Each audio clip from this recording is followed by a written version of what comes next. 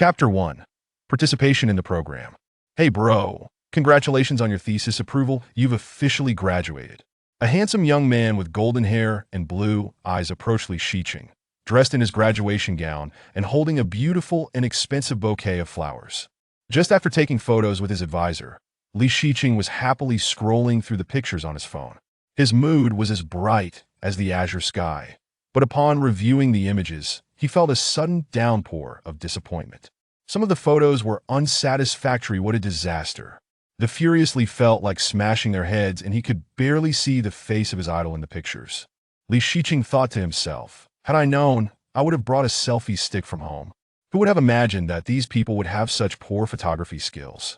They didn't even measure up to a third of my own.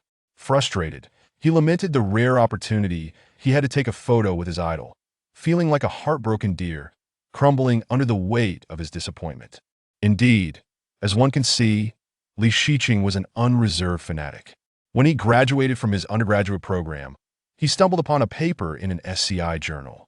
Initially, he approached it with a casual attitude, but to his surprise, this article sparked a profound interest in chemistry and bioengineering, leading him to deeply admire the lead author of the paper. Thus began his fervent pursuit of stardom. He diligently followed the professor's papers and lectures. If he struggled to comprehend them, he would assert that it was his own shortcoming and that he needed to study harder, refusing to confine himself to a narrow perspective. Due to merely having completed his undergraduate studies, Li Shiqing realized that his knowledge was not sufficiently deep, often finding himself unable to grasp the intricacies of his mentor's papers. It was at this moment he understood that his current knowledge could not support his fervent admiration. Therefore, after 2 weeks of contemplation, he solemnly announced to his family, I want to pursue a master's degree. Although it may be arduous, for the sake of my mentor, I must succeed. Without regard for his family's opinions and armed with unwavering determination, he plunged into the ocean of knowledge. After 6 months of preparation, actually a bit less, Li Shiqing gained admission to Peking University for his master's studies and graduated ahead of schedule. His family was overjoyed. Yet Li Shiqing's aspirations extended beyond this achievement.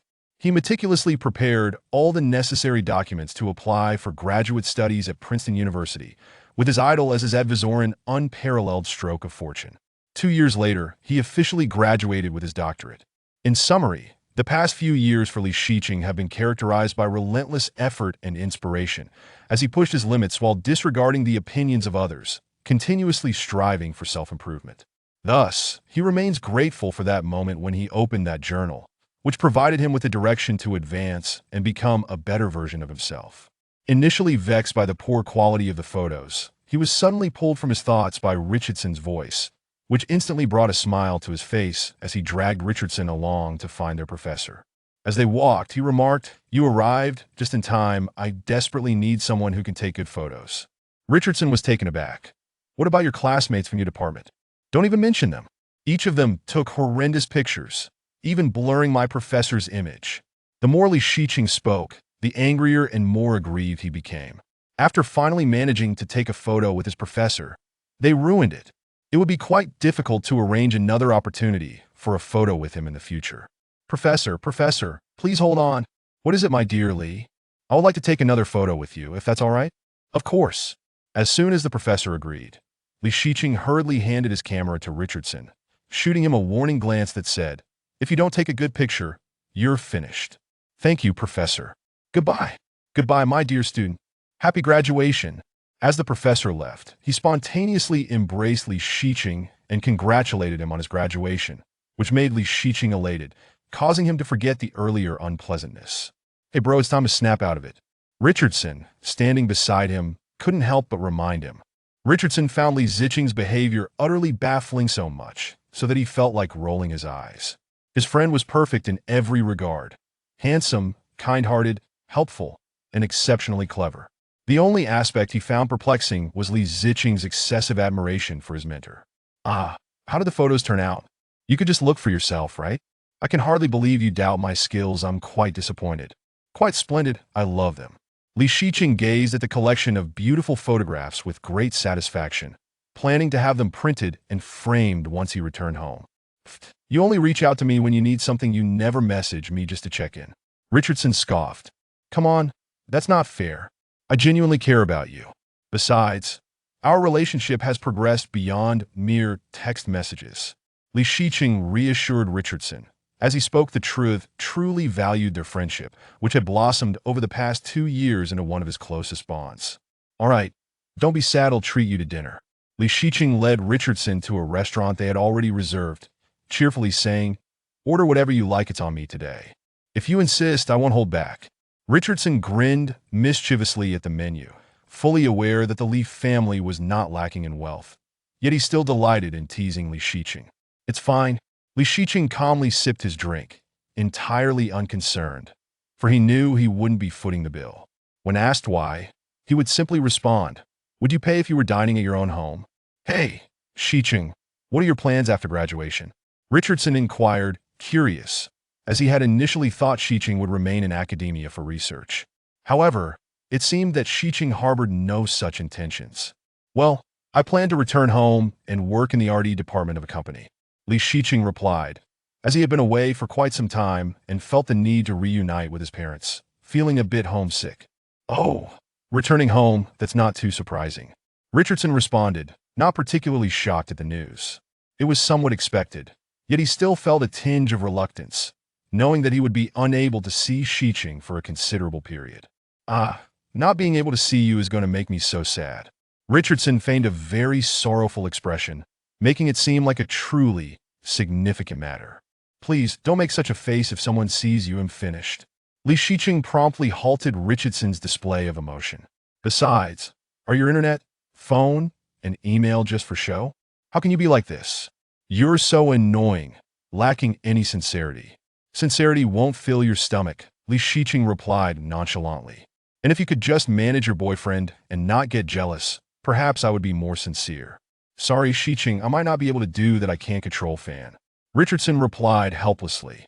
Though he said so, Li Shiqing noted the way this fellow's ears turned red and his smile widened. There was no hint of genuine regret. Instead of apologizing, it resembled a display of affection. Li Shiqing felt utterly speechless. Do you know why it hasn't rained today? Because you've left me utterly dumbfounded. When are you leaving? This afternoon at 2 p.m. Such a quick departure? Richardson exclaimed, astonished. He had anticipated a return home, but hadn't expected it to be so soon, without even a chance to bid farewell to Shiqing. How annoying! Seeing Richardson's expression, it was clear he wouldn't be able to see him off. He probably had plans for the afternoon, most likely with that Fan character. Come on, go meet your appointment, don't worry about me. Besides, you've already seen me off. When did I see you off? I'm completely unaware of this. Richardson looked confused. What do you mean I've seen you off? You haven't even left yet. This meal, of course. You're treating me to make up for it. To ensure Richardson could go off without worry, Li Shiqing was going to great lengths. If they didn't invite him to their wedding, they'd be in big trouble. All right, no problem. Richardson readily agreed. But he would end up paying for his own or to talk about shooting himself in the foot. But that was fine. He could always take his turn teasing Shiqing next time. Well, that's enough. I need to head back and pack for my return home. Okay. Send me a message when you get back. Bye. Bye. Enjoy your date. The two embraced briefly before parting ways, one to find his boyfriend, the other to catch a flight home. Sis him back home. As soon as he disembarked, Li Shiqing called his dear sister, eager to surprise her. I already knew. Mom and Dad know too. They're preparing a feast at home to welcome you back. Hurry home. Li Shiqing wasn't too disheartened by the lack of the reaction he had imagined. After all, his family was waiting for him to come home for a meal. Instead of surprising them, they had surprised him. Li Shiqing smiled and sighed contentedly. Upon entering the house, his sister rushed over to embrace him. You finally decided to come back. You have no idea how much fun I've missed while you were away. So, I was merely your source of amusement? How utterly disheartening. Li Shiqing felt a twinge of emotion at the beginning of her statement, thinking perhaps his sister had finally changed and learned to cherish her younger brother. However, he quickly realized that she had not changed at all. It was he who had been naive, feeling touched too soon. Please do not bully your younger brother, all right? After all, he has just returned. Let him enjoy himself a bit. You can start bullying him tomorrow. Motherly casually remarked while arranging the bowls and chopsticks at the dining table, casually dropping a bombshell. Wow. I thought you would speak up for me, Mom. Why are you joining forces with my sister to bully me? Li Shiqing felt as if his family's standing had diminished significantly after years away, but it mattered little. He never had much of a family standing to begin with. All right, put down your things and come eat. You can't skip the meal that your mother has prepared with her own hands. Father Li timely intervened to halt this one-sided comedic skirmish. Okay, I'm coming. Coming. The family gathered together for dinner, celebrating Li Shiqing's return. After the meal, they settled on the sofa for a chat. How have the past few years abroad treated you? The head of the family, Father Li, was the first to inquire. It's been quite good, fulfilling, and rather rewarding, Li Shiqing dutifully responded, for he dared not lie to his father. Cici, how long do you plan to stay here? This time, it was the gentle mother Li, the only one capable of managing Father Li. I plan to work in the RD department. Aren't you going back to school? Mother's puzzled gaze revealed a hint of endearing ignorance. Mom, you seem utterly unconcerned about me. You didn't even know I graduated. Mom, Cici has already completed his PhD. He doesn't need to study in the US anymore. Sister Li stepped in to clarify for her brother. Oh, so you've graduated with a PhD already? That makes sense, I forgot. My apologies, son. It's all right. Li Shiqing could only forgive. He had no other choice. What could he say? He was merely a fawn with no family standing, unable to provoke these towering figures. Dear brother, Sister Li suddenly smiled mysteriously. What's up? Don't smile like that, it's quite unsettling. Li Shiqing felt a chill run down his spine, sensing that something was amiss. Based on his experience, this sister's smile often signaled mischief. Do you want to earn your first bucket of gold all by yourself? Of course, Li Shiqing answered, perplexed by the question. Do you want to play games? Yes, he replied. Li Shiqing, it feels slightly off, but he couldn't quite pinpoint why. Do you want to evaluate games? Li Shiqing pondered, not particularly, but it could be interesting. Sister Li clapped her hands in delight and exclaimed, in that case, we have reached a joyous decision. Decided what? Li Shiqing was bewildered by this sudden turn of events. While you were away, I submitted an application for the show Escape Room, God Mode, and to my surprise, you said it could be interesting, so prepare your luggage to go to Changsha to record the show in a few days. Is it about playing games? That's not out of the question, but did you get my leave approved? Don't worry, son, go enjoy yourself. I'll approve your leave, Father Li said, appearing understanding, considering his son had studied for so long. A little relaxation and a chance to earn some pocket money were perfectly acceptable. Then it's definitely approved. All right, I have no issues then. I'll head upstairs. My advisor said I need to revise a bit more. Chapter 2. Secrets of the Barbecue Shop. This is a show that will leave the entire production team pulling their hair out. A reality escape room variety show where one cannot return home. In order to create the most extreme escape room experience, before recording in each escape room, we invite exceptionally talented elites with vast knowledge and ample free time for the most professional evaluations without any blind spots. What? A new variety show from Mango? I rushed over. Anticipation. Little Mango, don't let me down. They include the electrifying engineering warm man Tang Jojo. Tang Jojo, assistant detective on Star Detective, undergraduate in industrial design at Beijing University of Posts and Telecommunications. The handsome scholar from Nanjing University, Pu Yixing. Venture capitalist, top student from Nanjing University, assistant detective on Star Detective. The cross-disciplinary gaming enthusiast, Huishu. Renowned gaming commentator, engineering PhD, structural engineer.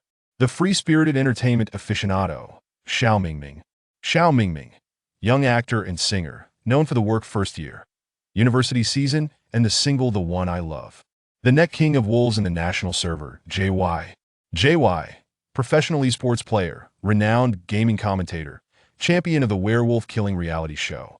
For the first time, playing an escape room, the Ritter Ni PhD. Li Shiqing. Engineering PhD, RD engineer, graduate student from Princeton University. Oh wow, a group of scholars. Several handsome guys? I declare that from now on, this gentleman, Li Shiqing, will be my husband. Upon entering the car, Li Shiqing noticed everyone already seated. Oh no, I am the last to arrive. I should have ignored that infuriating love-struck Richardson last night. I ended up kindly giving him advice for over an hour, and he turned around to be comforted by his boyfriend instead. Li Shiqing felt immense regret. What was I thinking? Why did I bother with that couple? Richardson, if you get married and don't invite me, you'll regret it. Despite his inner turmoil, Li Shiqing sought a seat, spotting a vacant one by the window, a single chair with no one occupying it. As soon as he sat down, he clasped his hands together and apologized. I'm sorry, everyone, for being a bit late. Xiao Mingming comfortingly patted Li Shiqing. It's okay, we just arrived not long ago. Li Shiqing whispered a thank you to Xiao Mingming. Wow, thank you, little angel. For rescuing me, he looked so good with his adorable curly hair. What's your name? Im Huishu. Li Shiqing turned to see a gentleman with a buzz cut, wearing glasses and a yellow sweater, giving off an aura of wisdom. Hello, hello.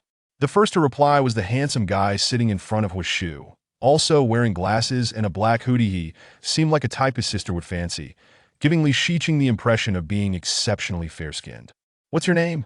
Huishu asked again. Im Puishing. Huishu, I think I've seen you on Weibo. Im Jiuzhou. Li Shiqing glanced back to see the guy in the white hoodie with a denim jacket and glasses, appearing somewhat youthful. Are kids today really looking so young? Im Xiao Mingming, Li Shiqing heard, recognizing the curly-haired angel who had just helped him. Im Li Shiqing, I just finished my graduation ceremony a few days ago and returned to the country. I'm a bit out of touch with some things, so please bear with me. As soon as Li Shiqing finished speaking, he noticed everyone staring at him in unison. Oh no, did I say something wrong? Why is everyone looking at me? Little Li silently bit his handkerchief in anxiety. Xiao Mingming looked at Li Shiqing curiously. Just graduated? You look so young. Tang Jiuzhou also looked over in intrigue. Yeah, you're younger than I am. Li Shiqing was momentarily taken aback. What? Am I young? Not really.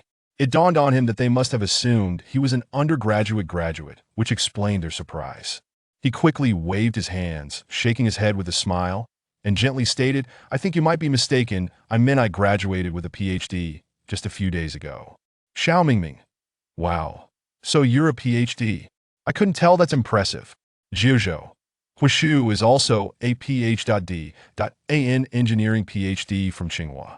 Li Shiqing couldn't help but be surprised. Wow, I guess correctly they really are quite brilliant and from the same school. Huishu, upon hearing that Li Shiqing was a PhD, was eager to get acquainted, sensing a kinship with a fellow scholar. Huishu, hello. He extended his hand for a simple introduction. Li Shiqing politely shook it. Hello. Huishu, may I ask how old you are? You seem quite young. Li Shiqing.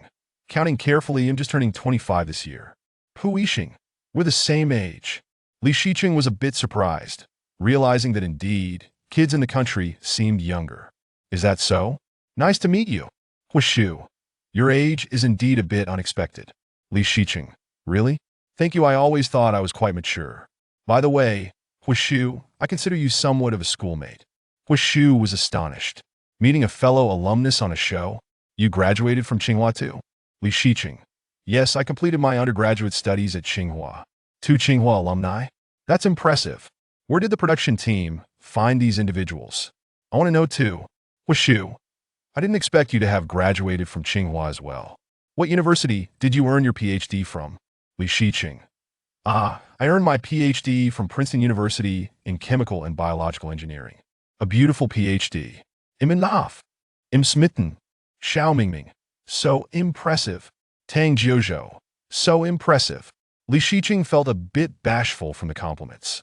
Oh no, you're exaggerating. Director, JY is also quite famous. Do you all know JY? Li Shiqing appeared utterly bewildered. Who is JY? Observing everyone else gazing in a particular direction, he precisely identified Jiuzhou, so that his Hema somewhat robust gentleman with slightly curly hair. Jiuzhou remarked, I know him, I'm a fan. With a smile, JY responded, yes, I play Werewolf and League of Legends. Li Shiqing felt a bit lost. He understood League of Legends, but what was Werewolf? Is that the kind of game people are playing in the country now? Xiao Mingming said, I don't play Werewolf, I don't understand it. Honestly, I'm quite foolish. Tang Jiuzhou chimed in, that much is evident. Upon hearing someone admit they didn't know how to play Werewolf, Li Shiqing felt a sudden thrill, as if he had found a kindred spirit, someone who, like him, was unfamiliar with the game. Realizing it was Xiao Mingming, the curly-haired angel seemed to exhibit a hint of insecurity. Li Shiqing adjusted his stance, and quietly leaned back, saying, I actually don't know how to play werewolf either. Everyone has their own strengths. You really don't need to be overly concerned about such matters. After speaking, he subtly returned to his previous position. The director inquired, do you know what you're about to record? Everyone put on a blindfold. Now we'll take you to the real escape room. The group accepted the black blindfolds from the director. Li Shiqing examined his for a moment before putting it on. Has the domestic shows become so enigmatic that players must wear blindfolds to conceal the game's location? It seemed that wearing this for too long could induce a sense of disorientation. Perhaps it was simply his own confusion. He hoped they wouldn't subject him to a horror theme. He preemptively thanked everyone for that. JY remarked, Huishu. Huishu replied, did you call me? JY asked, what are you up to now? Huishu replied, I just graduated with my PhD and am preparing to become a teacher. Huishu then queried, by the way, Xiaoxi, what are your plans after graduating with your PhD? Xiaoxi? Who is Xiaoxi? Is there someone here named Xiaoxi? Li Shiqing paused for a moment before realizing Huishu was addressing him, as it seemed no one else here had a name that included Shi. Li Shiqing responded me, I secured a job before graduation, currently working in the RD department of a large private enterprise in the country. Huishu said, that sounds great. Let's connect on WeChat to strengthen our alumni bond. Li Shiqing replied, sure, no problem, but Huishu, you must remind me, as I tend to forget things easily. Feeling a bit embarrassed, he scratched his head. Previously, this issue hadn't been too severe, but after spending so much time in the lab, he often forgot mundane details. If no one reminded him, it was nearly impossible to recall them unless they were particularly significant. Huishu assured, no worries, he'll take care of that. My memory is quite reliable. Afterward, Huishu patted the shoulder of the individual in front, Pu Yixing, and curiously asked, so why are you called Xiao Hu? Pu Yixing corrected him, it's Xiao Pu. Pu Yixing continued, I gained fame from participating in a variety show and now work as a film blogger in the venture capital field. Xiao Mingming exclaimed, wow, that's impressive. Tang Jiuzhou added, wow, that's truly remarkable. Li Shiqing thought, how extraordinary. Why doesn't my life seem so vibrant? With such a diverse array of accomplishments, can one truly juggle multiple roles simultaneously? Why does it feel like pursuing a single endeavor consumes so much of his energy? It seems that this gentleman named Pu Yixing possesses quite a talent. Pu Yixing expressed gratitude. Thank you, thank you. Xiao Mingming asked, which school did you attend? Tang Jiuzhou replied, Beijing University of Posts and Telecommunications. Xiao Mingming, intrigued, queried Tang Jiuzhou, is it the one that focuses on postage stamps? I suspect this is aimed at setting a lively atmosphere. Agreed. Me too. This exchange invigorated the atmosphere in the vehicle, prompting hearty laughter from everyone. Li Shiqing initially covered his mouth to suppress any impolite laughter, but upon noticing everyone else was laughing and the person in question seemed unconcerned, he relaxed his reservations. Tang Jiuzhou clarified, no, the University of Posts and Telecommunications mainly focuses on IT. Li Shiqing sensed something amiss. It appeared that only those from prestigious schools or gaming elites were invited to this show. Wasn't it supposed to be a simple game review? Why were there so many big shots? Would it be possible to withdraw now? Just as this thought crossed his mind, he lamented that he was merely a recent PhD graduate without any substantial financial means. Amidst the laughter, the small vehicle finally came to a halt. The staff instructed them to lean on one another, and unfortunately, Li Shiqing found himself at the back of the line. Given the current situation, he still felt reasonably composed. The staff guided them up several steps, finally placing them in a location that Li Shiqing surmised must be a confined space, the escape room they had mentioned. To be honest, Li Shiqing was still uncertain about his purpose here, initially believing it to be a simple game evaluation. However, during their earlier conversation, he finally grasped that he was here for an escape room assessment, which indeed required finding keys or alternative passages. The staff left them in this space, closing the door behind them. Xiao Mingming asked, so what should we do now? JY replied, we wait, waiting for the plot to unfold. Tang Jiuzhou suggested, shouldn't we start exploring? Hearing this, Li Shiqing found it quite reasonable. Simply waiting was not a viable option. He began his own exploration, feeling around. What's this? As he grasped a nearby shelf, he noticed its texture seemed familiar, resembling that of shelves found in a department store or warehouse. Uncertain, he continued to explore. Tang Jiuzhou, ever lively, exclaimed, "Hey, this is toilet paper, huh?" Xiao Mingming inquired, "How do you know that's toilet paper?" Hu Shu, feeling curious, asked, "By the way, how did you come across these items?" Xiao Mingming, skeptical, took what Tang Jiuzhou was holding, bringing it to his nose to sniff. "Wow, it really is toilet paper. What on earth is this? The texture feels like the takeout boxes from restaurants." Our dear Li Shiqing had transitioned from the side shelf to the middle, touching various items. Suddenly, applause echoed nearby, startling Li Shiqing, who had been engrossed in his exploration. The box he was holding slipped from his grasp and landed on the shelf. Fortunately, it was light, making little noise otherwise. He might have faced social embarrassment in that moment. Regaining his composure, Li Shiqing silently appreciated that the director's team hadn't asked them to remove their blindfolds. Xiao Mingming, perplexed, scanned the area with his blindfold on. "Who's clapping?" Hu Yixing admitted, "I was the one clapping." Xiao Mingming seized the moment to ask, "Why were you clapping?" Hu Yixing replied, "Because I feel happy." What an amusing gentleman. "If you feel happy, clap your hands?" Xiao Mingming exclaimed, "The song of joy is assaulting my mind again." Hearing this, Li Shiqing couldn't help but chuckle.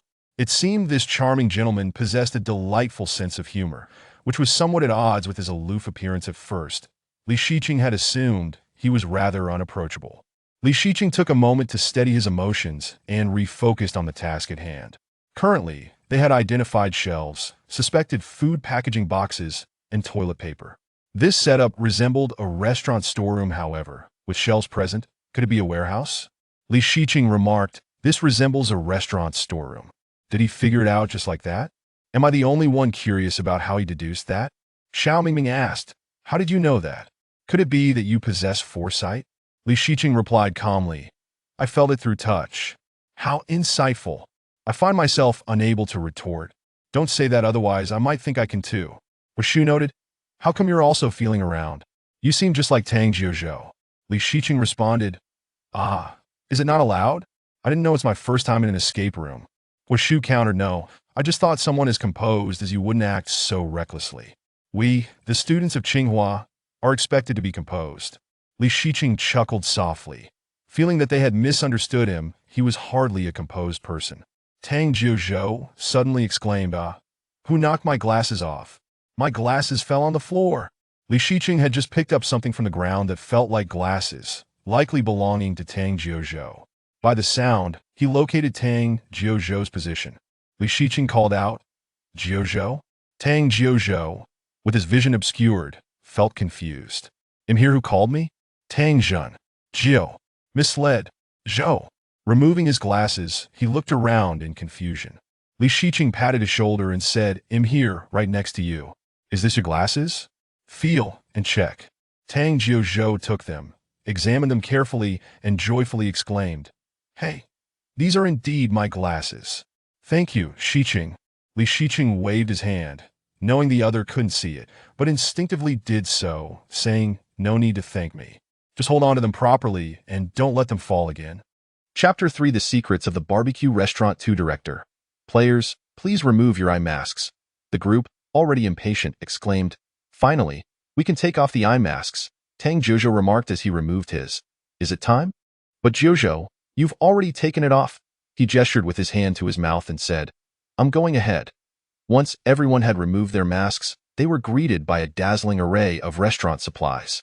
Li Shiqing, taken aback, exclaimed, "It seems we gathered every conceivable restaurant item available in the market." The more items there were, the harder it became to find clues. The group looked around in bewilderment, glancing this way and that, yet they found nothing particularly noteworthy. After wandering around aimlessly, Li Shiqing, feeling perplexed, said, "This is a restaurant warehouse. What are we supposed to do now?" Turning to the seasoned experts in the room, he sought a solution, his hopes rising, only to find them just as lost as he was. Shiqing thought to himself, "It appears I must rely on myself. They don't seem very clever at all." Teacher Hua glanced around, touching various items. "Is there really no hint at all?" Mature and composed, "Teacher Hua, have you joined the exploration group as well?" Tang Jiuzhou speculated. "Could it trigger some mechanism?" Hu Yixing echoed. "Is there truly no indication provided?" Li Shiqing sighed in resignation. Realizing that everyone seemed to share his confusion, though he suspected it might just be his own illusion, JY made a new discovery. There are so many keys here. JY pointed to a wire holding 8 keys, sharing his find with his companions, instantly capturing their attention, as they were all equally clueless about their next move. Oh, this one is electrified. JY lightly touched it, feeling a tingling sensation.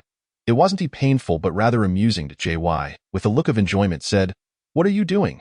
Don't act like that or I might think it's fun." Hearing about the electricity piqued the interest of those who were previously indifferent, and they crowded around, insisting on trying it themselves.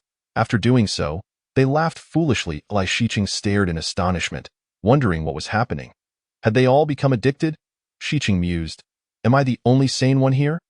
Watching them have such fun stirred a desire within him.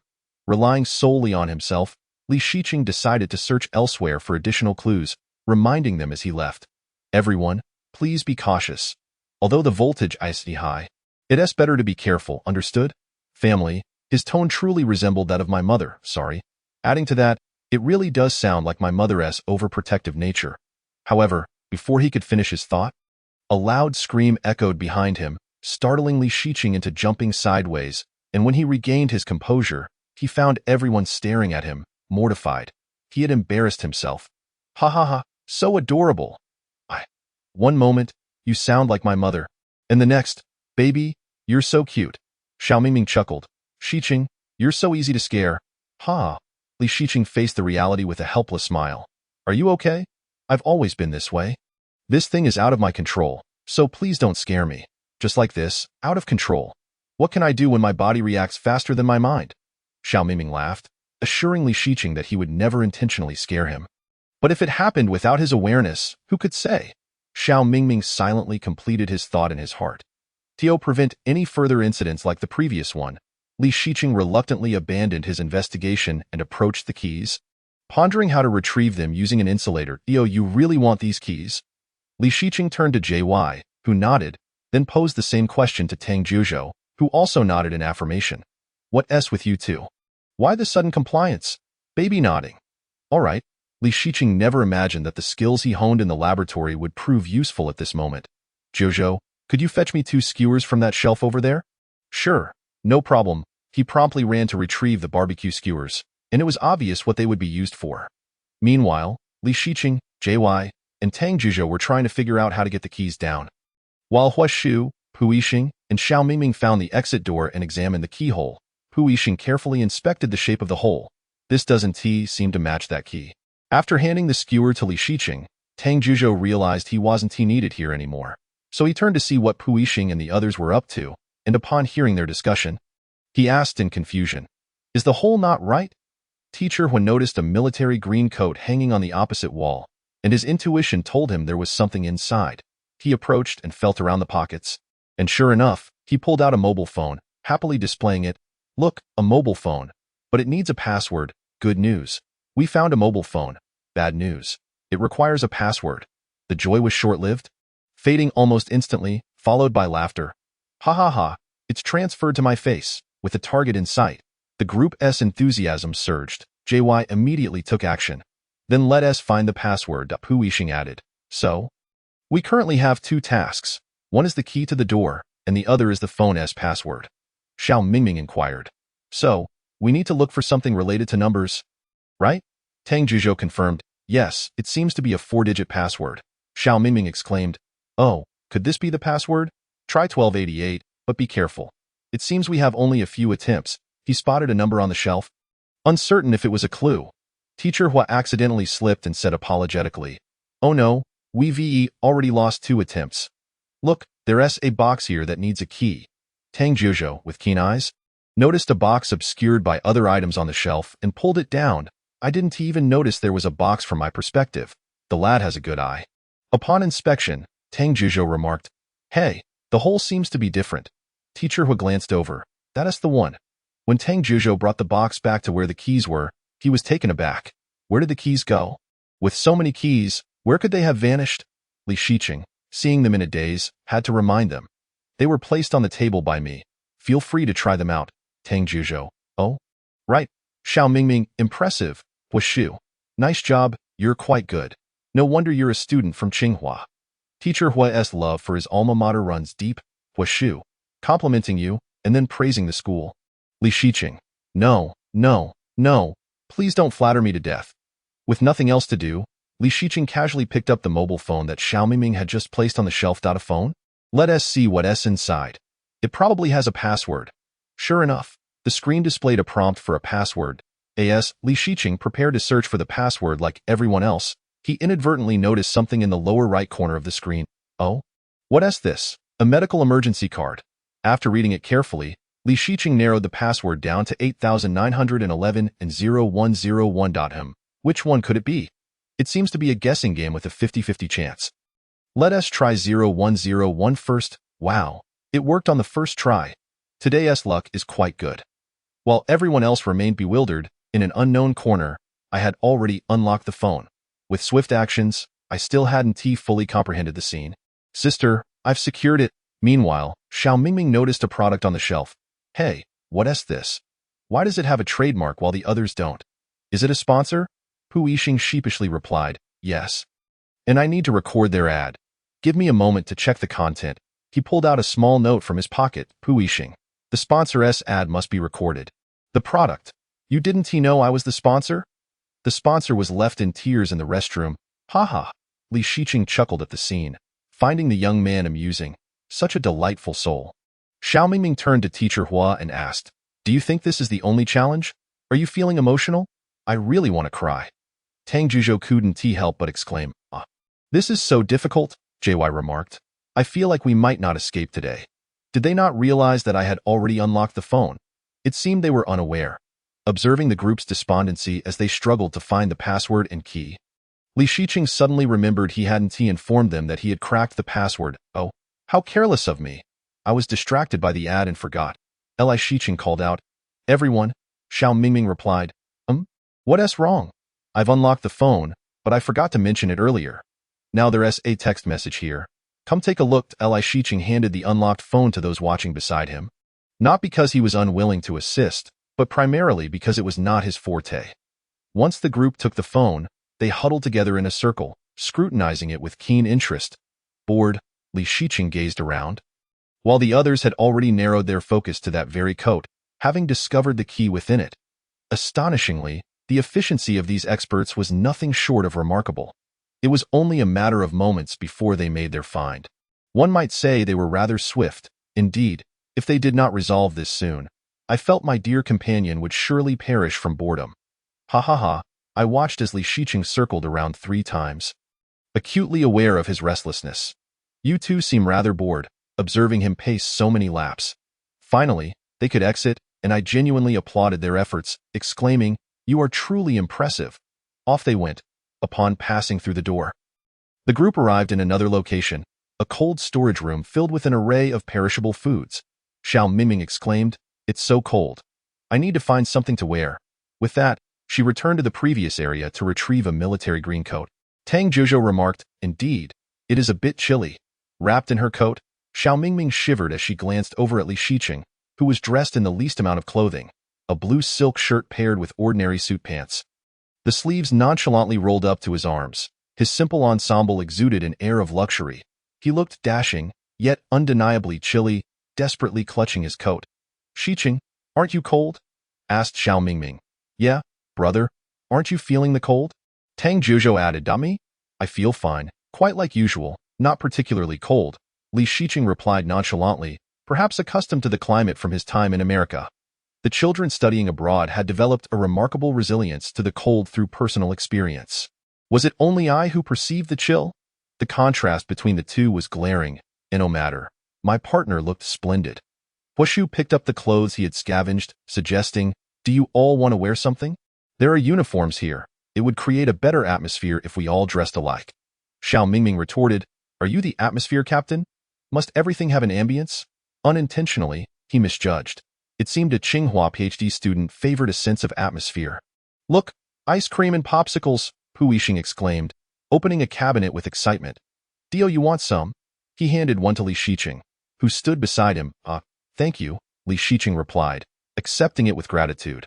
One should never turn down free food. Don't mention it, Pu Yixing said with a smile, secretly harboring a favorable impression of this gentle, brilliant peer. He was not at all reminiscent of a novice in an escape room. Lo and behold, a new pairing emerged. Woohoo! The atmosphere was indeed palpable. Now, an odd phenomenon unfolded within the escape room. A group of academic elites, each holding a popsicle, snacking while they searched for clues. Li Shiqing noticed a gravity-sensing door ahead and called out to Pu Yixing. "Look at that thing over there." Pu Yixing responded, "A gravity-sensing door?" Li Shiqing nodded, munching on his treat, and shared his hypothesis. "I believe this contraption is crucial." Pu Yixing agreed with ANOD.AT that moment. Huashu stood on a platform, inadvertently caught by Tang Zhuzhou's gaze as he assessed the weight.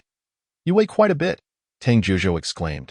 Before long, Tang Zhuzhou stepped onto the platform himself, only to be noticed by Huashu as well, prompting Huashu to remark, "You weigh over 130 as well. When would this cycle of retribution end?" Ha ha ha. This scene felt oddly familiar. Huashu declared, "This time, I shall reclaim what belongs to me." Li Shiqing watched, suppressing laughter behind his hand. Unable to contain his amusement, this was undeniably legendary. Huashu, holding a popsicle, posed a question. "Does the gravity-sensing door open when a certain weight is reached?" Pu Yixing countered, "Not necessarily. It could also be a specific value." He then inquired of Li Shiqing, standing in front of them, "What do you think it is?" Li Shiqing replied, "A specific value. Why is that?" Huashu asked, puzzled. Li Shiqing pointed upward. "It says here it must be precise to 2 decimal places and maintained for 5 seconds. Huashu remarked, "That range seems a bit broad." Huashu further added, "As long as I'm not embarrassed, the embarrassment falls on others." JY interjected, "So these items are meant for our use, not for us to eat?" Pu Yixing pondered, "But what exactly is this value?" Li Shiqing contemplated, suggesting, "This value should be something we've encountered before. Otherwise, this challenge would lack meaning, and it likely pertains to the protagonist of this story." Pu Yixing reflected on Li Shiqing's deduction and suddenly realized, "Oh, it's Lao Tao's weight. How foolish of us not to see that." Xiao Mingming exclaimed joyfully, "Oh my God." Li Shiqing felt his expression falter. Why was he standing next to Xiao Mingming? The sudden shout startled him, nearly causing him to lose his composure. He felt as if his soul had been startled away. Hadn't they agreed not to scare him? Little Li wept internally but remained composed outwardly. Tang Zhuzhou, upon hearing, leaped up in excitement, pointing to the door. "Oh, because he stands on this, it can open, and he can pass through." Li Shiqing interjected, "Now the question is how to reach Lao Tao's 175 gene?" JY suggested, "I'll stand on it, and just pocket some items." Huashu countered, "No, we need to add another person." Tang Zhuzhou took his turn on the scale, but the number was still insufficient. It appeared they needed more items. Li Shiqing scanned the surroundings, noting that aside from the ice cubes, it seemed nothing else could be moved. They would need to procure items from another source. Tang Zhuzhou proposed, "We can simply find someone heavier than me." Pu Yixing chimed in, "I'm a bit heavier than you, but not by much." Tang Zhuzhou replied, "That's fine. We can just add items later." Li Shiqing remarked, "None of these items seem movable." Tang Zhuzhou suggested, "We can bring some of the lighter sauces from the earlier area." "Oh, how did I not think of that? There are indeed many items over there that can be moved." Li Shiqing concurred, volunteering, "I'll help you carry them. That will expedite the process." "Sure, let's go together," Tang Zhuzhou agreed. With everyone's collaborative efforts, the second challenge was completed noticeably faster than the first. Xiao Mingming entered the next room, beaming with delight. "Wow, it's so warm. This place is infinitely better than that cold storage. I truly don't wish to return to that frigid environment." Tang Zhuzhou exclaimed, "This is a barbecue restaurant. There's barbecue." Xiao Mingming responded, "Wow, there are skewers here." This proclamation drew in a host of food-loving experts, such as Huashu and Tang Zhuzhou. You may wonder why Li Shiqing was not mentioned. He was merely curious, having not tasted barbecue in nearly 3 years. While the group was engrossed in the barbecue, another segment of the party fervently searched for clues. Pu Yixing quickly discovered a 5-digit English code lock securing a door, while Tang Zhuzhou found a 4-digit code lock at the cash register. Prompting Huashu to observe intently, Pu Yixing inquired, "The boss's phone number?" After trying, he found it was not the correct answer. Tang Zhuzhou suggested, "Perhaps the opening or closing hours?" He tried, but it was still incorrect. Li Shiqing proposed, "Maybe you should check the messages the boss sent. This lock is likely exclusive to him and should be related." Upon realizing this, Pu Yixing examined the message the boss sent to Lao Tao. Through careful reading, they speculated the number of my dong drinks might be the answer, leading to their successful unlocking and retrieval of the boss's special key. Chapter 4. The Secrets of the Barbecue Restaurant. Feeling parched, Li Shiqing had just retrieved a bottle of drink from the fridge, ready to indulge, when suddenly, the lights in the barbecue restaurant flickered off in an instant. The surrounding environment plunged into darkness, rendering his mind blank. Instinctively, he grasped the arm of the nearest person, pulling them close, his social anxiety rendered trivial in the face of darkness. Pu Yixing, caught off guard by the unexpected grip on his arm, momentarily froze. What was happening? Why was someone clutching his arm? Habitually, he attempted to shake it off, but as he moved, the others seemed to sense his intent and tighten their hold. Thus, Pu Yixing had no choice but to endure the embrace. Li Shiqing clung tightly to his arm, his entire being tense, as the slightest sound could startle him. Who could have anticipated that the lights would extinguish so abruptly, especially with our beautiful doctor harboring a fear of the dark? Everyone, look at what I've discovered, Li Shiqing thought, embracing Pu Yixing's arm. My CP is sharing a moment.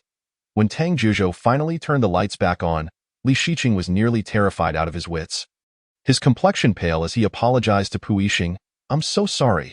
I hope I didn't hurt your arm. Pu Yixing relaxed his arm, now tingling from the sudden grip, and with a light-hearted smile replied, No worries, let us go find some clues.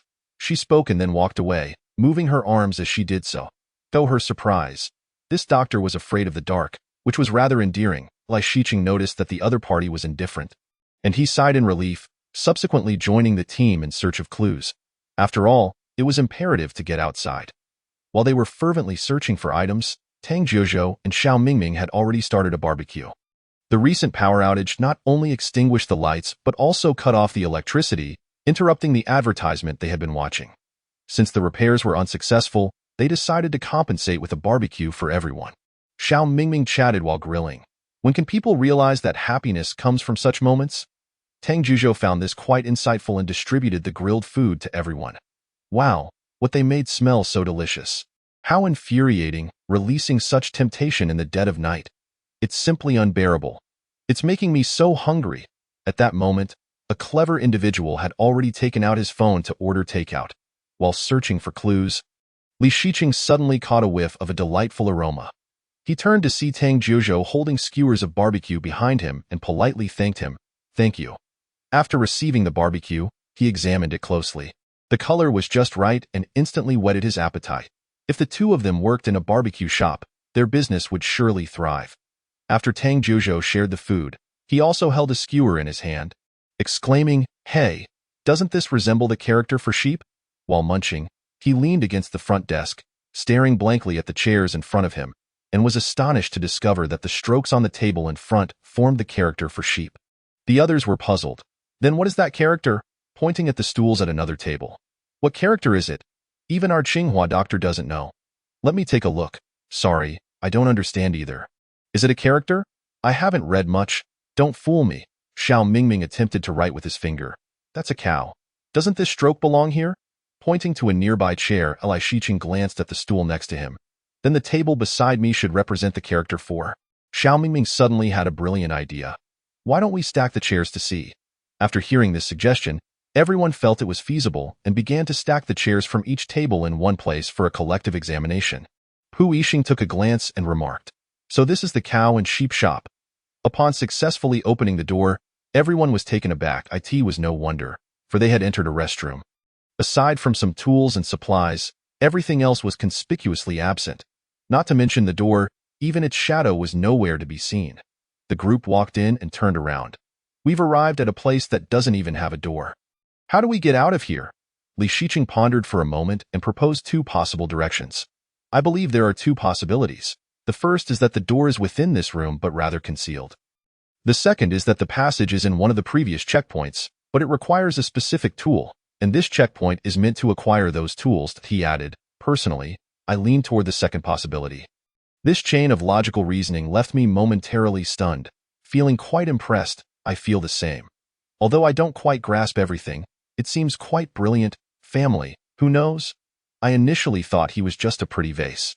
Turning to inquire about Pu Yixing's opinion, I found myself scanning the room and realized I couldn't spot him. quietly labeling him in my mind as a handsome guy who enjoys acting independently. In truth, after listening to Li Shiqing, Pu Yixing recalled the item conveyor belt discovered earlier in the cold storage, which had yet to reveal its purpose, and decided to take a second look. He examined the edges and framework of the conveyor belt for quite some time but found no issues. Just as he was about to leave, he noticed JY had come along as well. JY merely gave it a cursory glance and then told Pu Yixing, "We definitely need to use this." Pu Yixing agreed. "I think so too. Now we just need to figure out how to activate it." The two looked around but found no clues, deciding to return and discuss with the group, as collective brainstorming often resolves issues faster than solitary endeavors. Li Shiqing saw Pu Yixing and JY returning from another area. Although he was curious about what Pu Yixing had discovered, his social anxiety prevented him from initiating a conversation with someone he wasn't familiar with. Even when Pu Yixing stood beside him, he still couldn't muster the courage to ask. Eventually, Pu Yixing spoke up, "Just now, JY and I checked the item conveyor belt in the cold storage, but I didn't find anything." Li Shiqing was surprised that Pu Yixing had engaged him in conversation and shared his activities. However, upon hearing about the item conveyor belt, he pondered briefly before asking, "Item conveyor belt? Could you take me over to have a look?" "Sure." Oh, they were about to embark on a solo mission. Emphasis on solo. A little world of their own, hee. These two had quite the charming dynamic. Thus, not long after returning, Pu Yixing went back to the cold storage, this time accompanied by an engineering doctorate holder, Li Shiqing. Hoping that this time would not be as fruitless as the last, Pu Yixing walked ahead, contemplating. Upon seeing the item conveyor belt, Li Shiqing's first instinct was to knock on it, discovering nothing unusual before inspecting its internal structure. To his surprise, it appeared to lead to a rather large passage. The key question was, how was this place supposed to open? It couldn't simply be placed here without reason. It must serve a purpose. With this query in mind, Li Shiqing carefully examined the exterior, sensing something was amiss. When his gaze fell upon the lower section, he realized what was missing, a handle. Pu Yixing, noticing Li Shiqing's epiphany, inquired, "Did you discover something?" Li Shiqing pointed at the lower part of the item conveyor belt. "It appears to be missing a handle, which means the restroom was intended for finding tools, and the true entrance to the next secret chamber is right here." Pu Yixing thought for a moment and found some logic in this. "That makes sense. Let's hurry and find the tools." Li Shiqing walked alongside him. "Let's go." With a clear objective, the two planned to return to the sanitary area to find a suitable tool. On their way, Li Shiqing spotted Xiao Mingming and Tang Zhuzhou approaching to find him and Pu Yixing. He shared his suspicions and thoughts, receiving two sparkling eyes in response. Xiao Mingming praised, "Wow. You guys are amazing." Tang Zhuzhou quickly turned and walked briskly. "Oh right, let's hurry and search." Just as their group was discussing, they happened to encounter teacher Hua Shu, who had come looking for the larger group. Upon hearing their conjecture, he hurried to the restroom to search for tools. Upon entering the restroom, the first thing that caught their eye was the bright red toilet plunger, which seemed promising. He took it to attempt to open the item conveyor belt's window. And to everyone's astonishment, it actually worked. Li Shiqing, Pu Yixing, and the others watched as teacher Hua Shu, plunger in hand, briskly made his way back, feeling rather intrigued. Why was a Tsinghua doctor doing this? Was it a moral decline or sheer whimsy? Stay tuned for the next episode. This scene was quite humorous. Why was the Tsinghua doctor wielding a plunger? Today, we delve deep into the mystery. Teacher Hua Shu holding a plunger was 100% amusing, while the expressions of the others were 1,000% hilarious. Tang Zhuzhou queried, "Why is teacher Hua Shu holding a plunger?" Xiao Mingming was equally perplexed. "I don't know. But it should be useful. Don't ask. Just know that Tsinghua's thought process is beyond our comprehension," Li Shiqing remarked. "It must be the tool to open the conveyor belt," Pu Yixing replied. "We'll find out once we go." Thus, the group hurriedly gathered back at the cold storage, each one tilting their heads to observe teacher Hua Shu's actions, and when they saw him successfully open it, they cheered with delight. Xiao Mingming exclaimed, "You're incredible." Teacher Hua Shu, feeling a bit shy, shifted the topic. "Let us all crawl through one by one." Pu Yixing was the first to enter the conveyor belt, followed by Xiao Mingming, Tang Zhuzhou, Hua Shu, JY, and finally Li Shiqing. As Li Shiqing gazed into the dark passage, he was filled with trepidation, wrestling with his inner turmoil before deciding to crawl in. However, before long, the lights suddenly turned on, and the conveyor belt began to operate. Li Shiqing had no time to feel frightened and could only scramble forward, but soon the lights went off again, halting the conveyor belt's movement. Moments later, it started up again. Li Shiqing felt that all his patience from the past year was being tested here. Swearing never to trust his sister's words again, he suppressed his temper, which was on the brink of exploding.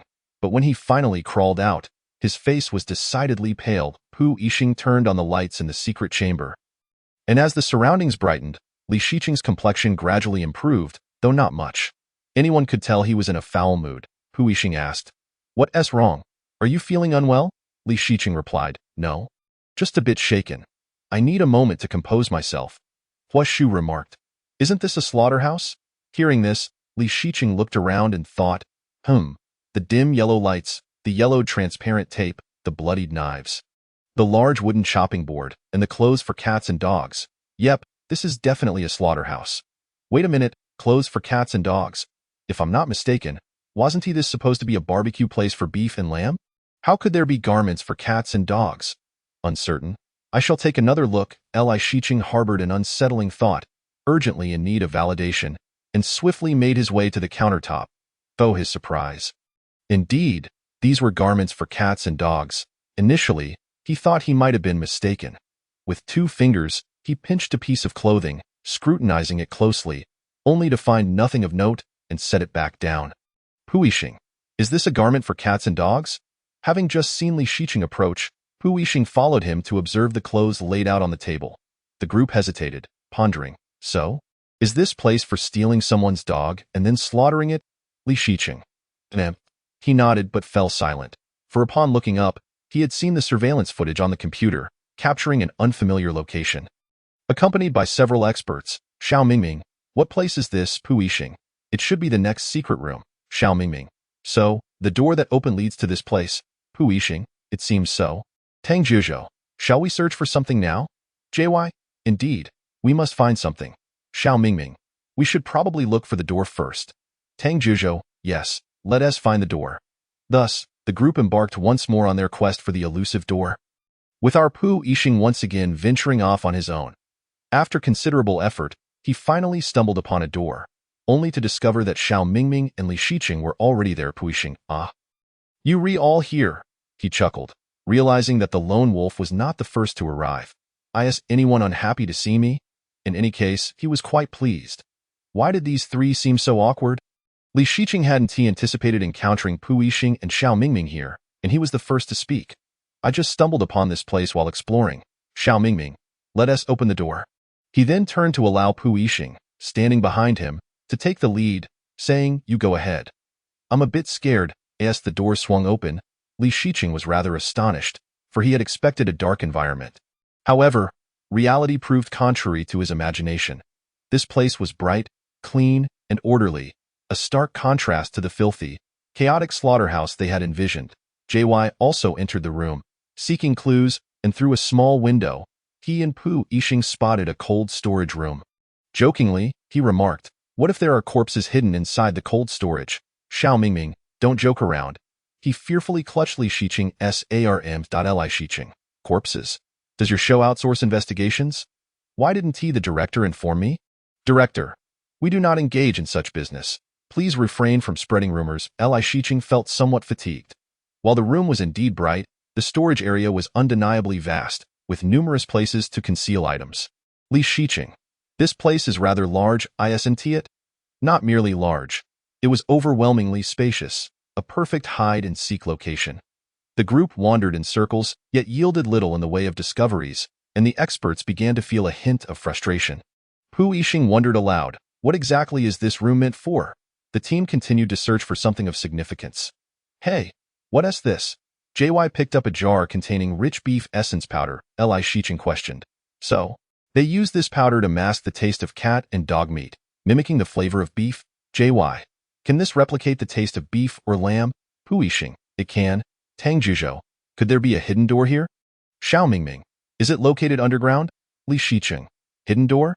There are some items, but they're rather elusive. With no other options, they could only continue their slow search. It's right here. Pu Yixing and JY joined forces to move a cabinet aside. Uncovering a hidden door, the group felt a mix of emotions akin to being struck by lightning. They had found the door, but its shape was that of a plum blossom, entirely unrelated to the key they had previously discovered. Wow, I feel like I could start a keyhole collection, one remarked. Currently, none of the keys they possessed were of any use, which elicited laughter. Xiao Mingming sighed and walked to a nearby table, discovering a jar of beef chunks. Just then, Tang Jiuzhou strolled by, and it was only natural to invite him to share a taste. Would you like to try some? Seems decent, he replied, and thus the two sat at the table, enjoying the beef chunks, justifying their break with the excuse of exhaustion from their search. Xiao Mingming glanced at the array of jars and had an impractical thought. Do you think they might have hidden the key inside these jars?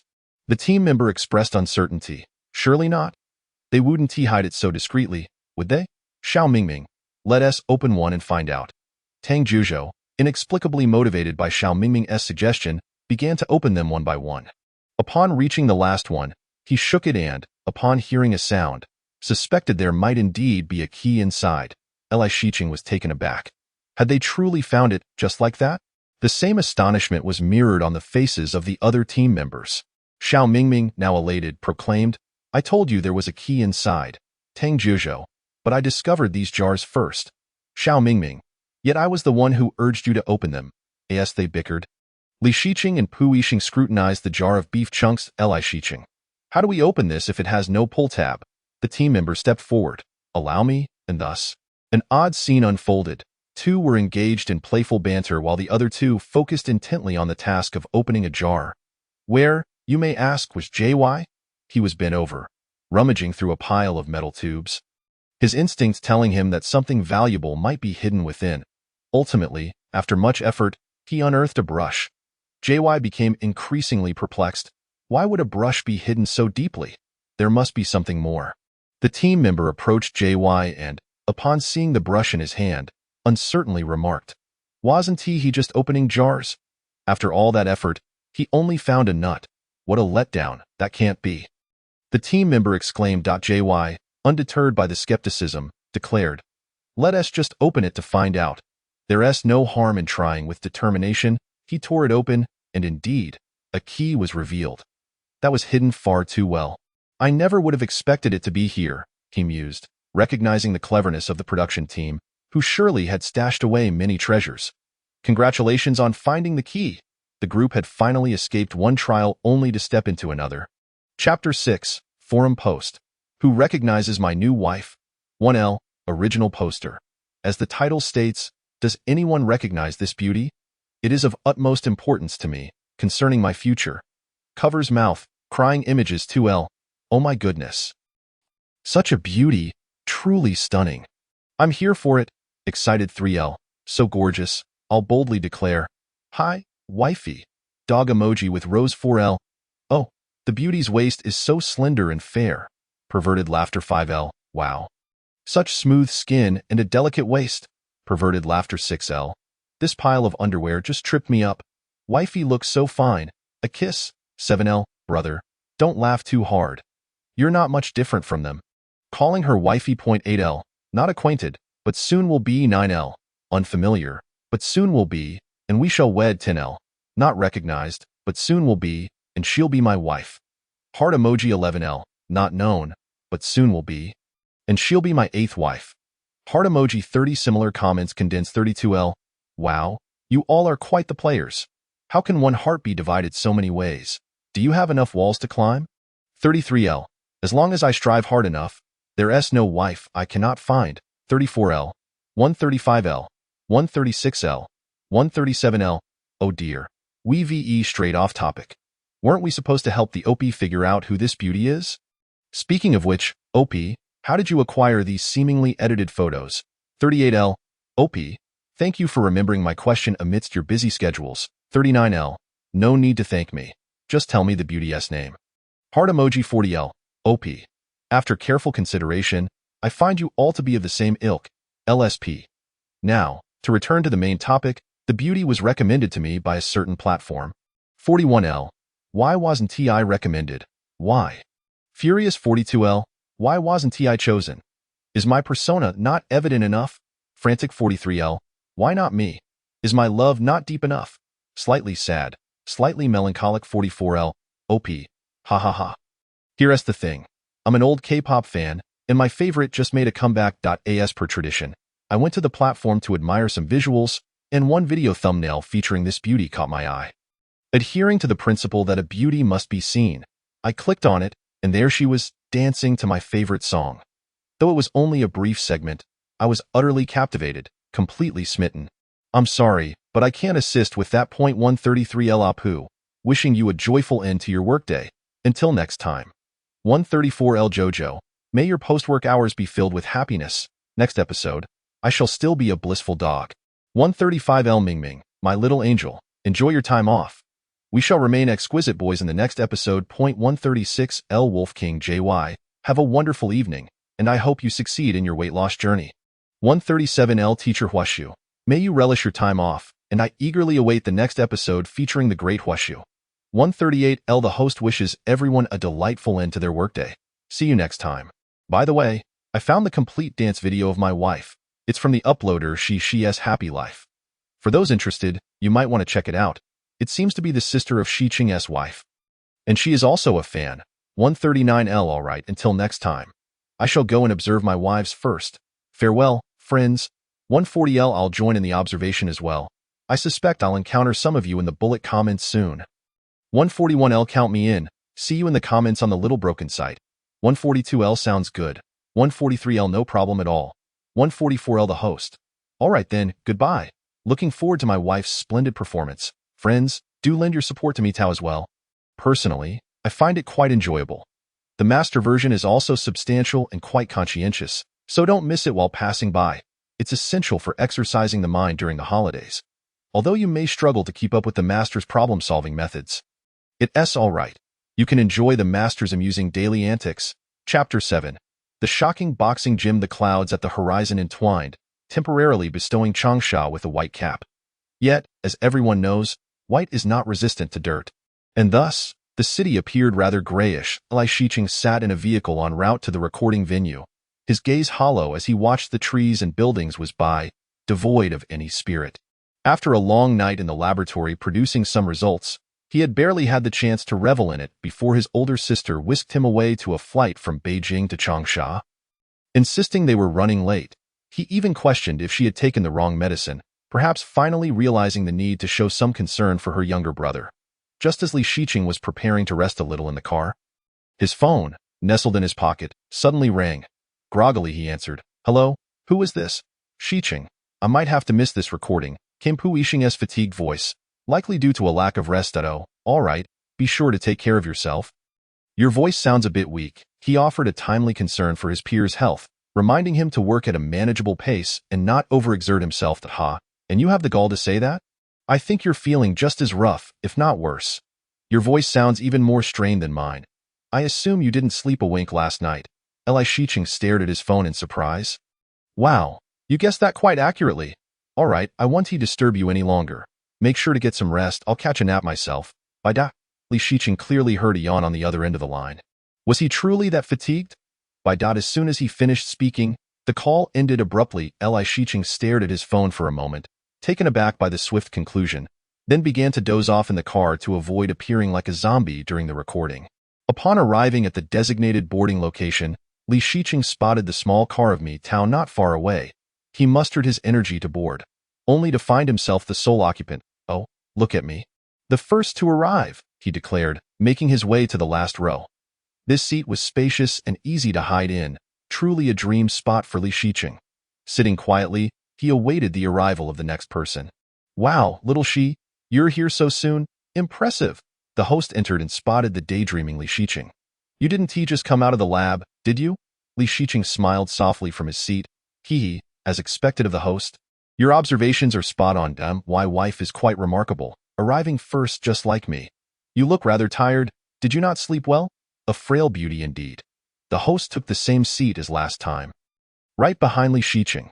"You say that, yet your voice and bare face reveal everything. It's evident to any discerning eye. Ah, brother Shiqing, what's with your look? Playing the role of an intellectual, although you naturally are one." "This outfit looks fabulous," Xiao Mingming exclaimed, clearly excited and ready to shower Li Shiqing with compliments. "It truly does look wonderful." Tang Zhuzhou, seated behind Xiao Mingming, nodded in agreement. "But you all arrived quite early today." Li Shiqing chuckled, gently patting the host in front of him. The host appeared somewhat speechless. Who could have anticipated that these youngsters genuinely believed this was a performance? Wasn't being bare-faced the best makeup? Haha, the host. Speechless, silly kids. Enough of that. Knowledge is the best cosmetic for men. Let us come in, my wife. I heard we have new friends joining us, so let us welcome them. The host casually found a reasonable explanation. Here they come. Li Shiqing looked up to see three newcomers, two strangers, and one familiar face. As Guo Wentao entered. His eyes immediately landed on Li Shiqing. What a surprise! I didn't expect to see you here after the last program. I haven't seen you since graduating college. Naturally, he sat beside Li Shiqing. While the others found their preferred spots, I bet there's something going on between those two. The new handsome young man seemed to know Li Shiqing's beauty. Hello, I'm Xiao Qi. You can call me Xiao Qi. I'm currently a host. Sitting next to the host, Qi Zijuan began his self-introduction, his smile infectious. I'm your senior. I was here for the first episode. He proudly pointed to himself. I'm Xiao Mingming. I used to be an 18th tier artist, now I'm a 19th tier, so I'm practically a first tier artist now. The host proudly introduced the man in black glasses opposite him. Let me introduce you to this gentleman. He is the leader of Xiao and a shareholder in an escape room chain. He has experienced many escape rooms. Oh, fantastic. My days of swiftly finishing work are approaching. With such a master around, I can basically coast through without thinking. How wonderful! Li Shiqing felt a joyful little dance in his heart. Wife, you seem quite excited. What is going on? This person is quite impressive. He seems remarkable. Wife, your reaction seems a bit off. The leader of Xiao appeared shy, humbly responding, Oh no, it's not that exaggerated. I just play occasionally. Now, let us introduce this individual. Qi Zijuan turned the camera toward the host. I am the host, a Tsinghua graduate. Xiao Qi exaggeratedly reacted, leaning back. The leader of Xiao quietly added, and he has a PhD. Xiao Qi, feeling humble, apologized for his earlier behavior. I'm sorry. I was a bit too boastful. Now, let us introduce the new friends. We're not that important. Tang Zhuzhou aimed the camera at the newcomer Guo Wentao. Hello, I'm Guo Wentao. I'm currently in finance. The leader of Xiao curiously asked. Which school did you attend? Guo Wentao casually replied, Peking University. Tang Zhuzhou, wow. Both Tsinghua and Peking University are here, Guo Wentao. As an undergraduate, I can't compare to a Tsinghua PhD, the host. Not at all. You re not inferior to a finance professional. Here comes the playful banter between Tsinghua and Peking University. Wow, with Tsinghua and Peking University together, it's bound to be entertaining. A lively scene of Tsinghua and Peking University's mutual admiration unfolded. Li Shiqing quietly observed from a corner, adhering to the belief that as long as he remained silent, others would not notice him, and thus the chaos would not engulf him. However, the reality proved that the more one wishes to avoid something, the more likely it is to happen. Xiao Qi noticed the handsome figure clad in a simple trench coat, donning golden-rimmed glasses in a small corner, and decided to call him out. Hey, the handsome guy in the trench coat. Would you mind introducing yourself? I'm Li Shiqing, currently a research and development engineer specializing in drug development at a private firm. He succinctly introduced himself, aiming to blend into the background, only to have Xiao Mingming add. Brother Shiqing is a Princeton PhD. The host chimed in, very impressive. He is my alumnus. Guo Wentao added, indeed, quite exceptional. He is also my alumnus. My dear Shiqing's attempt at invisibility has failed. What is this? A battlefield? Nobody told me my wife was so remarkable. The host glanced at Li Shiqing behind him, looking as though he had been betrayed. Li Shiqing remained silent, joking that anything he said would be wrong, and it was better to say nothing at all. Xiao Qi, reveling in the drama, exclaimed, Wow, the ultimate achiever has appeared. But you look remarkably young. I didn't expect you to be so impressive. It seems my undergraduate voice was a bit too loud earlier. Li Shiqing felt that his age was just right, not too young, not too old. I'm 25. Director. Please put on the eye masks. The guests donned the eye masks distributed by the director. And soon they would step off the vehicle, hand on shoulder, heading towards the escape room. Initially, I planned to be the last one to exit, just like last time. But when Tao expressed his desire to be last, and Li Shiqing acquiesced, as it mattered little whether they were first or second. As the assessment commenced, upon entering the escape room, Xiao Bangzhu deduced from the rhythmic ticking sounds that they were inside an elevator. Is this not an elevator? Only an elevator would produce such sounds. Truly, the Great One is deserving of the title. I would have never noticed such details. I would merely dismiss it as background noise. When everyone removed their eye masks and confirmed it was indeed an elevator, they cast admiring glances at Xiao Bangzhu, genuinely impressed. Incredible, as expected from someone who runs escape rooms. Damn, why workdays are surely numbered. Thought Li Shicheng, delighting internally. Xiao Bangzhu, let us begin counting. Qi Si Jun, I am Xiao Qi, Hua Shu, Tang Zhuzhou, Xiao Bangzhu, I am, father, no, Xiao Bangzhu. Xiao Mingming, I am Xiao Mingming. Li Shicheng. After everyone had reported in, a peculiar feeling emerged. Was someone missing? Li Shicheng sensed someone inching closer to him and tentatively asked, Wen Tao? Yes. Hua Shu, where is Wen Tao? Where has Guo Wen Tao gone? Guo Wen Tao, I am here. With everyone accounted for, they scattered in search of clues. Although confined within the cramped space of the elevator, it mattered not. Li Shicheng pondered that since they were in an elevator, there should be a maintenance or emergency contact number, unless it was a product lacking proper certification. Tang Zhuzhou pressed the elevator button, but there was no reaction, which was to be expected given they were trapped inside. Xiao Bangzhu discovered a keypad under the illumination of a light. Inputting a code would activate it. Li Shicheng inquired, what is the usual number of digits in a code?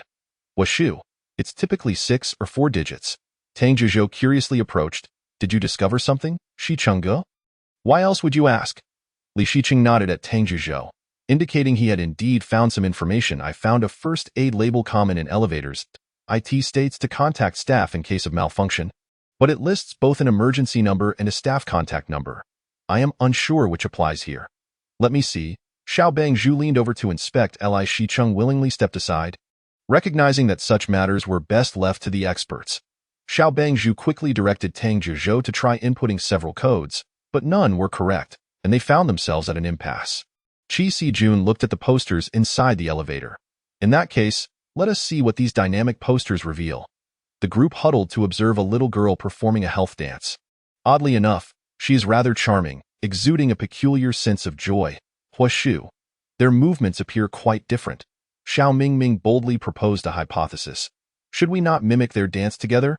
Let us dance. Let us dance. I am a silly dog. I want to see, dance. Look how adorable he is. Darling. Let us dance. I want to see. The masters deliberated. After all, with no solid clues, dancing might not be a bad idea. And who knows what they might uncover, except for one individual. While the others frolicked, Li Shicheng discreetly returned to examine the label. In case of malfunction, please contact staff, suggesting that the outgoing code must be closely related to the staff. Narrowing his eyes in contemplation, he noted that the staff member was named Li Ting, and since both the emergency and staff contact numbers were inoperative, it indicated a 50% chance that the numerical code route was erroneous. Thus, it could be a graphical code. The initials of Li Ting, LT, could correspond to the letters on the keypad. Worth ATRY. Li Shicheng was nearly halfway to success, while the masters continued their chaotic revelry. And the elevator remained unresponsive, the ensuing silence deafening. Tang Zhuzhou, having completed his dance, suddenly exclaimed, Ah, I've figured it out. 14789 corresponds to L. Li Shicheng added.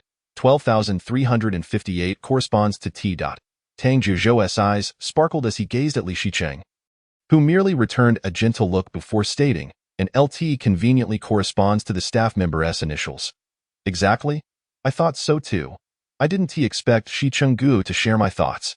Tang Zhuzhou was elated to have a clever brother affirming his conclusion. Li Shicheng softly suggested, let us input it then. I feel like I'm about to lose my mind. Filled with confidence, Tang Zhuzhou entered the code, but the elevator did not activate on the first attempt.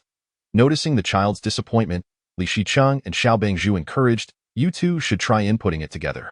As anticipated, when Zhuzhou successfully entered both codes, the elevator instantly transformed from dimness to brightness, reminiscent of daylight outside. Xiao Mingming, well done. Tang Zhuzhou, Hua Shu, you performed admirably. Keep it up. Xiao Bangzhu, remarkable. Guo Wen Tao, excellent. Li Shicheng, impressive. Keep it going. Zhuzhou. The group collectively cheered for the child, embracing an encouraging educational approach. I truly need this. When will my darling come to encourage me? Thus, the masters offered their evaluations, applauding. An acknowledgement of Tang Zhuzhou's exceptional wits. Though Zhuzhou was clever at all times, this instance shone particularly bright. Tang Jiuzhou visibly brightened, his confidence bolstered. The elevator ascended to the second floor. What challenges awaited them there? Anticipation swirled. Chapter 5. The secret of the barbecue restaurant. Upon opening the door and exiting the kitchen's logistical area, Pu Yixing led the charge. Followed closely by Hua Shu and Li Shicheng, as they rounded a corner, Pu Yixing's internal alarm bells rang as he observed the slowly rising platform ahead, sensing impending danger. Seizing the moment before the platform fully ascended, he dashed forward, leaping to safety on the other side. Hua Shu, though puzzled, followed suit, exclaiming as he ran, "Do we jump over now? We must hurry. Wait, I haven't even processed what just happened." How did they both vanish to the other side in the blink of an eye? Teacher Hua Shu, where has your maturity and composure gone? Li Shicheng, still trying to grasp the situation, found the board had risen to a precarious angle, slick with glycerin, appearing treacherously slippery. Observing JY's struggle nearby, he opted to remain stationary, awaiting rescue from his reliable teammates. Pu Yixing observed quietly from the other side. While Hua Shu shouted, "Hurry over!" Responding to the call, Xiao Mingming and Tang Jiuzhou rushed forward, prepared to cross. Xiao Mingming, propelled by enthusiasm, charged ahead but halfway through cried out, "Ah, my shoes cannot get wet." Tang Jiuzhou, in contrast to Xiao Mingming, appeared somewhat more composed, yet not by much, as he had not strayed more than a meter. JY struggled up the slippery slope, vividly illustrating the adage that the harder one tries, the more bittersweet the effort becomes. Li Shicheng, sharing their plight yet maintaining the demeanor of an observer, coolly suggested, "Pu and Hua Shu, perhaps you should inspect the surroundings for any mechanisms?" The disparity among these individuals was striking. JY appeared to be having a tough time, while Tang Jiuzhou and Xiao Mingming seemed evenly matched. "I don't wish to engage in this," he thought, but he referred to Pu Yixing as a Pu.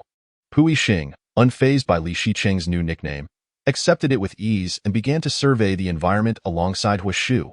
Pointing to a box affixed to the left wall, Pu Yixing asked, "Is this it?"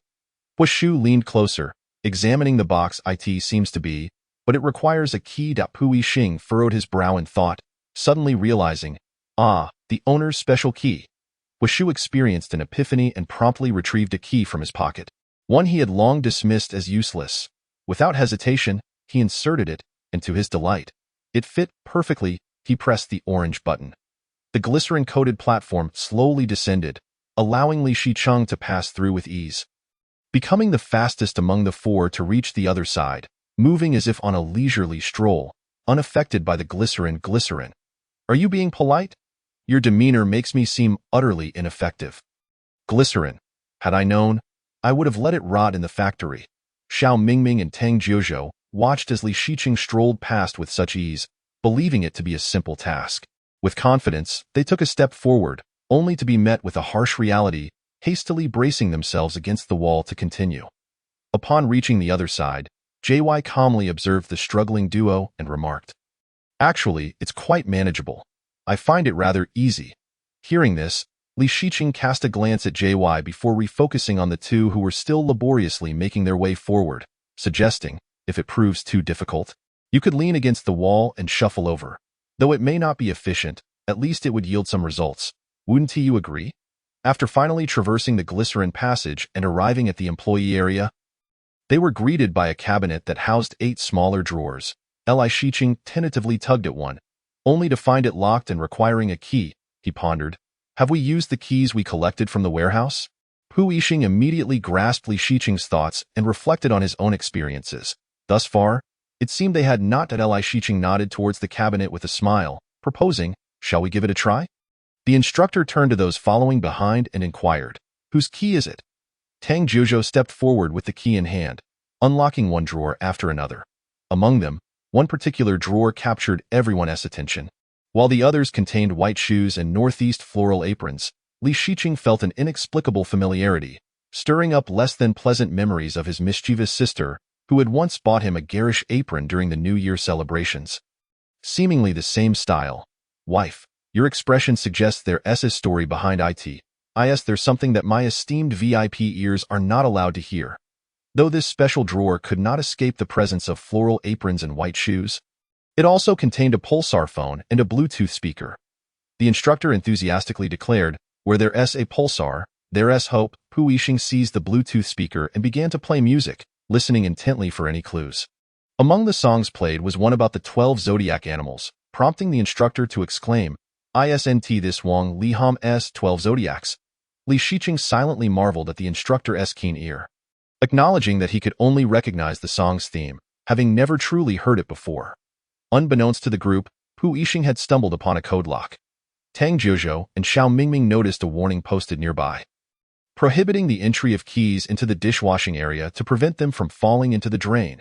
Li Shiqing stood behind them, sensing that this hint must convey some significance. Otherwise, why would it be emphasized in bold red letters? Could it be suggesting that we need to search for a key that has fallen into the drain to unlock another door? The instructor nodded in agreement, indicating that they indeed needed to enter, which explained the abundance of clothing prepared. Gathering in front of the cabinet, everyone prepared to try on the garments. Xiao Mingming diligently adhered to the principle of keeping her shoes dry, quickly donning her outfit and meticulously wiping her shoes. "What size do you wear?" she curiously asked the instructor, who was squatting to put on his shoes. "Size 37. That is so small?" Xiao Mingming exclaimed in disbelief. "How can someone have such tiny feet? Don't you need to have those custom-made?" As they chatted, JY was struggling with his trousers, exclaiming, "Why won't these pants fasten?" Deciding to wear an apron first, he grabbed a northeast floral apron from the cabinet, only to find it ill-fitting. The buttons popped open, and he nervously glanced around, relieved to see no one watching before exhaling deeply. "Oh, the adorable Wolf King," someone chuckled. "Don't be too cute. Have we been discovered?" Li Shiqing, holding the apron, felt an indescribable hesitation.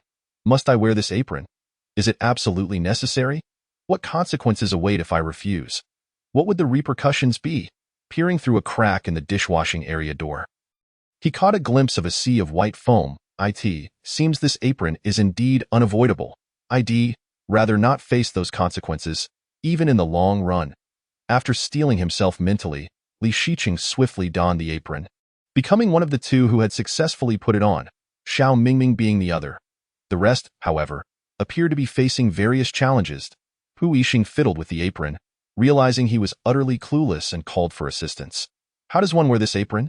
Both Tang Jiuzhou and the instructor shared his confusion. Li Shiqing, embodying a spirit of helpfulness, adhered to the principle of entering first to assist Pu Yixing in mastering the apron. "First, place it over your head. Then pull your head through this opening." Li Shiqing even lent a hand, affirming, "Yes, that's right. Now extend your arms and fasten the buttons." With the apron successfully worn, Pu Yixing cast a grateful glance at Li Shiqing. "Thank you. No need for thanks." Li Shiqing scanned the room to ensure everyone was properly attired, noticing that everyone had managed to dress correctly. Following Pu Yixing, he moved towards another direction, inquiring, "What are you doing?" "I want to see if any of these keys can unlock this door." Just as he spoke, a key successfully slid into the lock. Pu Yixing and Li Shiqing exchanged astonished glances, their eyes reflecting mutual disbelief and joy. "Did we really just unlock it? That seems a bit too easy. Surely, the producers aren't playing tricks on us?" Li Shiqing felt an inkling that it could not be that simple. The two shared a moment of closeness, embarking on separate paths. "I'm dying here. Please take more photos. I love this." Indeed, upon opening, a wall stood before them, a conspicuous word waste glaring at them, mocking in its brightness. The instructor inquired from a distance, "What did they uncover?" Xiao Mingming, who had quietly approached from behind, replied, "They found a wall. This revelation piqued the instructor's interest, and the three fell into a contemplative silence. "By the way, could you hand me that key? I'll try it on another door." The instructor took the key and ventured towards another door, while Pu Yixing and Li Shiqing returned to the dishwashing area to engage in the battle. "Let us go back and search for the key." The instructor attempted each key in succession, but predictably, none worked, leaving him to return with a sense of disappointment.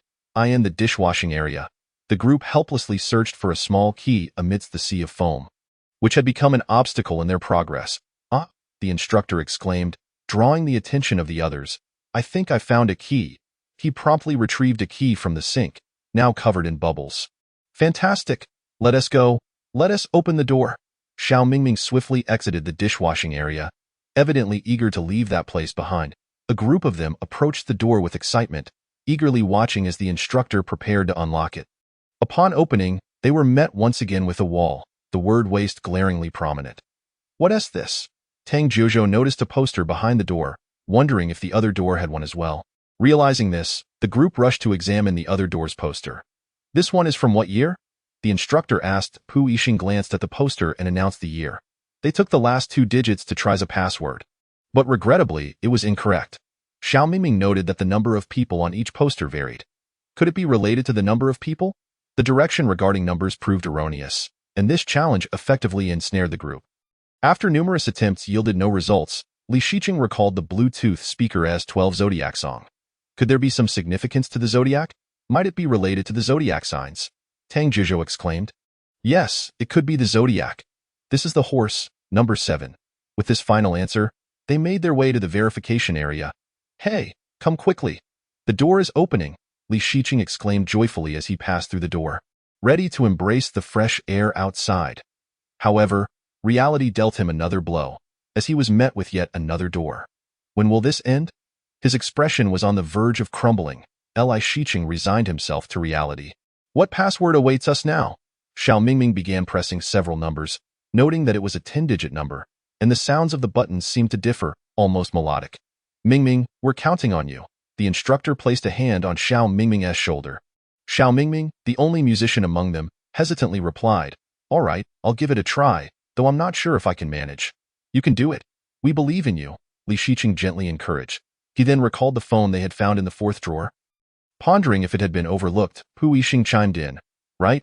Let us check. There might be a video or a melody that could provide a clue. Li Shiqing, the instructor, and Pu Yixing went to examine the phone for any insights, while JY and Tang Jiuzhou stayed with Xiao Mingming to attempt the password. The 3 gathered around to watch a video on the phone, where an old character discovered a secret in a barbecue shop and prepared to release a small animal. Inputting a password before the clip ended. Just as I was about to listen attentively, my phone displayed a low battery warning, indicating that it required charging before it could function. Once again, I was faced with a time-consuming task. Pu Yixing went to inform the group that Xiao Mingming's phone had a melody. The group and Li Shiqing remained behind, staring at their phones, utterly bored. Suddenly, the teacher, Hua Shu, experienced a moment of inspiration and began to dance a brief segment. Li Shiqing clapped alongside, exclaiming, You dance exceptionally well. Hua Shu, feeling a tad bashful, responded, Oh, you are quite the supporter, by the way. Does Xiao Shi know how to dance?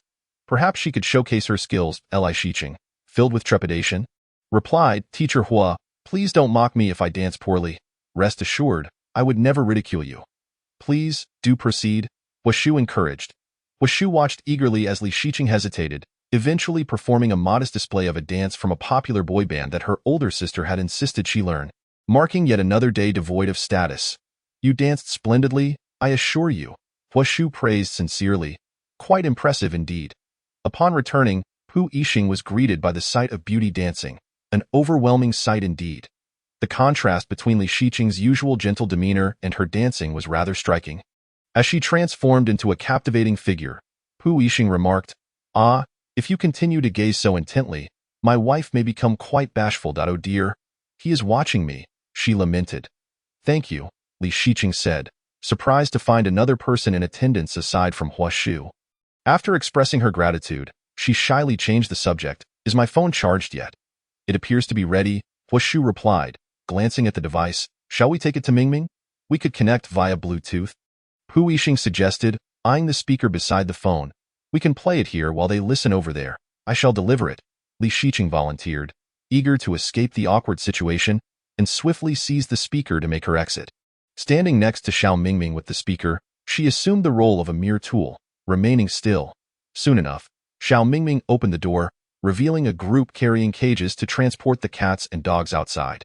However, as they proceeded down the corridor, they discovered an impenetrable wall ahead. Pu Yixing utilized his knack for uncovering hidden passages, knocking along the walls until he identified an area that sounded peculiar.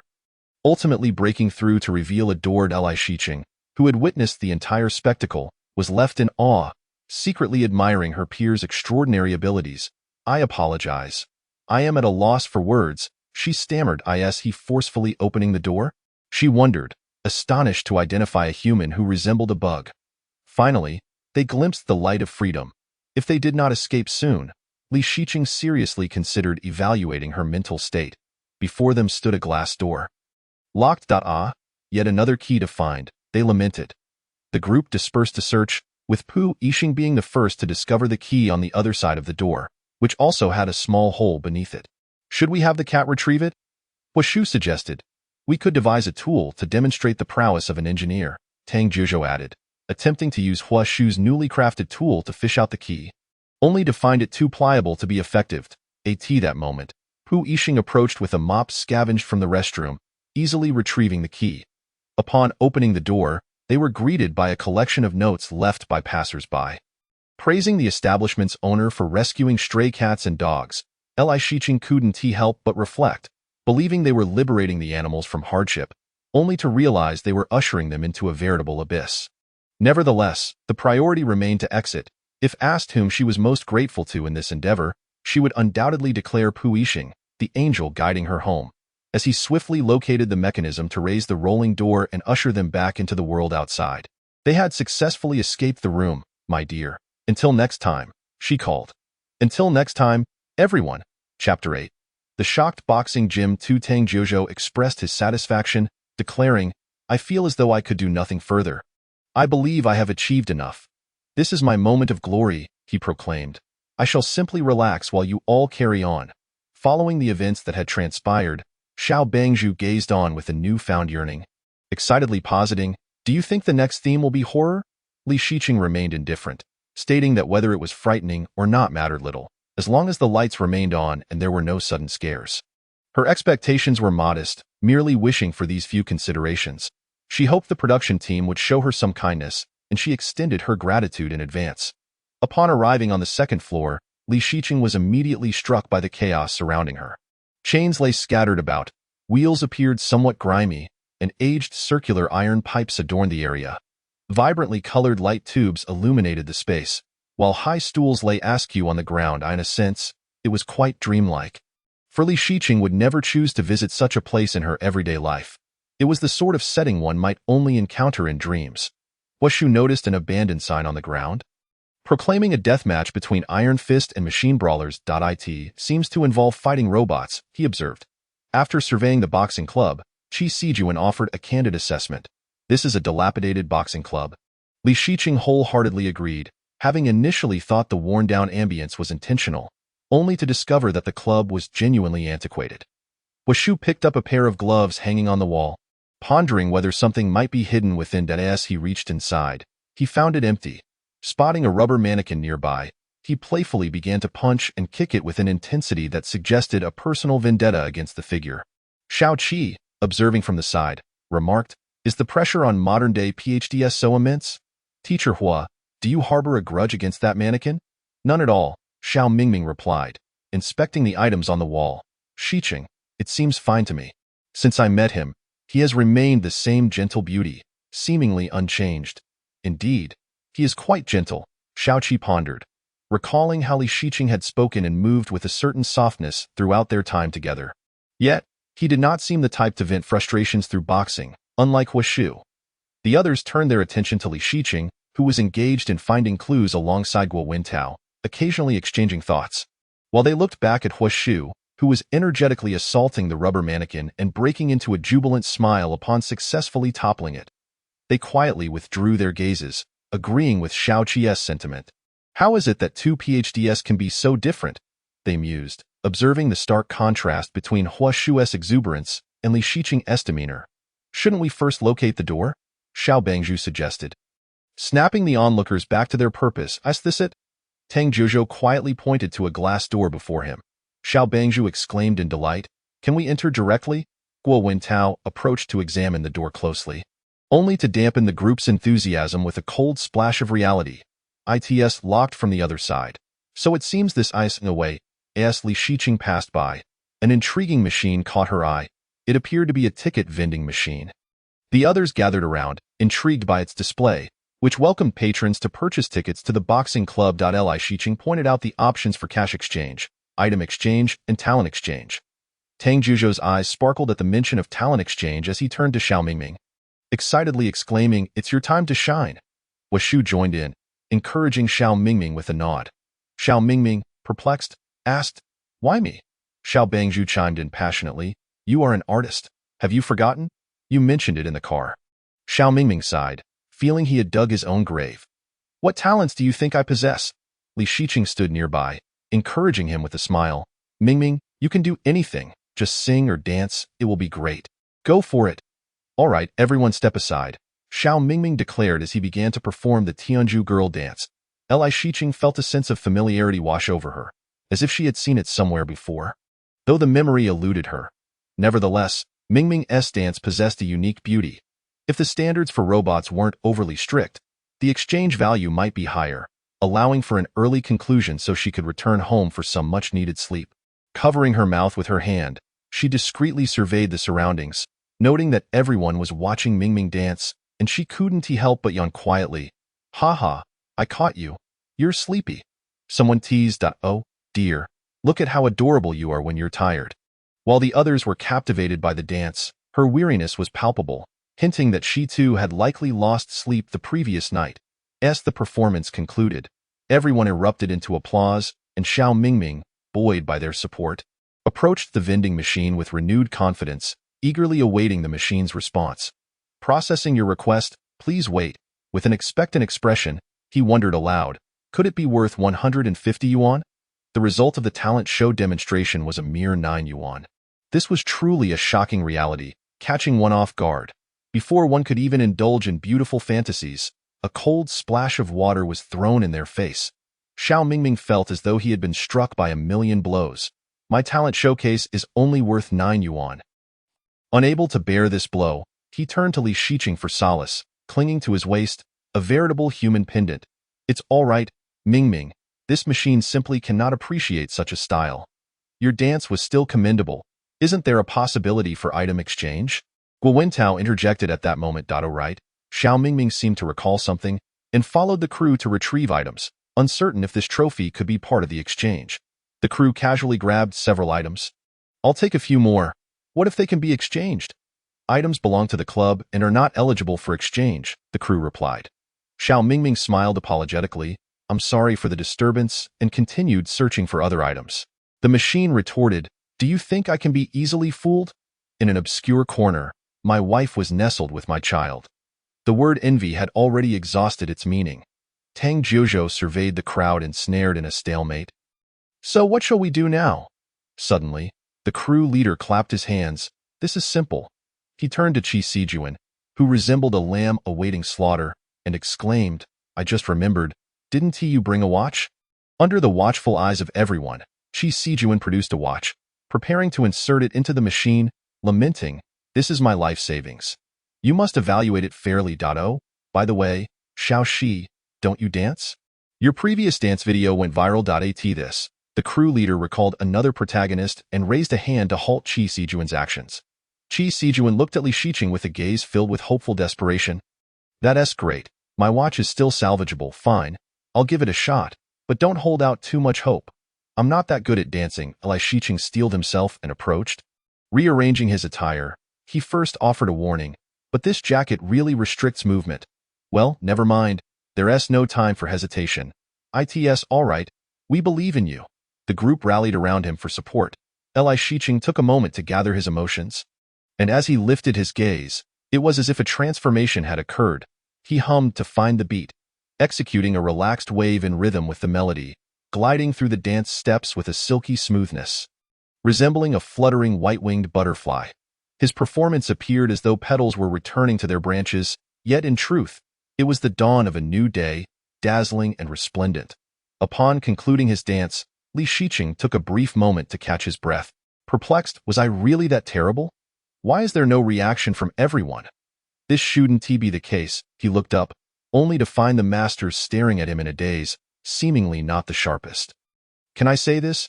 Beautiful, stunning beauty, my wife, look at me." His mother questioned why he was staring at his phone with such a foolish expression. "Robot, do the wise thing and give my wife a high score," he threatened online. Guo Wentao was the first to snap back to reality, applauding. Shiqing's dance possesses a unique charm. It feels different from usual. Tang Jiuzhou reacted enthusiastically. "Wow, Shiqing, you're so cool and impressive." Li Shiqing felt embarrassed. No, it's not that great. I just hope this machine doesn't T-score too low, although I don't think it's worth much. Xiao Mingming pounded on the ticket machine in indignation. My Shiqing dances so well. You must score him fairly, or else. The machine was processing. Li Shiqing held his breath, staring at the screen, nervously swallowing, feeling more tense than during his college entrance exams or doctoral defense. In the expectant gazes of the crowd, the talent show result appeared.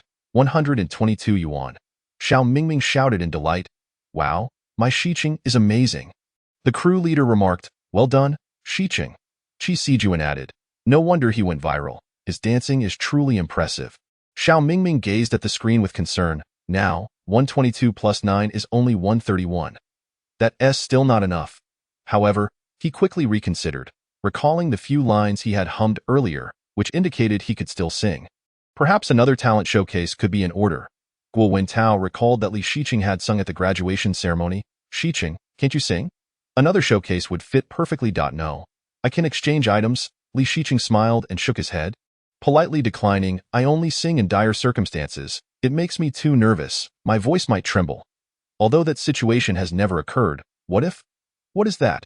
Tang Zhizhou inquired curiously. It's a drug independently developed by our company. Li Shiqing withdrew a medication from his coat, which he had intended to take home for research, but had no chance to do so. No matter. My sister will reimburse me, as the boss. She has far more money than I do, the wicked capitalist. Why is everyone silent?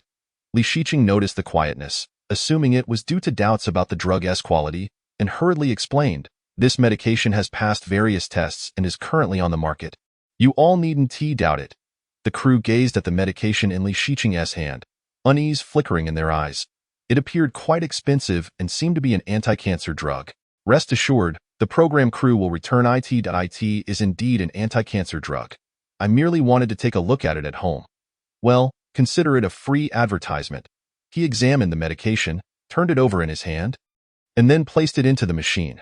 Xiao Mingming, intrigued, asked, how much do you think this is worth? Guo Wentao replied, I don't know, but as far as I know, anti-cancer medications are not cheap, the crew stated. If calculated at market price, it should be sufficient.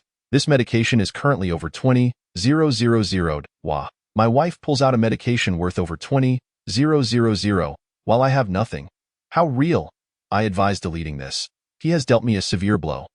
It is too painful. Guo Wentao frowned at Li Shiqing, concern spilling from his eyes. Taking company medication without permission and bringing it to the show. If the company finds out, it would be disastrous. Li Shiqing cast a reassuring glance at Guo Wentao. Don't worry about my job. This has already been paid for. It's just someone reimbursing me. Initially, everyone shared this concern. Qi Sijuan even contemplated placing his watch in the machine, fearing that if the handsome guy lost his job, it would be unfortunate. Item exchange, 1,000 yuan. Please enter the administrator password. Xiao Mingming gazed at the sudden appearance of the text, feeling that the program crew had many tricks up their sleeves. Why was a password needed? Xiao Mingming, accustomed to such occurrences, began searching for the administrator password. Qi Sijuan, slightly helpless, earnestly inquired, where might the administrator's items typically be found? The television overhead continuously displayed the same content, and Xiao Mingming, drawing on years of escape room experience, asserted, this repetitive content must be useful. Clearly the staff. I believe one of these star staff members might be the administrator. Let us note their numbers. Qi Sijuan, brimming with confidence, urged, you all read them out and I'll input them. Tang Zhizhou eagerly agreed, but the reality was that the number was 1345. Qi Sijuan momentarily thought he had misheard, incredulously asking, could you repeat that? I didn't catch it. Tang Zhizhou scratched his head, apologizing with a smile, I forgot. Ha ha ha, adorable Zhizhou, and the exasperated Xiao Qi, don't call me Xiao Qi. Initially, I thought it was an issue with my phone. Precious footage of early humans mastering language systems. Qi Sijuan thought. For a moment, as the host, he found himself at a loss for words. His current silence was deafening. At this critical juncture, Xiao Mingming stepped in to maintain order. Now there are 5 of us. Let us each remember one. Meanwhile, Li Shiqing and Guo Wentao, with nothing to do, commenced a duo exploration. Li Shiqing asked, Wentao, where do you think the door is? Guo Wentao replied, I don't know. It seems we haven't truly found the door since we entered. As they walked, Li Shiqing suddenly halted, pointing to a small corner. Why is that tire leaning against the wall while the others are not? Is it to conceal something? Let us take a look. He led Guo Wintao to that corner. Moving the tire revealed its true nature, a ventilation duct. Guo Wintao examined the duct closely and noticed a clue. This screw is a bit loose. We can unscrew it, but we need some tools, preferably with another person, and no problem. I'll go find someone, Li Shiqing said, heading straight for the crew leader. When he reached the crew leader, they had already attempted the employee numbers, but the results were unsatisfactory. Crew leader, we might need your expertise as an engineer. What is it? Do you even need a PhD to ask for my help? The group was filled with a playful arrogance, with one member, Hua Shuzhu, expressing uncertainty. Oh dear, I'm not quite sure about this. When Tao and I have discovered a vent, there's a loose screw that requires your assistance to open it. And we might need some tools. As Li Shangqing and Hua Shuzhu passed by the tool wall, Hua Shuzhu encouraged, you choose, and I'll help you carry them. After a prolonged examination of the tools, Hua Shuzhu selected a few that seemed useful and proceeded to the precise location of the vent. All right, let me showcase the prowess of an engineer. Upon Hua Shuzhu's arrival, Guo Wintao was unsurprised and willingly stepped aside, positioning himself beside Li Shangqing. The two esteemed Peking University students, after a series of coordinated operations directed at the vent, successfully opened it. Impressive, truly worthy of the title of engineer. Li Shangqing applauded, genuinely impressed. What lies within? Hua Shuzhu bent down to peer inside, astonished by the sight of numerous massive wine barrels. This is a wine cellar. You should invite them in to take a look. Li Shangqing firmly placed a hand on Wintao's shoulder, saying, you go in first. I'll call them over. As a newcomer, it's natural to feel a bit out of place. You'll adjust in time. For now, please proceed. Understanding Li Shangqing's good intentions, Guo Wintao did not hesitate and entered the cellar. Meanwhile, Li Shangqing turned to inform the others, we've discovered a wine cellar. Hurry over. A group of eager individuals rushed towards the intriguing wine cellar. What marvels await them within? To uncover the next chapter of this tale, stay tuned for the continuation. Chapter 9.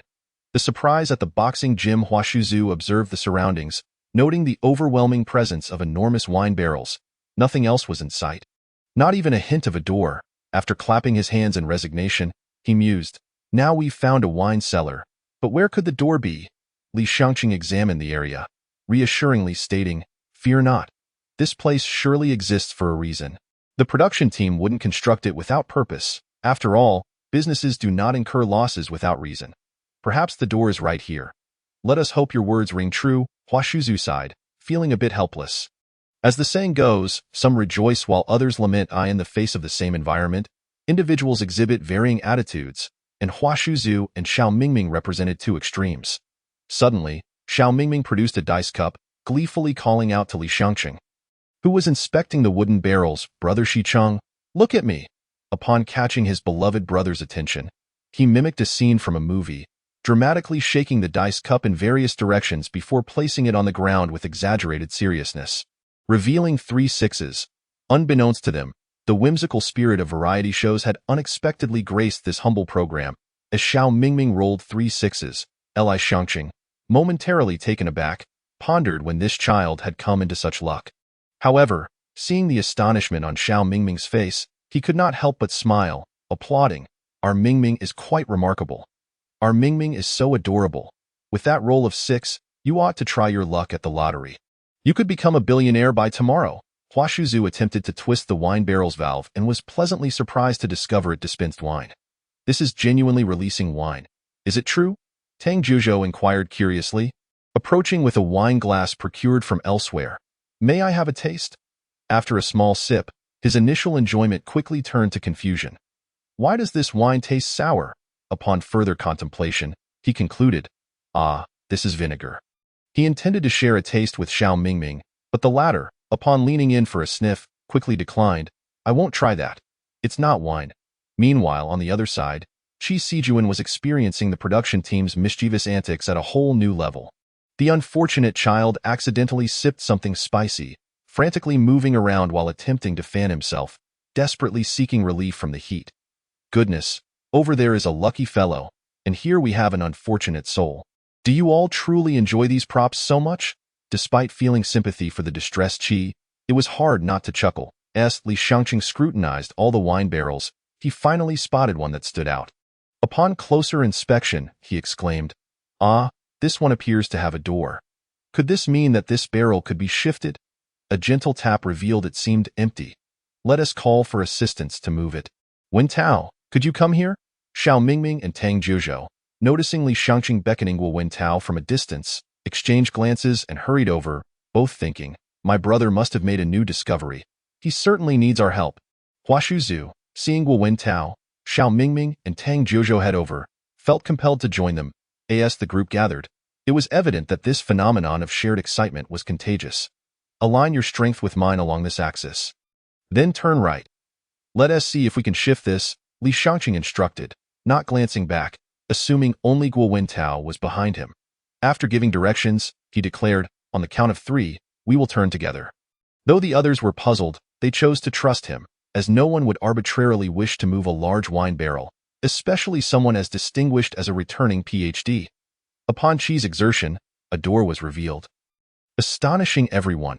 Incredible. I never anticipated there would truly be a door. Wow, the production team has concealed this well. The second door is so cleverly hidden. How much do they wish to prolong our workday? However, it seems Wen Tao has grown stronger. He moved this hefty object with such ease, despite it being empty. Such strength deserves commendation. Just as Li Shangqing was about to praise him, he turned to find a crowd behind him. "When did so many people gather behind me?" Observing their curious expressions, he could surmise their questions. When he discovered the door, how he knew it could be moved. With a resigned smile, he explained, "While you were savoring the various wines in this cellar, I noticed this one seemed different. A gentle knock revealed it was empty, leading me to believe it could be moved. I called Wen Tao to assist. And to my surprise, it indeed opened to reveal a door, and my initial assumption was largely speculative. I've noticed that Wen Tao and Xi Cheng are often together," someone remarked. "Indeed, I hadn't paid much attention to that before." Another commented, "Familiarity breeds comfort, wouldn't you agree?" Tang Jiuzhou sincerely praised, "Wow, that's amazing." Xiao Mingming echoed, as expected of brother Xi Cheng. "You truly are impressive." Hua Shuzhu added, "You're quite something, being from the same school as me. Let us venture inside and discover what awaits us next. We should aim to conclude our tasks promptly," he thought, though he refrained from voicing this sentiment aloud, hastening everyone onward to the next location. Xiao Mingming exclaimed in delight, "Wow, is this a KTV?" Hua Shuzhu maneuvered past scattered high stools, seeking an open area, and gazed around. "This is indeed a bar. How extravagantly ostentatious, with vibrant lights, a colorful disco ball, a bar laden with various drinks, and high stools scattered about." The establishment unmistakably proclaimed its identity as a bar. If the previous location was somewhere Li Shangqing might not have willingly visited, this place was undoubtedly one he would avoid at all costs. Yet, it was a venue he frequently frequented, aside from libraries and laboratories, primarily due to an older sister who insisted on dragging her younger brother along under the guise of preventing her from growing old in solitude. He couldn't help but facepalm, realizing this was far from an enjoyable experience, further fueling his disdain for bars. Recalling Wen Tao's earlier comment about the door being locked from the outside, Qi Sijuan swiftly dashed to the previous door, unlocking it. "All right, now we can seek the administrator's password, on this side." Qi Sijuan located the former door, while Tang Jiuzhou found the entrance to the next secret chamber, which bore the inscription, "Entry requires a ticket." Li Shangqing felt a sense of relief. This time, locating the door had been relatively swift, far superior to their previous search. He hoped the following progress would continue in this favorable manner. Xiao Mingming had a revelation. "Oh, I see. That area is the ticket booth, and the next door requires a ticket for entry. Therefore, we must find the administrator's password here to obtain tickets from the booth to unlock the door. Let us clarify our objective and search for clues. Would anyone like to try this machine?" Li Shangqing pointed to a device, which displayed a record of 500 as the highest score. Xiao Mingming chimed in, "Do you think we need to beat that record to trigger something?" Hua Shuzhu approached the machine, contemplating, "That seems plausible. Should we give it a try?" Turning to the side, Li Shiqing indicated whether he might want to give it a try. The latter quickly waved his hands, awkwardly chuckling. "I truly can't manage this. I possess a modicum of self-awareness regarding my own capabilities. Besides, do I strike you as someone capable of delivering a punch that reaches 500? Upon hearing this, Hua Shu glanced up and down at Li Shiqing's petite frame, nodding in agreement. He then turned to seek out the leader Xiao and Tang Zhuzhou. Li Shiqing felt a flush of embarrassment. While I am fully aware of my limitations, there's no need for you to be so overt about it. I still have my pride. Alas, it's still beyond my reach. Huashu observed that several individuals were hovering around scores of 470 for 80, nearing but not quite achieving 500, and he felt a sense of discomfort. This challenge seemed rather difficult to overcome. How about I give it a shot? At this critical moment, Guo Wintao appeared as if descended from the heavens, rescuing everyone from the clutches of this strength challenge, proving to be immensely significant. He adjusted his shoulders and hands, took a deep breath, and concentrated his power into his left hand before delivering a punch. Li Shiqing, standing nearby, felt a breeze as if the wind had swept past him, and found it quite marvelous. With a decisive blow, the numbers climbed to 500. Congratulations, you have earned the opportunity to enjoy the refreshing drink. The crowd erupted in cheers, celebrating Guo Wintao. Impressive.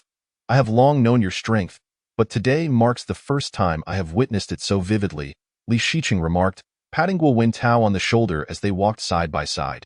Guo Wintao feigned indifference, casting a sideways glance at Li Shiqing. We are alike in that regard.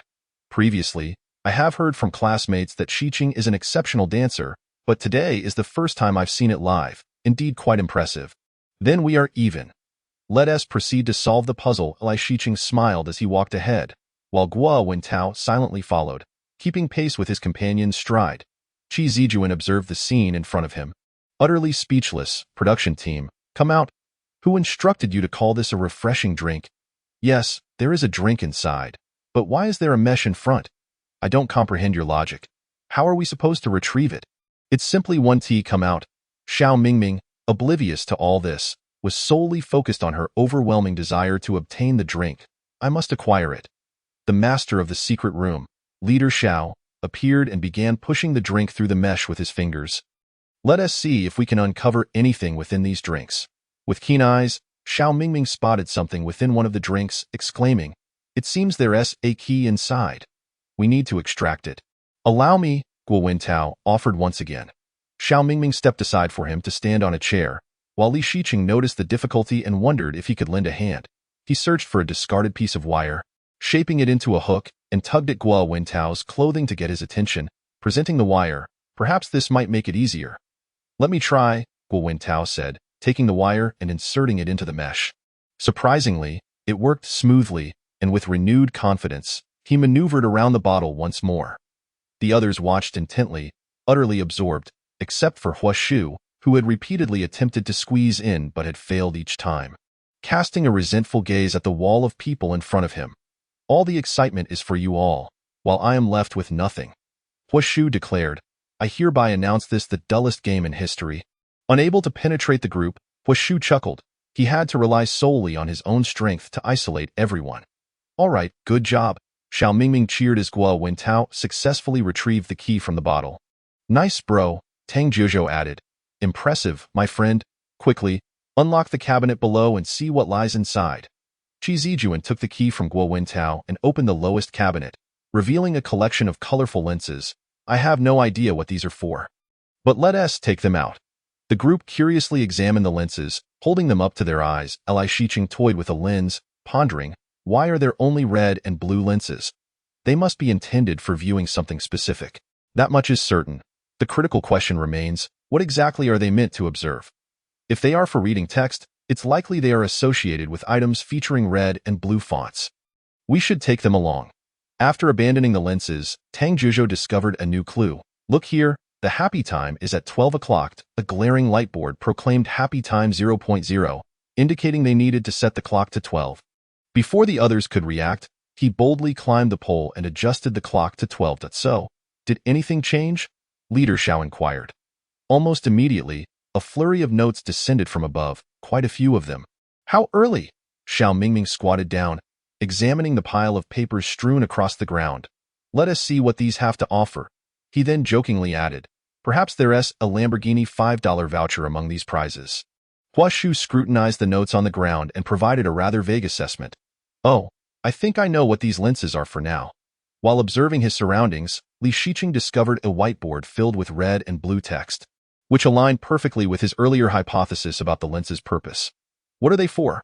Not far away, Guo Wintao and Tang Zhuzhou rushed over upon hearing his words. You two should look at the writing on this whiteboard through the blue and red lenses to see if there are any clues. Li Shiqing handed the lenses he had retrieved to Guo Wintao, and Tang Zhuzhou. 80% of life's suffering comes from bosses and work. Yet I know that if I don't work, I'll face 100% of the pain. Tang Zhuzhou read aloud what he saw. I find this statement quite insightful. Guo Wintao chimed in, Boss, happy August 18th. Please treat us to free drinks. It feels invigorating to Li Shiqing. Having grasped the timing, speculated, could it be 2005018? Though phrased as a question, his tone was remarkably assertive, reflecting his unwavering confidence in his answer. Perfectly coinciding with the 10th anniversary, let us give it a try. Successfully entering the admin password, they obtained the electromagnetic card for the club and prepared to swipe it. Suddenly, Tang Zhuzhou had a whimsical idea. We should swipe together as a group of 7. As the saying goes, children are often spoiled. Everyone cooperatively extended their hands together, and with a smooth beep, the door opened, leading them to the next secret room. Chapter 10. The Astonishing Boxing Gym. Our comrade Lao Shi once said, experience is the fertilizer of life. The kind of experience one has shapes the person one becomes. Leader Xiao, an aficionado of escape rooms and a stakeholder in a chain of such establishments, felt a sense of trepidation as he observed Tang Zhuzhou and Xiao Mingming exit and the glass door slowly close behind them. He suspected trickery and swiftly grabbed Guo Wintao, who was about to step outside. Regarding Tang Zhuzhou with grave concern, you all should check if you can still come back. Naively, Tang Zhuzhou noticed the door indeed wouldn't budge, anxiously exclaiming, Where's the card? I need the card.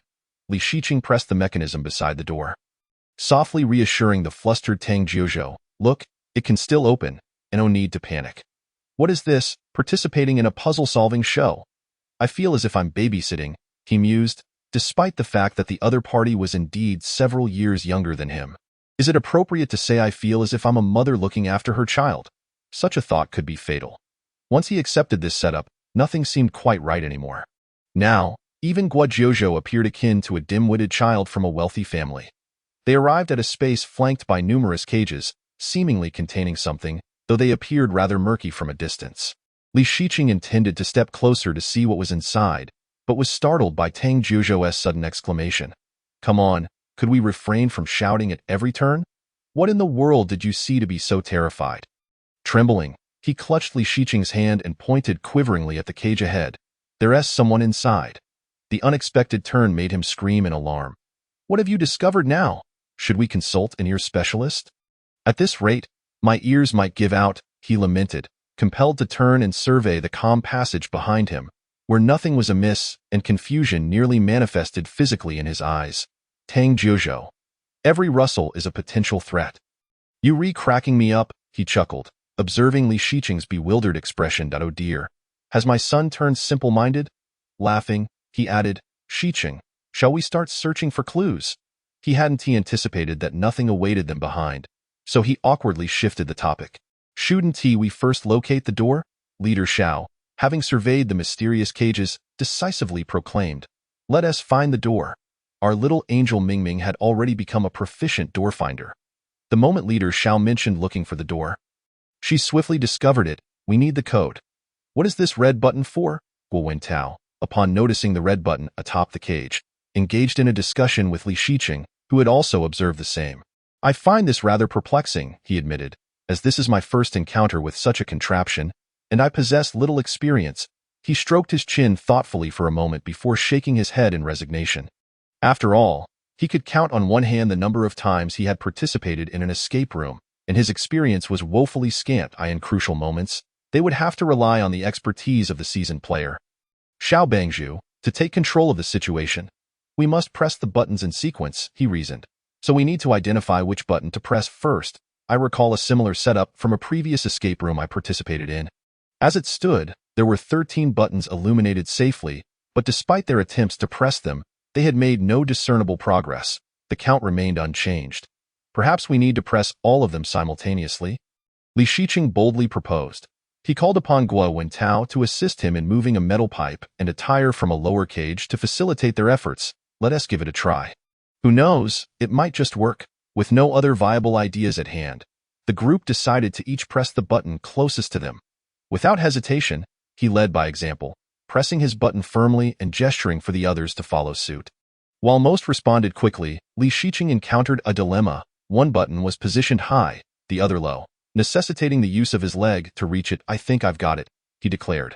Standing opposite him, Xiao Mingming observed Li Shiqing's awkward maneuvering and attempted to stretch his own leg toward the button. His internal monologue was filled with disbelief. How ludicrous! Is such leg length even a trait of normalcy? How can one use their calf to press a button? Suddenly, as the group successfully pressed the buttons, the cage emitted a thunderous noise, and the foggy glass transformed into transparency, revealing a humanoid robot frantically pounding against the glass. Those quick to react dashed to the steps opposite, laughing in relief, while others, like the teacher, Hua Shu, succumbed to fear and froze in place, leading onlookers to mistakenly believe he was particularly courageous, while Li Shiqing remained motionless, and Guo Wentao appeared unfazed. "Come on, Hua Shu," Li Shiqing urged, pulling the paralyzed teacher to the steps, all the while thinking, "You really ought to consider shedding a few pounds, just a friendly suggestion." Hua Shu, still shaken, managed a smile to mask his fright, while Xiao Bangzhu stood nearby, grinning widely, a stark contrast to Hua Shu's demeanor. "The elevator over there seems to have opened," Li Shiqing remarked nonchalantly, spotting the newly opened elevator and beckoning everyone to board as they settled into the elevator.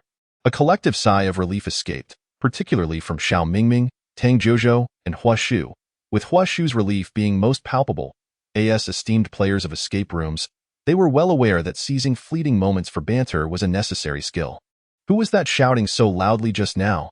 My ears are about to go deaf," Xiao Bangzhu quipped. "Who was pulling my leg? I nearly cramped up," Guo Wentao added. "This is actually a horror show." "My goodness," Hua Shu exclaimed. "Teacher Hua, when we return to Beijing, I'll gift you a gym membership," Li Shiqing jested. "Ah?" Hua Shu caught the underlying implication. "You really ought to lose some weight." The dialogue exchange between the two students from Peking University and their counterpart from Tsinghua University humorously highlighted the camaraderie that ensued. Upon entering another room, if the previous one could be described as dilapidated, this new chamber was a harrowing testament to decay. Everything was either strewn across the floor or cloaked in layers of cobwebs and dust. "Good heavens, we've stumbled upon a murder scene," Qi Sijuan exclaimed. "It appears this room hasn't been inhabited for quite some time," remarked Xiao Bangs. Li Shiqing surveyed the disarray and puzzled. "We entered this room to find something new, right?" His skepticism was palpable as he surveyed the chaotic surroundings. Xiao Bangzhu, with a clear objective, stated, "Our priority is to locate the next door," a testament to his seasoned experience. After a thorough search, Li Shiqing discovered a door around a corner. Albeit marred with bloodstains, he grimaced, "The craftsmanship of this fake blood is atrocious. It's painfully obvious. Let me handle it." "Here's a door. Please, do not be overly critical of our efforts," the props team interjected. "Cut us some slack. I hadn't realized my wife was the designated critic," Li Shiqing joked. "Be careful. You might end up with a solo mission." As they approached the door, many noticed the crimson stains on the wall. Qi Sijuan hesitated. "Is that blood smeared all over the wall? It doesn't quite resemble it." Xiao Bangzhu inquired of Hua Shu, who stood before the door. "Is this door even operable?" Without any mental preparation, Hua Shu boldly pushed the door open. Though shrouded in darkness, the sudden revelation startled him, causing him to stumble back and nearly collide with Li Shiqing, who managed to steady himself while also aiding Hua Shu, who was perilously close to falling. Xiao Mingming, intrigued by Hua Shu's reaction, leaned in to investigate, only to scream in fright himself. Li Shiqing, utterly confused, wondered, "What's so terrifying about a mere shadow? Am I too far away to discern its horrors? Could someone kindly turn on the lights?" It seemed Guo Wentao heard Li Shiqing's silent plea. As he flicked on the lights in that instant, Li Shiqing's expression shifted from nonchalance to shock, as he beheld a remarkably ordinary skeleton accompanied by an abundance of bothersome little spiders. Though they were fake, his aversion remained undiminished. Qi Sijuan, sharing in the disdain for spiders, declared, "I categorically detest spiders. Real or otherwise, I shall refrain from entering." "Afraid of little spiders?" Tang Jiuzhou found this amusing and stealthily picked up a fake spider, engaging in a comedic chase with Qi Sijuan. leading to unintended chaos as a mischievous fake spider landed in Li Shiqing's hands, prompting him to toss it away in fright and backpedal into Guo Wintao. "What's the matter? You look rather pale," Guo Wintao observed, steadying the nearly toppled Li Shiqing. Upon discovering the source of his distress, a nondescript little spider, he couldn't help but chuckle.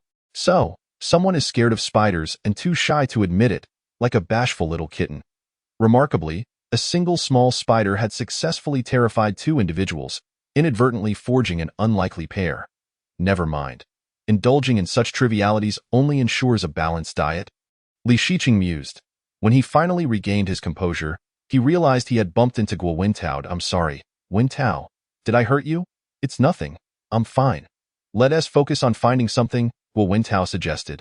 Steering the conversation away from the awkwardness, that moment, Tang Zhuzhou assisted Huashu in removing the skeleton from the room, placing it on a table against the wall. "What's this? Can I examine it?"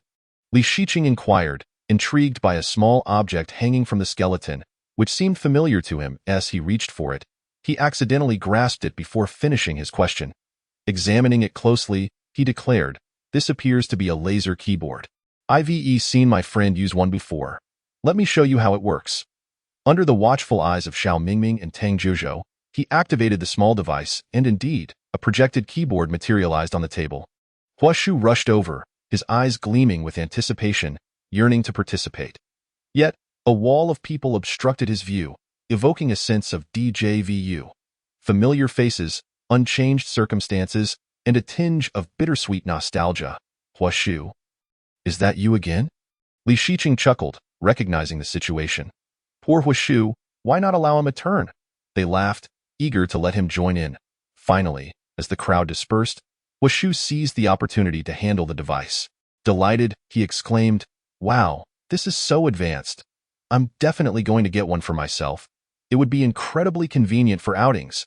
Huashu's enthusiasm for the gadget was palpable, and even as they prepared to leave, he made sure to tuck it safely away, unwilling to part with it. "Now that we have a keyboard, does that mean we need to find a computer?" Xiao Mingming suggested. Qi Sijuan suddenly recalled the projection device they had seen upon entering. "What about that projector on the first floor? It hasn't been utilized yet." Confused, Tang Zhuzhou interjected, "But doesn't that lack a mouse?" Upon hearing this, Xiao Mingming's eyes widened in disbelief as he questioned, "Did you not previously tell me that it was possible to proceed without a mouse or keyboard?" Tang Zhuzhou offered an awkward smile in response, but that was merely a boast. "You have successfully silenced your teammate." Xiao Mingming now stood speechless, making his way directly to his brother's side, wishing to avoid further conversation with Tang Zhuzhou. "All right, we ought to head down first." Mingming's incredulity was indeed palpable. Zhuzhou remarked, "This child is truly sincere." Observing Mingming's reluctance to engage with him, Zhuzhou speculated as they boarded the elevator to the first floor, "I have a bold guess. I believe that once we descend, that group will likely emerge." Teacher Huashu expressed his fear, "Perhaps we should reconsider. Why must the current program be so thrilling?"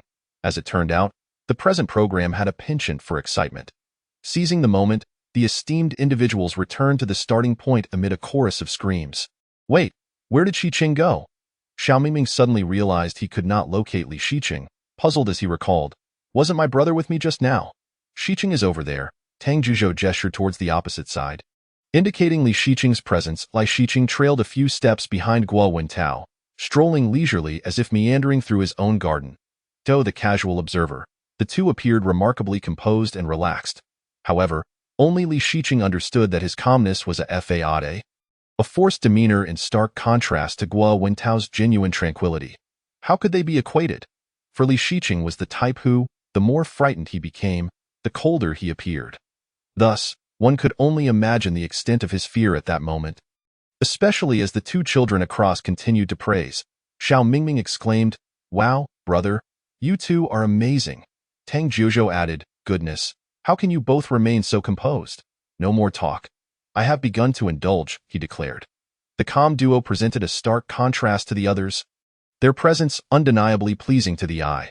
Successfully traversing the seemingly endless corridor, Li Shiqing noted, "Now, we may require a data cable to connect." Before them lay a computer and keyboard, yet the crucial data cable was conspicuously absent. "Let us search for a USB and see if we can connect them," Xiao Mingming suggested. With keen eyes, He sifted through a pile of discarded items and discovered a black data cable beside an abandoned toy car. I found it. Let us check if this works. He handed the cable to Li Shiqing for a connection attempt. Hey, it really is possible to proceed without a mouse, Xiao Mingming exclaimed. The keyboard activated. The mouse engaged, and they selected to start with the keyboard, initiating the projection. Hello, everyone. I am your host, Tony D. We now welcome our champion, and from this moment on, this arena shall bear his name. The playback was a success. Yet the challenge lay in locating where it was being displayed. An amusing predicament indeed. Chapter 11. The boxing arena. Nothing is more comical than success being tantalizingly close yet persistently ignored. The video played smoothly, with clear visuals and sound, every element in place except for the crucial factor that seemed elusive. Where is it being displayed? I can't see it, Xiao Mingming queried. Where's the video? Teacher Huashu asked, engulfed in confusion. The esteemed individuals appeared ensnared by this haze, only lifting their gazes to the distant video after some time. Xiao Mingming exclaimed, over there. Xiao Mingming urged, let us go outside and take a closer look. The timid teacher Huashu consoled himself, it's fine. We're not present. When a boxing arena is named after a fighter, it is indeed an honor, and one can only hope to return to the ring soon. Observing the man on the projection and then glancing at the robotic figure beside him, Li Shiqing was 50% certain they were one and the same. This must be the champion. Teacher Huashu confidently asserted, this is indeed the champion, then spread his hands. But now the question arises. What is his name? Xiao Mingming pondered. Why do we need to know his name? To unlock that door over there. Didn't we discover it requires a password? Li Shiqing pointed across. The champion's name seems to be Alexander Bartholomew. Teacher Huashu stared at Li Shiqing in astonishment, but we haven't seen the first half of the video. How do you know that? He began to speculate. Have you secretly watched the projection without telling us? Teacher Huashu's thoughts were interrupted by Li Shiqing's confused gaze, unable to fathom why he was receiving such looks. It's quite simple. I heard it, didn't I? Teacher Huashu felt a slight embarrassment, realizing he had forgotten that this child could indeed comprehend. Though reluctant to admit it, he acknowledged that for a brief moment, he was genuinely impressed by the child's insight. Qi Sijuan ventured a bold hypothesis. We might need to recreate this arena. However, Xiao Mingming had a different thought. I believe we should focus on how to open this arena. The sounds of pounding grew increasingly intense and frantic. The robots appeared to be even more agitated than before. This was the immediate impression Li Shiqing received as he approached the arena. Xiao Mingming soon joined him. What's wrong? The password is right there. Without addressing the prior question, he pointed to the password lock just steps away. Shiqing, let us input the password. It should be his name. Huashu remained skeptical. Are you certain? I don't know. Let us give it a try. Xiao Mingming prepared to input the password, Alexander Bartholomew, then kindly asked, do you remember? After all, it was quite a long name. And he wondered if Mingming could spell it correctly without having seen the first half of the video. I remember. Initially brimming with confidence, he faltered after typing Alex. What was his name again? Alexander. How do you spell it? Teacher Huashu observed Mingming had entered Alex but had not continued, silently hoping. Will he manage to spell it? He will. The confidence in his voice was noticeably lacking. His hand trembling slightly under the weight of knowledge, Li Shiqing found amusement in Mingming's stubbornness. Though he was clearly unsure, the child insisted on putting on a brave face. After pressing the key, his hand hesitated. Sighing, Alexander, Alexander. Do you understand now? Got it. This time, he was evidently quicker than before, feeling pleased with himself. As expected of my brother, knowing I would struggle. He spelled it out for me, truly a kind-hearted and beautiful person. After inputting the name, they turned to the arena, ready to verify their first attempt, only to find that reality was far less forgiving than their imaginations. The arena's door remained firmly shut. What went wrong? Isn't it named after the champion? Is his name not Alexander Bartholomew? Why is there an error? Li Shiqing meticulously reviewed the information they had gathered and found themselves at a standstill. The esteemed individuals decided to split into two groups. Some would remain to try the password, while others would memorize it. Xiao Mingming, Xiao Bangzhu, and Li Shiqing stayed behind to attempt the password, while Tang Jiuzhou, Qi Sijuan, and Guo Wentao went to memorize it. However, Teacher Huashu, driven by an insatiable curiosity about where he had gone wrong, found his growing desire for knowledge outweighing his fear of the robots and joined the others. No, I must try it myself. Li Shiqing was completely confident in the words he had heard. So when they failed to unlock the door, he was perplexed. Wasn't he at Alexander Bartholomew? As Xiao Mingming waited on the steps for the word memorization team, he inadvertently nudged something, and to his surprise, he discovered the door had opened. Wow, Shiqing, you're amazing. The arena's door is open. Xiao Bangzhu turned abruptly. What door has opened? Then he shouted to the teammates memorizing words. Hurry back. There's no need to memorize anymore. We have already opened the door. Just as he finished speaking, the robots inside the cage suddenly crashed through the door, and teacher Huashu sprinted toward the arena with the speed of a sprinter, momentarily stumbling before being steadied by Xiao Bangzhu, clearly terrified. Tang Jiuzhou, equally frightened, dashed into the bar directly opposite the arena, just the right distance away, merely a passage apart. By the time Qi Sijuan realized what was happening, everyone else had fled. Wait, what about me? You all ran off. What should I do? Never mind. I shall make my way back on my own, evading the grasp of the robots as I swiftly navigate through the crowd. Arriving safely at my destination, everyone either rushes towards the arena or the hotel, save for Guo Wintao, who moves with ease through the passage, entirely unfazed by the small robots that surround him, taking the liberty to observe them. Wait, how did Jiuzhou end up over there? Li Shiqing watches in exasperation as Tang Jiuzhou dashes in the opposite direction, impossible to retrieve. Child, do you even realize you are running the wrong way? Ah, it appears he does now. Tang Jiuzhou feels utterly helpless. Ever since the distance between him and his brother seemed to stretch, he has been like a little rabbit, each step forward met with a retreat in fear of the robots. He can only gaze longingly at his brother across the way, hoping someone will come to his rescue. The first contestant, Huashu, has yet to cover even half the distance before retreating, leaving behind a look of sheer desperation that leaves Tang Jiuzhou dumbfounded, his heart sinking. Are you serious? I thought you were a champion, but it turns out you are merely a novice. Contestant number 2, Li Shiqing, though he expresses his fear, finds himself unable to withstand Tang Jiuzhou's pitiful gaze, which compels him to bravely move forward, joining Guo Wintao midway to rescue Tang Jiuzhou. If you're truly frightened, just hold on to my hand. I'll take you over, he says, extending his hand reassuringly. There's no need to be afraid. They are already secured. The three of them reach the arena safely, but just as they contemplate how to untangle the tape ensnared around the door, Guo Wintao discovers that the robots, previously locked up, have suddenly broken free. This is bad. More and more robots are emerging and heading in their direction. They must hastily close the door and brace themselves. The unexpected turn of events makes the task of opening the door urgent, but the props team has engineered certain aspects with remarkable precision. For instance, Huashu is now resorting to using his mouth to pry open the stubbornly adhesive tape, yet to little avail. Xiao Mingming turns to observe the advancing horde of robots, his expression fraught with anxiety. What are we to do? Time is running out. The leader, Xiao, finds himself at a loss regarding the tightly bound tape. We need some tools. This remark prompts Li Shiqing to recall. Ah, tools. I believe I have a small knife somewhere in my clothing. He rummages through his pockets, exclaiming, Ah, here it is. This will make things much easier. Please step aside while I cut through this. Although everyone is puzzled by the sudden appearance of the knife in Li Shiqing's hand, they prioritize solving the immediate problem before addressing anything else. After opening the door, they swiftly move to another location, not daring to pause for fear of being caught by the robots. Fortunately, the production team has not been excessively cruel. Just as the contestants begin to feel utterly exhausted, they come across an elevator around the corner. Look, there's an elevator. Let us hurry inside, Xiao Mingming urges. What about Jiuzhou? We can't leave anyone behind. Quickly, what are you doing? Huashu prompts. The moment the elevator doors close, a collective sigh of relief escapes from everyone. Li Shiqing reflects that he has probably expended more energy during this episode than he did over the past year. His legs feel slightly weak, and he intermittently shakes them to relieve the tension in his muscles. He genuinely feels overwhelmed by how exhausting it is to participate in a show.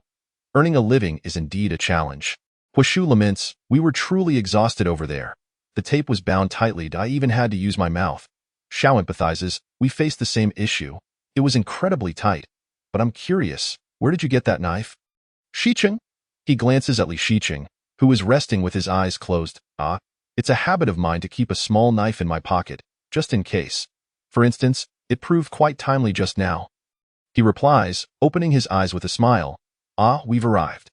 The group seems to sense that Li Shiqing wishes to avoid further discussion on the matter, and they connect this to his past experiences studying abroad, leading them to speculate silently without further inquiry. Once they reach the bedroom and the research room, perhaps due to the trauma of being chased, Xiao Mingming covers his ears and leans closer to Li Shiqing. After receiving a comforting pat from him, he feels slightly better but still frightened by the lingering sounds. Could someone please close the door? It's terrifying. Wow, there are so many drawings here. Tang Jiuzhou exclaims, captivated by the robot sketches on the stage as he curiously flips through them. Xiao Mingming glances at the drawings, suddenly realizing, so they are all robots. This remark draws Guo Wintao's attention, who helplessly replies, no, didn't I just say they were robots? When did you say that? I wasn't aware, Xiao Mingming responds, his eyes reflecting a naive confusion. Guo Wintao, feeling exasperated, wonders if Xiao has been living under a rock, clearly pointing out that this information was contained in that video. Xiao Mingming gazes at him with a look of betrayal. Why didn't you tell me? Meanwhile, Tang Jiuzhou and Li Shiqing chuckle at the amusing exchange, finding it thoroughly entertaining. Your brother Shiqing knows too. You should ask him why he didn't inform you. Li Shiqing, who had been quietly observing, suddenly finds himself drawn into the conversation. What is happening? Why am I being implicated here? Xiao Mingming asserts, my brother Shiqing believes in me and trusts that I can understand on my own. It's a sign of his faith in me, which you wouldn't comprehend. Inwardly, Li Shiqing thinks, child, I'm not as admirable as you perceive. I genuinely thought you understood, which is why I didn't tell you. Who knew you were completely in the dark? I am just as perplexed. Qi Sijuan interjects, you all review the information while we scout the terrain. Once again, they split into two groups with clearly defined tasks. Alright, there's a door here that requires a key. After only a brief exploration, Qi Sijuan makes a significant discovery regarding a prominently placed door in the secret chamber. What kind of key does it require? Xiao asks, rushing over to take a look. What shape is it? Li Shiqing and Xiao Mingming sift through the documents, and suddenly, Li Shiqing appears to stumble upon crucial information. Mingming, hold on a moment. Look here. Yes. I was repairing the most vital part of its head today. But during the process, I accidentally placed the key among a pile of parts. I hope it won't cause a short circuit. Calling out its name should activate its consciousness. Xiao Mingming comprehends. Thus the key is buried among the components. He gestures toward the table cluttered with parts. Isn't there a heap of components over there? Li Shiqing, puzzled, responds, did I misunderstand? I thought this component was supposed to be within the head that our protagonist needs to repair. Now the pressing question is how to locate this head. After reviewing the information and finding nothing particularly useful, he turns to the transport chamber behind him. By the way, what is this transport chamber for? Qi Sijuan explains, it's likely meant to transfer something to a specific location, perhaps to take us outside. Xiao suggests, shall we press all the buttons and see what happens? Li Shiqing nods in agreement and places a hand on the console. Beep, the transport chamber has been activated. Chapter 12. The dreadful boxing gym. There exists a notion of knowing that this action is incorrect, yet the urge to proceed remains irresistible. Xiao Mingming, having received guidance from Li Shiqing, is still filled with curiosity as he approaches the heap of parts. What are you all doing?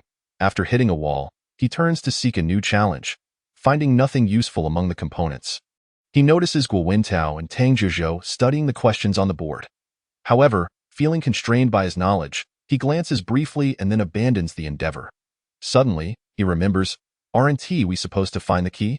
He gives Tang Jiuzhou a pat on the shoulder. Stop solving problems. We need to locate the key. As they pass by, Huashu dismissively remarks, solving problems? There's no need. I already solved that one. It turns out, not long ago, our Tsinghua PhD quietly tackled the task, effortlessly resolving all the questions without affording anyone else a chance to contribute. Xiao Mingming exclaims, who could possibly solve these problems? Huashu, perplexed, approaches and points at the questions on the board. Which one? I've solved all 4 of them. Xiao Mingming stares wide-eyed, disbelief etched across his face as he gasps. What kind of questions are these? Please tell me. This is not something that can be calculated mentally, Huashu replies matter-of-factly, and as he walks away, he delivers a heavy blow to Xiao Mingming's young spirit, adding, and they are all quite simple. You hurt me and then just laughed it off, reflects a lyric that perfectly encapsulates his feelings. The feudal spirit of not giving up unexpectedly resurfaces, but reality remains unyielding. He concedes within seconds, calling out, "Shiqing Gu." "What is it?" Hearing Xiao Mingming call out to him, Li Shiqing, thinking something significant must have occurred, interrupts his conversation with Xiao to see what the child needs. I ask this question simple. "I'll need to take a look." Li Shiqing observed the pained expression on Xiao Mingming's face as he contemplated the problem on the board, struggling to ascertain its level of difficulty. 2 minutes later, "I've finished." It truly was quite simple. He clapped his hands lightly and turned, his brow furrowed in confusion as he asked, "Is there a problem?" Another wave of intellectual shock hit him as Xiao Mingming warmly reminded him that having a multitude of academically gifted friends often led to such experiences. "Have you grown fond of it?" "Not at all. Let us take a look at that teleportation chamber instead. As the saying goes, no task is insurmountable if one is willing to relinquish it." Instead of fixating on the perplexing problem, they shifted their focus to the teleportation chamber that was ready for activation. "Ah, there are footprints above. Are we supposed to step on them?" Li Shiqing opened the chamber door and made a new discovery, inquiring whether Xiao, the leader, should step inside. However, being a novice in escape rooms, he was utterly clueless. Xiao, the leader, suggested, "Why don't we all step inside and each stand on a footprint?" The group initially intended to enter together, but upon seeing Xiao Mingming's eagerness, they yielded their positions to him. "Am I going in alone?" "I'm scared." He tiptoed into the chamber, expressing his fear of being alone. "Oh, you all have your phones to contact me?" "I'm frightened." Li Shiqing reassured him. "I don't think there's any danger.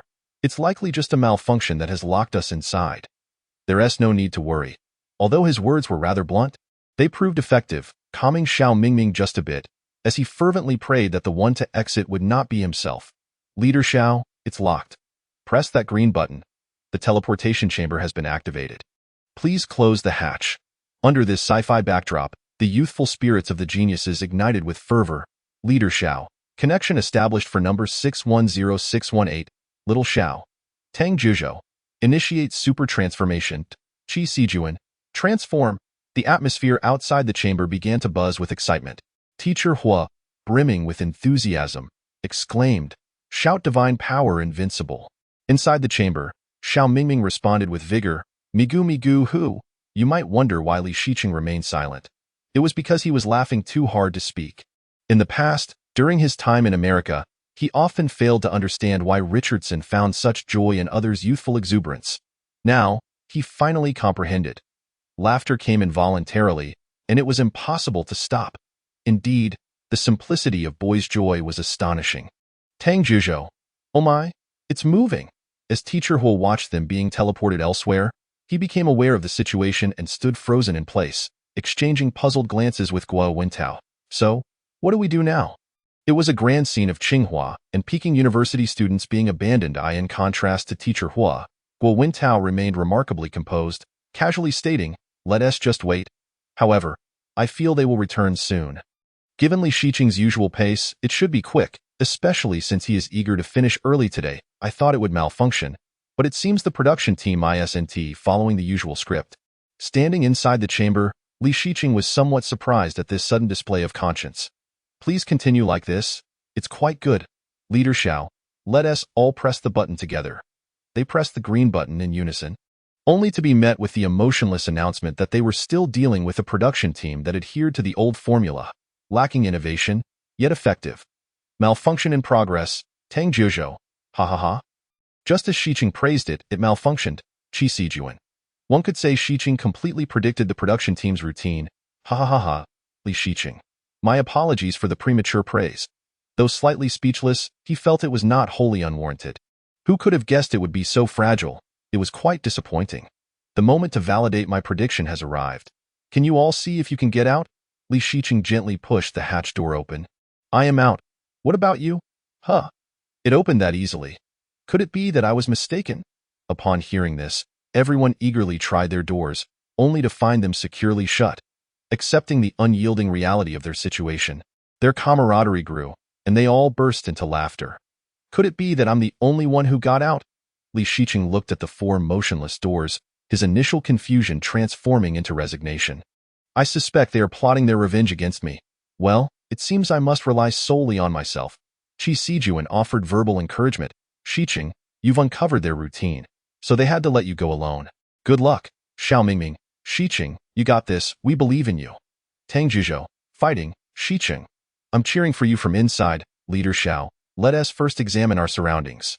If you discover anything, let us know, and we can help analyze it. All right. Li Shiqing agreed to the suggestion. I'll take a look. He wandered about, speaking and commenting as he explored, his lips flapping busily. There's a wall that resembles a robot's head, adorned with red LED lights. It is quite dim.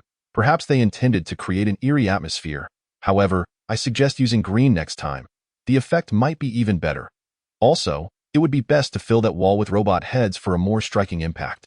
Right now, it's just a few scattered heads, which are hardly terrifying and somewhat amusing.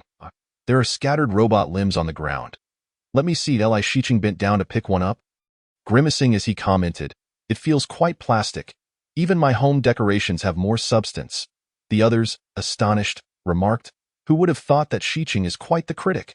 Qi Sijuan half-heartedly defended the production team, saying, don't be too harsh on them. After all, they are rather poor. Leader Xiao reminded, you might want to examine that wall closely. All right. As he turned to face the wall of heads, he suddenly had an epiphany. The materials indicated that while repairing the heads, a key fell into a pile of parts, which means the key must be hidden among these heads. We just need to identify which one it is. Calling its name should summon its consciousness. This one should be the boxing champion. As the video mentioned, he was to be repaired and temporarily left the ring. From the center of the robot head, a key emerged with a soft clink. Landing on the ground, Li Shiqing calmly walked over to retrieve it and politely said, thank you, goodbye, I've got the key. He re-entered the chamber, stating calmly, we can leave now.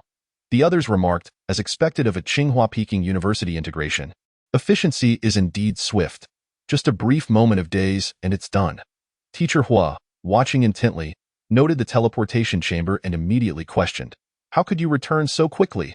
Guo Wentao was right, Leader Xiao. Alas, I've been trapped inside this chamber and haven't gone out, so I lacked any sense of participation. IT was mostly reliant on Shiqing. Tang Jizhou, so how do we get out now? The children who had yet to exit felt a pang of anxiety, and upon a push, it opened. Seeing this, Guo Wentao stepped forward to assist everyone in opening their doors. Everything went smoothly until they reached the last chamber where Li Shiqing was located, which appeared to still be locked. Guo Wentao, suppressing laughter, said, Shiqing, it seems yours is stuck. Li Shiqing had already resigned himself, choosing to rest rather than futilely struggle. Well, it's up to you all now. I'll just relax here. With that, he leaned against the chamber wall, closing his eyes. Tang Jizhou, filled with determination, reassured, don't worry, Brother Shiqing, we will find a way to get you out. Let us see if there is a method to repair the door. They began rummaging through available materials, yet found nothing. The clues seemed to lie elsewhere. After spending considerable time searching, they had yet to uncover any leads, and a sense of frustration began to permeate the atmosphere, making it increasingly heavy. You can lift that carpet to take a look. After resting sufficiently, Li Shiqing suggested. Everyone worked together to lift the carpet, revealing a hidden circuit diagram beneath. Leader Xiao, the manual circuit diagram for the teleportation chamber. So, all we need to do is connect the circuit. Teacher Hua enthused, realizing this task was tailor-made for him. This is my forte. I'll direct. You all take out those pieces, and then everything proceeded smoothly. Li Shiqing marveled at the team's capabilities, feeling grateful he hadn't exited. Although he had some knowledge in this area, he wasn't particularly adept and couldn't have matched their speed. Manual mode activated. Malfunction resolved. Come on, everyone, let us press the red button. Leader Xiao gathered everyone to press the button, successfully liberating the idle Li Shiqing. He took the key and led them through the door into another chamber. The atmosphere here was quite vibrant. Li Shiqing gazed at the colorful garments, the pink curtains, and the hanging photographs. However, the peculiar aspect was that the expressions of the little girl in the pictures seemed eerily similar. Indeed, Qi Sijuan remarked as he attempted to force open a nearby glass door, but found it unyielding. Leader Xiao pointed out, that should be the next door. And what about that one over there? Zhao Yang gestured for Xiao Bangzhu to look ahead, where Huishu and Li Shiqing were engrossed in studying a combination locked. Li Shiqing said, first, press the C confirm button. Once the signal light illuminates, wait for it to extinguish before entering the password. The signal light will accompany an audio cue. indicating that the input is valid, and finally, press the red unlock button. What is this photograph actually for? After a convoluted journey, they found themselves once again in front of the photo. Noticing that the dates marked on it were all different, shall we first take them out and arrange them in order? A group of people were examining the photograph, yet Xiao Mingming was captivated by the peculiar attire. Unable to resist putting on a fashion show, humming a cheerful tune, clearly enjoying herself, as if in a completely different state of mind compared to the previous gathering. Tang Jiuzhou exclaimed, "She can't possibly be referring to the password." Shocked by her own words, she covered her mouth and stepped aside. Her eyes filled with disbelief yet tinged with anticipation. It wasn't entirely out of the realm of possibility. Li Shiqing pointed to each photograph's mouth.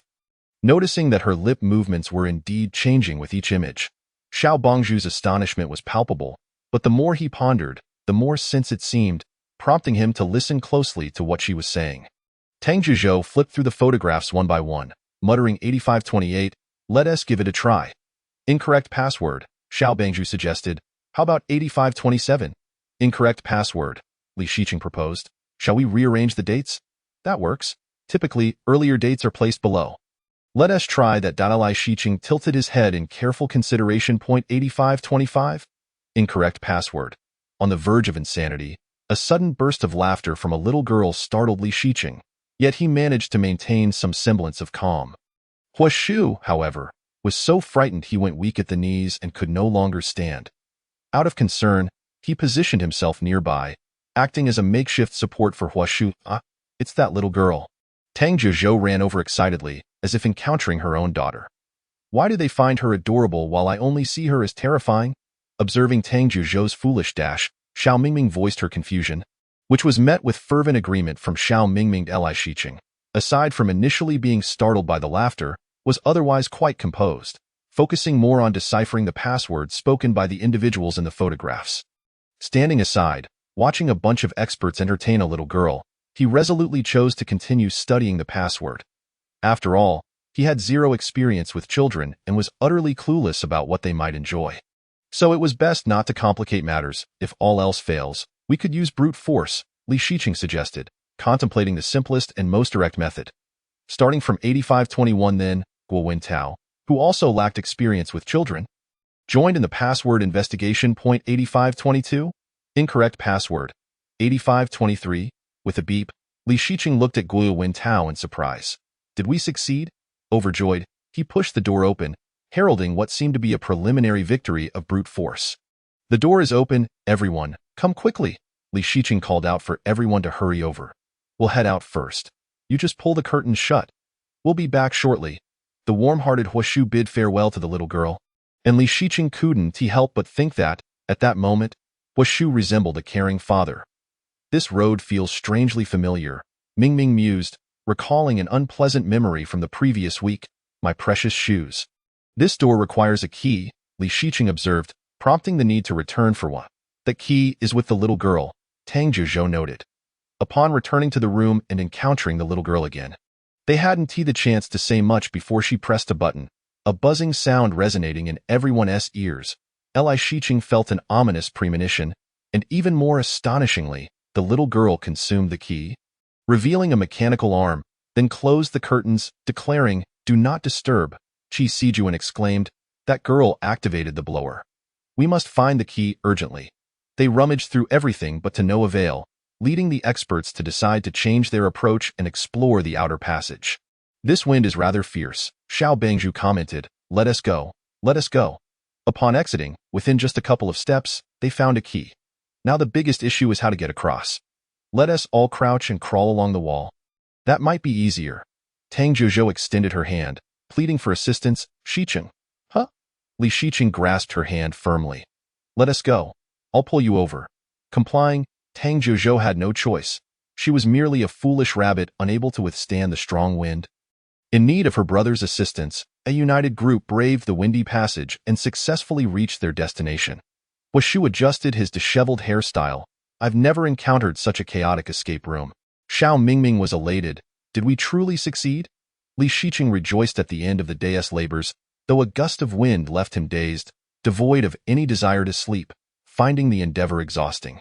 Escape Room Challenge, Success. Chapter 13. Shiqing's day at precisely 7 a.m. Li Shiqing arose on schedule, brushed his teeth, and tidied himself up before heading to the wardrobe in search of clothes. Typically, he stood still, awaiting a summons from someone. Little brother, little brother. His sister's voice boomed even through the door, which was rather impressive, though Li Shiqing often worried for her throat, fearing she might lose her voice at any moment. What are the instructions for today? He replied, accustomed to her calls. Recently, it seemed she had developed a penchant for changing outfits, though her obsession differed from others.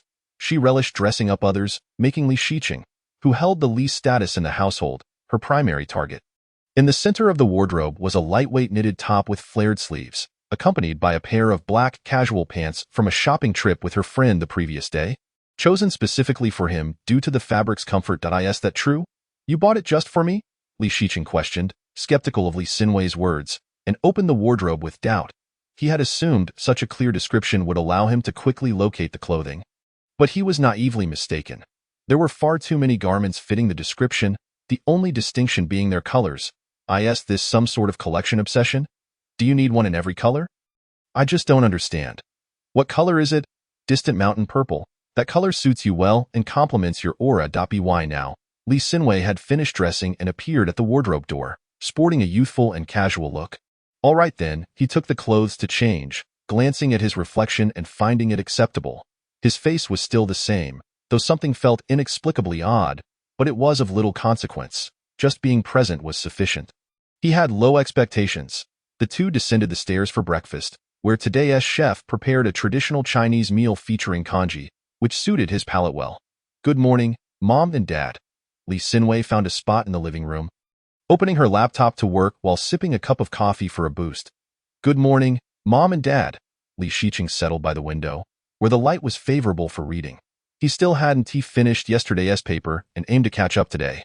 All right, his father, a successful figure, remained succinct in his speech. Good morning, Xinwei and Shiqing. Any plans for today? Their gentle mother inquired about her children's lives. As far as I know, you both have the day off. Li Xinwei briefly pondered while continuing her work. I might go out this afternoon. I heard a new amusement park opened, and I'd like to check it out, perhaps also visit the mall afterward. That sounds nice. A bit of relaxation is excellent. Li Ma expressed her approval. Xiaoxi, what about you? Me? I might visit the library, though I'm not too certain. Recently, the experimental results have exceeded everyone's expectations, leading to a collective celebration. Hence the day off. It seems there's genuinely nothing pressing to attend to. Don't push yourself too hard. Work is important, but you must also learn to enjoy life. A little outing would do you good, Li Ma advised earnestly, suddenly struck with an idea. How about Xiaoxi joins Xinwei for an outing? Li Xinwei beamed at this suggestion, having been troubled about how to coax her brother into accompanying her shopping. It felt like a stroke of luck. Little buddy, you'll have to join me for shopping this time. That's not out of the question, but I'm unsure if Xiaoxi will want to go. He replied, no worries. I'll take his silence as consent, Li Ma declared decisively. Do I even have a say in this? From the moment it was proposed, I was destined to go, Li Shiqing thought to himself. Realizing that a trip out wasn't such a bad idea, especially since he wouldn't be footing the bill, around 1 p.m., Li Xinwei closed her laptop and glanced at the clock, satisfied with her productivity. Time to head out, she said, stretching before ascending the stairs to awaken the one napping. She casually grabbed her car keys. Are you awake? Come shopping with me. As the door swung open, Li Shiqing had already completed his preparations. His hair meticulously styled, Li Xinwei nodded in satisfaction and turned to beckon him to follow. Hopping into her car, they headed straight for the mall. Why not the amusement park? One might wonder. Naturally, it was to indulge in shopping. For in Li Jie's eyes, a real-life version of Miracle Nikki was far superior to any amusement park. Are Li covering today's expenses? Li Shiqing inquired, fastening his seatbelt and voicing the question he was most eager to ask. Although he anticipated the answer, having an extra layer of assurance was always prudent. Rest assured, I still have a bit of money, she replied confidently while donning her sunglasses. Otherwise, do you think my job is for naught? Upon arriving at the largest shopping mall, they encountered Pu Yixing right at the entrance. He was accompanied by a girl who bore a striking resemblance to him, presumably his sister.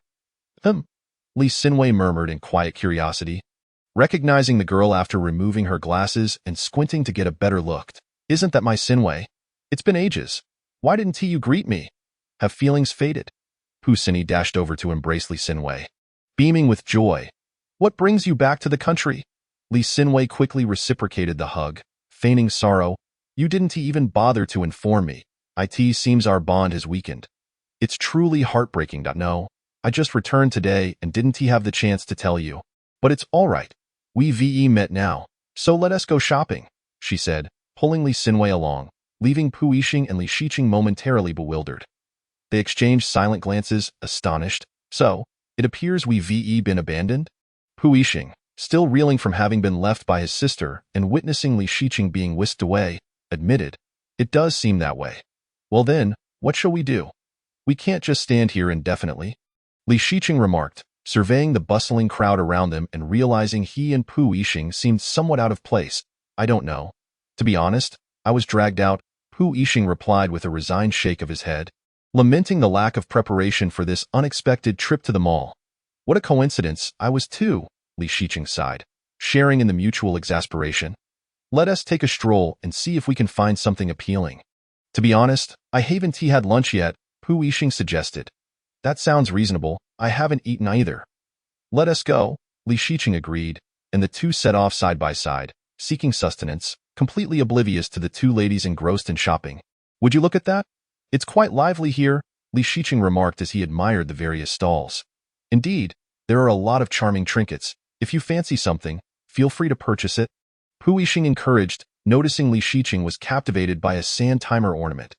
After a moment's contemplation, he decided to buy it. Why did you buy this? Li Shiqing asked in surprise. For no particular reason. It's a gift for you.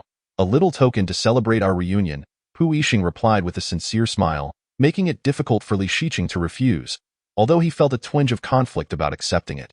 Next time, if you find something suitable, you can gift it back to me, Pu Yixing proposed, sensing Li Shiqing's hesitation. All right, at our next meeting, I'll present you with a gift. For now, I'll graciously accept this one.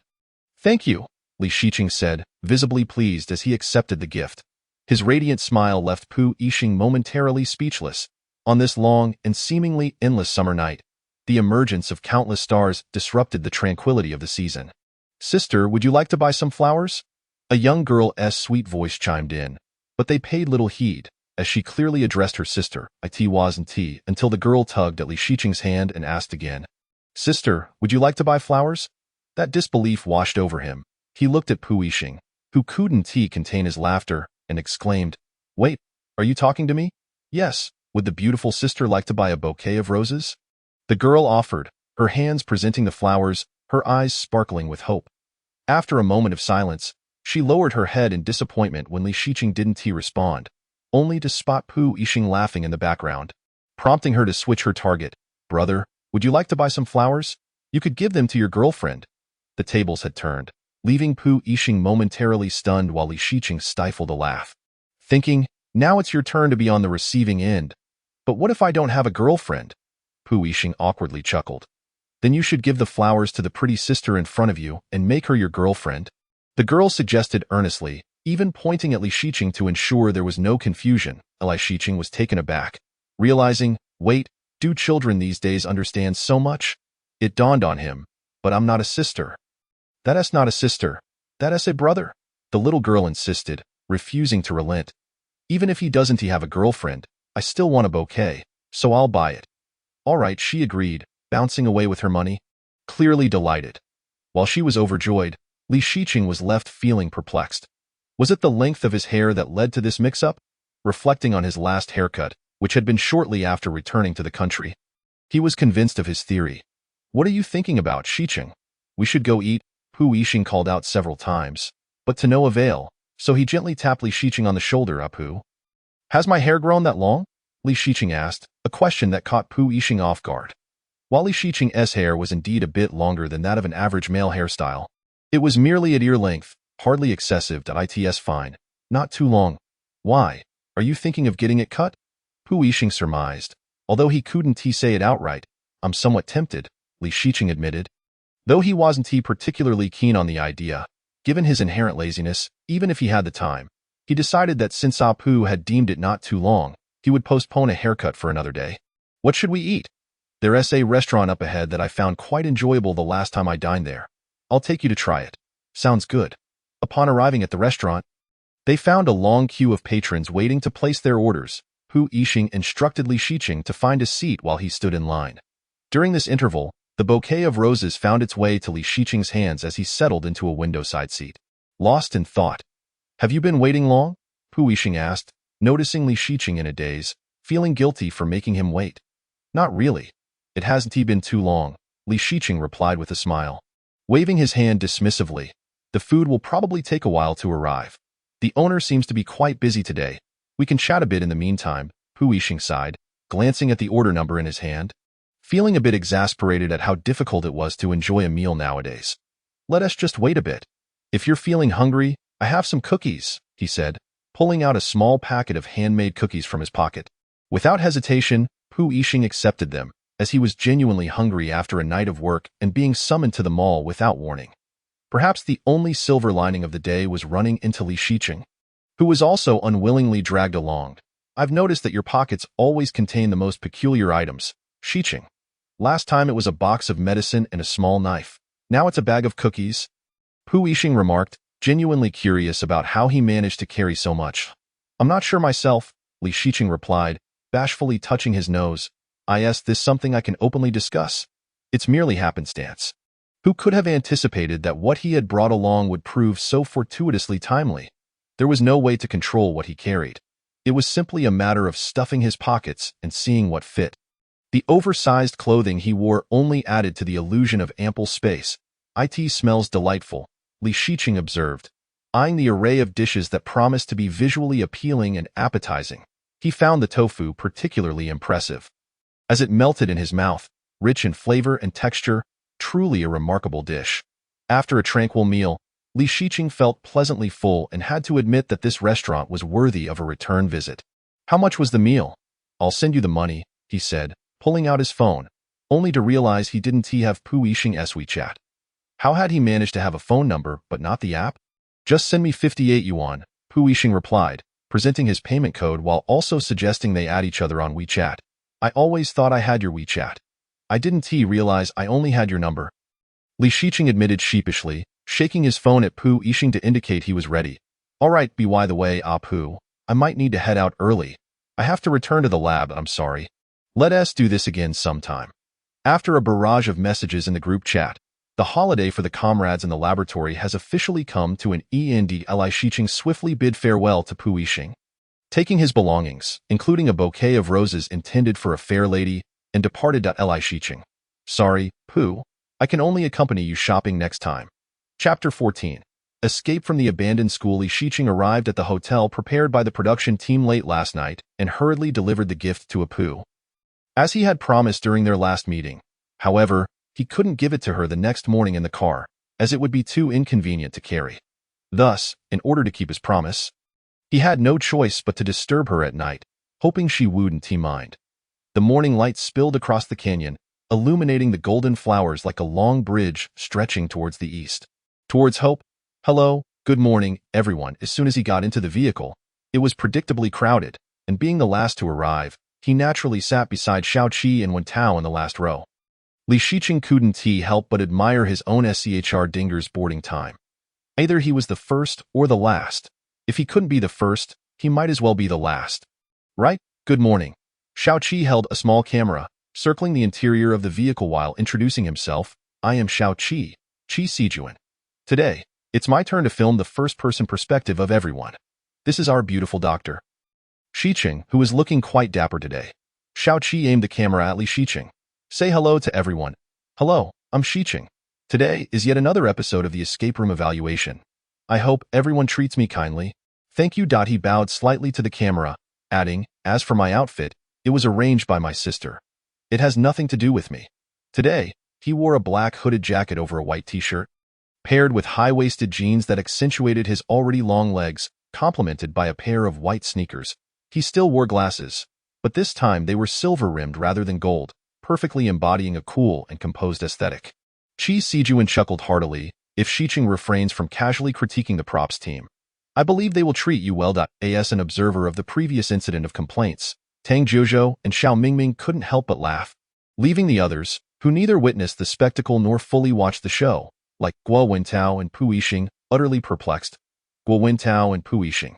It seems we've missed a significant event. Well, I'll do my best. Li Shiqing replied, unable to make a definitive statement. Sometimes he felt an uncontrollable urge to critique, which he believed would help them improve and enhance the player experience. Suddenly, Guo Wintao noticed that his attire was quite similar to that of Pu Yixing and asked in confusion, "Why are you wearing something so similar?" He then burst into laughter, pointing at Tang Zhuzhou. "I borrowed this outfit from him." Tang Zhuzhou sighed, "That's my clothing." The lively atmosphere angel, Xiao Mingming, decided to use his skills, saying, "I heard that apart from me, the school hunk here, there's also a hunk from Peking University and another from Nanjing University to Li Shiqing." Sitting in the middle, quietly observed the reactions of his two friends. Thinking to himself that he would not get dragged into this again, it was evident that the remark was pointed, and he wondered if they would directly report Guo Wintao and Pu Yixing's IDs. Shao Qi, enjoying the spectacle, chimed in, "Where's the Nanjing University hunk?" All eyes turned to Pu Yixing, waiting for his response. Xiao Mingming leaned in, asking, "Is your nickname Pu Hunk?" Pu Yixing flashed a confident and charming smile. "Yes." Xiao Mingming then turned to Guo Wintao. "Are you the hunk from Peking University? Are you the Yang of Peking University?" No. Guo Wintao remained somewhat modest, glancing at Li Shiqing, who was enjoying the banter. "Isn't there still one from Peking University? I think Shiqing is quite good." Looking Li Shiqing's large, expressive eyes reflected his confusion, as if not quite believing he was being included in this conversation. "Really? How did I get dragged into this? Besides, I've only been at Peking University for about a year. You don't need to be so modest. There's also Shiqing Gu," Xiao Mingming remarked nonchalantly. "It's fine. I think it doesn't conflict at all. Shiqing Gu could perfectly fulfill the role of a school beauty." Guo Wintao nodded in agreement, somewhat puzzled. Li Shiqing. "Am I being molded into a statue?" Director Mingming, if there were to be a solo mission today, who would you choose to accompany you? Xiao Mingming pondered briefly before his gaze landed on Tang Zhuzhou. "I would probably choose Tang Zhuzhou." Tang Zhuzhou, caught off guard, asked, "Why me?" Xiao Mingming replied matter-of-factly, "Because I feel that if we're foolish, we should be foolish together. Silly plus silly equals positive, right? Otherwise, I would choose my Shiqing Gu. He would take care of me." Tang Zhuzhou countered, "I'm not that thrilled about it." Qi Sijuan inquired, "Zhuzhou, who would you choose?" Tang Zhuzhou, with a serious expression, contemplated, "If I were to split up, I would choose Xiao Mingming. I just don't want to walk with him.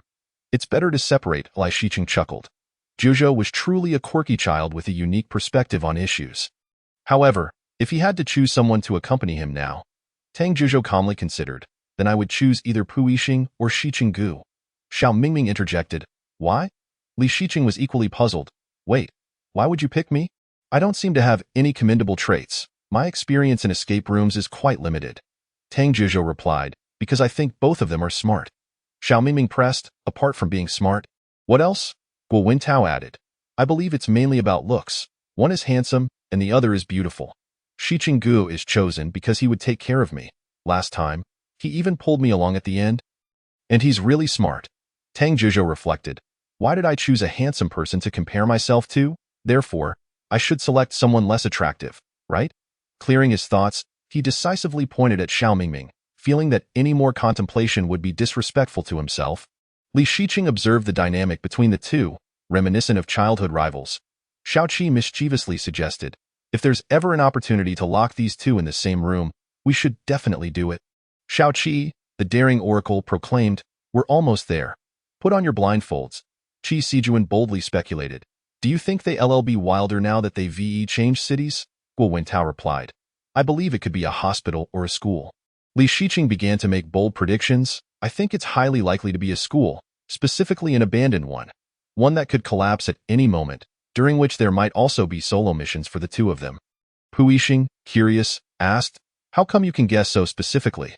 "Because there's a recent movie that portrays it that way, and it's quite popular. I feel the director might seek inspiration from it," Li Shiqing expressed candidly, then suddenly felt a surge of self-preservation instincts, adding, "I'm just speculating.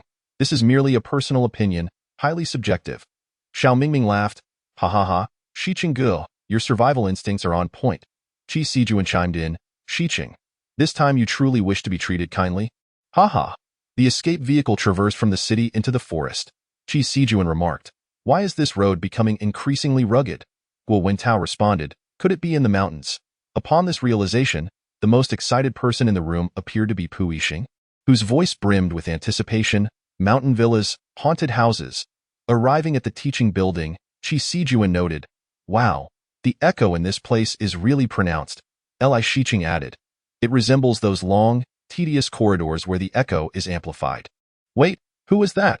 Li Shiqing sensed a figure ahead and tentatively reached out. It's me. Wentao calmly patted his hand. Oh, it's you, Wentao. Just as he finished speaking, a staff member whisked Wentao away. Could it be that I guessed correctly again? No way. In the background, they heard Tang Zhuzhou's dramatic cries. Ah, we're being taken away. Xiao Mingming exclaimed in surprise. What? No way. Tang Zhuzhou complained. Why am I stuck with you? I don't want to be with you. Xiao Mingming sighed. Why are you still fixated on this issue? I'm quite clever, you know. Tang Zhuzhou retorted. What a dreadful thing to fear has come to pass. Xiao Mingming asked, what are you afraid of?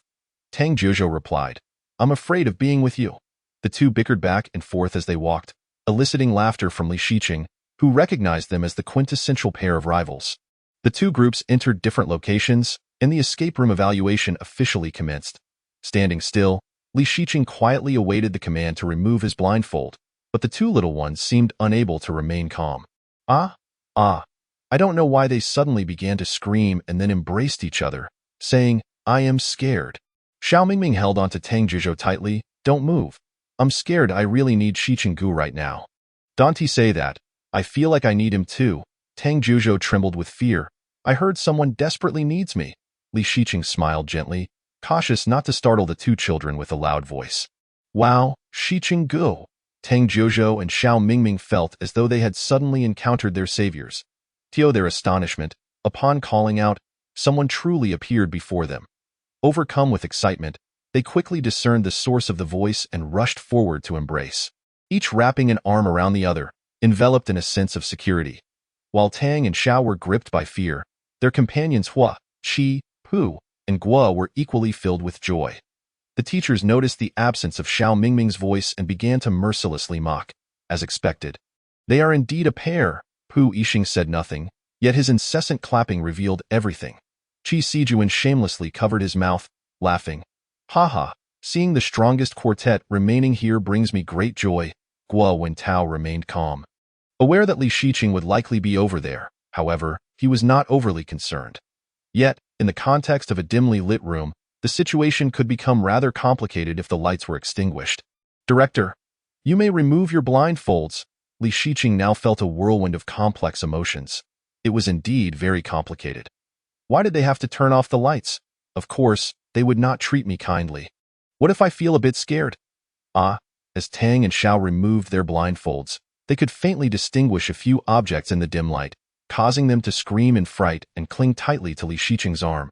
Their shrieks startled Li Shiqing, causing his arm to tingle with near numbness. The two children, though small, possessed an unexpected strength, subjecting him to both physical and mental torment, intensifying his suffering. Fearful as he was, he understood that they still had to act. He endeavored to reassure himself. It's all right, it's all right. There's nothing to fear. It's all part of the show. Everything is just for show. Slowly maneuvering with the two children, he carefully looked up and noticed a light bulb overhead, indicating that they could indeed turn on the lights. Li Shiqing softly suggested, Children, shall we turn on the lights and investigate our surroundings for any peculiarities? Xiao Mingming caught sight of something above the door and pointed it out to Li Shiqing, asking, What is that? I'll go check. His voice was calm, yet his heart raced. Only he knew how much his outstretched hand trembled. Concealed by the darkness, with a click, the room's light bulb illuminated instantly, and Li Shiqing let out a relieved breath as he began to carefully survey his surroundings. These are biological specimens. They seem quite familiar. Shiqing Gu, there's a message on the wall outside that says hurry and escape. Tang Zhuzhou peered through a small circular hole in the door, observing some subtle scenes outside. Zhuzhou, can you see how the door is locked? Li Shiqing pondered how he might manage to escape. It's a traditional lock that you pull up and then to the left, Tang Zhuzhou replied. It seems we shall have to wait for them to rescue us. Li Shiqing calmly examined the specimens, suspecting they might play a significant role soon. What if they don't contact us? Xiao Mingming fretted. It's unlikely. If my guess is correct, This segment should be a cooperative game. There should be a way to communicate later, but we currently lack that knowledge. Li Shiqing approached a polar bear specimen. This polar bear is so adorable. Its little eyes are round and bright. Unable to resist, he hugged it. Wow, it feels quite nice. The props team has truly put in great effort this time, clearly improving since the last occasion. Indeed, criticism fosters progress. Standing behind Tang Jiuzhou, Xiao Mingming, eager to seek clues outside, noticed a small hole by the wall. Peering through, he caught sight of Qi Sijuan's retreating figure. "Xiao Qigu, I see you," he exclaimed excitedly. This call captured the attention of the four who were searching for specimens next door. Pu Yixing was the first to spot the small hole in the wall, followed closely by Teacher Hua. "Mingming, is Shiqing with you?" Pu Yixing inquired. Xiao Mingming looked at Li Shiqing, who was happily hugging the polar bear. "Yes, Shiqing Gu is currently embracing a bear. Hurry and come save us. We're trapped here." Tang Jiuzhou cried through the hole, lamenting that the door could not be opened from the inside. Teacher Hua suddenly had a realization and addressed the other three. "So our password is with them. We need them to provide the clues." Turning back to the hole, he asked, "Do you have anything over there?"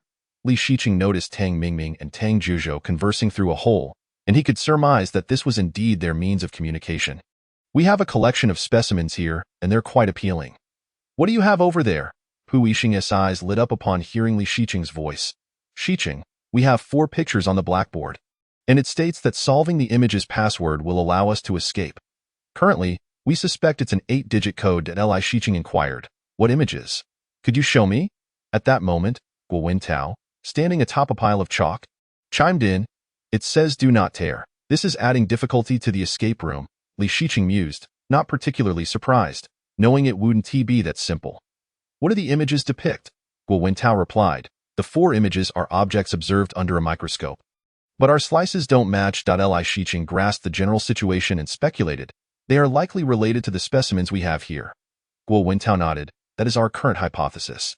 Tang Jiuzhou, curious, asked, "Can I take a look?" Qi Sijuan replied, "Give him a slice to examine." Pu Yixing approached the podium, selected a slice, and handed it to Teacher Hua to pass along. As Teacher Hua walked, he muttered, "I feel they don't have much understanding of these slices." "Oh, wait, one of them studies biology." Qi Sijuan passed the slice through the small hole to Li Shiqing. "Shiqing, it's likely something like this. Take a look and see if it matches." "All right, let me see." Accepting the slice, he searched for a number that corresponded with the specimens. Xiao Mingming spoke through the hole. "We'll look for clues and contact you shortly," then followed in Li Shiqing's footsteps to embark on the quest for matching numbers. Chapter 15. Escape from the abandoned school 2. The slice was too small, making it somewhat challenging to search. Li Shiqing felt as though he might faint at any moment. The stark contrast between the approximately 100 specimens in the biological specimen room and the pathetic slice in his hand created a striking sense of aesthetic disregard for the player's well-being. Moreover, among the specimens were several large ones. Finding the corresponding specimen for the slice felt akin to navigating the treacherous paths of Shu, an arduous task indeed. Shiqing Gu, may I take a look at the slice in your hand?" Tang Jiuzhou, who had been waiting for an opportunity, approached with keen interest, reminiscent of a child encountering a new toy. "Of course, here you go." Transferring the hot potato to Tang Jiuzhou, Li Shiqing allowed his eyes a moment of respite. The prolonged concentration had left both his mind and body somewhat fatigued. He removed his glasses and began massaging his sore eyes. Meanwhile, Tang Jiuzhou, diligently comparing specimens, was filled with enthusiasm, appearing as though he inhabited an entirely different world from Li Shiqing. Indeed, children with new toys can find joy in even the most mundane tasks. However, a particularly significant idiom came to mind. Joy can quickly turn to sorrow. Suddenly, with a crack, the slice shattered like a cliff-bound soul, leaving Tang Jiuzhou momentarily frozen, unsure of how to react. His eyes darted around, occasionally glancing at the resting Li Shiqing with a hint of guilt. "Oh no, what have I done? I broke the slice. Will Shiqing Gu scold me?" Xiao Mingming, upon hearing the noise, immediately turned to see what was happening, hesitantly asking, "What are you doing?" The fear of sudden silence hung heavy in the air, as did the dread of teammates' sudden concern. Observing Tang Jiuzhou, who could not meet his gaze, Xiao Mingming instinctively knew that this was not a good sign. Upon spotting the remnants on the ground, he recoiled in shock, covering his ears with both hands. Signaling for silence as if to say, I don't want to hear this right now. Sensing something amiss, Li Shiqing slowly adjusted his glasses and turned around, only to find a puzzling scene. Xiao Mingming covering his ears in silence while Tang Jiuzhou stood nearby, looking as though he sought forgiveness. What are you two performing? A little skit? Or perhaps a family drama during prime time? What is going on? Why are you both gathered there? Jiuzhou broke the slice. Xiao Mingming declared, sensing the tension rising. I accidentally dropped it, Tang Jiuzhou admitted, his voice small and timid as he cautiously extended the remaining piece, looking down at the tragic remnants of the slice. Then back at Tang Jiuzhou, who hung his head in shame, Li Shiqing let out a resigned "It's all right." Perhaps it wasn't too crucial to solving the puzzle anyway. With the lifeless slice in hand, he returned to the hole and addressed Teacher Hua on the opposite side, choosing his words carefully. Teacher Hua, I hesitate to say, but this slice accidentally fell to the ground. The implication was clear. It had shattered. Tang Jiuzhou, feeling guilty, chimed in, I accidentally dropped it. Hearing this from behind the wall, Teacher Hua chuckled, reclining on a pile of chalk, and remarked to Guo Wentao, he broke it. Turning to the cave entrance, Tang Jiuzhou sarcastically praised. How remarkable you are! As he passed by, Qi Sijuan nonchalantly remarked, you even managed to break one. My goodness! Not to be outdone, Xiao Mingming chimed in, directing a sharp jab at Tang Jiuzhou. They are mocking you, condemning you, belittling you. The frail, pitiable, and helpless Tang Rabbit could only silently retreat beside his elder brother. Li Shiqing gently patted his back in a comforting gesture before returning to the matter at hand. Teacher Hua, do you have anything else over there? Let me take a look.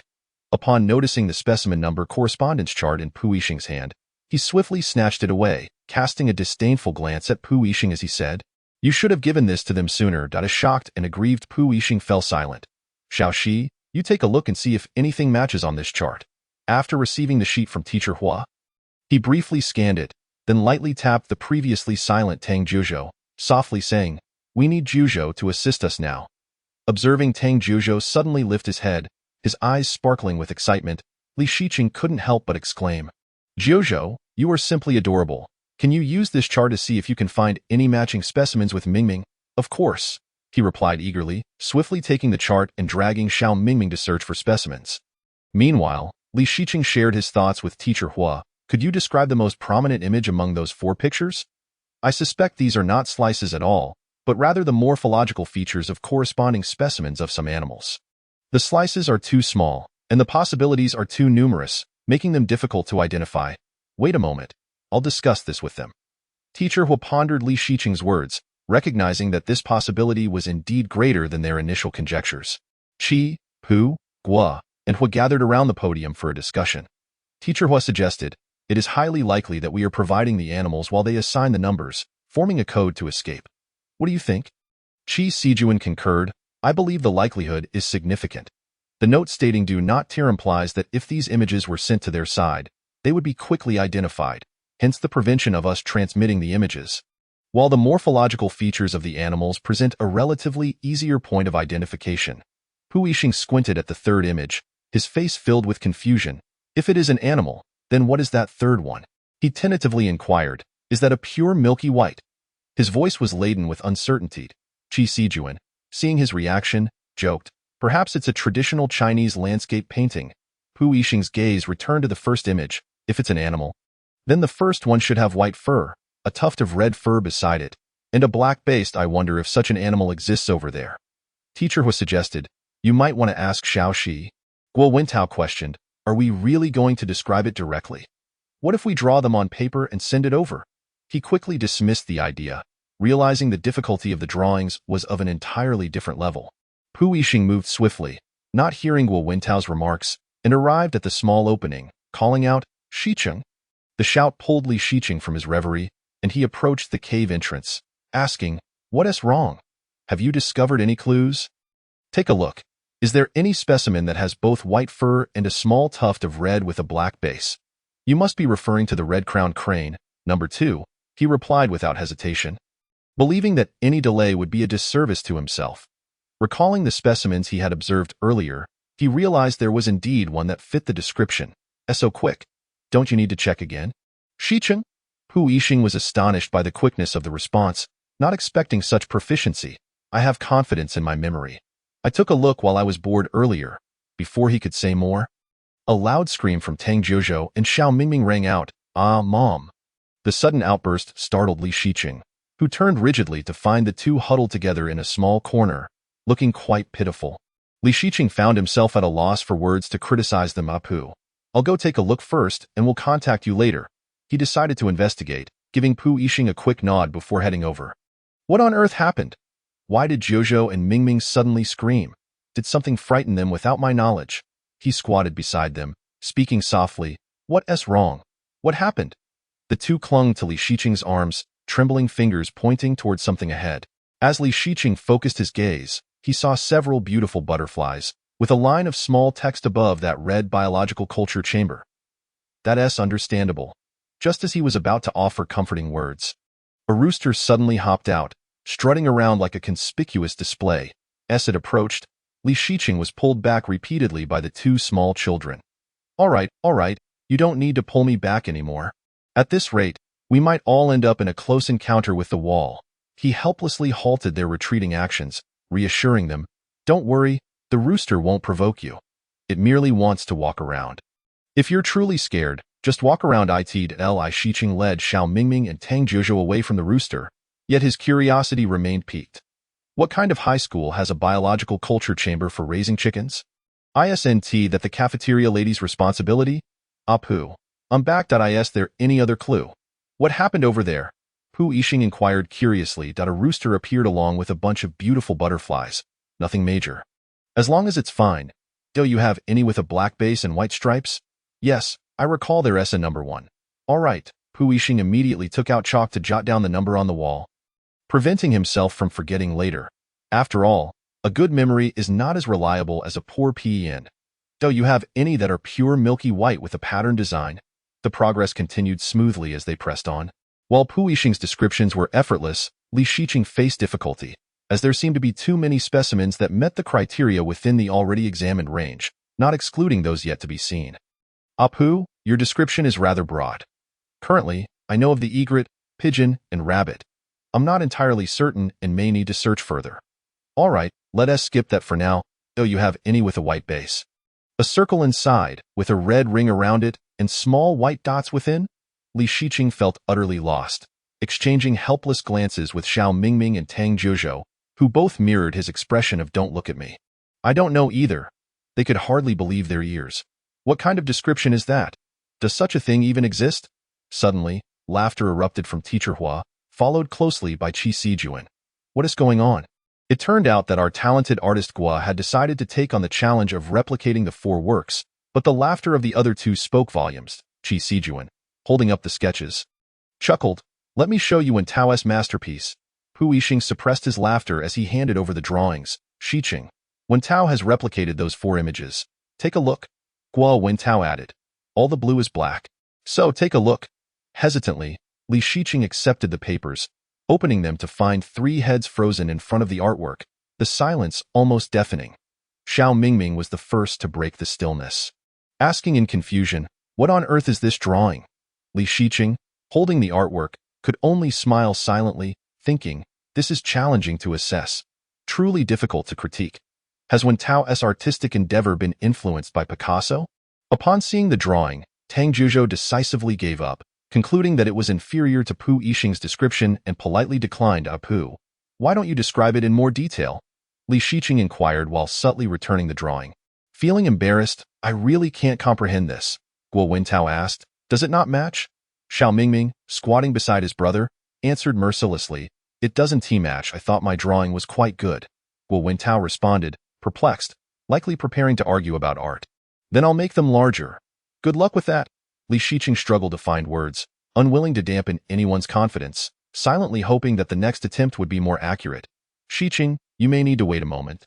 I'll take a closer look at those 4 drawings. Pu Yixing, feeling slightly guilty, returned to closely examine the 4 images. In terms of description, the liberal arts student undoubtedly had the upper hand. Qi Sijuan thoughtfully scrutinized the 4 drawings, contemplating closer descriptive terms and then relaying his thoughts to the others. Shiqing, what's the matter? The 4th illustration bears a resemblance to the eyes of a little white rabbit. surrounded by soft white fur, staring intently at you. This description clarifies everything instantly. Just a moment, let us search for it. The three of us will split up to quickly locate two specimens that meet the criteria, a white dove and a polar bear. Which particularly delights Xicheng, the very item that Tang Jiuzhou is currently clutching. Suddenly, a familiar explosion resonates, causing Xiao Mingming to leap into Li Xicheng's arms, fearfully exclaiming, "Mama!" The startling sound of the explosion sends a jolt through him, momentarily scrambling his thoughts, leaving him oblivious to Xiao Mingming's embrace and cries for Mama. Once the tremors subside, Li Xicheng drags Xiao Mingming to the entrance of a small cave. "Xiaoqi, you may want to try the white dove numbered 49 and the polar bear numbered 100. All right." He jots down the numbers on the wall with chalk before proceeding. Point 3. Look for a specimen that predominantly has white fur, akin to that of a rabbit or dog, with a hint of yellow intertwined, perhaps a touch of black, though black is not the primary color. The fur should be smooth, with a silky white texture. Just as he finishes conveying the information, Guo Wentao arrives with his artwork in tow. Xiaoqi holds up the camera, grinning, "Come on, let everyone see your masterpiece." The similarity to the original image is an impressive 99%. Still quite appealing. Guo Wentao sighs in exasperation. "I truly cannot manage to capture the essence of the third image under these limited conditions. Xicheng, let's search for the third image according to my description." As for the second image, Wentao has rendered it, and I believe it resembles the original quite well. You should take a look. All the blue in the artwork appears black. The eerily familiar words continue to evoke unease. Hesitating once more, he takes the drawing, unfolding it to reveal that compared to the previous illustration, this one is indeed clearer and more conducive to judgment. He beckons Tang Jiuzhou, who is clutching the bear. "Jiuzhou, come quickly. We need to get to work. Examine this illustration and see if anything resembles it. I'm coming." Xiao Mingming takes the lead in searching, followed closely by Tang Jiuzhou, comparing it to the image. Before long, they discover a fairly similar specimen. Xiao Mingming produces a magpie specimen to show Tang Jiuzhou. "Is this the one from image 2? "Yes, yes." Tang Jiuzhou nods enthusiastically, feeling that they are but a step away from freedom. "Let us check if Xicheng has found anything." Li Xicheng lingers among the specimens numbered over 100, his eyes scanning the various specimens, contemplating those resembling rabbit and dog fur. "Smooth white hair. I believe there's a rabbit specimen around here. I just spotted it." He swiftly turns to locate the rabbit specimen, which is numbered 26. "Xicheng, have you found it?" Approaching are Tang Jiuzhou and Xiao Mingming, their expressions brimming with joy, clearly having discovered something. "We found it." "What number do you have?" "Number 9. All right. Let us go inform them so they can rescue us. Li Xicheng shouts towards the cave entrance. "Qi Sijun, Xiaoqi, the first image is number 2, the second is number 9, the third is number 26, and the fourth could be 49 or 100. Please give them a try." "Understood. We shall attempt it and contact you shortly." He relays the information to the teacher at the password lock, suggesting they try 292-6100 or 292649.292649. Incorrect password, 2926100. Correct password.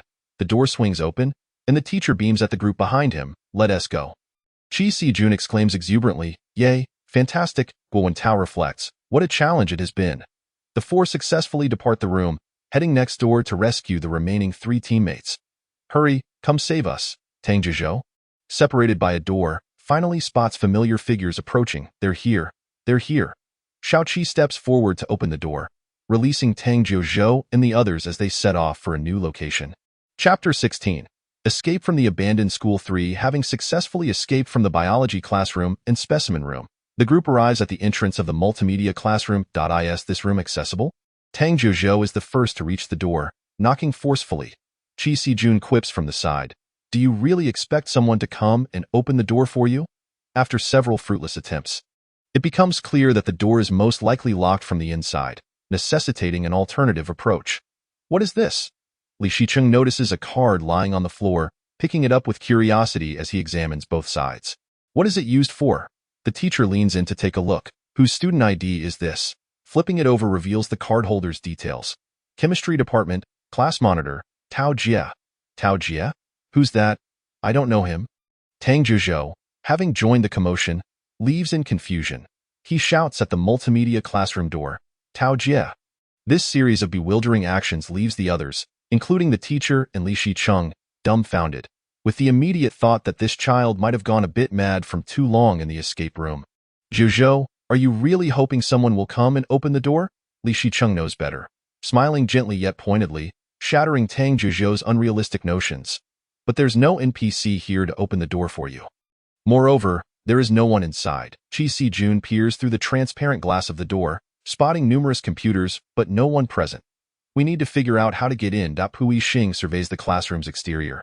Noticing many windows, he attempts to pry them open one by one, wondering if any might be ajar. Indeed, Li Shicheng gestures cheerfully to a window he had previously opened. Look, there's one right here. Unbeknownst to everyone, just 2 minutes earlier, he had quietly assessed all the windows and, upon noticing one that was notably less closed than the others, gently pushed it open. Wow, Shicheng, you're amazing. Pu Yixing dashes over, hugging Li Shicheng, eager to jump up and try for the window. With a determined leap, he manages to grasp the window ledge, but lacking sufficient arm strength, he must sadly let go and return to the ground. Let me give it a go. Guo Wentao carefully weighs his own strength, feeling confident. The onlookers create a space for him, their hopeful gazes fixated on his every move. He jumps up, effortlessly grasping the window ledge, and with a powerful pull, he ascends smoothly, impressing everyone, including Li Shicheng. Seeing Guo Wentao scale the window, Li Shicheng tentatively jumps lightly on the ground to warm up, feeling ready, and then looks up. Wentao. Squatting at the window, Guo Wentao turns to him, thinking he wants to join him, and reaches out a hand to assist him up. However, Li Shicheng merely smiles and shakes his head, signaling him to shift left as he intends to climb up himself. He ascends without effort, surprising even himself, and beams at Guo Wentao, his eyes seemingly asking, "Aren't I impressive? You should praise me." Guo Wentao smiles back, gesturing for him to crouch down as standing there is too precarious. Yet, in his excitement, he wobbles slightly while crouching. Fortunately, someone is nearby to steady him, ensuring he passes through safely. Pu Yixing looks up eagerly at Li Shicheng, leading him to assume that Pu Yixing wishes to join him. Oh no, does Apu want to come up too? Should I help him? He reaches out his hand, but the observing teacher quickly intervenes, halting him. No, just point to the door of the adjacent classroom. Xiaoxi, go check if that door can be opened. Pu Yixing retracts his hand, feeling a bit disappointed, but since Shicheng had reached out to him, he's not too disheartened, instead feeling a bit happy, sensing Shicheng's affection. Guo Wentao first jumps onto a nearby desk, then turns to extend his hand to Li Shicheng. The latter naturally grasps it, effortlessly leaping onto the desk, glancing at Guo Wentao with raised brows. Thank you. Guo Wentao pauses momentarily, lowering his gaze, reflecting on Li Shicheng's earlier demeanor, feeling his heart skip a beat. When he looks up again, the source of his distraction has already reached the door, welcoming their companion's arrival. Reining in his emotions, he leaps down as well. Wow, it was that easy to get in? Tang Zhuzhou surveys the surroundings, recalling his earlier struggles with the door, and cannot help but exclaim, they've arrived. Let's get online. Qi Sijun, camera in hand, excitedly searches for a desirable computer. Meanwhile, Pu Yixing joyfully picks up a bottle of Pulse on the desk, exclaiming, isn't this the drink we had during the escape? Let's have a sip. Li Shicheng followed Xiao Mingming on the podium, searching for clues, and couldn't help but chuckle. Though unintentional, the scene was inherently amusing. Today, he continued to embody the diligent little prince of oral presentation, Pu Yixing. The computer here seemed operable. Descending the podium, he casually glanced at the first computer on the left, only to discover it was already on. Could there be some clues hidden within?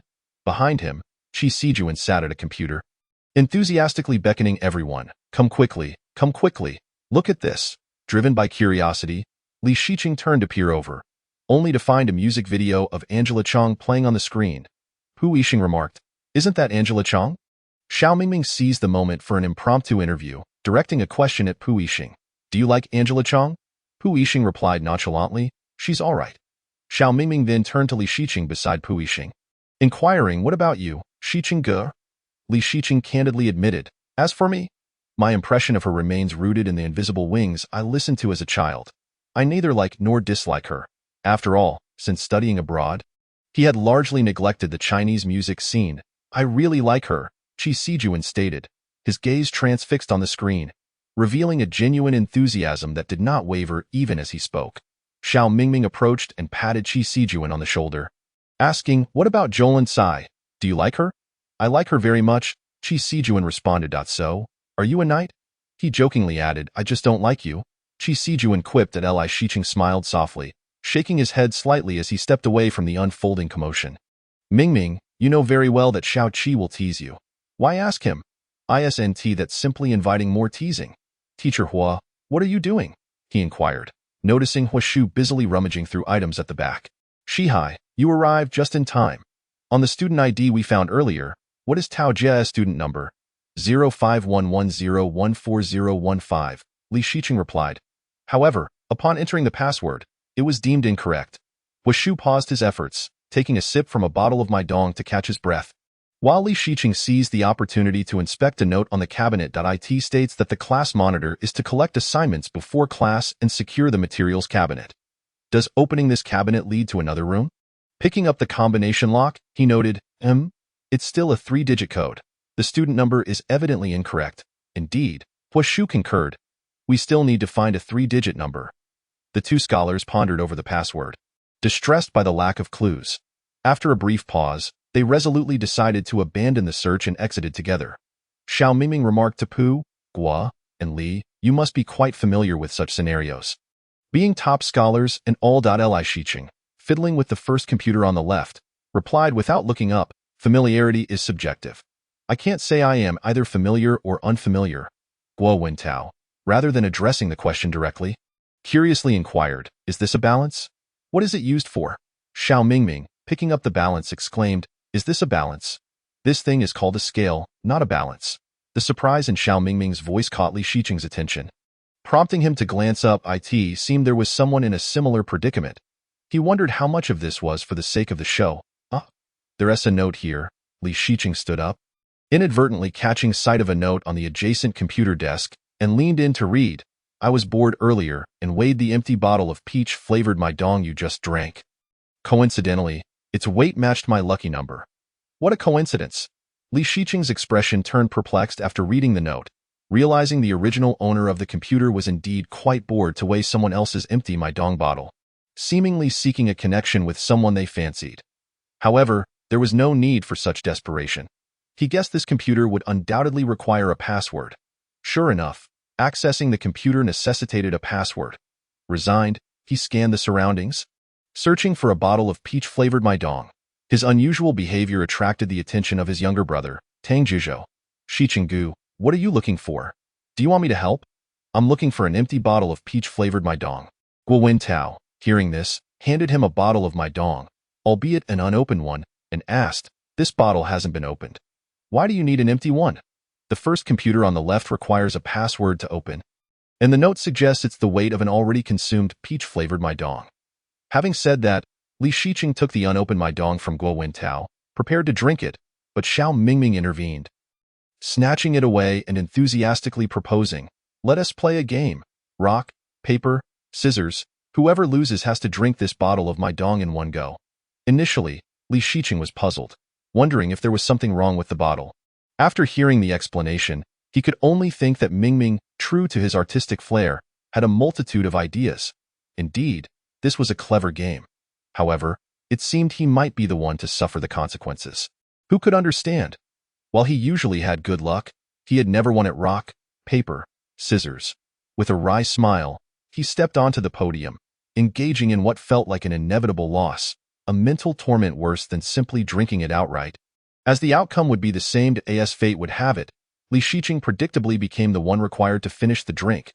Guo Wentao himself was astonished. "I can't believe that I, a non-lucky person, actually won at a game of pure chance like rock, paper, scissors. Am I finally turning my luck around this year?"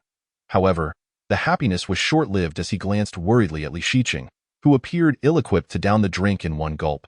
Clearly, he was not alone in this concern. Pu Yixing remarked, "Shiqing, if you can't finish it, there's no need to force yourself. I can help you with the leftovers." Xiao Mingming, noticing Li Shiqing's distressed expression, added, Yes, don't push yourself. Tang Jizhou can finish it." Tang Jizhou, caught off guard, looked at Xiao Mingming in confusion, questioning how this matter involved him. Xiao Mingming shot him a look that seemed to say, "What, you don't want to help?" Refusing was not an option. He had to assist in getting Li Shiqing to drink it. "Actually, it's not necessary. I've already finished mine. Mingming, why don't you weigh it?" He handed the empty bottle to Xiao Mingming. Leaning against the wall to digest, truth be told, the peach flavor was quite delightful, though drinking too much could lead to nausea. It had a lingering effect. 340.5. Let us give it a try. Guo Wintao observed the scales reading and suggested, "If it's incorrect, you can adjust it by 0.5, since it hasn't been dried." Xiao Mingming, looking at the note, suddenly realized, it says here that it was weighed casually. The key is to do it casually. Like this, he demonstrated by casually walking over with the bottle of my dong and placing it down nonchalantly. Pu Yixing approached and patted Tang Jizhou on the shoulder, saying, "Let us try 340. The computer successfully opened, and Tang Jizhou, intrigued, asked Pu Yixing, "How did you know?" "I saw the number when Mingming casually placed it down just now." Xiao Mingming clapped his hands excitedly, exclaiming, "I told you that being casual is crucial. Am I not amazing? I'm truly fantastic. Did you manage to unlock it?" A now composed Li Shiqing walked over, pointing at the girl on the display. "Who is this girl on the desktop?" Qi Sijuan replied, "She should be his girlfriend." "Let us check who his girlfriend is. Does every desktop have a student ID?" Li Shiqing noticed the card on the adjacent computer desk's top right corner. "This one doesn't have it, so it must belong to Tao Jia." Hua Shu suggested, "We could take out the cards to compare." Normally, this would be a simple task, but at a critical moment, the group collectively turned into individuals with face blindness and failed to identify Tao Jia's girlfriend among them. Pu Yixing proposed, "Why don't we try every number from 0 to 100?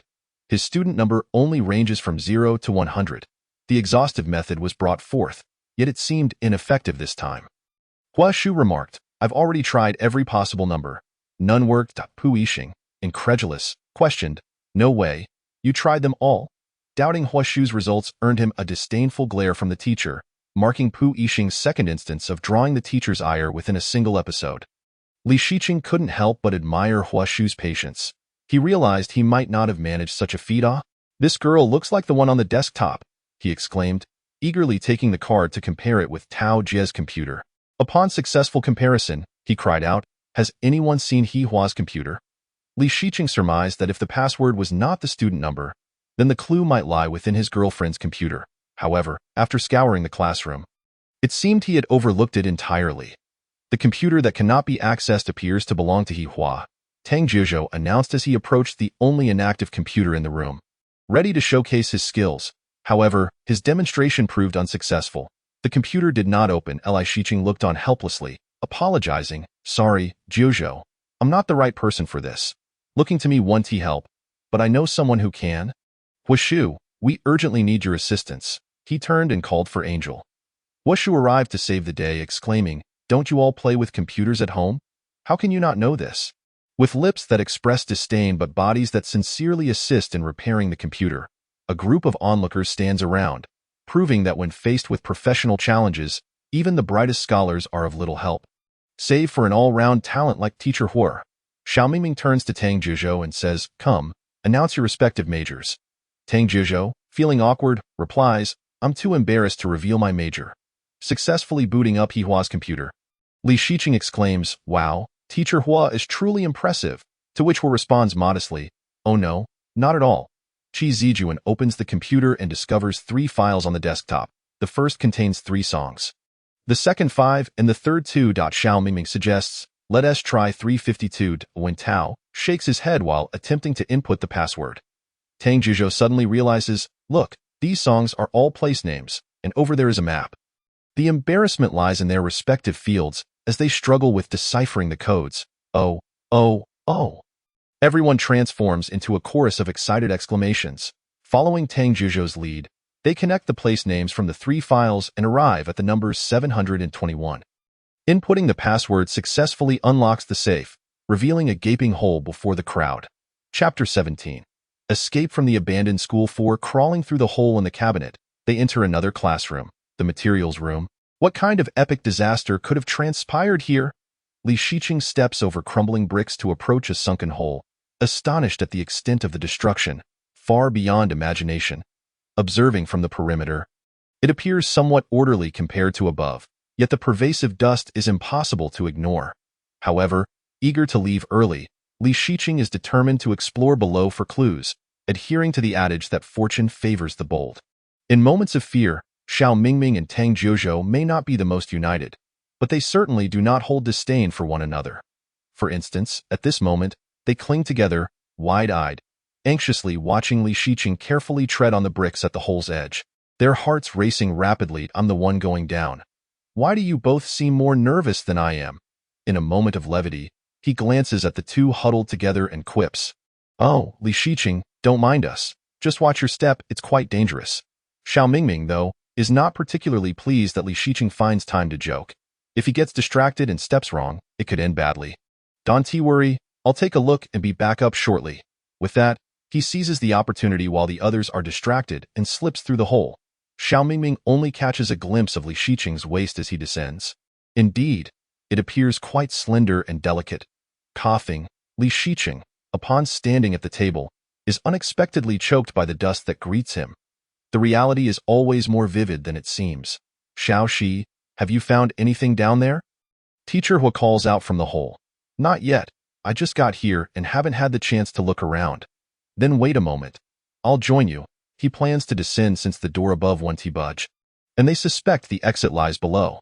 Steadying himself beside Teacher Hua, Li Shiqing points to a nearby password door, suggesting they investigate further. Recalling his earlier experience, Li Shiqing opts to sit on the table to avoid another dust encounter. But to his surprise, the table is low enough that he can simply jump down. This is a numerical password lock, seemingly 4 digits. Approaching the door, he inputs a few random numbers to determine the required length of the password. Let's search for the password. Teacher Hua, after observing the surroundings, turns to look for clues. Li Shiqing. Hearing his name called from above, he turns to see Pu Yixing, who, with a puzzled expression, inquires, is something the matter? Pu Yixing had been searching for someone to discuss matters, but found no trace of Li Shiqing, concluding he must be at the hole. What do you have down there? There are many tables.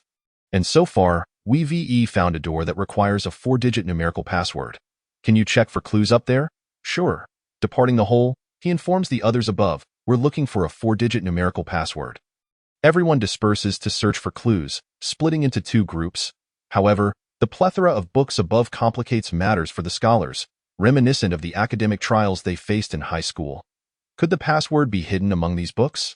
Qi Zijuan, camera in hand, searches fervently through the endless tomes. Tang Jiuzhou flips through one book, only to find another behind it, and upon turning, realizes he is facing a bookshelf. Despairingly, he exclaims, surely, not all these books can be relevant. Or this will be impossible. A group of graduates returning to scour the classroom for a password amidst the overwhelming sea of literature is enough to leave anyone bewildered. Who went down just now? Qi Zijuan, now lost in the sea of books, has completely forgotten who it was that descended earlier. The Tsinghua campus beauty and handsome. Xiao Mingming looks up from his reading, casually reminding, so, what are our 2 Tsinghua students up to now? Oh, they discovered their school motto. Teacher Hua, scanning the area, excitedly spots a plaque inscribed with the words heavenly virtue, embracing all, eagerly beckoning Li Shiqing over. Isn't that our school motto? Indeed, it is Li Shiqing. Initially hoping for a significant clue, rushes over only to find it's merely their school motto. Although slightly disappointed, he reflects that discovering the motto of his alma mater is still a cause for joy. While I'm pleased, Teacher Hua, shouldn't we prioritize finding a way out? Just as they take a few steps, a commotion behind them draws their attention. Turning, they see Pu Yixing and a few others descending. Prompting a puzzled inquiry, what brings you down? It turns out that while searching for clues above, they reached a point of despair, having found no hint of the password after numerous laps. After hearing Xiao Mingming suggest they should descend, they experienced a moment of clarity and decided to follow suit. Upon reaching the hole, they found the scene that Teacher Hua had previously discovered. Li Shiqing. What are you doing? Qi Zijuan asks, spotting him squatting on the ground. Sifting through books. Why are you all here? He replies, somewhat surprised. It seems the upper level yielded no clues, prompting their descent. I found a note on the bookshelf. You might want to take a look. Qi Zijuan retrieves the note from the top shelf, which reads, if you find yourself asleep in the storage room, I won't wake you. You know the password hint? May 1, 2009, librarian. So, we need to return these random books to their rightful places. And then some hints will appear? Qi Zijuan queries, glancing at Li Shiqing, who remains crouched on the floor. Based on the information we have, it seems that way, but I still haven't figured out the pattern of their arrangement. Li Shiqing gazes at the scattered books, feeling a bit troubled. Could it be arranged by publisher? Teacher Hua suggests. Or perhaps by first and second volumes. Qi Zijuan adds, noticing the first and second volumes of Ordinary World on the ground. Just as frustration sets in, Tang Jiuzhou's keen eyes catch some letters etched into the bookshelf. Although somewhat blurred, they can still make out AZ.O through Z. Li Shiqing regards Tang Jiuzhou with admiration. You read quite impressive today, Jiuzhou. Keep it up, and we might just wrap up early. That should mean they're ordered by book titles. Qi Zijuan places the book he is holding back on the shelf. With this newfound insight, everyone's movements quicken noticeably. What next? Teacher Hua observes the tidily arranged bookshelf. It should correspond to the labels on the books. Tang Jiuzhou points to the tags on the shelf. Then it becomes Half a Lifetime of Fate, Little Bean by the Window, Lian Chengju. In that case, there's a 04, and over there, 20, Jin Yang's Complete Works 20. Let S input 0420. Tang Jiuzhou steps forward to enter the password but shakes his head, indicating an error. Li Shiqing, what are you up to? Xiao Mingming asks curiously, noticing Li Shiqing staring out the window. Actually, the moment Teacher Hua mentioned the titles, I envisioned the window opposite. By the window, half, Lian, they seem to be hints of some sort. Still open to interpretation. Pu Yixing approaches. By the window, Little Bean. Is it about a small hole by the window? Qi Zijuan. Could it be that we are counting the number of small holes in this curtain? Xiao Mingming. Half. Shouldn't it be half of the curtain? Qi Zijuan expressed his differing opinion. It should only be counting half of the upper window, I suppose. Upon hearing this, Xiao Mingming stood on the table to have a look. 2123. Qi Zijuan. Let's try 2123. Li Shiqing entered the password, and, as expected, shook his head, feeling that it was not as simple as it seemed. Xiao Mingming, standing on the table, shouted, "This is so difficult, much harder than the college entrance examination." Li Shiqing reorganized his thoughts. Half a Lifetime of Fate, the Little Bean by the Window, the Bond of the City. These clues point to the opposite window. Most of the ideas everyone pondered were about counting the holes in the curtain. But all those results were wrong, indicating that this direction was likely incorrect. So, what if we only look at the window? That's a good thought. Let's act on it. What if we only examine half of the window? Perhaps a straightforward number will appear. All right, let's give it a try. Qi Zijuan stepped forward to pull the curtain. After all, there was nothing else to do. So trying was certainly an option. Wow. Xiao Mingming gazed excitedly at the numbers. Oh, wow, wow, wow. Seeing the numbers displayed on the window, everyone cheered with excitement. Hope for an escape ignited. Mingming, what number is it now? Li Shiqing asked Xiao Mingming, looking up. Xiao Mingming, 8052. Tang Jiuzhou, bearing the hopes of the entire village, rushed to the password lock and entered the code, but unfortunately, it was incorrect. Disappointment washed over everyone, yet Li Shiqing comforted them, saying, "It's all right, we can try moving the curtain to the other side. If one side doesn't work, we can check the other. Eventually, we will find a way out, it's just a matter of time." Moving the curtain to the other side to examine the other half of the window, Tang Jiuzhou exclaimed, "Oh, 8039. Let us give it a try." This time, it was not a disappointed glance back, but rather the joyful laughter of Tang Jiuzhou. After all the hard work, the experts had successfully uncovered the words. It's opened, it's opened. The group walked and marveled. This is quite the experience. Li Shiqing remarked that it was yet another day of enlightenment. The escape room had myriad gameplay, and he felt he was nearing his limit. Yearning for a break. Chapter 18. Escape from the abandoned school 5. Where shall we go now?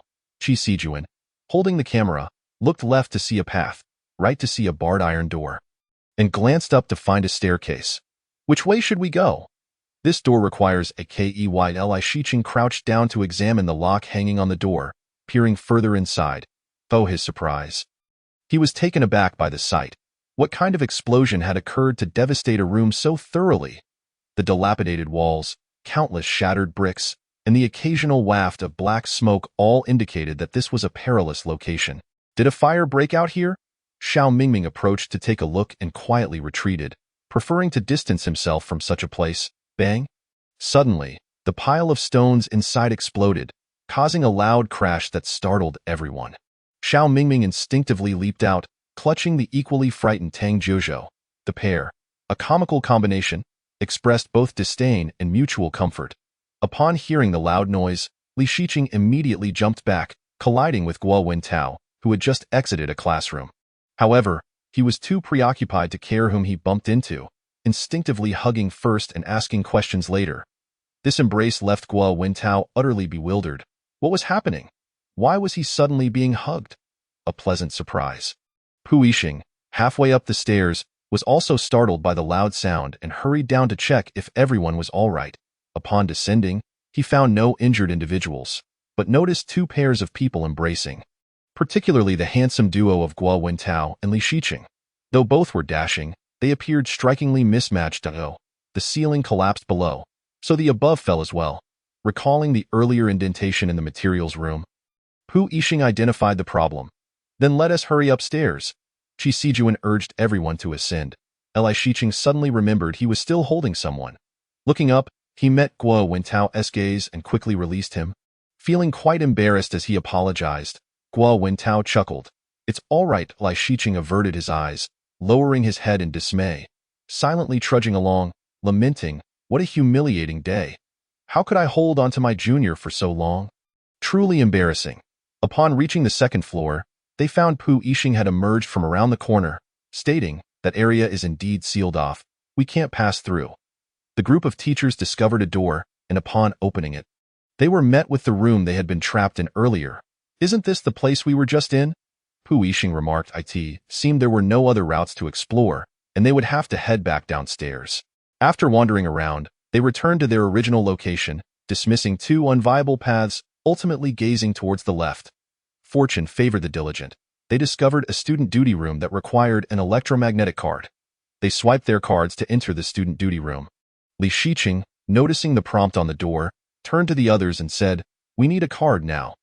Back at the intersection of the three paths, they gathered to discuss. That way requires a card. This way needs a key.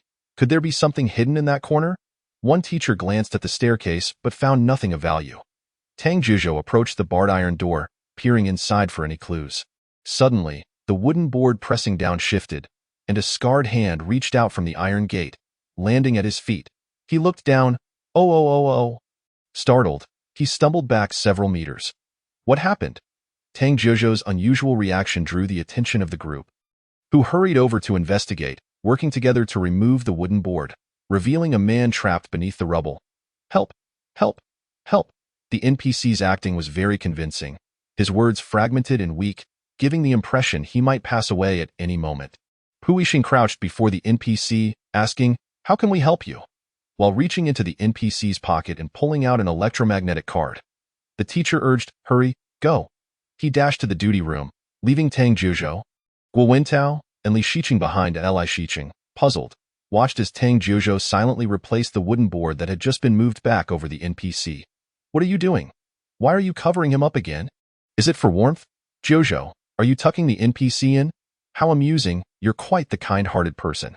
The teacher felt the NPC's hand, examining it for a while, before concluding, he is beyond saving. Li Shiqing, observing from the sidelines. Couldn't he help but laugh as they prepared to leave, Tang Jiuzhou maintaining his warm-hearted persona. We'll come back to rescue you later, we have to go now. Chapter 19. Escape from the abandoned school 6. Does he have any medicine in his drawer? Xiao Mingming, the little angel, immediately began rummaging through the duty room for any medical supplies, prioritizing the rescue. We need to find a key to save him. Qi Sijuan assisted in the search. There's nothing. I don't think we can save him, Pu Yixing bluntly stated the NPC's grim fate. Someone should stay behind to keep watch over him. The caring NPC player, Xiao Mingming, stepped forward. No, he is no longer moving.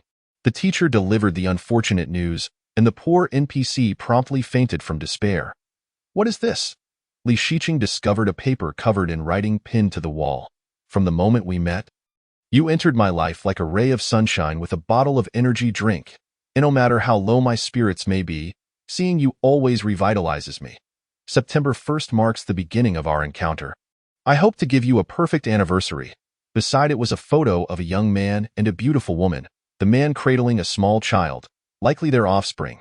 Qi Sijuan recognized the man immediately. Isn't this the handsome guy who was just trapped below? Xiao Mingming curiously asked, "What's the name of the girl he likes?" The teacher then identified the woman. Her name is He Hua. So that means the boy is Tao Jie? I didn't expect them to have a child. Li Shiqing was quite surprised, initially thinking it was merely a campus love story, a tale of youthful pain. But it turned out they were married. What do you think? Is this level asking us to guess their daughter's name? Xiao Mingming's imagination ran wild, making a bold suggestion. Li Shiqing felt embarrassed. That's not necessary, by the way. This sculpture seems a bit odd. Driven by curiosity, he twisted the base of the sculpture, triggering a hidden mechanism. A blackboard filled with positive words suddenly lifted, revealing a square opening beneath. Ah! Xiao Mingming jumped back, clutching Li Shiqing beside him, still in shock at the sight of the opening. Stay calm, it's just a mechanism. There's no need to be afraid. With one hand grasping a sculpture and the other raised, I lowered my head and chuckled at the sight of Xiao Mingming tightly embracing me, seemingly more easily frightened than myself. Upon entering the new secret room, the space was rather modest, filled with shelves that housed an array of chemical reagents. Hush, hush, hush. Qi Sijuan looked up to see a notice, promptly gesturing for everyone to tread lightly as they entered. The instructor, Hua Shu, cast a puzzled glance at Qi Sijuan, and upon entering, Li Shiqing also noticed, gently patting Hua Shu's shoulder to beckon him to look up, a decibel control device for the storage room. If the sound level exceeds 55 decibels, a mist will be triggered as a warning. Upon seeing this, everyone fell silent, moving cautiously, prioritizing discretion. However, fate had other plans, as a remnant of the 9-year compulsory education surfaced unexpectedly. Guo Wintao exclaimed in delight. There's a mobile phone. Everyone's eyes widened in shock, and under the scrutiny of so many, the mist arrived as anticipated. Yet, Guo Wintao reacted swiftly, managing to evade it, thus narrowly avoiding becoming a drenched mess. This phone. Let me share my discovery with Li Shiqing, Guo Wintao said. Li Shiqing nodded with a smile, pointing to Guo Wintao's mouth, signaling him to lower his voice, as Xiao Qi's terrified gaze was too conspicuous to ignore. Prompting a gentle reminder, at that moment, Hua Shu wore a mischievous smile, and Li Shiqing inwardly lamented the impending trouble, suspecting a nefarious plan was afoot.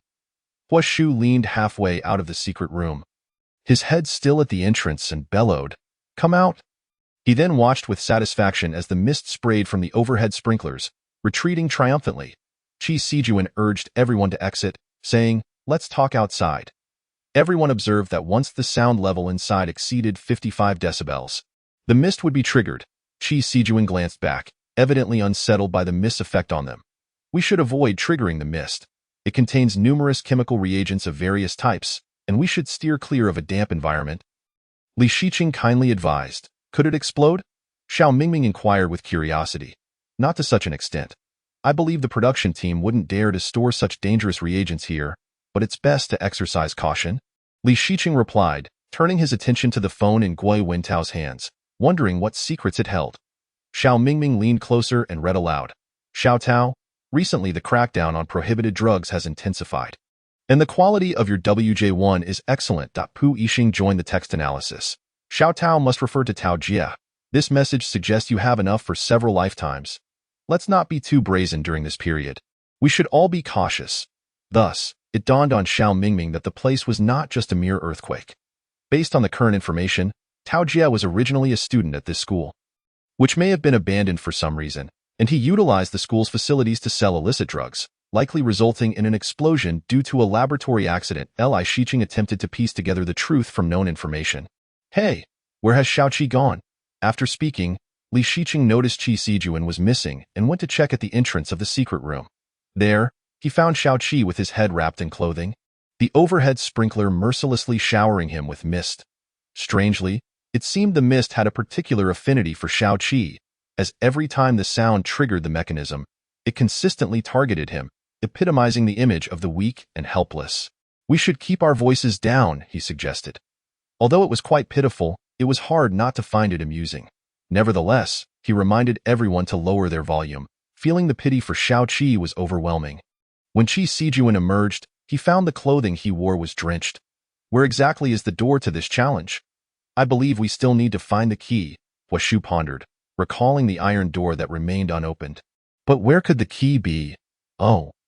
Here are some raincoats, Tang Jiuzhou exclaimed, having discovered several raincoats in a cupboard. Ah, raincoats. Just what I need, Chi Sijuan said joyfully, relieved to escape the torment of the mist. With their gear ready, they were determined to locate the key within that room. Wearing the raincoats prepared by the production team, one could argue they resembled oversized, lightweight cling film more accurately than actual raincoats. As Li Shiqing prepared to step inside, he was halted by Pu Yixing, who turned and showed him a raincoat he was unsure how to wear. With a furrowed brow, he sighed in exasperation. Moving closer to assist, just poke a hole at the top and stick your head through, he instructed out. Oh, this fits perfectly, Pu Yixing said with delight after successfully donning the raincoat. Washu observed the group struggling with their raincoats and promptly issued a tutorial on how to wear them. However, the academic prowess of the students seemed to falter, requiring a more elementary guidance. Regrettably, Washu had already entered, leaving them to rely on Li Shiqing, one of the few who could manage the task. Ugh, I feel like I'm babysitting, he mused, helping each person into their raincoat. Once everyone was properly attired, they ventured into the secret room, where Washu discovered numerous keychains, albeit without any keys, prompting them to continue their search. Should we first check the emails regarding the prohibited drugs? Guo Wentao suggested. But where are the drugs? He pondered aloud. There are plenty of packages here. Should we take one out to see what's inside? He picked up a package, curious about what could be so tightly wrapped, suspecting it might contain the illicit drugs produced by Tao Jia. Upon opening the package, they indeed found the fabled WJ inside. What could be in this small jar? Li Shiqing wondered aloud. Upon inspection, he exclaimed, Ah, there's nothing in it. Could there be a key inside? Guo Wentao asked, opening another package to check. That sounds plausible, they decided, leading them to agree to retrieve all the packages from the warehouse. To their surprise, the number of packages was remarkably substantial, making it impossible to carry them all at once. Thus, Xiaoqi remained behind to toss out the packages while the others focused on unwrapping. You know, I feel like I'm at a Double 11 delivery station, Xiaoqi quipped as he tossed packages. IT was undeniably reminiscent of that scene, except the Double 11 parcels often bore various flaws. Whereas these packages were intact yet challenging to open, I'm exhausted. I've yet to unwrap a single one, and it's driving me mad, Xiao Mingming lamented. Huashu concurred, these are exceedingly difficult to open. This packaging is exceptionally sturdy. Li Shiqing noted, massaging his sore arms. Since Tao Jie managed to wrap it so tightly, there must be a way to unwrap it. I'll see if he has any tools. He approached the iron door, crouching down to apologize to the NPC, saying, My apologies, but I must search your belongings. He reached in and felt around, quickly locating a pair of scissors. I'll borrow these scissors. I promise to return them shortly. Farewell, Tao Jie remarked. You are quite polite. Everyone, I've borrowed a pair of scissors from Tao Jia, Li Shiqing announced, handing them to Xiao Mingming. You cut, and we'll unwrap. Yes, you just need to cut, Tang Jizhou said, feeling increasingly frantic as he struggled to unwrap the package in hand. Why does he hide his keys so deeply? Washu mused. Perhaps he intended to send them away, but I'm uncertain why he would do so. Li Shiqing admitted, equally perplexed. However, there's south no other place to conceal them, Guo Wentao noted. They certainly excel at hiding, he added. Li Shiqing was reminded of a previous instance where something was concealed in someone's mouth, leaving a lasting impression on him. Guo Wentao exclaimed as he picked up a vial, only to find it empty. You really need to be loud about that, Tang Jizhou chuckled. Are you Tang Jizhou? Do you enjoy it that much? Came the sarcastic remark from Hui Shu. Li Shiqing couldn't help but chuckle, only to be met with Tang Jizhou's pleading gaze. My apologies. My apologies, he said, feigning nonchalance as he continued unwrapping the packages. I saw you laughing, looking so happy, Tang Jizhou accused, turning the spotlight on his dear brother. How can you do this? Is it this one? Guo Wentao inquired as he held up a package wrapped in 3 layers. However, due to past experiences, everyone was skeptical. Are you the atmosphere's keeper? Xiao Mingming asked, surprised. To their astonishment, Guo Wentao successfully unwrapped the key. As if luck had suddenly graced him in that moment, everyone transformed into Tang Jizhou, exclaiming, Oh, oh, oh, oh. The secret room echoed with their laughter, teasing Tang Jizhou, empathizing with him, and embodying his essence.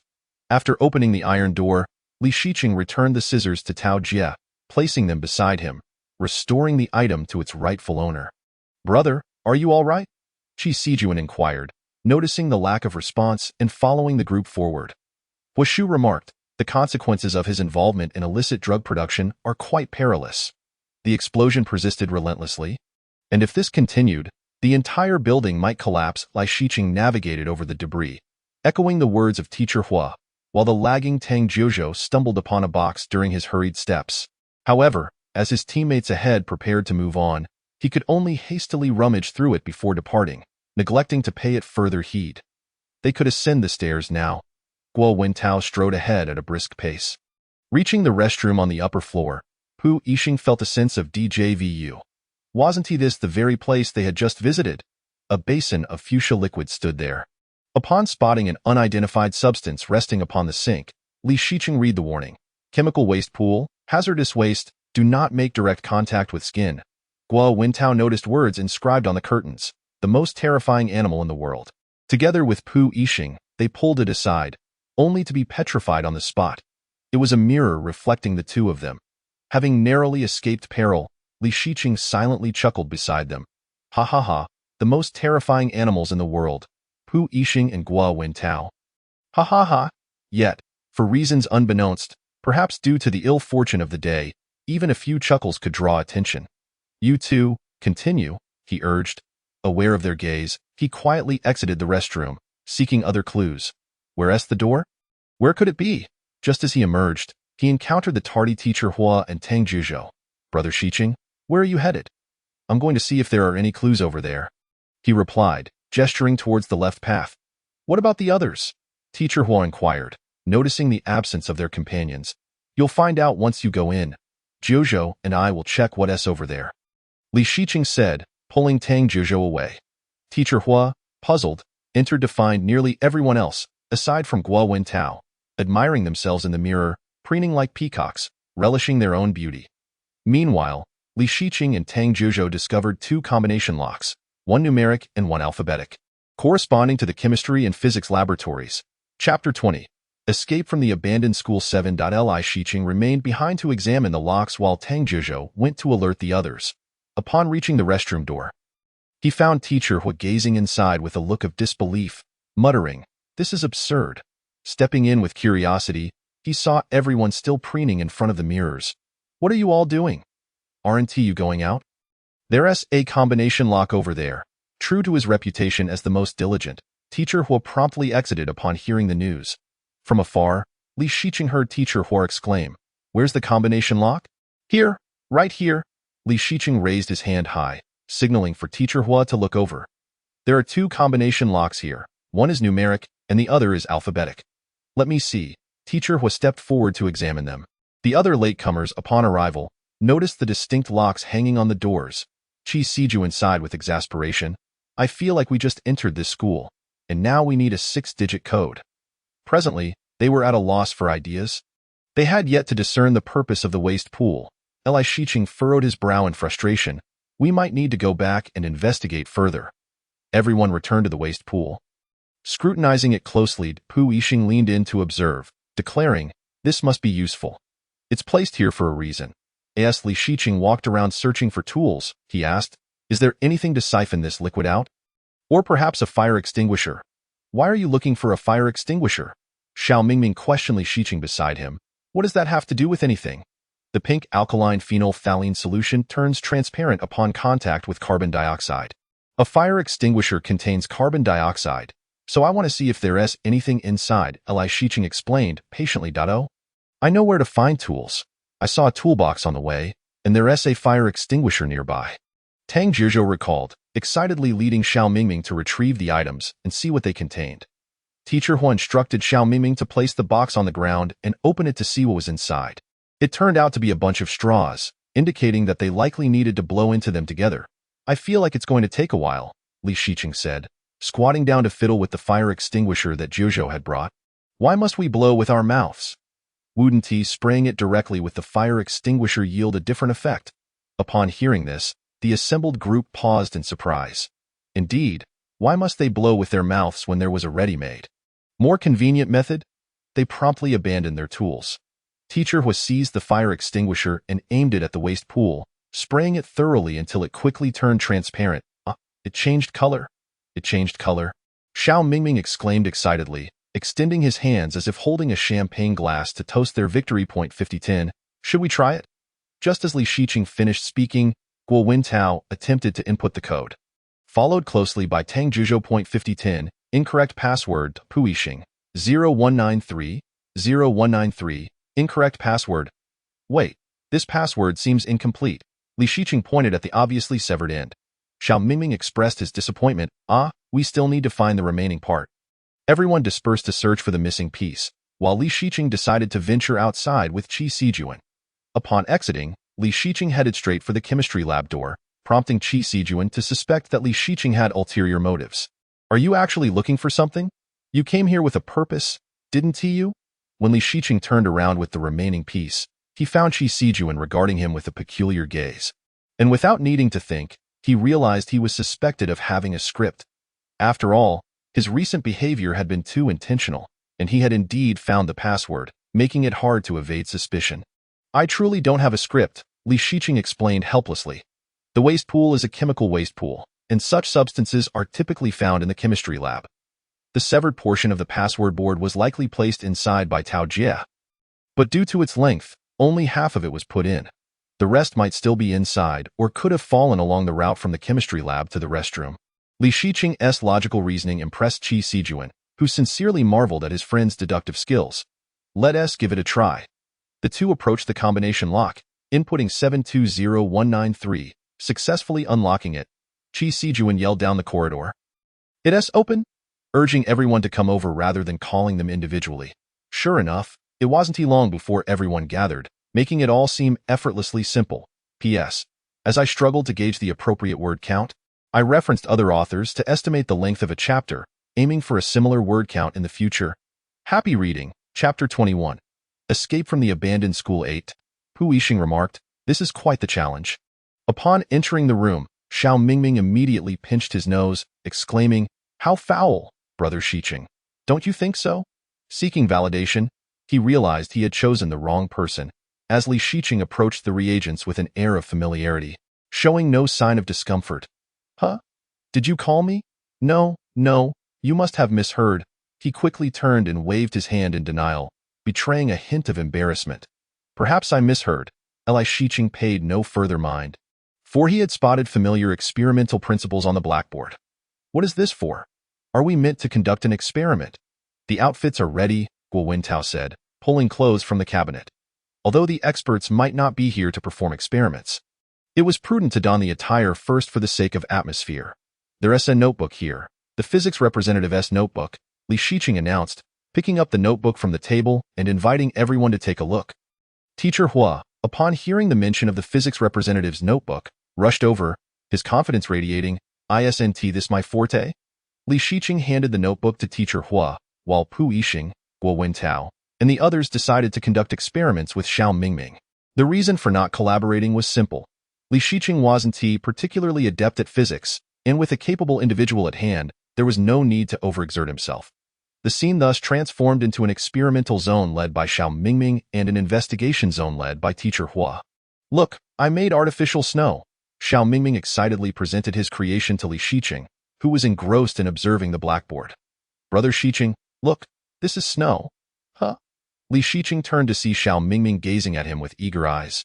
Embracing the notion of nurturing a child's enthusiasm, he smiled warmly. You made artificial snow? That's impressive, Mingming. Receiving the anticipated praise, Xiao Mingming decided to share his joy with another person, but the response was not quite as he had envisioned. Qi Sijuan glanced over and nodded. Teacher Hua and Pu Yixing also responded with a murmured acknowledgement before returning to their puzzle solving. Guo Wintao, puzzled, asked, and then Tang Zhuzhou merely cast a glance without uttering a word, truly displaying an air of indifference. Following the disheartening encounter, Xiao Mingming still felt that his brother was superior, so he hurried off to seek out Li Shiqing. Hey, brother, what is this chalk used for? He inquired, noticing the assorted lengths of chalk in the box. His curiosity piqued. I'm not entirely sure, he said, picking one up to examine before placing it back. Tao, don't you think these pieces of chalk are rather peculiar? Perhaps we should summon someone to take a look. Let me see. Guo Wintao quickly set down what he was holding and picked up the chalk. Xiao Mingming, quite perplexed, asked, Guo Wintao, why are you here so soon? Aren't we right here? Meanwhile, what were the teachers Huashu and Pu Yixing up to? Oh, they had arrived at the door of the physics laboratory, engaged in discussion about the combination lock. Pu Yixing remarked, I suspect this might be related to the chemistry experiment. Notice how the colors of the lock correspond with those on the blackboard. Huashu had a different perspective. It seems that the password can be directly discerned from this diagram based on their conversation. Pu Yixing found some merit in this notion. Suddenly, an unpleasant odor wafted from the window of the physics lab, startling them. Something is definitely amiss inside. Huashu speculated. It appears something might be burning in there. Lacking further clues, they decided to return home. Qi Sijuan lamented. I just can't comprehend this, Huashu suggested. I believe it might have something to do with the lever point. Perhaps he used this to record the password. In unison, Pu Yixing and Guo Wentao exclaimed, Morse code? Guo Wentao picked up a piece of chalk from the podium. This must be related to that. Tang Zhuzhou took a notebook and approached the podium. Oh, these pieces of chalk should correspond to certain letters. To most, Li Shiqing remarked. Another easy win for us. With the password in hand, they approached the window of the physics lab and unlocked IT.as. Soon as the window opened, a foul odor assaulted them. Huashu advised, let us go back and put on some clothes. It's unbearable. Inside the lab, they successfully located a mask, though putting it on proved a bit laborious.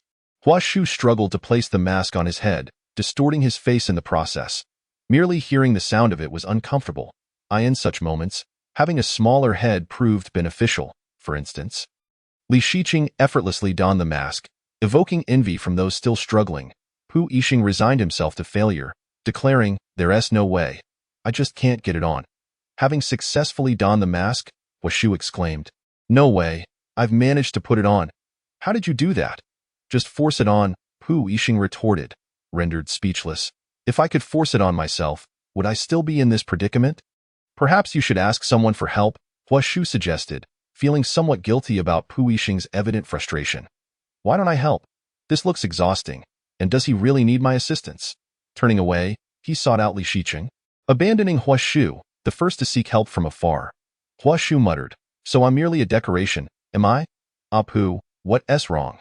Just after assisting Tang Zhuzhou, Li Shiqing noticed Pu Yixing standing behind him. Holding a mask, Dio, you need my help? Pu Yixing nodded. Li Shiqing chuckled. All right, Pu, lower your head a bit. You're a tad tall. While I could reach up, it would be quite the effort in a spirit of friendly assistance. Several masked figures made their way towards the physics lab. Xiao Mingming queried Tang Zhuzhou beside him. How many more challenges do you think there are? The child seems eager to escape. Tang Zhuzhou replied hesitantly. Perhaps we're nearing the end. Pu Yixing entered the physics lab first, exclaiming, this is sand. Just sand. I can't see anything with this on. Li Shiqing found his vision obscured, fearing he might collide with something. True to his fears, the next moment, he bumped into Pu Yixing's back. Pu Yixing quickly reached back to steady the stumbling Li Shiqing. You all right? I'm fine, thanks, Pu, Li Shiqing said, regaining his balance and promptly expressing gratitude. I loathe this invisible world. I can't even see anyone. As long as you're okay, Pu Yixing remarked, feigning nonchalance, though the upward curve of his lips betrayed him. Yet in such darkness, who could truly see? There's a key hook. Utilizing the glow of the Microsoft light, Tang Zhuzhou's keen eyesight discerned the writing on the wall, astonishing Xiao Mingming. What? You can see the letters? So, the key fell into the sand. Do we need to fish it out? Li Shiqing bent down, though he could see nothing. Before anyone could react, Pu Yixing ventured in, only to find himself sinking. Pull me out. Don't come in. Li Shiqing reached out, and with a strong tug, he successfully pulled Pu Yixing out. However, due to the momentum, they ended up embracing each other, both staring in surprise. Li Shiqing was momentarily stunned by the unexpected incident, but after a brief pause, he released his grip, and they silently resumed their search for the key. I found the key! Tang Zhuzhou exclaimed excitedly, holding up a set of keys. You're amazing. I hereby declare you the MVP of this round. Xiao Mingming quickly sprang up from the sandpit, joyfully patting Tang Zhuzhou on the shoulder. Upon exiting the physics lab, Li Shiqing savored the feeling of light returning to his eyes, only to notice Tang Zhuzhou approaching. Zhuzhou, is there something on your mind, brother? You didn't praise me just now, Tang Zhuzhou said, looking quite pitiful. Is that so? How about I make up for it now? Li Shiqing laughed as he walked. Our Zhuzhou was very impressive today. a reliable friend. Receiving the compliment, Tang Zhizhou radiated joy, prompting Xiao Mingming to glance over. What has got you all worked up? Tang Zhizhou retorted. What is it to you? Brother Shiqing just praised me. You didn't him. He appeared rather insufferable, leading Xiao Mingming to promptly decide to seek out Li Shiqing for a compliment, wanting what Tang Zhizhou had received. Just as Tang Zhizhou left, Xiao Mingming arrived and Li Shiqing sighed. Are you here to ask for praise too, Mingming? He nodded eagerly. Mingming is a child with extraordinary supportive abilities, quite impressive indeed. Let us go. He took the content Xiao Mingming to the solar energy experiment rooftop, where everyone had gathered, yet no one dared to move. The rooftop was rather high. I refused to jump. Xiao Mingming was visibly distressed, clinging tightly to Li Shiqing's arm. Pu Yixing bluntly stated, we have to jump.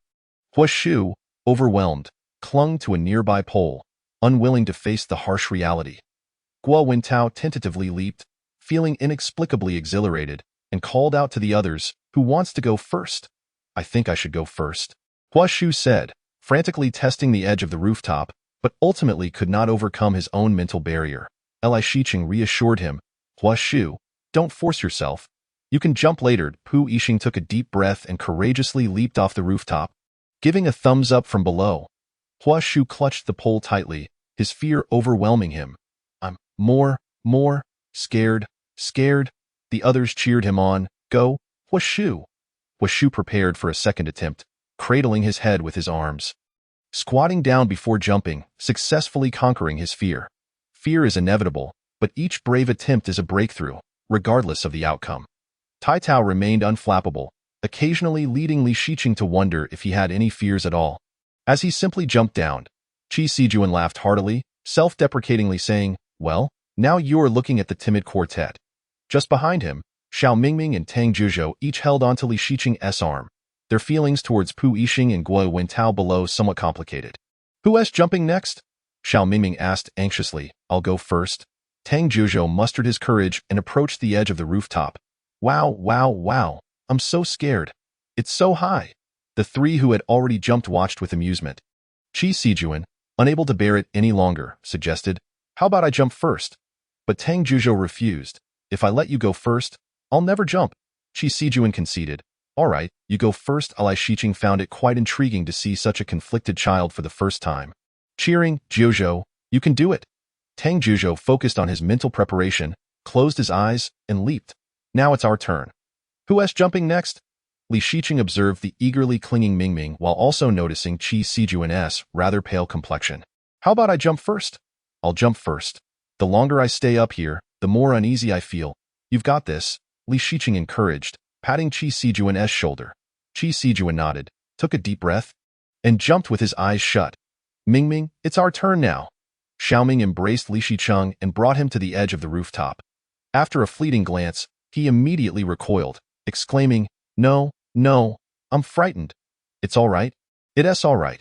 Just close your eyes and jump down, Li Shiqing reassured him. If it's too daunting, shall I jump first? No, I should go first. After considerable effort, they reached the rooftop. Li Shiqing cheered for Xiaoming from behind, while the others below also encouraged him. With everyone's support, Xiaoming accomplished his challenge, leaving only Li Shiqing on the rooftop. As the crowd below noticed Li Shiqing standing at the edge, they prepared to cheer him on. But before they could utter a word, he had already leapt off, catching them entirely off guard. Nonchalantly, he walked back and asked, What are you all doing? Why do you look so dazed? The crowd replied. How did we not realize you were so audacious? Amidst the bewildered gazes directed at Li Shiqing, they successfully escaped the room. Chapter 22. Before the mysterious cave in a whirlwind of excessively trendy music that seemed to demand a desiccant. Xiaoming sang heartily, dancing gracefully, as the little peach car transformed into a stage for a musical bank. Time appeared to halt and rewind, as I burned with the universe's temperature, electrifying vibrations resonating within, akin to a current that overflowed with excessive trendiness. What sound is that?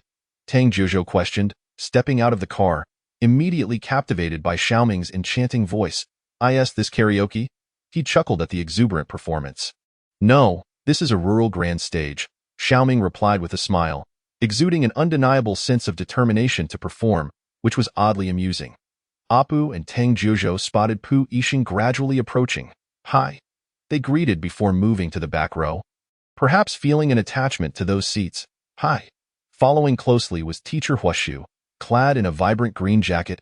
Hello. Huagua has now gained popularity. Xiaoming teased with a smile, extending both hands in welcome to this guest, teacher Huashu. Before Huashu could settle into his seat, his gaze was already fixed on Pu Yixing's hairstyle. Who is this? He inquired.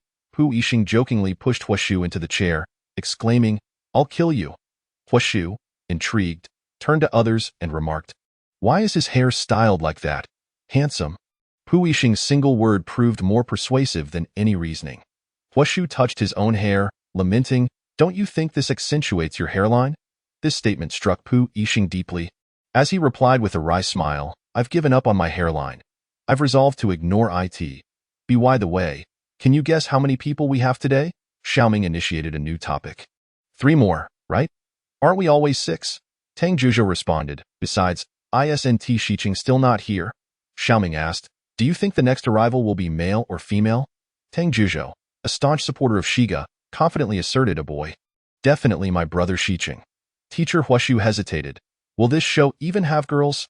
I heard there will be a girl, Pu Yixing chimed in, his excitement palpable. Everyone turned their gaze to the car door, eagerly awaiting.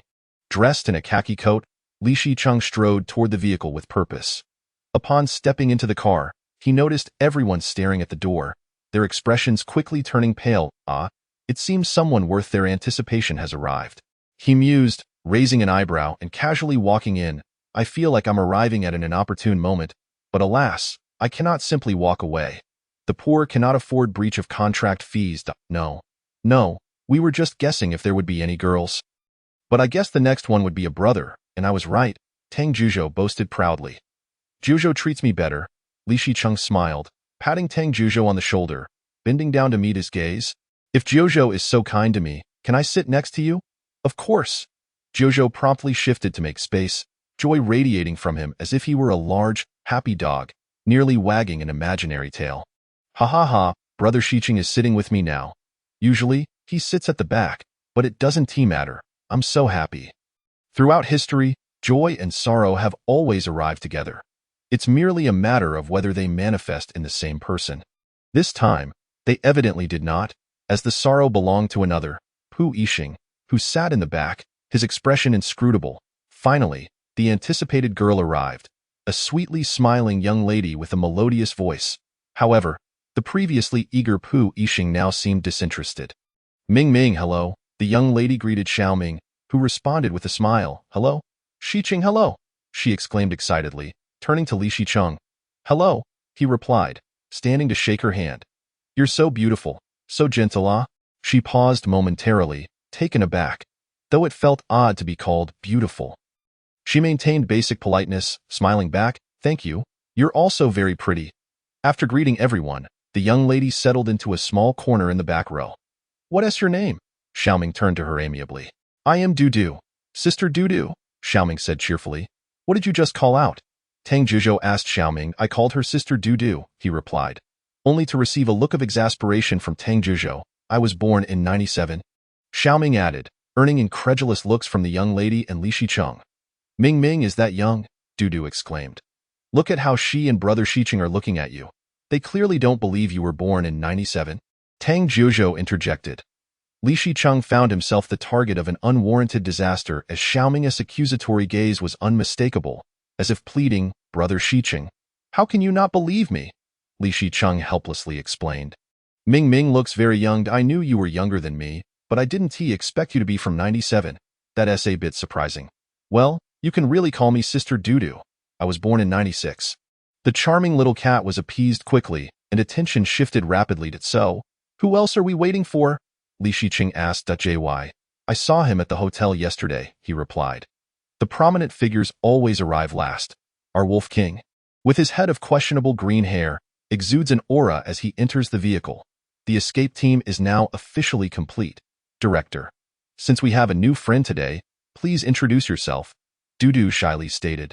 Hello everyone, I'm Dudu, and I hope not to drag you all down today. So let us do our best. JY, no, we haven't played much at all. Where is there someone who has only played 3 times? Li Shicheng chuckled silently, feeling subtly criticized. Xiaoming suddenly had a bright idea. Hey, since you were watching the show, share your impressions of us. Huashu was curious about how they appeared from the audience's perspective. Yes, yes. Tell us about our six.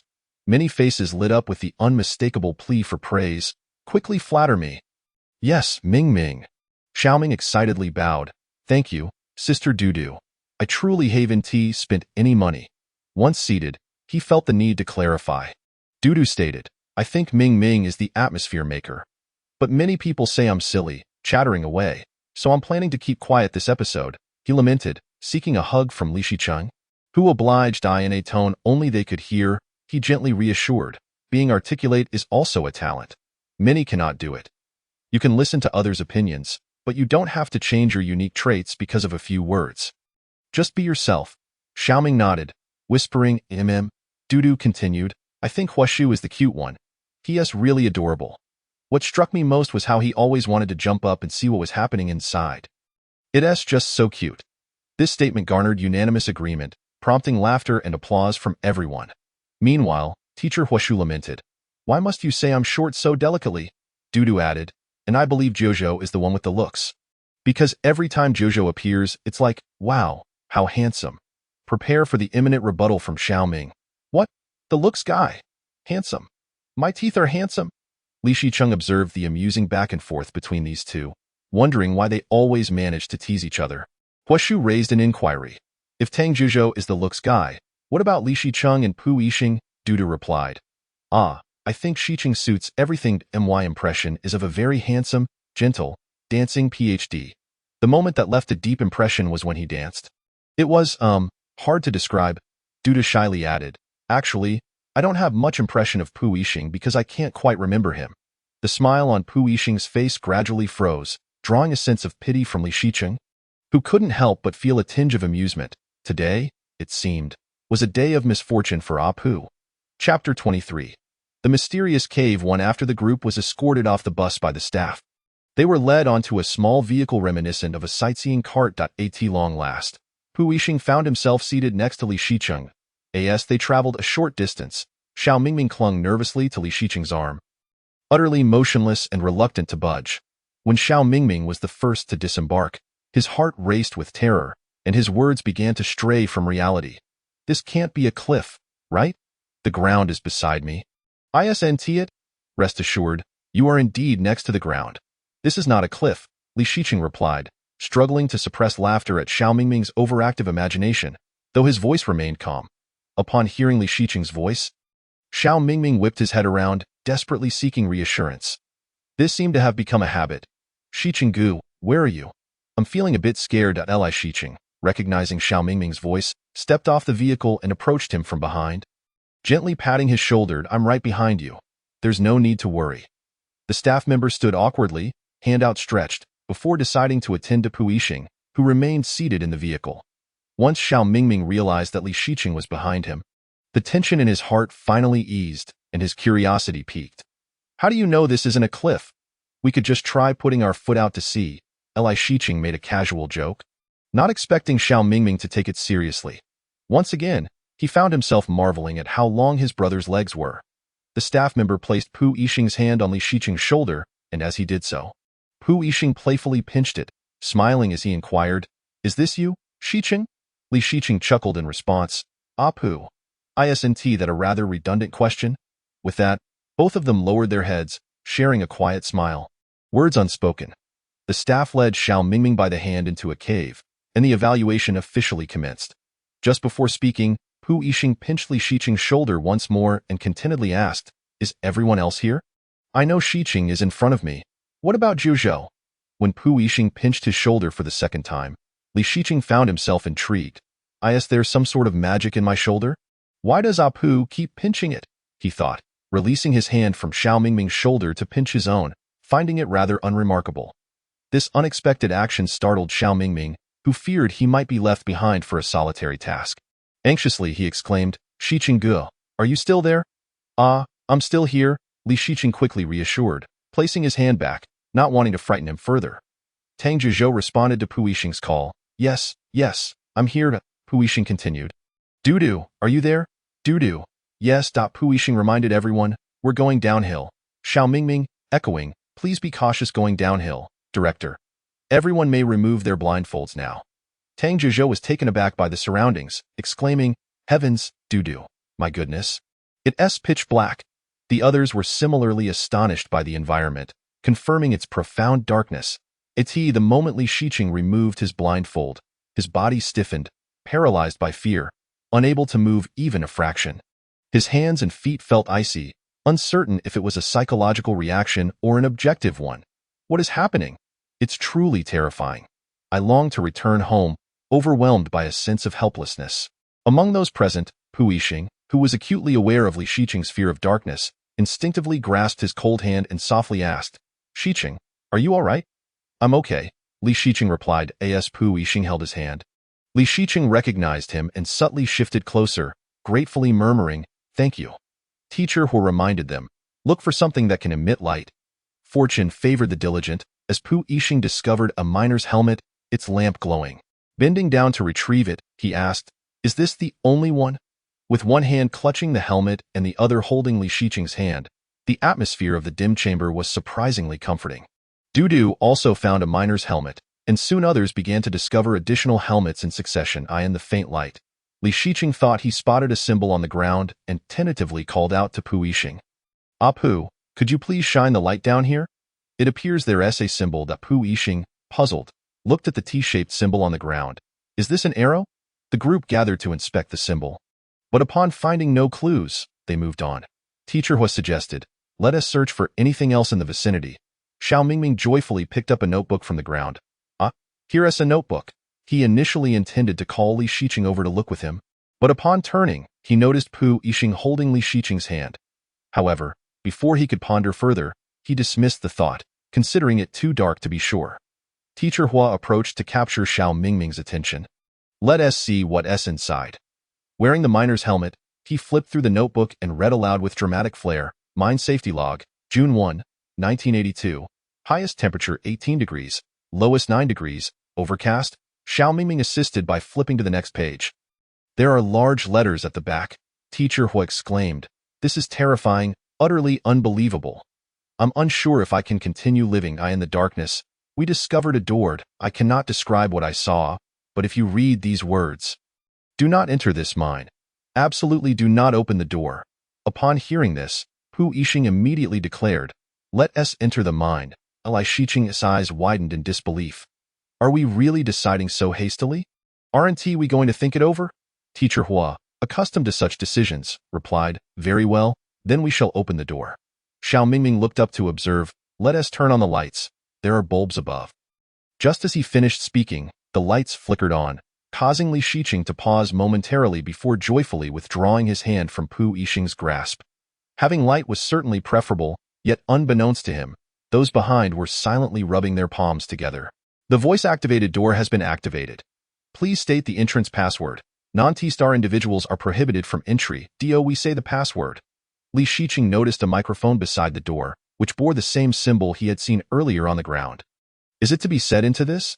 Yes, because it bears that symbol. Xiao Mingming excitedly searched for the earlier symbol, finding one identical to the previous. Let us take it with us for now and find the entrance password. Li Shiqing said, holding it in his hand while contemplating the symbol on the ground. Should we proceed according to the symbol? Let us move forward. Pu Yixing, true to his character, acted swiftly. What's this? Tang Zhezhou rushed over to inspect a platform draped in black cloth before Teacher Hua lifted it to reveal a control panel adorned with various strange symbols, buttons that emitted sounds when pressed. Suddenly, a large projection appeared on the wall, displaying an enormous chart that made Li Shiqing's temples throb, feeling as though it might worsen his eyesight. Xiao Mingming, looking bewildered, inquired, are we supposed to find a pattern? Pu Yixing leaned against the control panel. Which lock are we dealing with? Tang Zhezhou replied, that voice-activated door. We just need to say it. Pu Yixing proposed a theory. Are we to derive a sequence of numbers from here and then recite them there? Li Shiqing gazed at the chart on the wall for an extended period before glancing at the symbols on the control panel, his expression thoughtful. Based on the shape formed by the number 1, we should find the corresponding button on the control panel. To their surprise, he successfully identified it. I think I have another idea. Look at those shapes on the chart. Don't they resemble the symbols on the panel? He pointed out the symbols on the control panel, pressing one that emitted a sound like the initial consonant X in Mandarin. After demonstrating, he noticed the group fell silent, prompting him to ask, "Why is everyone so quiet?" Xiao Mingming, filled with admiration, exclaimed, "Shiqing Gu, you're incredible." Pu Yixing seemed to grasp Li Shiqing's intent. "So we need to find the corresponding shapes from the very beginning." Li Shiqing cast a supportive glance at him. "Correct, that's precisely my line of thought." With newfound clarity, the group's problem-solving speed significantly increased, especially with the assistance of the shape-savvy Tang Juzhou, making progress swift. Though they found the shapes, a new problem emerged: how to remember them. Du sighed in frustration. "Is there a pin here? I can't remember. This is impossible." Teacher Hua, with confidence, stepped forward, relying on his doctoral-level memory to accurately press the earlier shapes. "Isn't our password simply this?" Xiao Mingming affirmed. "Yes, just say this sound, and it should work." Pu Yixing is indeed a paragon of diligent study. Diligently scribbling and sketching on paper with a stone, it is evident that true strength never fears its surroundings. Chapter 24. The Mysterious Cave 2. The teacher, Huashu, inadvertently noticed the microphone in Li Shiqing's hand, took it, and switched it on, producing sounds reminiscent of folk songs or golden tunes, and even the minion sound effects. This opened the door to a new world, and tentatively holding the microphone, he said, "Hello, hello, the monster is coming." The minion Huashu officially made his debut, and his adorable voice captivated the teacher, who kept playing with the microphone.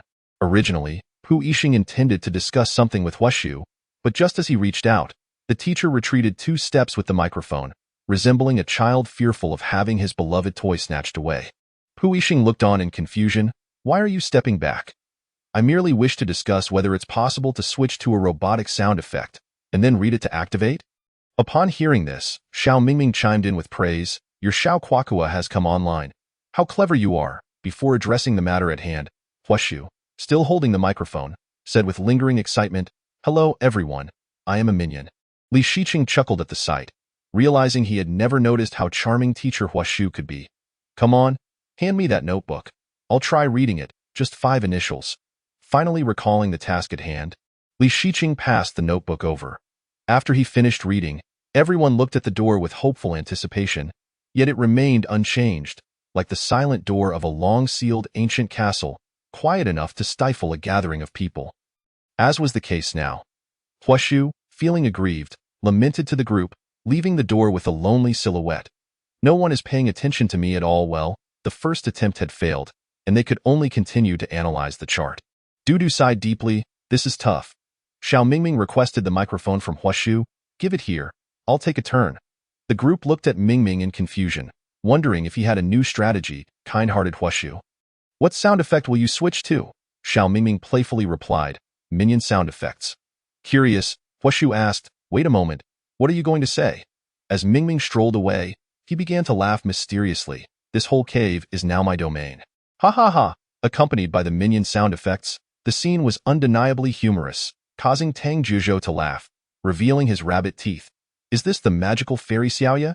Li Shiqing watched the spectacle, shaking his head with a smile.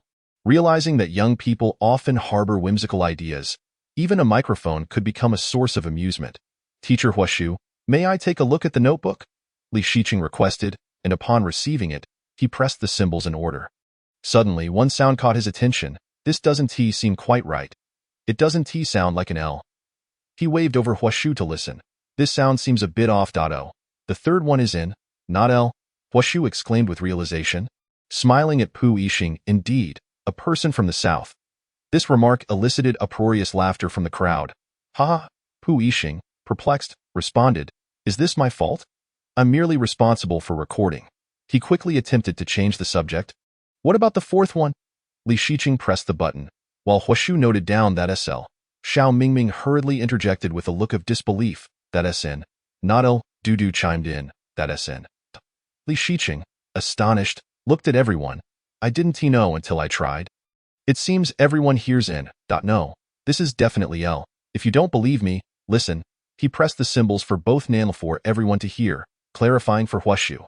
Xiao Mingming's gaze towards Huashu faltered, and he sheepishly conceded. "Fine, it SL then. All right, let us check the fifth one." Li Shiqing led the way. Otherwise, we could be stuck here for ages. The fifth one is, Huashu noted as he recorded. You need to write to spell this out? I believe it must connect with this. Xiao Mingming insisted on the need for precision in the notation. Huashu, nonchalantly, replied, I don't need to write this. I already know. Xiao Mingming retorted, be precise. As a graduate student from Peking University, Huashu turned away and recorded, I'm not a graduate student from Peking University. Theirs is over there, pointing at Li Shiqing, who was engrossed in examining the array diagram. Xiao Mingming suddenly realized, oh, my apologies. Where is that from? Oh, Tsinghua, he quickly corrected himself, as a graduate student from Tsinghua. Huashu continued to refuse, and I am not a graduate student, oh, my bad. A PhD, very rigorous. Xiao Mingming laughed, gesturing at Huashu's head, taking the title very seriously. The well-known Wolf King, observing from the sidelines, was thoroughly entertained. Chuckling merrily, Li Shiqing approached, noticing everyone's laughter. Did I miss something? Have you all recorded everything? Yes, Huashu declared, once more seizing the notebook, embarking on the journey to open the door. JY encouraged, I feel it's going to open. It's going to open. After reciting the incantation again, confronted with the still silent door, a chill ran through him. Dudu stepped forward. Shouldn't we return the microphone? Yet, even after doing so, there was no change. Huashu, undeterred, wanted to try once more. At this moment, Li Shiqing, standing behind in confusion, suggested, why not try pushing the door? Xiao Mingming, upon hearing this, gave the door a nudge and excitedly exclaimed, it opened. It opened. Action begets story. Too much hesitation leads to defeat. Chapter 25. The Mysterious Cave 3. Everyone successfully entered through the door of the miner's diary, traversing the passageway until they arrived at the transfer cabinet. Huashu voiced his confusion. Huh? This bewilderment was palpable in his tone.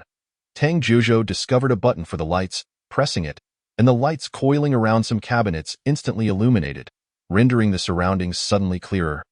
Li Shiqing spotted a piece of paper affixed to the wall, likely containing clues. Pu Yixing also took note and leaned in to inquire. What does it say? Li Shiqing read aloud for everyone. Transfer instructions. Activate the one correct transfer cabinet, place the human inside, and then push the cabinet. Turning to the group, he continued, let us find the correct transfer cabinet, but how do we do that? Gazing at the wall lined with transfer cabinets was indeed nerve-wracking, and with a sigh, he thought, I really don't want to work today. I just want to take it easy. Pu Yixing and Tang Jiuzhou each took a side and simultaneously opened the bottom transfer cabinet to investigate, their mouths agape in astonishment. Oh! Xiao Mingming picked up a bottle of pulsing found inside the transfer cabinet, joyfully exclaiming, look, there's a bottle of pulsing. Indeed, the benefactor is always present. Tang Jiuzhou remarked knowingly. So, we're supposed to push someone through? Pu Yixing, already with his head inside the transfer cabinet, felt compelled to delve deeper. Yes, but we need to find the right one.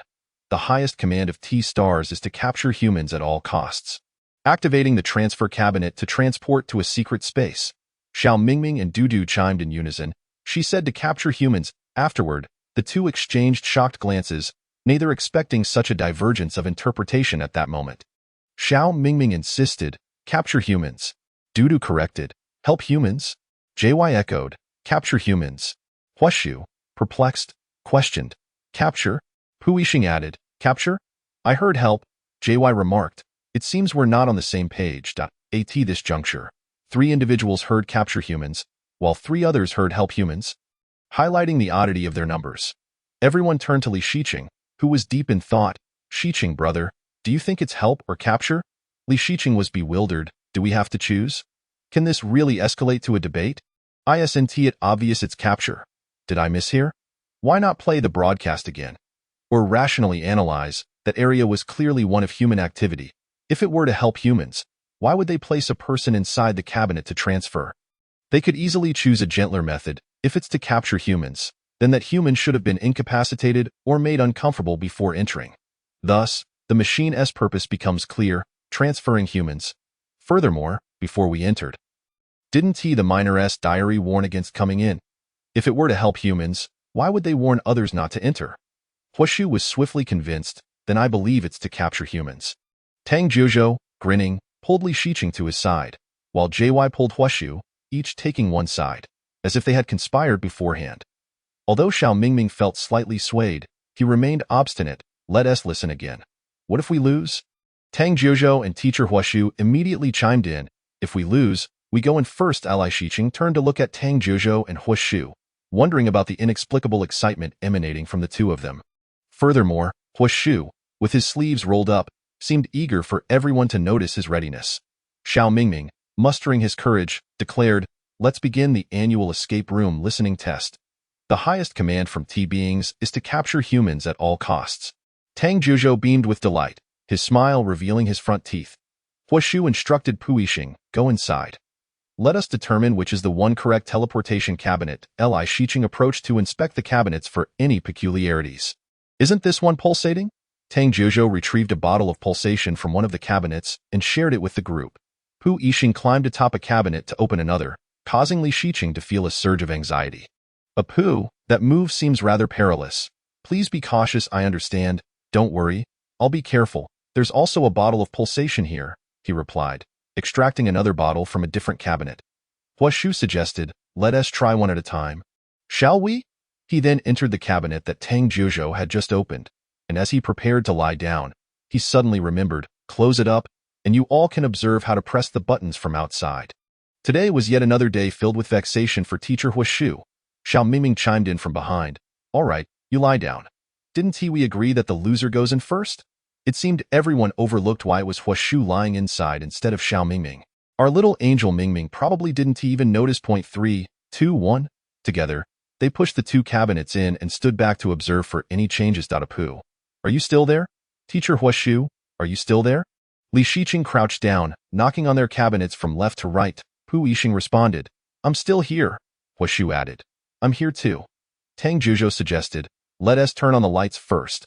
Since some cabinets were positioned high, everyone had to jump to press the buttons. To avoid collisions that might lead to injuries, Li Shiqing noticed that the front was crowded and decided to stand at a distance to observe. Why do some lights illuminate together while others do not? Could there be a pattern? He contemplated. Perhaps I should step out first. Presumably, staying inside the cabinet might trigger a sense of fear. After a while, Huashu pushed the door to exit, but found himself needing assistance to step down. Gazing around at the others who were deeply analyzing the situation, feeling a twinge of sorrow. Seeing this, Li Shiqing approached to lend a hand, helping teacher Huashu make a difficult landing. Curiously, he inquired, "I'm genuinely curious about how you managed to get up there. It seems challenging to come down." Clinging to one leg as he descended was indeed a struggle, yet it was undeniably endearing. Tang Jiuzhou pulled the cabinet out and kindly reminded, "Brother, are you coming out?" "Be careful," Pu Yixing curiously asked. "Did you all manage to turn on the lights? What effect did it have?"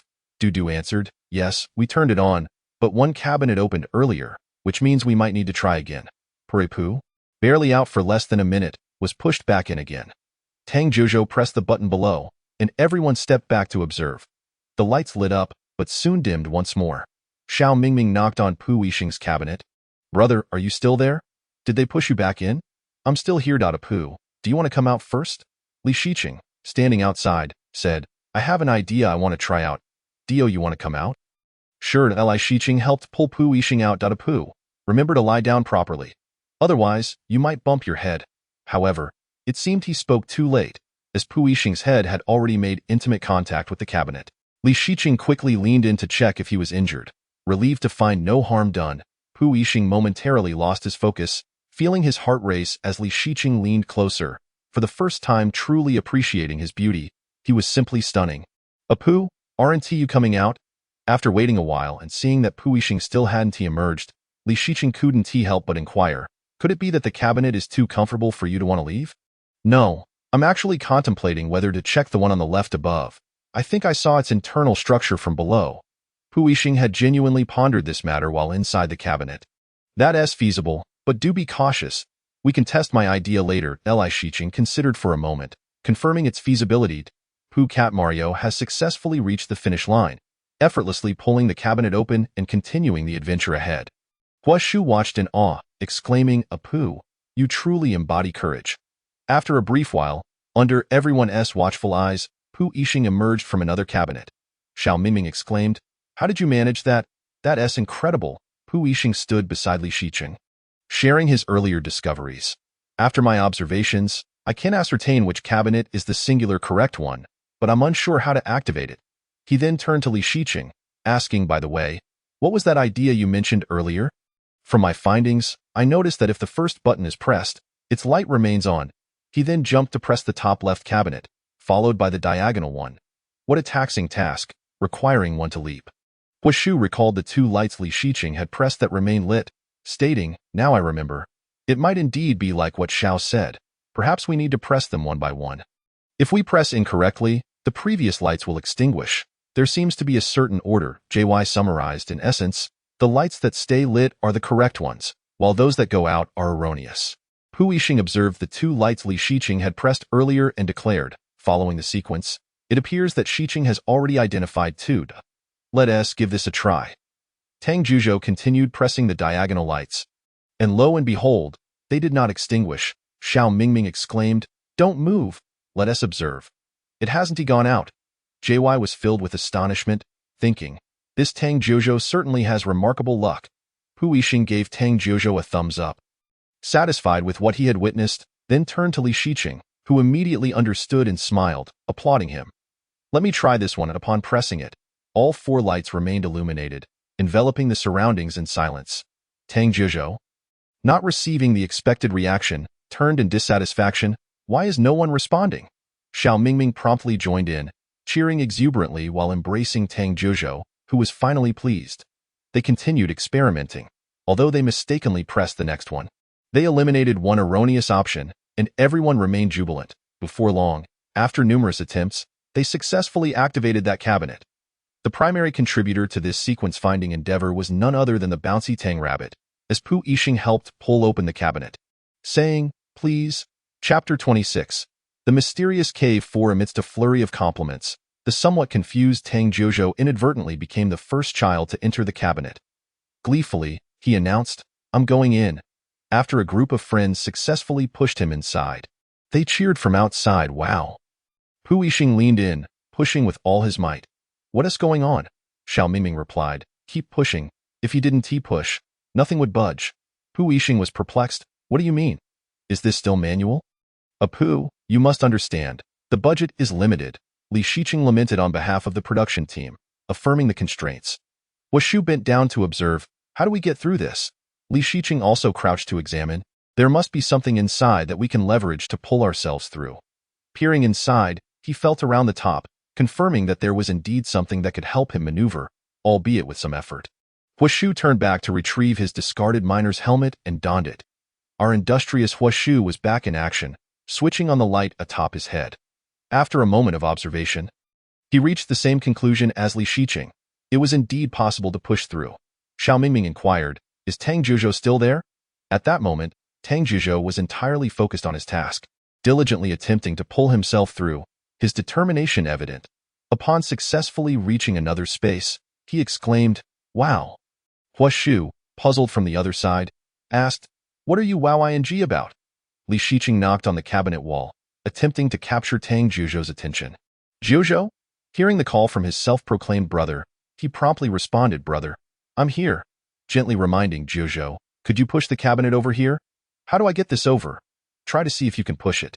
Tang Juzhou, in a state of confusion, pushed the cabinet with considerable force, uncertain if he could manage to move it.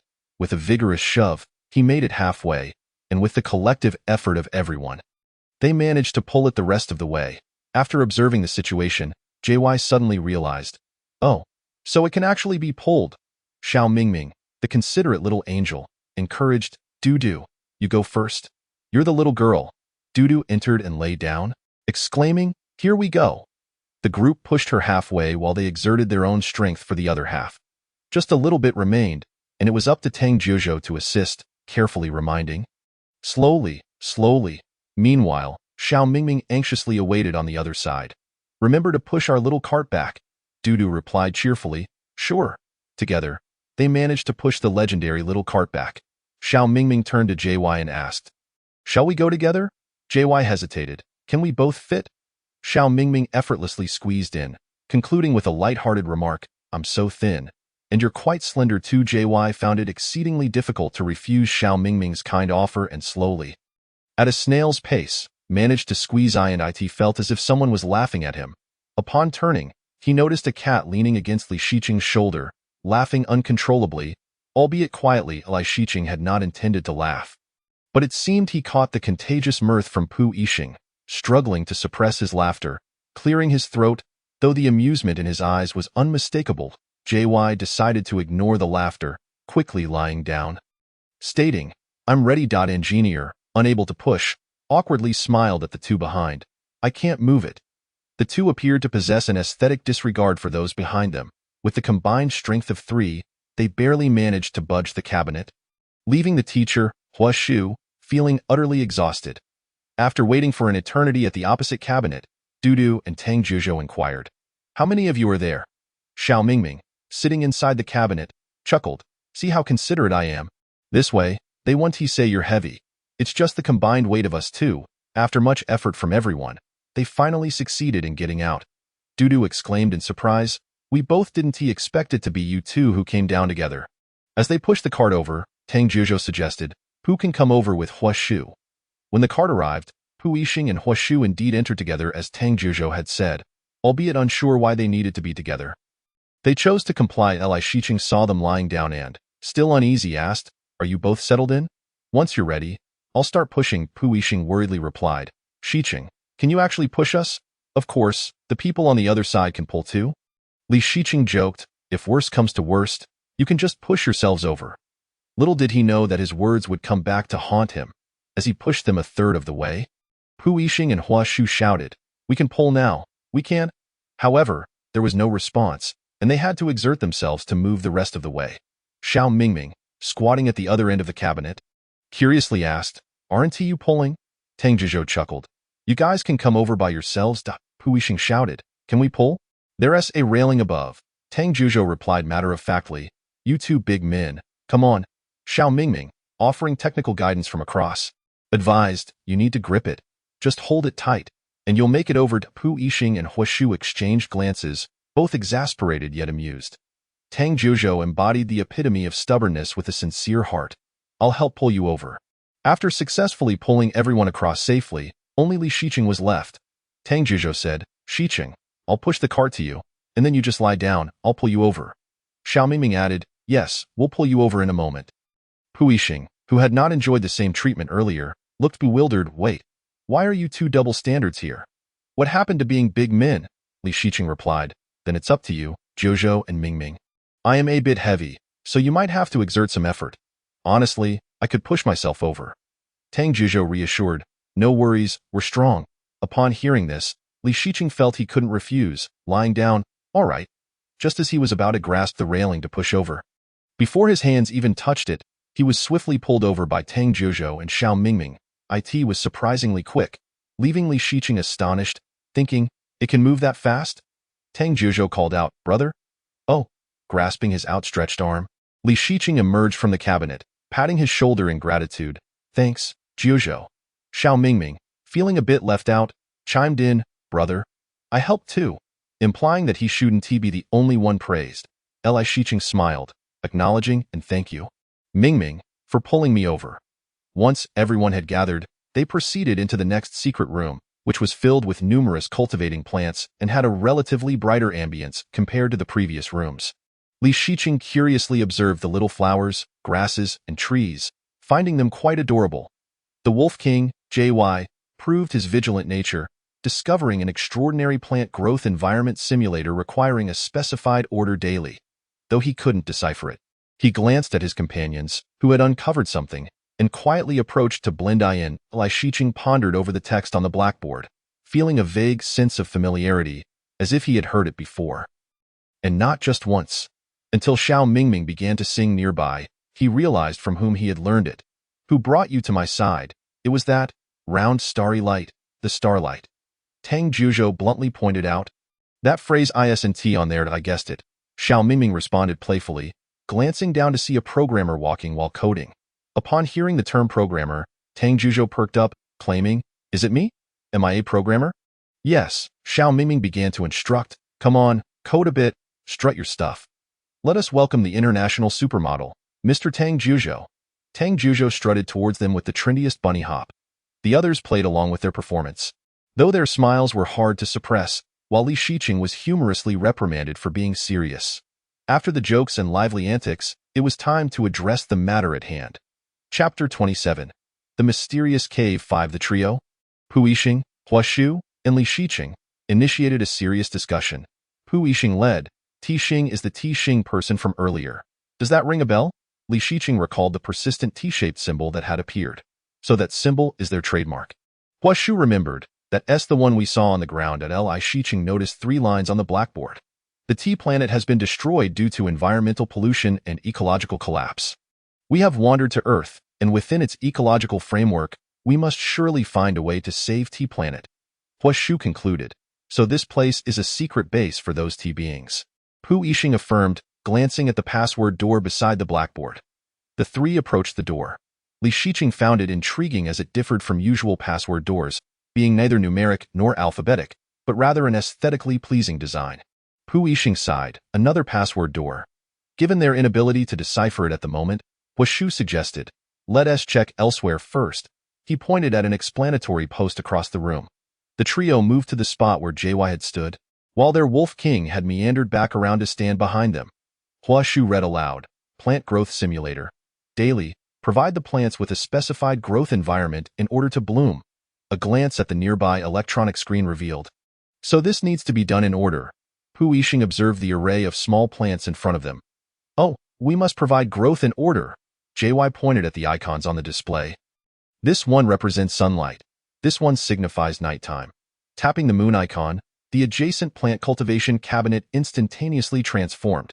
Hua Shu and JY maintained calm expressions, their tone flat.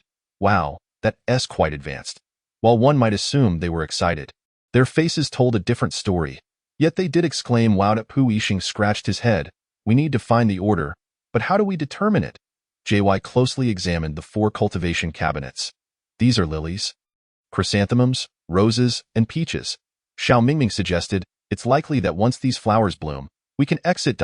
So we should follow their growth order. Spring, summer, autumn, winter.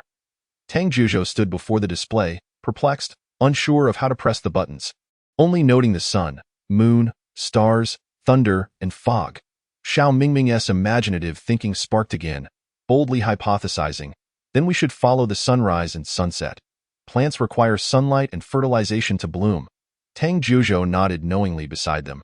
The 2 of them truly complemented each other, one bold enough to speak, the other audacious enough to listen. Dudu approached them, tapping his nose, and succinctly punctured their rather implausible conjecture. But the growth conditions for each type of flower should be different. Right? As everyone observed the 4 cultivation cabinets and the display screen, Li Shiqing returned to the blackboard in this woefully sparse space of information. The mysteries of the world inscribed here ought to contain some clues. Otherwise, the props team must have worked tirelessly. Hua Shu also came over, speculating, could it be that each one represents a distinct environment? There is a possibility, Li Shiqing mused, feeling that there was some merit to the idea. Yet, why do these unsolved mysteries of Earth seem so bizarre? The T people even listen to music. They truly adapt to their surroundings. The world's unsolved mysteries. Xiao Mingming pointed to himself. Dudu, looking puzzled, asked, do you have any insights?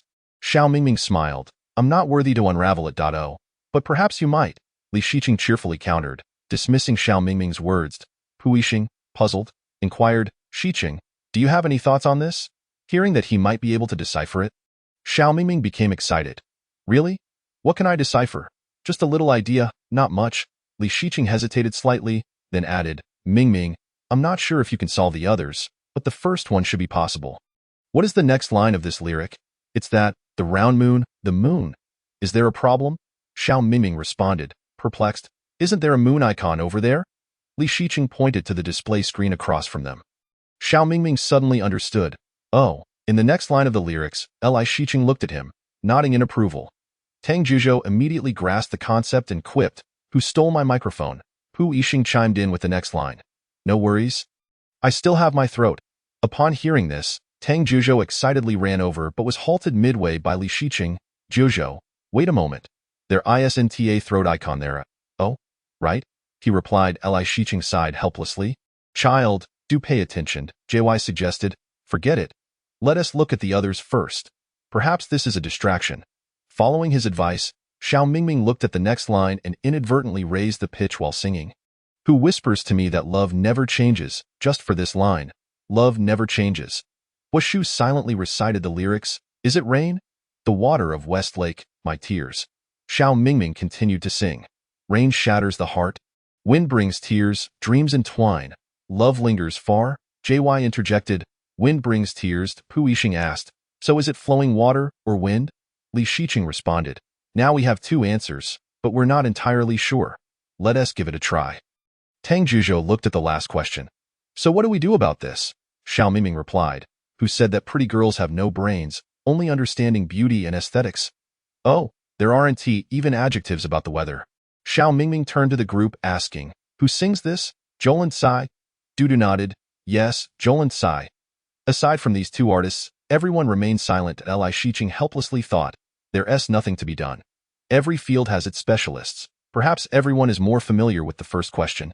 Suddenly realizing something, he concluded that the production team set the questions for everyone to solve, so surely someone must know the answers.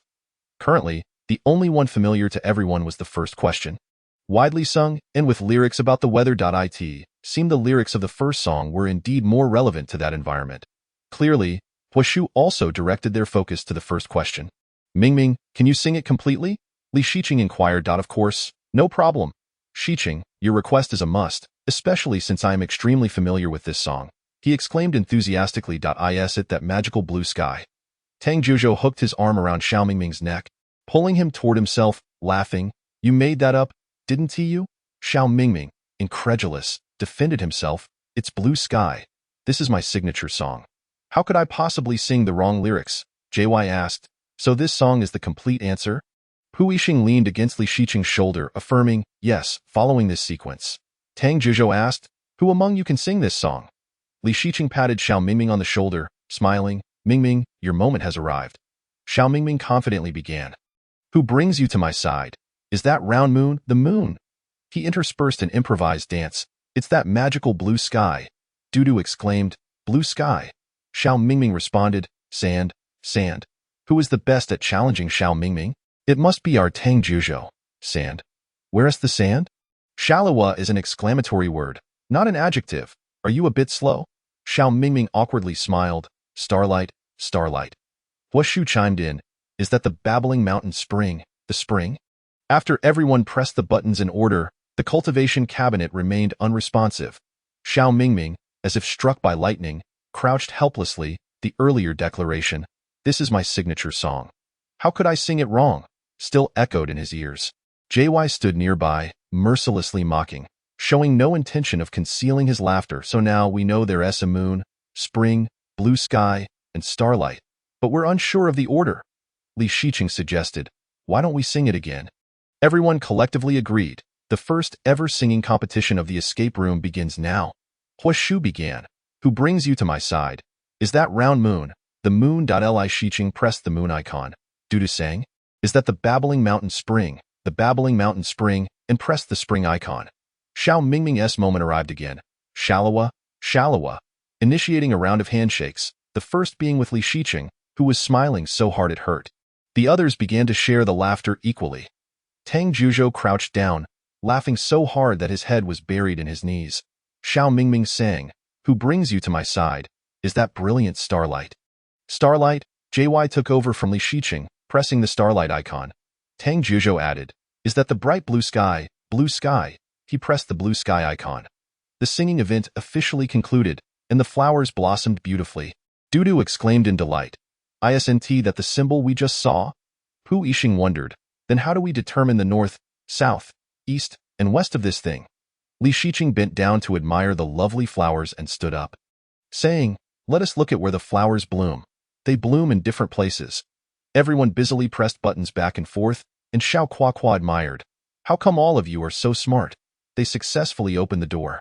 And before stepping out, Huashu sighed. We still need to remember the old songs. Li Shiqing agreed. Indeed. One must not underestimate the director's intentions. Chapter 28. The Mysterious Cave. Wow. As soon as everyone entered, they exclaimed in awe. They didn't wish to be surprised, but the scene before them truly resembled a science fiction movie. Tang Jiuzhou gazed at the dazzling little vehicle in front of him and exclaimed, "What is this? So cool." He then took Xiao Mingming by the hand, leading the way to find a seat in one of the cars. The stylish two-seater vehicle had several buttons in the middle, and by accident, Tang Jiuzhou pressed one, causing the vehicle to sway back and forth. Xiao Mingming instantly shut his eyes tight, grasping Tang Jiuzhou's arm and screaming, "Ah!" This delighted Tang Jiuzhou, who laughed so hard his front teeth were on display. And he became even more mischievous, pressing buttons left and right, leading to a delightful chaos. Xiao Mingming, "Ah!" Tang Jiuzhou, "Ha ha ha ha." Li Shiqing looked around, puzzled by the environment. "Is the budget really that sufficient?" Pu Yixing replied. "Who knows? That manual cabinet left a deep impression on me." Saying this, he boarded one of the small vehicles and looked up, asking Li Shiqing, "Shiqing, do you want to come up?" "Sure," Li Shiqing responded. Thus, the groups formed: Xiao Mingming and Tang Jiuzhou, Huashu and JY, Li Shiqing and Pu Yixing, while Dudu took on the challenge alone. Dudu was indeed a strong contender, questioning, "How do you steer so smoothly?" while deftly controlling her vehicle, swiftly mastering its maneuvering techniques. Meanwhile, the gentlemen were in disarray. Xiao Mingming attempted to pry Tang Jiuzhou's hand from the control button, panic evident on his face. "No, wait a moment, brother, move aside. Your hand, let go. Don't control it anymore." Tang Jiuzhou, however, was having too much fun, steering the vehicle in circles. Li Shiqing, intrigued by the functions of these buttons, politely asked Pu Yixing, "Pu, do you mind if I explore the functions of these buttons?" Pu Yixing, looking at Li Shiqing's sparkling eyes, had already agreed in his heart but couldn't resist teasing. "What if I do mind?" Li Shiqing thought for a moment and devised a plan, smiling, "Then Apu might need to step down first. Once I finish my exploration, I'll invite you back up." Suddenly, Pu Yixing agreed, although he had not particularly minded. Li Shiqing's exploration of the small vehicle officially commenced, and similarly, JY and Teacher Hua were also on a quest. "JY, how is this done?" Teacher Hua studied it carefully, pressed a few buttons, and made a breakthrough, seemingly figuring out how to move it forward. "It seems," JY remarked, yet his hands remained inept at operating it. "What are you doing?" came Teacher Hua's puzzled voice beside JY. "Perhaps I should take full control." At times, one cannot help but admire the learning capabilities of academic prodigies. It takes them but a moment to grasp a skill, such as Li Shiqing and Pu Yixing. Li Shiqing, "I roughly understand. Let us move forward." With that, he pressed the button to steer the vehicle ahead. Pu Yixing praised, "Yes, just like that. Very steady, drive it over there. Go." Their synergy was remarkable, allowing them to surpass Dudu Jia and become the first group to reach the front. Everyone gathered together, and after much effort, Teacher Hua managed to guide JY to the finish line. Yet a question lingered in his mind. "Why couldn't we have just come directly?" Pu Yixing, "Because this way is more exhilarating." Perhaps for a more immersive experience, Li Shiqing stepped forward to check if there was anything in the box. Lifting the clothing within and turning to show everyone behind him, "This is probably T-Star attire." Tang Jiuzhou curiously leaned in to examine it, finding it rather ordinary. Li Shiqing chuckled, "No, child. Why do you find it unappealing? Dudu, there are more clothes." Regarding garments, our deities typically adhere to the philosophy of wearing them regardless of circumstances, and indeed, they had already begun changing outfits. Xiao Mingming, holding the clothing, continued to don it without pause, her gaze fixed on the board ahead, reciting, "T-Star Spaceship Entrance Verification Area. Please align with the camera and strike the pose most beloved by T-Stars. Verification will grant entry to the next T-Star spaceship." With the camera capturing images every minute. With a puzzled glance back at everyone, she inquired, "But how do we know what pose is favored by T-Stars?" "I think it should be with both hands in this position," she said, as Teacher Hua, still struggling to put on his clothes, struck a T-shape, pointing at the T-shaped symbol across from them. "See that big logo? Doesn't it look like a person with two hands?" Pu Yixao, now dressed, translated. "It means to strike a T. Really? There's a slight possibility," Li Shiqing murmured, glancing up at the T-Star logo on the display. After some contemplation, it indeed seemed plausible, as this emblem had been present all along. Unless a specific action were to be explicitly indicated, this was likely it. Tang Jiuzhou sighed. "Ah, this is so difficult to wear."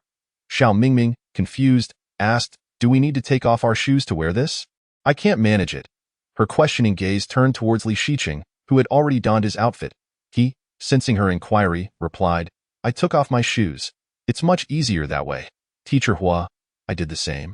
Xiao Mingming, enlightened, exclaimed, Wow, how clever you all are. For reasons unknown, our Wolf King always seemed to struggle during the clothing-wearing segment. Let us hope the production team prepares larger-sized outfits for the guests next time. 10, 9, 8, 7, 6, 5. The sudden countdown caught everyone off guard, leaving them uncertain of what to do, scrambling to strike the T-shape as Teacher Hua had earlier instructed. Verification failed. This outcome was hardly surprising, given that many still had not fully donned their garments. Xiao Mingming, okay, that's not the pose. The pose most adored by T-stars? With this question, Li Shiqing scanned the surroundings, but one's solitary endeavor felt too isolating. Thus he brought along the insightful Teacher Hua. Why not Pu Yixing, you ask? He was still diligently attempting to dress, evidently not the only one struggling like JY. Xiao Mingming, what do you think the T-star's favorite pose is? The suddenly summoned Wolf King looked at Xiao Mingming with confusion. Why are you asking me? I'm not a T-star. Can you do a few poses? Like an elegant one, like elegant JY. Xiao Mingming suddenly became enthusiastic. Our Wolf King raised his hand and tilted his head, striking a playful peace sign, unexpectedly adorable, Dudu Jia, starry-eyed. So cute. Tang Zhuzhou joined in. How about a sexy JY? Obediently, he assumed a classic, cool pose of a head-holding gesture. Xiao Mingming suddenly recalled someone and dashed over to the trio solving the puzzle. Xiao Mingming, Shiqing Gu, can you strike a pose? Like a sexy Shiqing? Li Shiqing felt a bit embarrassed, but seeing the eager looks from the others made it hard to refuse. All right, he mimicked JY's pose with slight modifications. Leaning back a tad, tilting his head upwards, exposing his fair neck, and gazing downward. After completing the pose, he quickly reverted, turning away from the others' expressions, feeling quite flustered. After such a display, he wished to vehemently deny that he was the one who had just posed. He was fine, but Pu Yixing and Xiao Mingming remained in a daze from the earlier impact to Pu Yixing. Stunning, beautiful, alluring. Xiao Mingming. Oh no, it seems I've discovered a different side of my brother. How enticing. Chapter 29. The mysterious cave. What are you doing? Tang Zhuzhou's arrival shattered the delicate atmosphere among the three. Xiao Mingming, ever sincere, replied. We were watching Shiqing Gu's sexy moves. What? What? I want to see too.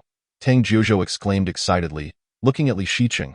Shiqing Gu, I want to see. Li Shiqing shook his head, a polite smile adorning his face, his entire demeanor exuding rejection. Such a move was sufficient once. Asking for a repeat would be impolite. To divert attention, he inquired. What exactly is the T-star's photo pose? Oh right, we need to find that out. The method of distraction was so simple, merely asking about something that piqued their interest. Everyone began to search high and low, seeking a photo pose. Tang Zhuzhou, did you find anything? Pu Yixing shrugged. Nothing. These 4 T-shaped symbols on the ground must serve a purpose, Li Shiqing observed while crouching down. Pu Yixing proposed. Let us bring the 4 vehicles over here. Li Shiqing stood up, brushing off the dust from his hands, and replied, that is a possibility. There are 4 symbols, so let us give it a try. JY, then let us move all 4 cars here. Teacher Hua, sure, let us give it a shot. As Tang Zhuzhou drove halfway, he glanced back at the 3 with concern. Can you navigate them to this spot? Of course, Pu Yixao confidently replied, relishing the experience of driving such a cool little vehicle, feeling quite at ease. Finally reaching the designated location, Teacher Hua, meticulous as always, manually aligned the vehicles in a straight line. Xiao Mingming smiled at Li Shiqing, saying, look at them trying to operate. They're doing it manually. He then looked up and shouted to Teacher Hua in the distance, are you all driving a manual? However, Li Shiqing, captivated by the little machine, did not respond to Xiao Mingming's remark in time. Oh, what a charming little machine. Can we take it home? Not receiving a response, Xiao Mingming turned back, equally enchanted by the device. Exclaiming, ah! JY, drawn by Xiao Mingming's voice, turned back in confusion. Is it afraid we might block it? Li Shiqing. No, it should be that we place the cars in the designated positions. Which activated it, Pu Yixing. That is correct. Tang Zhuzhou excitedly ran towards the little vehicle, then let us hop on. At this moment, Pu Yixing posed a new question. Are we supposed to stand for the photo? Or should we sit inside? Before anyone could resolve the issue, the countdown for taking the photo began again. 10, 9, 8, 7, 6. Tang Zhuzhou, anxious, waved to Xiao Mingming from the car. Mingming, hurry, hurry. Xiao Mingming, hearing the call, dashed over. I'm coming. Li Shiqing also pulled Pu Yixing into the vehicle, recognizing that further contemplation was futile. They would quietly take the photo in the car to eliminate one incorrect option. Pu Yixing, initially bewildered by Li Shiqing's pull, soon understood, deciding to sit quietly in the car. Tang Juzhou gazed at the display screen, captivated by the photo just taken. Wow, so handsome. Director team, could you send me this photo later? The person was handsome. The photo was stunning, yet the verification had failed. Pu Yixing. We still need to strike a pose. Teacher Hua suggested. What if we stand in front of the car and strike AT? Predictably, another round of verification failed, resulting in repeated disappointments, their spirits dwindling. Teacher Hua's imaginative ideas expanded at a visible rate. Perhaps we should have two people back-to-back striking a T-shape. Forced to cooperate in the performance with the group, Pu Yixing could not help but chuckle, helplessly glancing at Li Shiqing. Although the latter did not laugh out loud like JY, whose voice boomed with vitality, his large eyes had already narrowed into slits. Xiao Mingming watched them both with an expression that was difficult to articulate. Amidst the uncontrollable laughter, Li Shiqing seized a moment to remind the group, however. Teacher, we have 7 people. According to your division, it seems someone will have different movements. Oh, right? The teacher quickly abandoned this notion and turned to the black cloth nearby, pondering a new idea. Might we need to cover our heads? Pu Yixing wore a puzzled expression, questioning why they would need to cover their heads. Could it be related to their costumes? Tang Juzhou jokingly suggested, do tea people enjoy wearing their clothes backward? This reminded Li Shiqing that he had been observing the surrounding environment for clues regarding posture, but had never considered whether there were clues on their clothing. Actually, we should examine our clothes for clues. Oh, is this it? Pu Yixing turned his garment inside out for everyone to see. Li Shiqing examined it closely and replied, this should be it. The group quickly gathered around, and after taking a look, they devised a plan. JY declared, as long as we push the cart forward at the moment of the shutter, we should be fine. Pu Yixing chimed in, yes, just a little movement, that. Li Shiqing suggested, let's give it a try. It shouldn't be too difficult. Tang Juzhou added, just charge forward a bit, and we can lean back. With this discovery, their spirits soared, onward, come. JY was forced to stretch, lifting a leg with excruciating pain, donning a mask of agony. My leg hurts, it's killing me. Amidst JY's heart-wrenching cries, the robot's cold, unfeeling voice rang out, verification failed. Let us see who hasn't accomplished this. Before Tang Juzhou approached, he felt a surge of frustration, then remarked, Shiqing, your legs are a bit long. Li Shiqing leaned in for a closer look. Really? I feel fine. Pu Yixing glanced over, feeling self-satisfied. I think I look quite standard. Tang Juzhou concurred, this is exceptionally standard. Who will ultimately prevail, the self-satisfied expert or the rigorously demanding machine? The teacher declared, come on, let us try again. Dudu added, just a few more times will do. Xiao Mingming compared the original image and identified the failure point. Wait a moment. It closed its legs, but it didn't stick to that spot. Did someone step on it just now? Li Shiqing, feeling guilty, raised his hand quietly.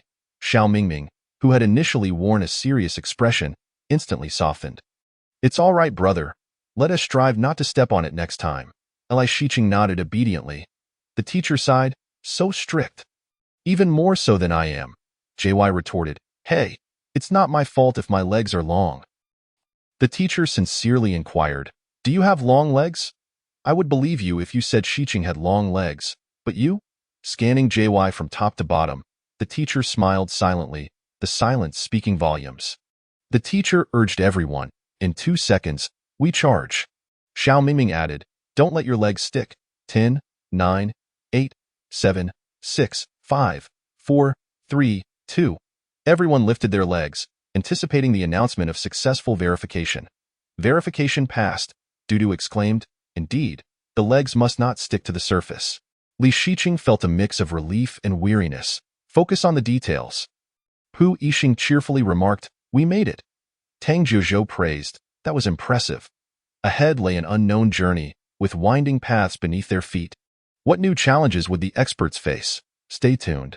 Chapter 30, Side Story, Encountering the Incomprehensible. Chatting with Wentao. Shiqing, are you ready to clock out? Shiqing, yes, I am. Why, have you arrived already? Wentao, Yes, I finished my tasks early today and am already downstairs at your company. Shiqing, that was fast. I need to hurry up then.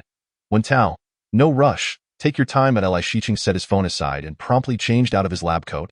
As he prepared to exit the company, he encountered his senior. Xiao Shi, why are you leaving so early today? Li Shiqing smiled and pointed to his phone. I've made dinner plans with a friend. He.s. already waiting for me at the door.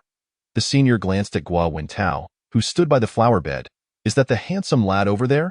Li Shiqing followed the senior's gaze just as Guo Wen Tao looked up. Their eyes meeting at that moment.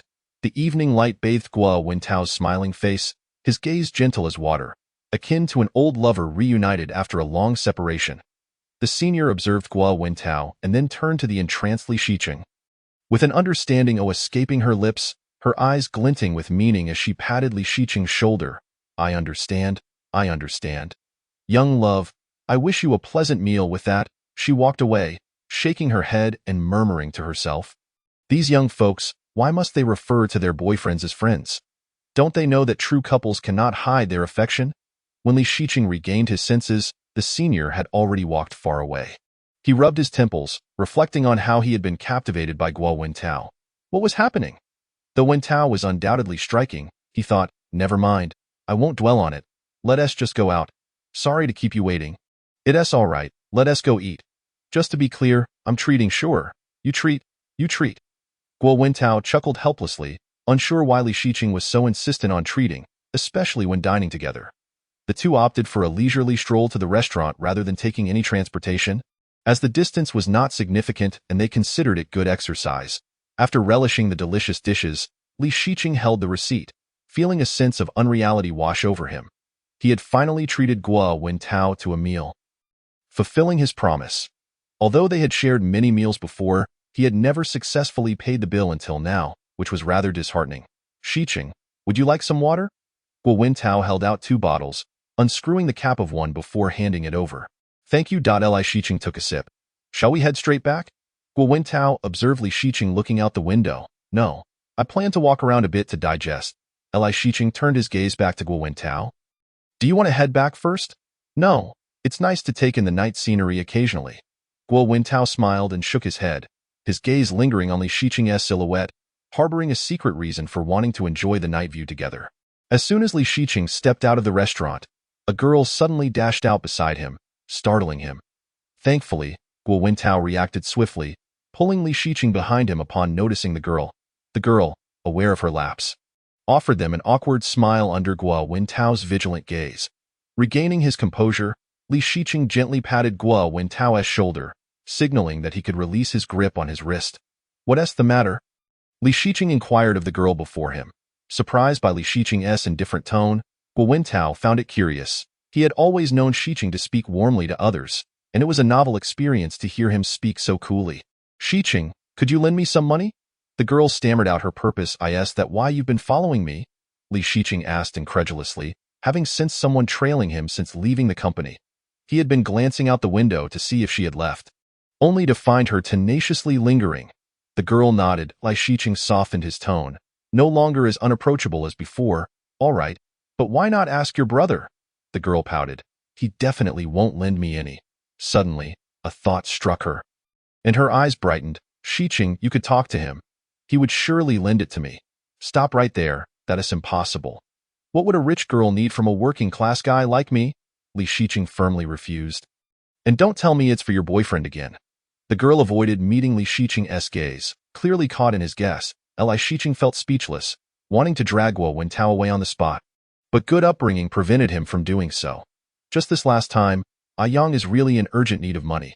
You said the same thing last time, and your brother ended up paying it back? This time, I can't help you. Li Shiqing resolutely declined. Seeing Li Shiqing's clear unwillingness to discuss further, Guo Wen Tao wisely concocted an excuse to lead him away. Wen Tao, Li Shiqing turned to Guo Wen Tao. Exasperated. You've been glancing at me, wanting to say something. All the way here, I was just curious about what happened between you two. After all, it is the first time I have encountered such an attitude from Li Shiqing. It's nothing much, I just find it difficult to comprehend her thoughts. Holding a bottle of mineral water, Li Shiqing remarked as she walked. Why would she borrow money from everywhere for a boyfriend? If he were an ambitious person, it would be understandable. However, He is neither a humble scholar nor a person of aspiration, but merely someone skilled in flattery and of a fickle nature. I truly cannot admire him, especially since he is not as attractive as you. Can I take that as you complimenting my looks? Guo Wentao couldn't help but chuckle at Li Shiqing's final remark. Sure, she replied, surprised that this was the focus of attention, and laughed as well. No wonder your tone was off from the start. Differing philosophies indeed make it difficult to maintain harmony. Li Shiqing frowned, feeling weary. Each attempt at persuasion drained her, as she sensed that her words fell on deaf ears. I cannot fathom what goes on in her mind. I think I understand now. It's a classic case of pathological infatuation, Guo Wentao stated bluntly. At this, Li Shiqing paused momentarily, then exchanged a knowing smile with Guo Wentao, deciding to leave the topic behind and shift to everyday banter as they strolled along. Occasionally, a few elderly neighbors passed by, exchanging greetings, setting the scene. The companies where Guo Wentao and Li Shiqing work are in close proximity, and they reside in the same area. Chapter 31. The mysterious Cave 8 initially positioned in the middle of the group, they were about to enter a new space when Li Shiqing noticed shoe covers scattered on the ground. After pondering for a moment, she decided to wear them just in case they proved useful later. On the way, Pu Yixing realized that Li Shiqing had not followed and waited at the entrance for her. Are you waiting for me? Li Shiqing, now adorned in her shoe covers, asked with a smile. Are you pretending to be oblivious? They walked in side by side, and as soon as they entered, they heard Tang Jiuzhou exclaim, Wow! The set design exuded a sci-fi spaceship interior vibe. Their group noticed a staircase extending upwards not far away, contemplating what sights awaited them above. Just as Li Shiqing began to voice her thoughts about inviting someone to join her, someone else eagerly dashed up the stairs. I'm going up to take a look. Pu Yixing stood at the staircase's end, which served as the exit. He placed the energy bottle into a slot on the left side. And upon scanning, the door would open if verified. In this space, there were 2 staircases in total. Pu Yixing ascended one to observe, while Li Shiqing checked the other for energy storage. After familiarizing herself with the basics, Li Shiqing returned and addressed the group. To extract the energy, we need to find the password. Pu Yixing glanced around, clarifying the steps needed to exit the secret room, and explained, All right, let's outline this. Firstly, we need to find the password, and then retrieve the energy to place it at the exit on the other side. Xiao Mingming looked around in confusion, but how do we find this password?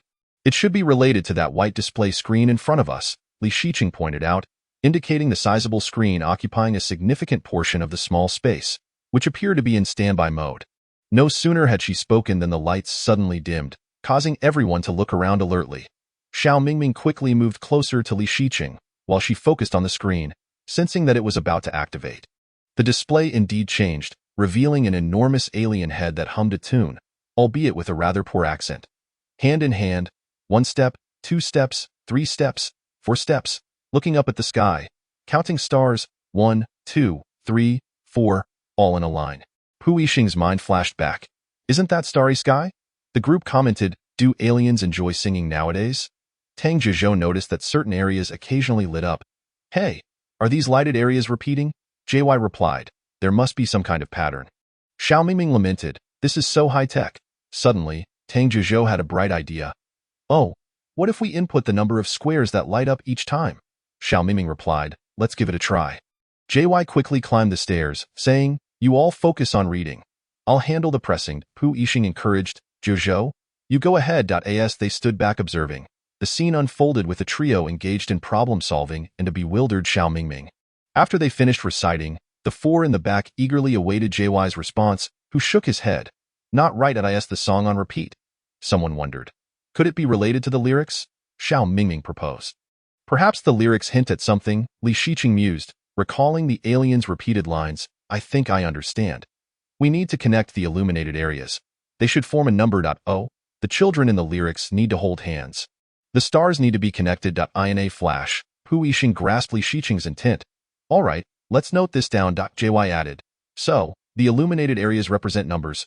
We should mark them. Xiao Mingming concurred, yes, and then see what number they can form. A new round of repetition began, and everyone focused intently. It looks like it forms a 7, JY announced. I see a 4.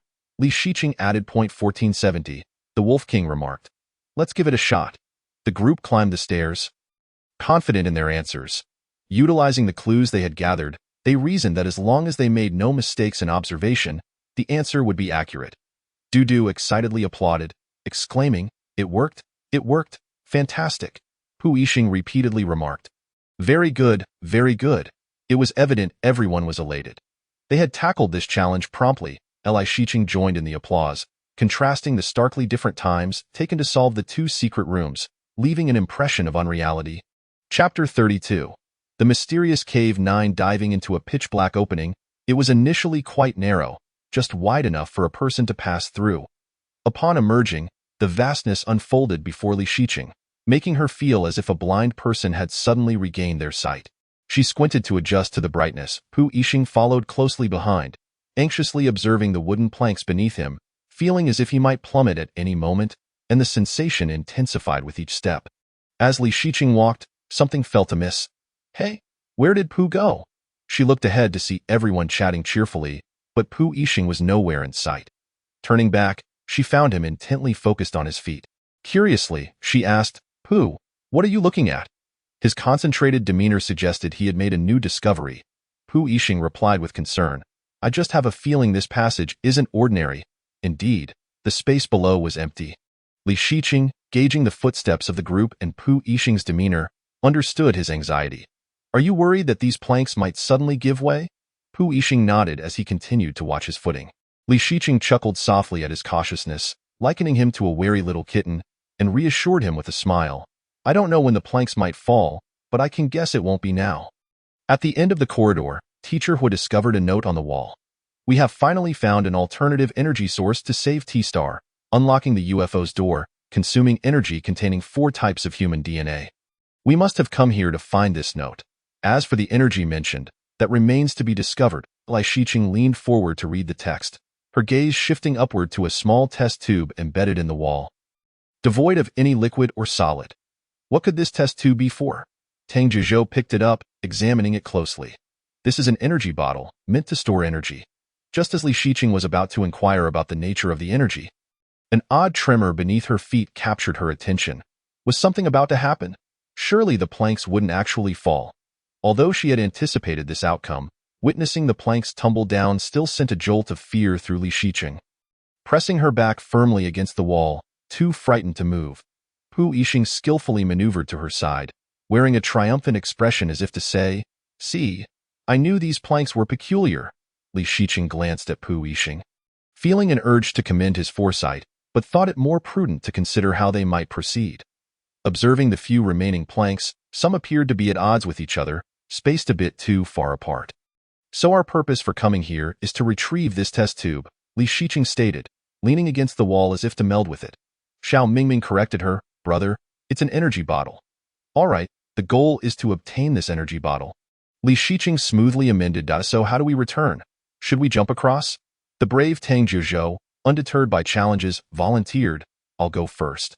Taking a deep breath, he assured himself, "It's fine. I can do this." He effortlessly leaped across the first plank. Pu Yixing handed him the energy bottle, and as the distance between the planks increased, so too did the psychological pressure. When faced with only 2 planks, Tang Zhizhou pressed tightly against the wall, fearfully stating, "There are only 2 left. Can I go back?" Li Shiqing gazed at Zhizhou's pitiful expression, his back finally departing from the wall, and with a twinge of sympathy, he said, "Would you like me to come over and keep you company? Just give me a nod, and I shall be there." You nodded, your eyes filled with fear, resembling a little rabbit stranded on a solitary log. Upon hearing this, Tang Zhizhou promptly nodded, looking at him with wide eyes. "Brother, please hurry over.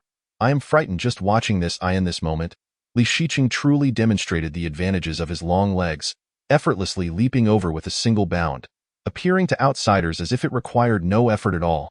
And soon he stood beside Tang Zhizhou. The moment he caught sight of Li Shiqing, Tang Zhizhou leaped into his embrace, seeking solace in his brother's presence. Li Shiqing gently patted his head, comforting him. "It's all right, I'm here now." "Brother, how do we get across now?" Tang Zhizhou asked anxiously, clinging tightly to Li Shiqing as he eyed the wooden plank with trepidation. "Just jump over," Li Shiqing replied. Assessing the width, "It's possible to leap across. Just lend me your hand. I will attempt to jump first, and you can follow afterward." Before Tang Zhizhou could react, Li Shiqing had already sprung across. Landing steadily on the 2 planks, turning to reassure Tang Zhizhou, It's not a big deal. Just jump over it if you are scared. You can close your eyes and leap. I'll be here to catch you. The others behind him began to encourage him. Jojo, you can do it. Just jump over. Taking a moment to gather his courage and under the watchful eyes of those around him, Tang Jojo safely leaped across, hardly believing his own success as he gradually slid down against the wall, sitting on the plank. Applause erupted from the group, with Pu Yixing giving him a resounding thumbs up, while Li Shiqing smiled, saying, Jojo, you did remarkably well. You made it. This is 5, Tang Jojo exclaimed in horror, pointing ahead and frantically looking at Li Shiqing, then at the others behind him. How am I supposed to get across this?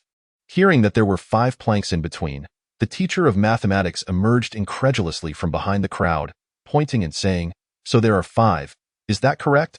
Returning his gaze to the space before him, he counted 1, 2, 3, 4, 5. It seems to be getting farther away. Xiao Mingming teased. So it takes a PhD to count a 5. Indeed, Li Shiqing replied. The mathematics teacher looked at Li Shiqing in surprise. Xiao Shi? When did you get over there? Just now, Li Shiqing answered. I just walked past you a moment ago. The teacher of mathematics, though lacking a solid argument, maintained his stance. Is that so? I didn't notice. Gazing at the increasingly daunting gap, the teacher sighed heavily. Oh dear. Rubbing his eyes and turning away from the challenge. Although this gap appears significant, I believe I can jump across. With that, Li Shiqing seized the moment while everyone was distracted and leaped over once more. No, brother. Could we please notify each other beforehand next time? It's rather disconcerting for me when you leap before I even realize what's happening, Tang Jojo lamented, having failed to notice Li Shiqing's departure until he looked up to find him on the other side of the ocean. Brother, could you at least allow me some preparation next time? My heart can't handle such surprises. Oh?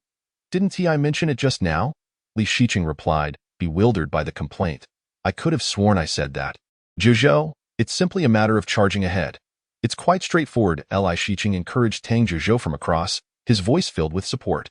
Tang Jojo, gazing into Li Shiqing's steadfast eyes, suddenly felt an illusion that this truly was simple, and he jumped across with far less hesitation than before. Li Shiqing pulled Tang Jojo to his side, laughing, See? I didn't deceive you. It really is simple. Tang Jojo nodded, then shouted to the others across the planks, You all can come over now, come on, my brother and I are waiting for you here. Pu Yixing took the lead, confidently calling out, Come on. He then leapt over with the grace of a gazelle, swiftly reaching the other side. Squatting beside Li Shiqing, Pu Yixing squeezed his shoulder, grinning proudly, Impressive. I assent it? Li Shiqing looked at him, patted his shoulder, and responded with a smile. Not bad, Pu. You are quite the hidden talent. Buoyed by the compliment, Pu Yixing anticipated the impressive performances of the others to follow. JY, astonished, exclaimed, Is it really that simple? Pu Yixing just made it across like that? The mathematics teacher, aware that with his own long legs, he could not leap as effortlessly as the 3 others, decided to forge a different path, proposing an alternative method to cross. Chapter 33. The mysterious cave. The mathematics teacher pondered thoughtfully, gazing at the muddy pit below, and suggested another idea. What if I go down there and walk across, then climb back up? JY agreed. I think going straight down could work. Li Shiqing, however, looked at the mathematics teacher with concern. I don't oppose your idea, but how will you manage to get back up? Dudu echoed the confusion. Yeah, how will you get back up? The mathematics teacher reasoned. They will pull us up afterward. It's that simple. What is there to worry about? Li Shiqing remained skeptical, acknowledging the possibility of this method, but sighing. All right then, we'll pull you up later. I have a feeling this venture for the mathematics teacher will carry a distinct fragrance of nature. Xiao Mingming, sensing that this plan might be plausible, glanced down at his pristine white shoes, contemplating the potential mess. What if he couldn't climb back up? So, to test the waters, he decided to put the mathematics teacher to the test. With a smile, he patted the mathematics teacher on the shoulder. All right then, you go first. He gestured encouragingly. Go for it, Pikachu. I'm looking forward to your impressive performance. The mathematics teacher exuded confidence. No worries, I'll try it first. Just watch me showcase my skills. Xiao Mingming cheered him on. Come on, Fire Brother, you can do it. Supporting himself on the wooden planks, half of his body suspended in midair. Anyone watching would comment on the impressive strength of this youth. Pu Yixing, observing from the other side, suggested, Fire Brother, I think you could just let go. Our resourceful mathematician, however, was determined to find the right moment to land precisely, albeit at the expense of his shoes. Li Shiqing, witnessing the scene, praised, "Mathematics teacher, your skills are impressive." Now, this man, named Huashu, had initially been brimming with confidence, believing this to be an excellent method, until he reached the endpoint and stretched out his hands, only to realize that the situation was far more complex than he had anticipated. "How do I get back up now?" he pondered, staring at the seemingly insurmountable distance between his hand and Li Shiqing's. He then considered the adjacent wooden plank, wondering if he could ascend from that side. Li Shiqing kindly cautioned, "Mathematics teacher, that plank isn't rough enough. You might not be able to climb up. You will all need to jump." Huashu was at his wit's end, feeling utterly helpless and frustrated. "I wish I could, but I really can't jump. It's all you did." Li Shiqing couldn't help but chuckle. "Sorry, I forgot. I didn't realize your plight was so dire, mathematics teacher." Xiao Mingming, on the other end, wore an expression of exasperation. "You were the one who wanted to jump, PhD student." Huashu lamented, "The world isolates me. Let them mock me. How about you three pull me up?" Huashu suggested, tossing the cape of his garment to Pu Yixing, thinking it might suffice. Pu Yixing, however, was vehemently opposed. "I don't think that's a good idea. That could strangle you, brother." Huashu remained adamant. "It won't. The design of my clothes is such." Li Shiqing's skeptical gaze was evident, recalling how confident he had been the last time he attempted to jump. Xiao Mingming chuckled, "The high-energy moment of a Tsinghua PhD. Indeed, it was quite a high-energy moment." Not long after, the cape suddenly gave way, unable to bear the burden, severing its ties with Huashu. Initially, the scene was eerily silent until everyone erupted into laughter. The annual laughter festival had begun. "Ha ha ha ha!" echoed through the air. Pu Yixing mercilessly tossed the cape down. "No way." Huashu, nearly in tears, pleaded, "Hurry, pull me up." Tang Jiuzhou, unable to watch any longer, suggested, "How about this, Huashu? Look around for any possible paths." Without a moment's hesitation, Huashu declared, "There are none. Don't even think about it. There's no path. We just need to figure out how to get back up." Gazing around in dismay, his heart sank further. Li Shiqing resolved to use the simplest method. "Mathematics teacher, could you tiptoe? We will stretch our hands to pull you up." With no other options, the priority was to get him up first. As he tiptoed, one hand finally grasped Li Shiqing's, a challenging feat indeed, while the other hand successfully reached Pu Yixing's. But did anyone think the next part would be smooth sailing? No. Pu Yixing urged, "Huashu, could you push off a little more?" The leverage was successfully borrowed, but as the saying goes, short legs are a hard truth. One leg attempted to ascend, yet it was too short to reach. He was now hanging like a little frog. Prompting JY to avert his gaze, "Mathematics teacher, how about you consider sacrificing your shoes?" Li Shiqing suggested. Between ascending and shoes, the resourceful teacher decisively cast off his footwear. With a determined effort, he finally succeeded in reaching the shore. Lying on the wooden plank, reluctant to move, surely, the reward for making it ashore cannot be meager. The reward was a pair of pants caked in mud, accompanied by the delightful fragrance of nature. An extraordinary testament to the arduous journey of a remarkable Tsinghua PhD. Our Wolf King wore an expression that defied description. "Come on, brother, was it really that intense? You even discarded your shoes," Du sincerely praised. "Incredible. We already have 4 on the opposite side." The cheerful Tang Jiuzhou encouraged everyone. "This indicates that if you fell, we still have a chance to save you." Pu Yixing had already found a spot against the wall, resting alongside Li Shiqing, too exhausted to say much, as if struck by a thought. The optimistic Tang Jiuzhou suddenly turned somber, expressing concern. "But what about JY?" Du replied anxiously. "JY won't fall, right?"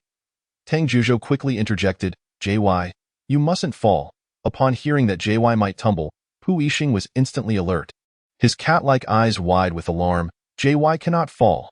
If JY falls, we all will be dragged down with him. Our Wolf King is a heavyweight contender wherever he goes. He must be taken seriously." JY merely observed them, smiling silently, perhaps perceiving without voicing his thoughts. Noticing that everyone seemed somewhat fatigued, Du expressed concern. "Why don't you 4 take a short rest?" Tang Jiuzhou encouraged. "Keep going." Li Shiqing finally regained some energy and gently added, "Keep going, JY. If you happen to fall, we will strive to pull you back up. Of course, we hope you won't need our assistance." Pu Yixing chimed in with playful encouragement, his adorable accent surfacing. You can do it? Brother Y, the night of the full moon is here. Unleash your true strength as the Wolf King. JY, exuding an aura of confidence, breezed past the first two obstacles. Yet, upon encountering the third, his bravado faltered. Anxiety creeping in. I don't think I can manage this. I am acutely aware of my own capabilities, and the odds of my success are slim. Xiao Mingming, standing beside Du Du, suggested, you can go ahead first. Contemplating the path ahead, JY found himself wrestling with indecision, his body betraying his thoughts as he approached the wall behind him. Fear seized him. He hesitated to move. Tang Jiuzhou urged, keep going. Pu Yixing echoed. Don't stop, especially as you get further along. Li Shiqing added, don't be afraid.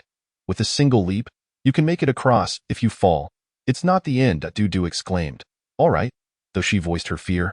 Her body bravely leapt across, leaving Xiao Mingming feeling somewhat inadequate. Now, the lovely Sailor Moon had successfully surpassed the Wolf King, reaching the finish line first, placing the pressure squarely on JY. Chapter 34. The Mysterious Cave 11 Fantastic. Pu Yixing exclaimed after complimenting Du Du, immediately turning to JY. The girls are here.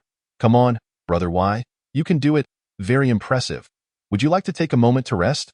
Li Shiqing observed the young girl's pale complexion, likely still shaken from the earlier ordeal, and kindly moved aside to allow her a more comfortable spot against the wall. I was nearly scared to death. You were simply marvelous, absolutely marvelous. Tang Jiuzhou gave Du Du a thumbs up, continuing to focus on the captivating performances of their friends yet to arrive. Come on, Brother Y. Xiao Mingming, without realizing it, had also moved beside JY, patting his shoulder. Brother, we all need to keep pushing forward. JY felt a surge of pressure, forcing a wry smile to mask his unease. Some things you simply cannot escape. From across the way, their companions cheered, JY, keep it up. The fate of the Wolf King's next endeavor remains to be seen. Let us eagerly anticipate the outcome. He glanced at the daunting chasm before him, reminiscent of the East African rift, and took a tentative step forward.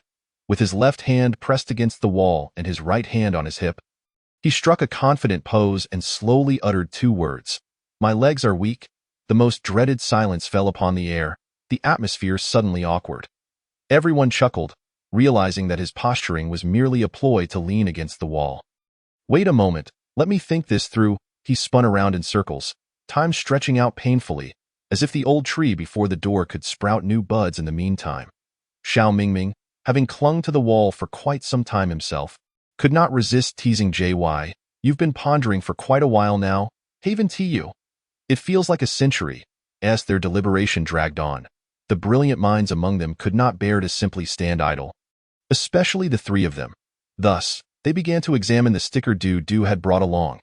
After reviewing it, Pu Yixing remarked, I think hair is a strong possibility.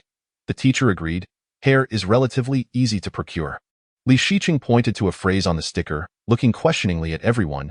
Does this imply that during the collection process, an individual might enter a state of uncontrollable behavior? Could gathering hair lead to a loss of control? Tang Jiuzhou replied, I'm not sure. It depends on how much hair is collected. If there's a lot, then yes, he added. Many people are now worried about becoming prematurely thin-haired. The teacher expressed disdain. If it's just one person in one breath, it would seem rather foolish. Li Shiqing offered his perspective. I believe the notion of losing control mentioned on the sticker could be a significant breakthrough. What aspects of humanity are prone to losing control? He pondered, contemplating what might lead to loss of control or what facets of human nature are susceptible to it. Du Du tentatively suggested. Emotions? After all, people often talk about losing control of their emotions. Suddenly, Li Shiqing's eyes lit up. That makes a lot of sense.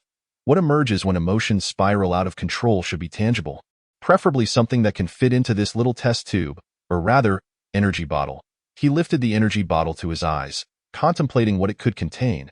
I believe this is primarily meant for liquids. In the lab, it's typically used to hold liquids. Pu Yixing thought of a liquid that could easily result from emotional upheaval, one that increases in quantity the more out of control one becomes. Could it be tears? The teacher pondered for a moment before affirmatively stating that it's possible.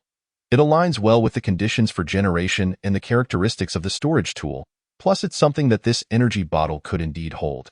Tang Jiuzhou, observing that the mystery had been unraveled, could not help but marvel at the efficiency of these three brothers. He turned to face the others, scratching his forehead in boredom, while we figured it out. Those two are still stuck over here.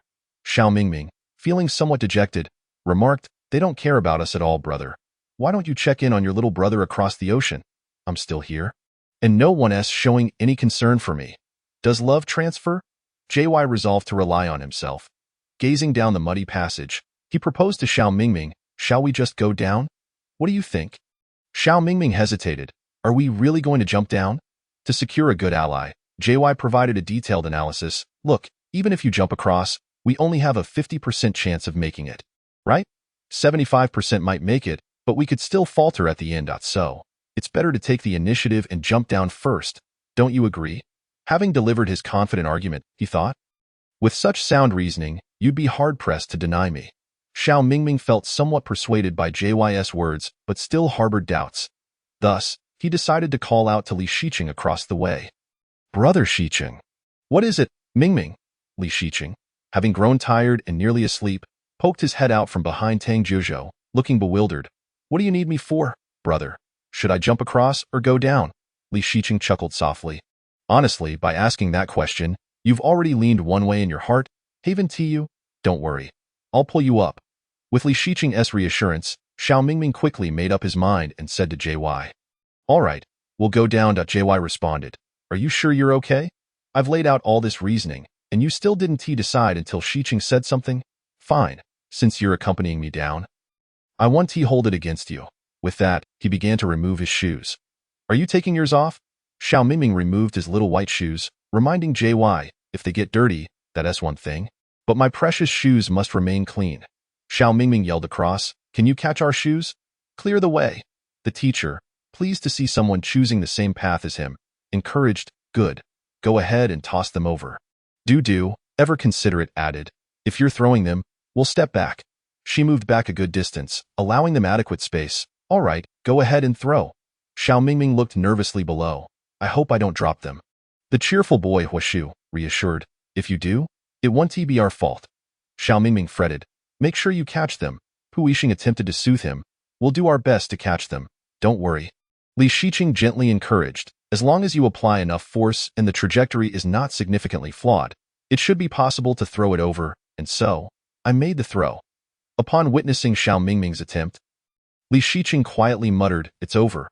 I sensed that Mingming's shoe won't make it. Pu Yixing, conveniently beside him, accidentally overheard and chuckled inwardly, thinking how adorable Shiqing was. Just as Li Shiqing had anticipated, the shoe indeed failed to soar across. Xiao Mingming, heartbroken, squatted down, donning a mask of despair. "Wah! Compensate me for my shoe. How can I save you, my poor little white shoe?" The greater his anguish, the more delight it brought to others. JY, standing by, reveled in his misfortune, utterly unaware that his own shoe would soon share a similar fate below with Xiao Mingming. Li Shiqing, having contemplated a lifetime's worth of sorrowful events, managed to compose his facial expression. "It's all right. Mingming, you should view it this way. You've gained experience, so the other shoe will successfully reach the shore." Pu Yixing chimed in, "It's fine, Mingming, just think that you still have the other one." Tang Zhuzhou, the optimist, interjected, "Aim for second place while securing the first. Mingming, maintain a positive mindset." Meanwhile, our dear Mingming could only wish to weep. "Wah, my shoe, ah." Li Shiqing consoled him. "No worries at worst, I'll buy you a new pair later." Poor child, I pondered, with my salary, I should be able to afford another pair for Mingming. I could always borrow from old Zheng for now. Humble author, dear readers, could you possibly comment more? Otherwise, I can't shake the feeling that the viewership numbers are fabricated. Chapter 35. The Mysterious Cave 12. Is it real or not? Upon hearing this, Xiao Mingming immediately ceased his lamentations. "Brother, will you really buy me a pair?" Li Shiqing nodded with a smile indeed. Xiao Mingming's expression transformed in an instant, as if the clouds had parted after rain. "I can't forego the shoes. Will you accompany me shopping, brother?" Li Shiqing considered this. With everyone currently on vacation, he too had time off, so accompanying him for shopping should pose no issue. "Sure." Observing how easily Li Shiqing had acquiesced, Pu Yixing suddenly realized the charm of a feigned injury. Could it be that by carelessly tossing the shoes and wailing loudly, Xiqing might also grant him a reason to go out? This man, whom he adored, seriously contemplated the feasibility of this scheme, ultimately concluding it was unworkable. It was too swift, lacking Mingming's fearful prelude. SK, Pu Yixing pouted. Had he known such benefits were attainable, he would have slowed down and feigned fear. Step aside. I intend to throw this one. Although the promise of his brother accompanying him shopping was delightful, dear little shoes remained of utmost importance. Li Xiqing undoubtedly asserted, this one will surely make it. Applying force poses no problem.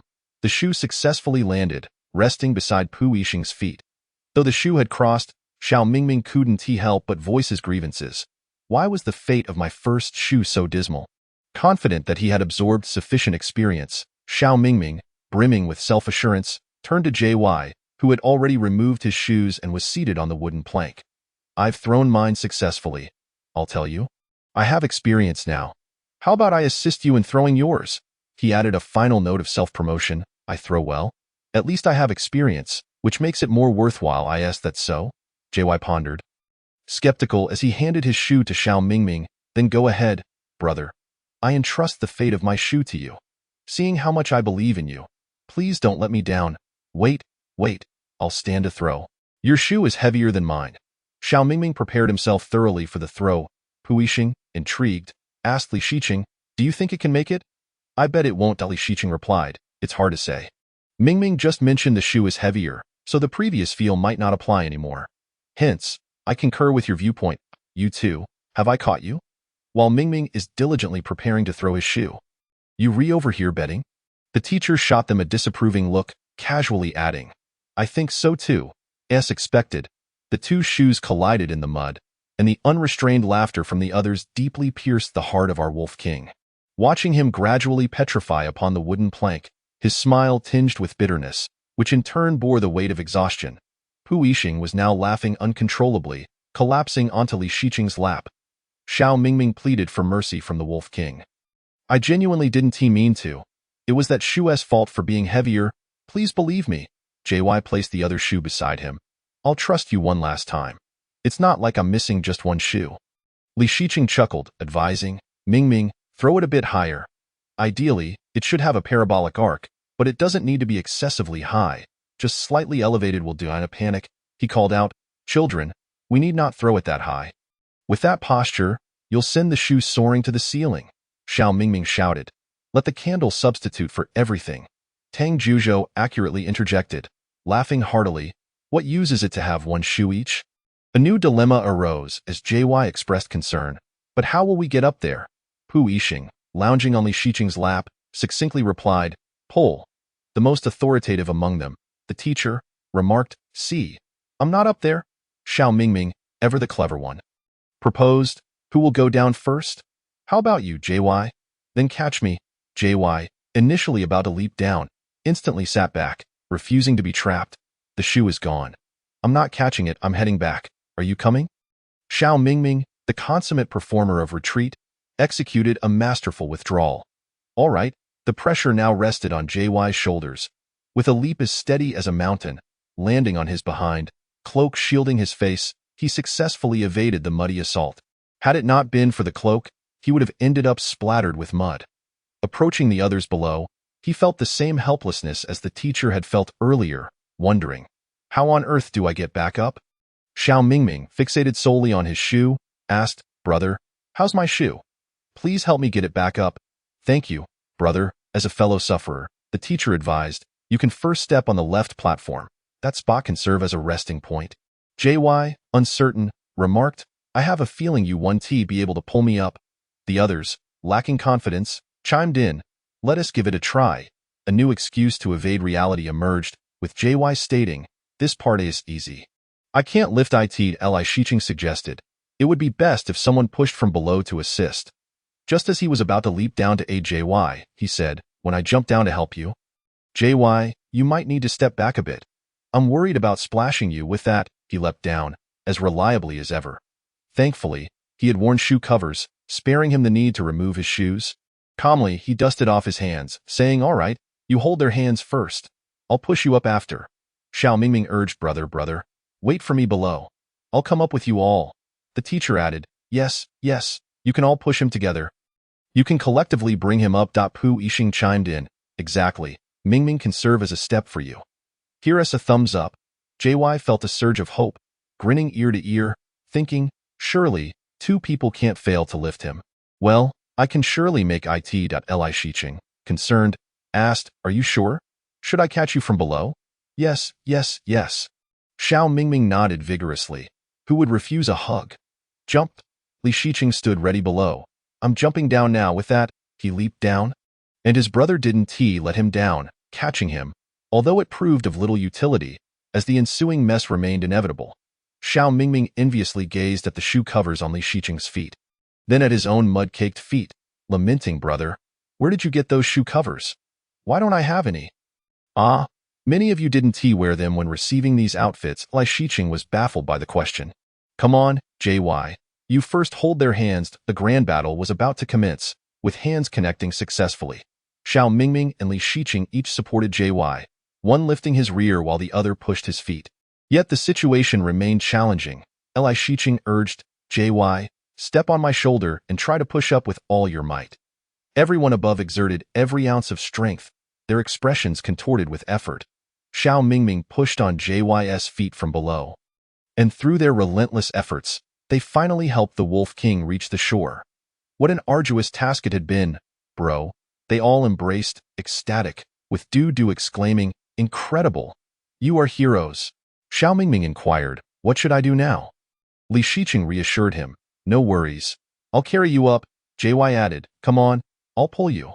Du eagerly volunteered to assist, and this time, it was evidently much simpler than before, especially with Li Shiqing providing support below, making it all the more effective. Xiao Mingming exclaimed, Du, you're amazing. Now, Xiao Mingming had successfully ascended, leaving only Li Shiqing at this moment. Wasn't it time for Pu Yixing to make his entrance? The moment has arrived to showcase his charm. While another invisible brother, Tang Jiuzhou, must also be watching from the sidelines, aware of the significant advantage that long limbs provide in this challenge. Observe how effortlessly he ascends, seemingly without exerting himself. If I hadn't experienced it myself, I might have almost believed it. Everyone has successfully reached the shore. Chapter 36, The Mysterious Cave.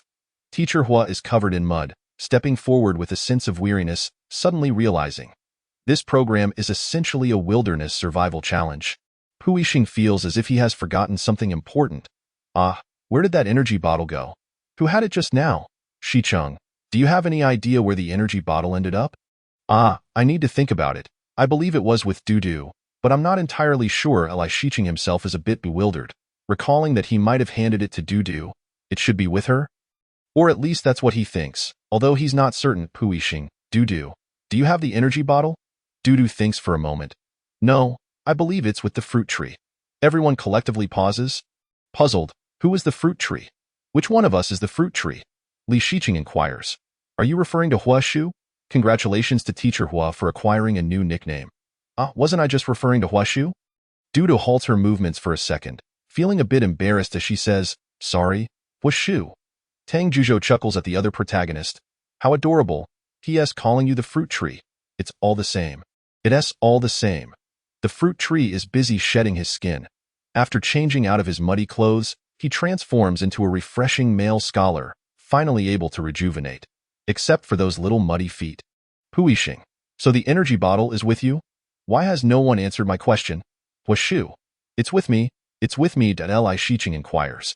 So, which few individuals can cry quickly or shed tears at a faster rate? We need tears from 4 people. Xiao Mingming, sporting a puzzled expression reminiscent of JY. What do you need tears for? Are you all clandestinely up to something without us? Tang Jiuzhou quips, they were just too idle earlier. They've already deduced what energy the T-Star people require. Xiao Mingming realizes. Is the answer our tears? Tang Jiuzhou, yes, we currently need tears from 4 individuals, as it was stated that 4 different DNA types are necessary. Then I'll go and prepare. Xiao Mingming says as she walks to a corner to ponder sorrowful thoughts, shedding tears over, say, those poor shoes. Pu Yixing observes everyone's earnest attempts to cry. For the first time realizing how challenging it is to lose emotional control. Do we have tears? The curious Teacher Hua asks, are tears considered bodily fluids? Tears are indeed bodily fluids, Li Shiqing. Feeling a bit idle amidst this situation, truly feels helpless, so he offers his mental support, saying you all have worked hard. Xiao Mingming, with her head down, her voice slightly trembling and seemingly on the verge of choking up, give it to me. She reaches out for the energy bottle, leaving Pu Yixing astonished, his face displaying disbelief. Could it be so swift? Your knight, Tang Jiuzhou, is at your service, holding an energy bottle, slightly bending forward, gently placing it at the corner of her eye. Hoping for a single tear to fall. The trio of problem solvers share the same anticipation, though they are also the three who have had no decisive impact thus far. Xiao Mingming suddenly breaks character, the entire moment collapsing, but she resolves to take matters into her own hands. Hua Shu, this is far too difficult. This problem exceeds my capabilities, Pu Yixing. This really is a bit unreasonable. Which person plays an escape room and has to cry? You can't scare them into tears either. Tang Jiuzhou suddenly thinks of an excellent idea. Actually, we might not need to see our wine Li Shiqing. Unfazed. Is it yawning? Just as Tang Jiuzhou is about to ask, brother, how do you know? He points to the corner of his eye, where a single tear has formed due to the yawn he stifled out of boredom. Proving to be incredibly precious at this moment of need, Pu Yixing excitedly exclaims, where is the energy bottle? Who has the energy bottle? Xiao Mingming rushes over, personally capturing that droplet of tear into the test tube. Achieving a breakthrough with the current progress bar at 14, now I have a question. How do we get out of this? Although I know this method is viable and has been successful before, I still don't understand it. Qinghua never taught this to JY. From an unknown corner, wriggles out of his limited edition black and green skin, feeling more comfortable, and begins to awaken those in a stupor. Who among us is the actor? The two performers in the arena find themselves momentarily stunned, Xiao Mingming and Dudu. Oh no, we're about to be entrusted with a heavy responsibility. Hua Shu, right, who introduced themselves as an actor in the first place? Pu Yixing seizes Xiao Mingming's shoulder. There's one here, and another there. He gestures silently towards the unassuming Dudu, clearly remembering. This is an 18th tier, and that SA19th tier, Dudu, mouth agape, feels like crying without tears. No? I didn't say anything. How did I get brought into this? What should we do? Mingming. Our lives are so harsh, what if we can't cry? Why aren't you crying? If we can't cry. We want pass this challenge. Suddenly, she begins to act, prompting Xiao Mingming to stifle a laugh. If you hadn't said anything, it would have been fine, but now that you have, I can't help but laugh. I need to find a place to cry. Having already shed a tear, Li Shiqing can only sit aside, silently munching on some snacks, trying not to laugh too obviously, fearing he might disrupt the pleasant atmosphere. Compared to crying out of sadness, shedding tears from yawning seems more acceptable and easier for everyone. Everyone fervently yawns and fans their eyes. Tang Jiuzhou, oh, it's working. As the uninvolved Li Shiqing hands him the energy bottle, he passes it into Tang Jiuzhou's hands. Li Shiqing, you take it yourself? Tang Jiuzhou, tilting his head. No, you help me catch it. I'm afraid I won't be able to die. Makes sense. Stepping forward, he personally captures the tears, bringing the current progress to 24.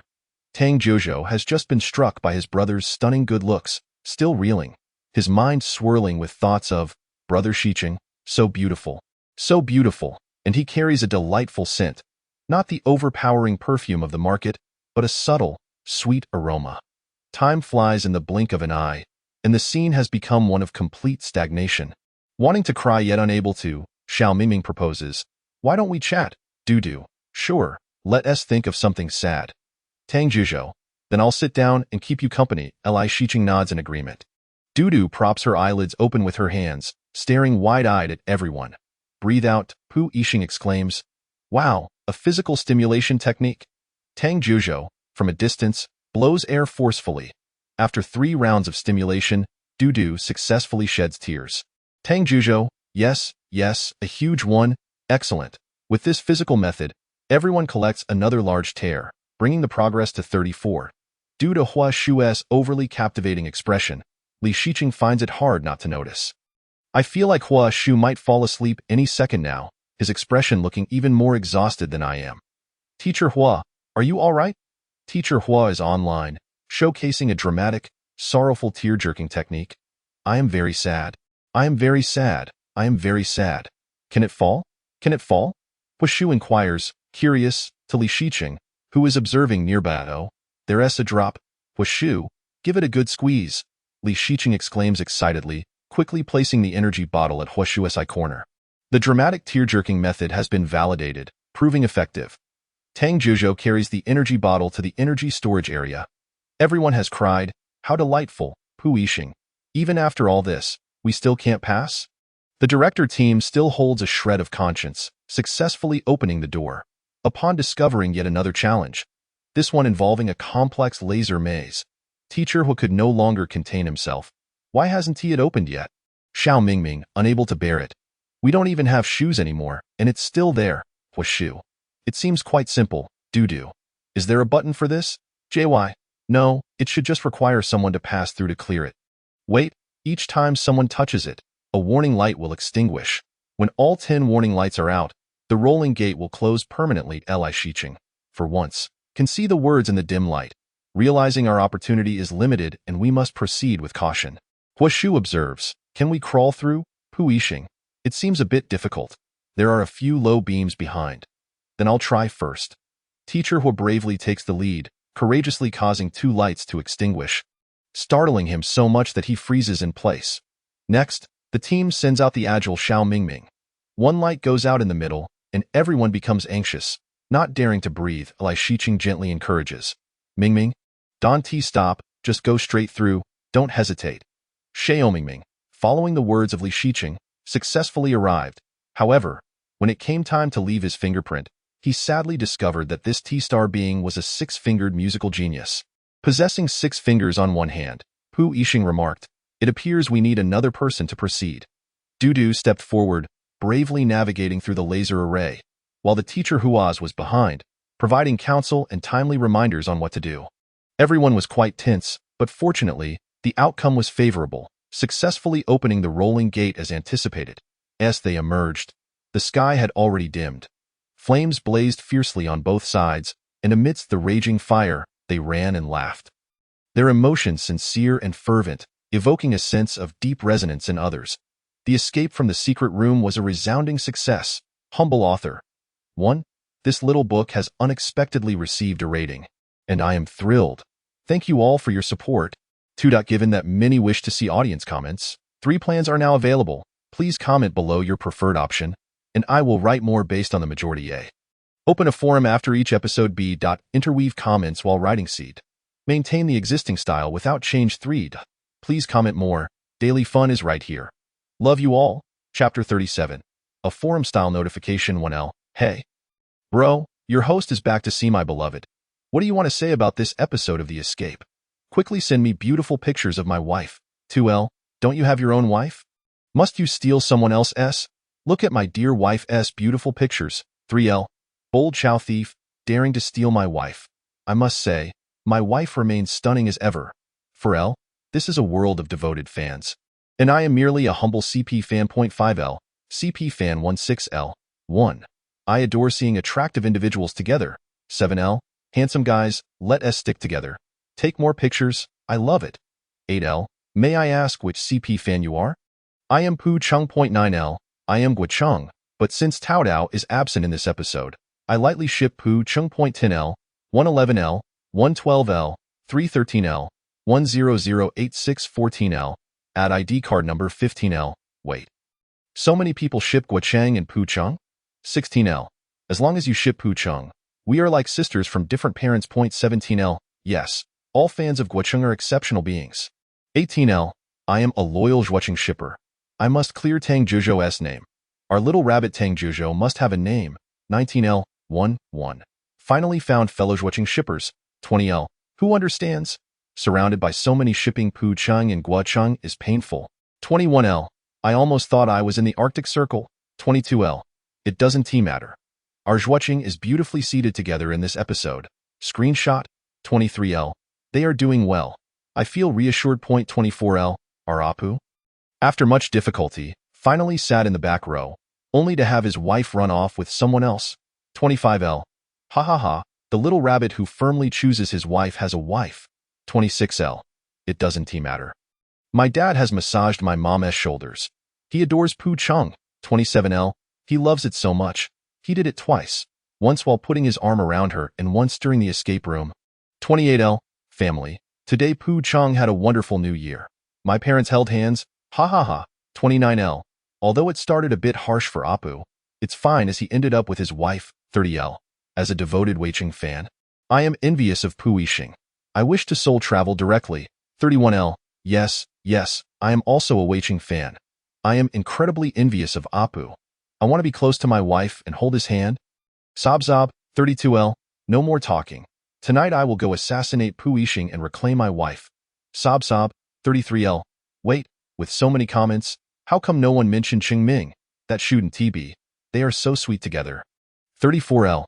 Exactly. They are so sweet. Mingming absolutely has the most hugs from Xiqing right now. No one else compares. 35L. Look at our Mingming's flustered tone, instinctively searching for his brother's child. 36L. Today is yet another day of cuddling with his brother. Screenshot. 39L. Ha ha ha.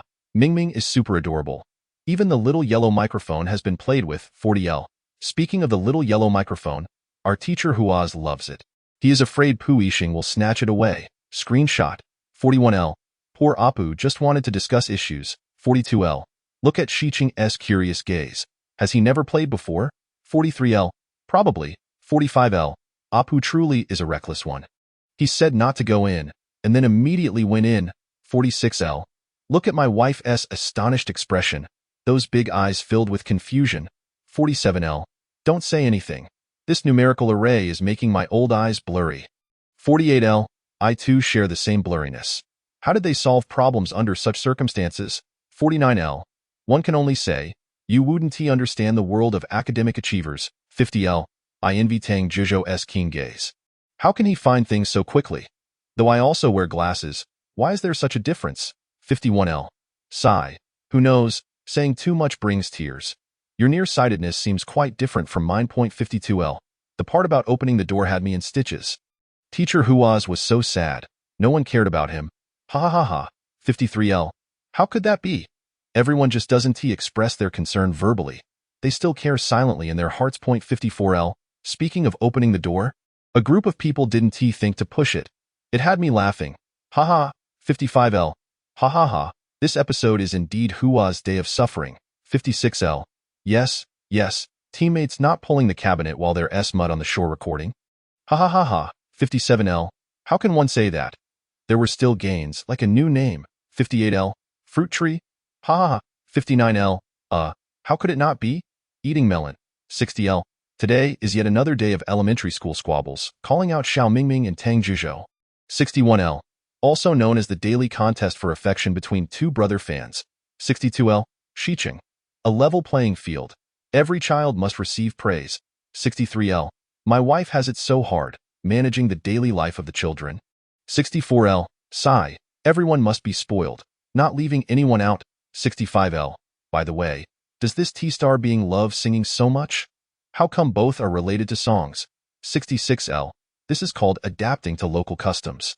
This song is so beautiful, Mingming's favorite. 67L. Mingming vividly expresses that although he is my favorite, he can still sing the wrong order. Ha ha ha ha. 68L. Don't say, Teacher Huaz is quite hidden. He sings pretty well. 69L. Our Angeline is a versatile talent. 70L. Nevertheless, I really want to hear my wife sing. 71L. 172L. 173L. 100864L. Love Xinding. 75L. Love Xinding. 76L. Family. I found a famous painting. Screenshot. 77L. Also known as Three Academic Achievers and Me. 78L. So reminiscent. I'm heartbroken. 79L. Please delete. It's not good for me. 80L. Wife. When will you share half of your IQ with me? I really need it. 81L. Really? Children preparing for exams desperately need it. I beg you. 82L. I'm exhausted from saying envy. 83L. Children preparing for graduate school hope my wife will bless them. 84L. Bless. 85L. Bless. 86L. Let us not speak of sad matters. Look at my beautiful, kind-hearted, slender-waisted, long-legged wife. Screenshot. 87L. Bystander. This young man has such long legs. I'm a bit envious. 88L. The one above is exceptional. This young man is a Princeton PhD. My gentle wife. 89L. He that impressive? Report it. I initially thought he was just a pretty face, 90L. Don't say. I thought the same at first. But alas, saying too much brings tears, 91L. Host. So what lesson does this episode teach us? I'll go first.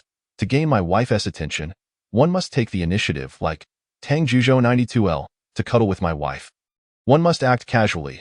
Those with cunning will eventually get their wife's embrace, like Pu Yixing 93L. To have my wife hug and go shopping, one must learn to show weakness and act cute.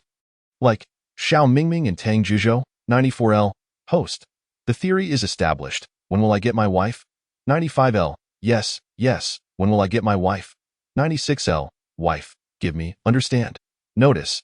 There is a high probability that updates will not occur today, as I must begin the task of rectifying the issues within this book from scratch. According to the votes, it seems that most people prefer the barrage style, while I personally favor the forum style. I will write subsequently, but if it does not meet your preferences, I shall refrain from sharing it. Currently, there are two questions to consider in order to preserve the overall ambience. 1. Should I incorporate the barrage style from the beginning? A. Incorporate the barrage. B. Do not incorporate the barrage, only make modifications to. Should I publish the forum style? A. Publish. B. Do not publish Chapter 38. Side Story 2. The shoe incident. Due to the lack of activities in the laboratory recently, Li Shiqing has chosen to leave the apartment adjacent to the company and reside in a villa in the suburbs for a while. Today, the spring sunshine is delightful and the weather is just right. Li Shiqing awakens early, his hair tousled, clad in slippers, and casually draped in a khaki coat as he descends the stairs, greeting the housekeeper he has hired. Good morning, Aunt Wang. Good morning, Xiao Shi. Your coffee is ready and placed on the table. Thank you, Aunt Wang. He picks up the coffee resting on the table, takes a gentle sip, and then sits down to enjoy breakfast, which consists of a Western-style meal. After satisfying his appetite, he stands up to stretch and gazes through the glass door at the nearby roses, which are blooming beautifully, resembling delicate little princesses. For some reason, he suddenly feels a surge of enthusiasm and calls for Uncle Wang from the villa to move a lounge chair into the garden. He then requests Aunt Wang to burn some sandalwood incense. The thoughtful aunt even brings along a small blanket. He himself retrieves a book, placing it on a nearby table, and begins to stroll leisurely around the garden. Suddenly, he notices a pot of orchids by the path, a gift from an old friend, the global lotus. He wonders if the friend has returned to the country, squatting down to admire it for a while. The flowers are flourishing, and he cannot resist touching its leaves, finally chuckling softly, "Little one, it seems you are being well taken care of, living even better than I am." Rising, he continues to wander through the garden, but soon grows weary and lazily returns to the lounge chair to close his eyes and relish life. Li Shiqing initially intended to take a brief nap, but inadvertently falls asleep, awakening to find it is noon. Suddenly, an unfamiliar number calls, and had he not recognized the familiar voice, he might have thought it belonged to someone else. "Hello?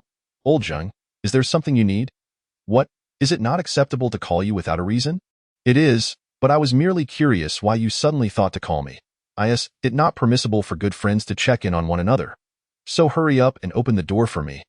Ive brought you something special. Oh, you're back in the country?" Li Shiqing quickly rises from the lounge chair and walks over to open the door, inquiring as he walks, "What made you decide to return? Have you thought it through?" "I have thought it through." There is an indescribable sense of melancholy in the other person's voice. As long as you have thought it through, that is what matters. After all, your adopted sister is truly not a good person. Being easily swayed is not a virtue. Upon opening the door, he finds a gentleman dressed in a black suit and standing tall. Upon seeing Li Shiqing, he reveals a perfectly timed smile, and the two share a brief embrace. Li Shiqing invites him inside and asks, "Water, coffee, or tea?" "Water, thank you." He pours a glass of water for his guest and hands it over, then casually sits on a nearby sofa. "So, did you just get off the plane?" "Approximately." Zhang Chengyan places the cup on the table, surveying Li Shiqing with a smile. "I initially went to your apartment to find you, but the housekeeper informed me that you had moved to this villa in the suburbs, so I made my way here. But enough about me, young master. You wouldn't have just woken up? Would you? In a sense, yes." He calmly takes a sip from another glass of water. "That's not very much like you." Zhang Chengyan observes, intrigued as if he has discovered something new. "What can I say? Perhaps people become lazy during their vacations, unwilling to move." Li Shiqing responds with a hint of resignation. feeling somewhat foggy-headed. Well then, here's the gift I brought for you. Zhang Qingyan produces an antique bag from behind him. Smiling, open it and see. Li Shiqing looks at him with suspicion.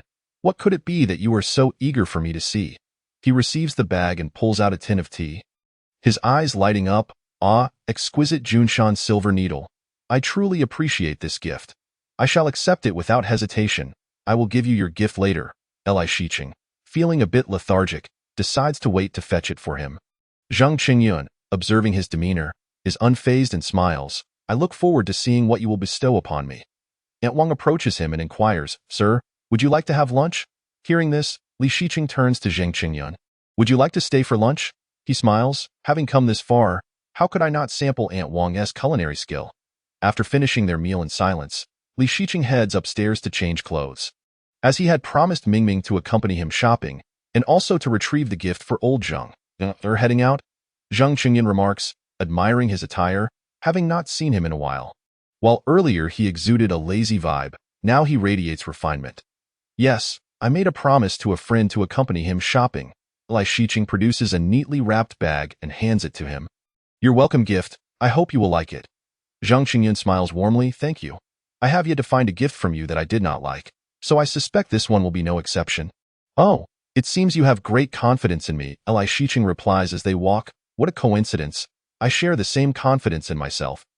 Zhang Qingyun gazes at his bright, exuberant friend walking ahead, feeling an indescribable sensation, perhaps envy.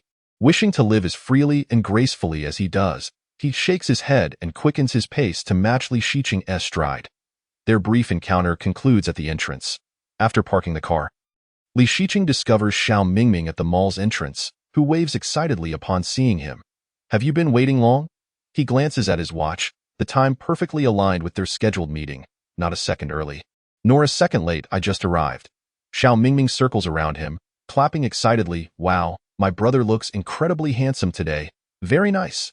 Stop joking around. Li Shiqing gently restrains Xiao Mingming, who is spinning around, feeling slightly dizzy. It seems he has caught sight of someone he did not wish to see. But upon focusing, he realizes there is no one in front of him. Perhaps he was mistaken. Where are we headed now? Li Shiqing asks the protagonist of today. Xiao Mingming, though be honest, he rarely enjoys shopping. Perhaps viewing it as a waste of time, and feeling it unnecessary. Theo, buy shoes. Buy shoes, go, go, go. Xiao Mingming exclaims, pulling Li Shiqing into a shoe store. Although he has already sent his own shoes to the dry cleaners. What if they don't come out clean? Besides, the old ones can't compare to new ones. He absolutely must buy another pair. Dear little shoes, here I come. As Xiao Mingming searches for shoes, Li Shiqing sits on a chair, and a staff member brings him a glass of water. He smiles gently at her and whispers a thank you. He simply observes quietly, not playing on his phone, occasionally responding to Xiao Mingming's inquiries like, are these shoes pretty? What style do these shoes match? After sifting through a pile of lovely shoes, Xiao Mingming finally finds a pair he is quite satisfied with.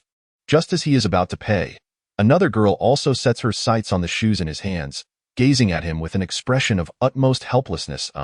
Could you possibly let me have the shoes you're holding?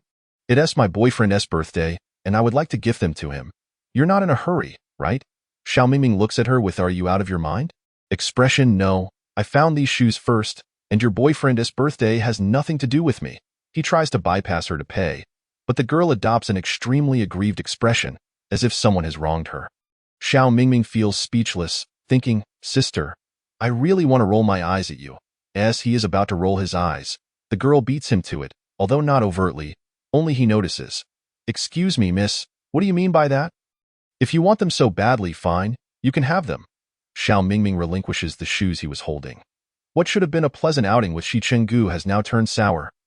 As he is left with nothing but goodwill, the negativity having spoiled his mood. Did you get what you wanted? Li Shiqing asks as Xiao Mingming approaches, believing he has finally made a choice.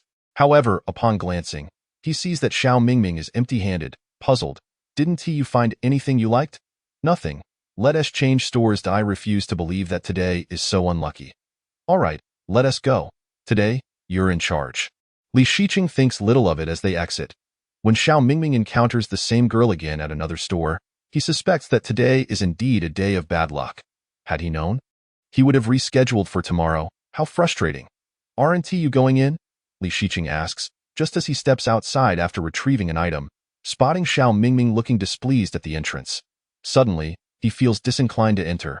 Xiao Mingming thinks to himself, if I can't deal with her, then can't I just avoid her? I can go somewhere else. I don't have to buy shoes. Shall we go out for a meal?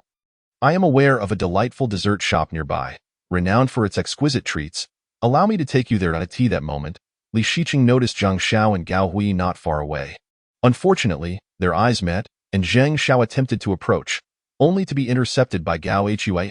By the time Zhang Xiao managed to persuade Gao Hui to release her, Xiao Mingming had already entered a fervent tirade about the dessert shop, exclaiming how annoying it was to have encountered a girl who truly tested his patience. She had insisted he give her his shoes, claiming her boyfriend's birthday was approaching and she wished to gift them to him. He pondered what this had to do with him, yet when she feigned distress, he ended up relinquishing his shoes. I am truly exasperated. Li Shiqing consoled him, saying, it's all right, we can visit another shop for a drink.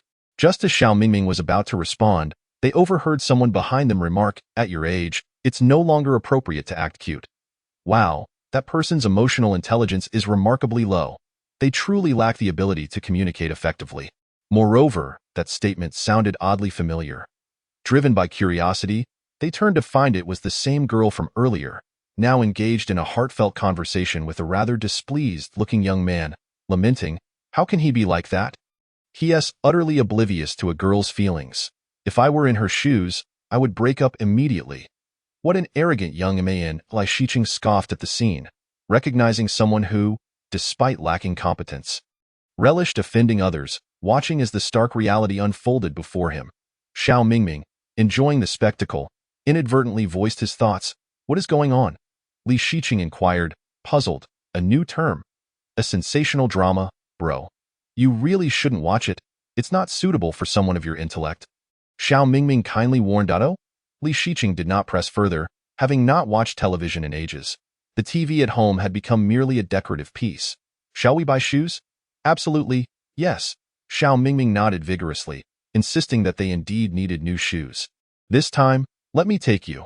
I assure you we won't encounter them, as her brother disapproves of those two, Li Shiqing said with a smile. Chapter 39. The terrifying mansion. Here we go again. The dog Mango has finally updated. It was worth the wait. Xiao Mingming joyfully declared. My day of happiness is about to commence. The first to arrive was the lively and charming Mingming, who cheerfully greeted the camera. Hey, family. Have you seen my beauty? With a graceful ballet leap, he joyously climbed into the escape vehicle, only to find it completely empty, which thrilled him to no end. Ah, it's my country stage again. No one else here. Is today another day for my performance? Xiao Mingming exclaimed. The country stage returns for a limited engagement. I'm back.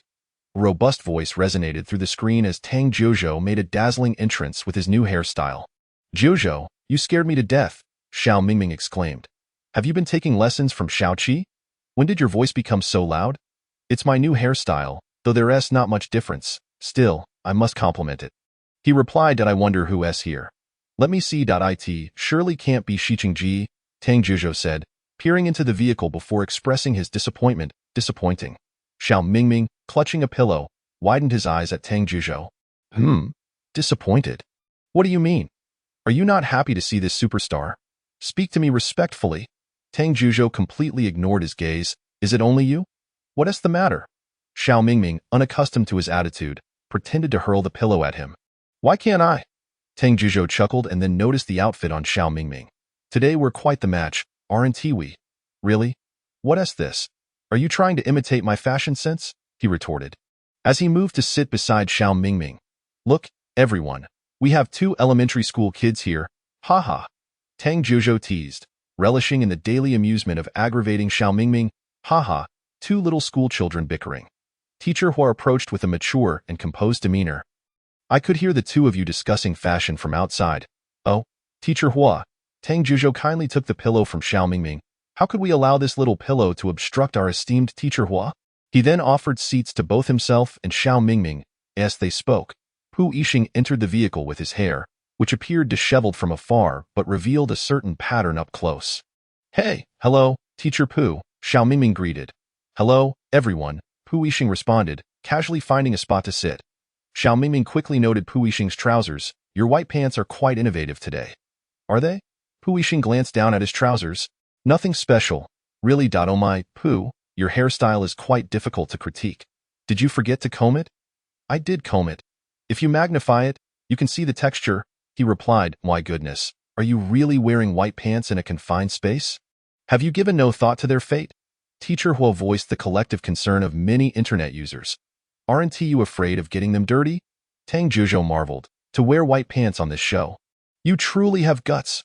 Remember the last time with those shoes? He then turned to Teacher Hua. How do you clean them? That question struck a nerve, and Teacher Hua recounted his sorrowful tale of painstakingly removing dirt.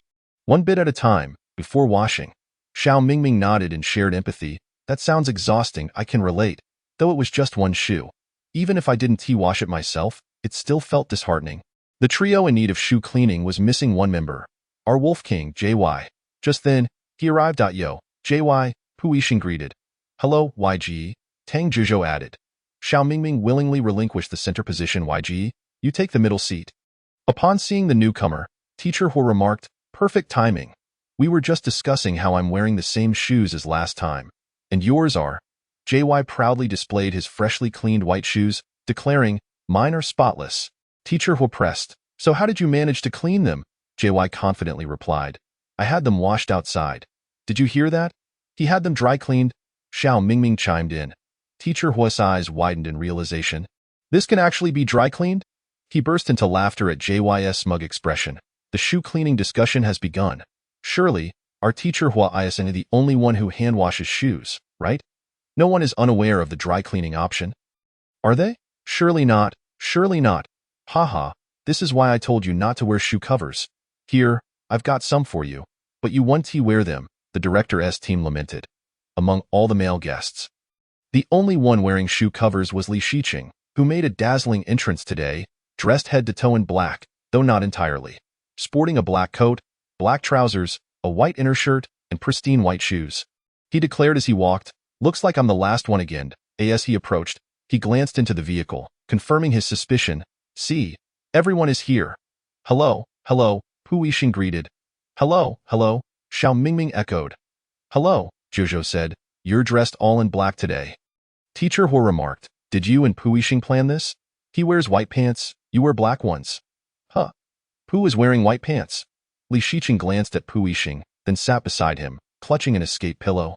Sharing a knowing smile, this was not prearranged. We simply have different timing. Family. My parents are showering me with affection, he exclaimed. I say this enough to ship? I won't let this go. I'm starting to spread rumors. As the car doors closed, the escape vehicle began to move. Teacher Hua wondered aloud. So, is it just the 6 of us this time? Now that the car is in motion, it must be just us 6. JY replied. Last time, Dudu was here too, Teacher Hua noted. Tang Zhuzhou pondered. Why do I feel the female guests seem quite nice?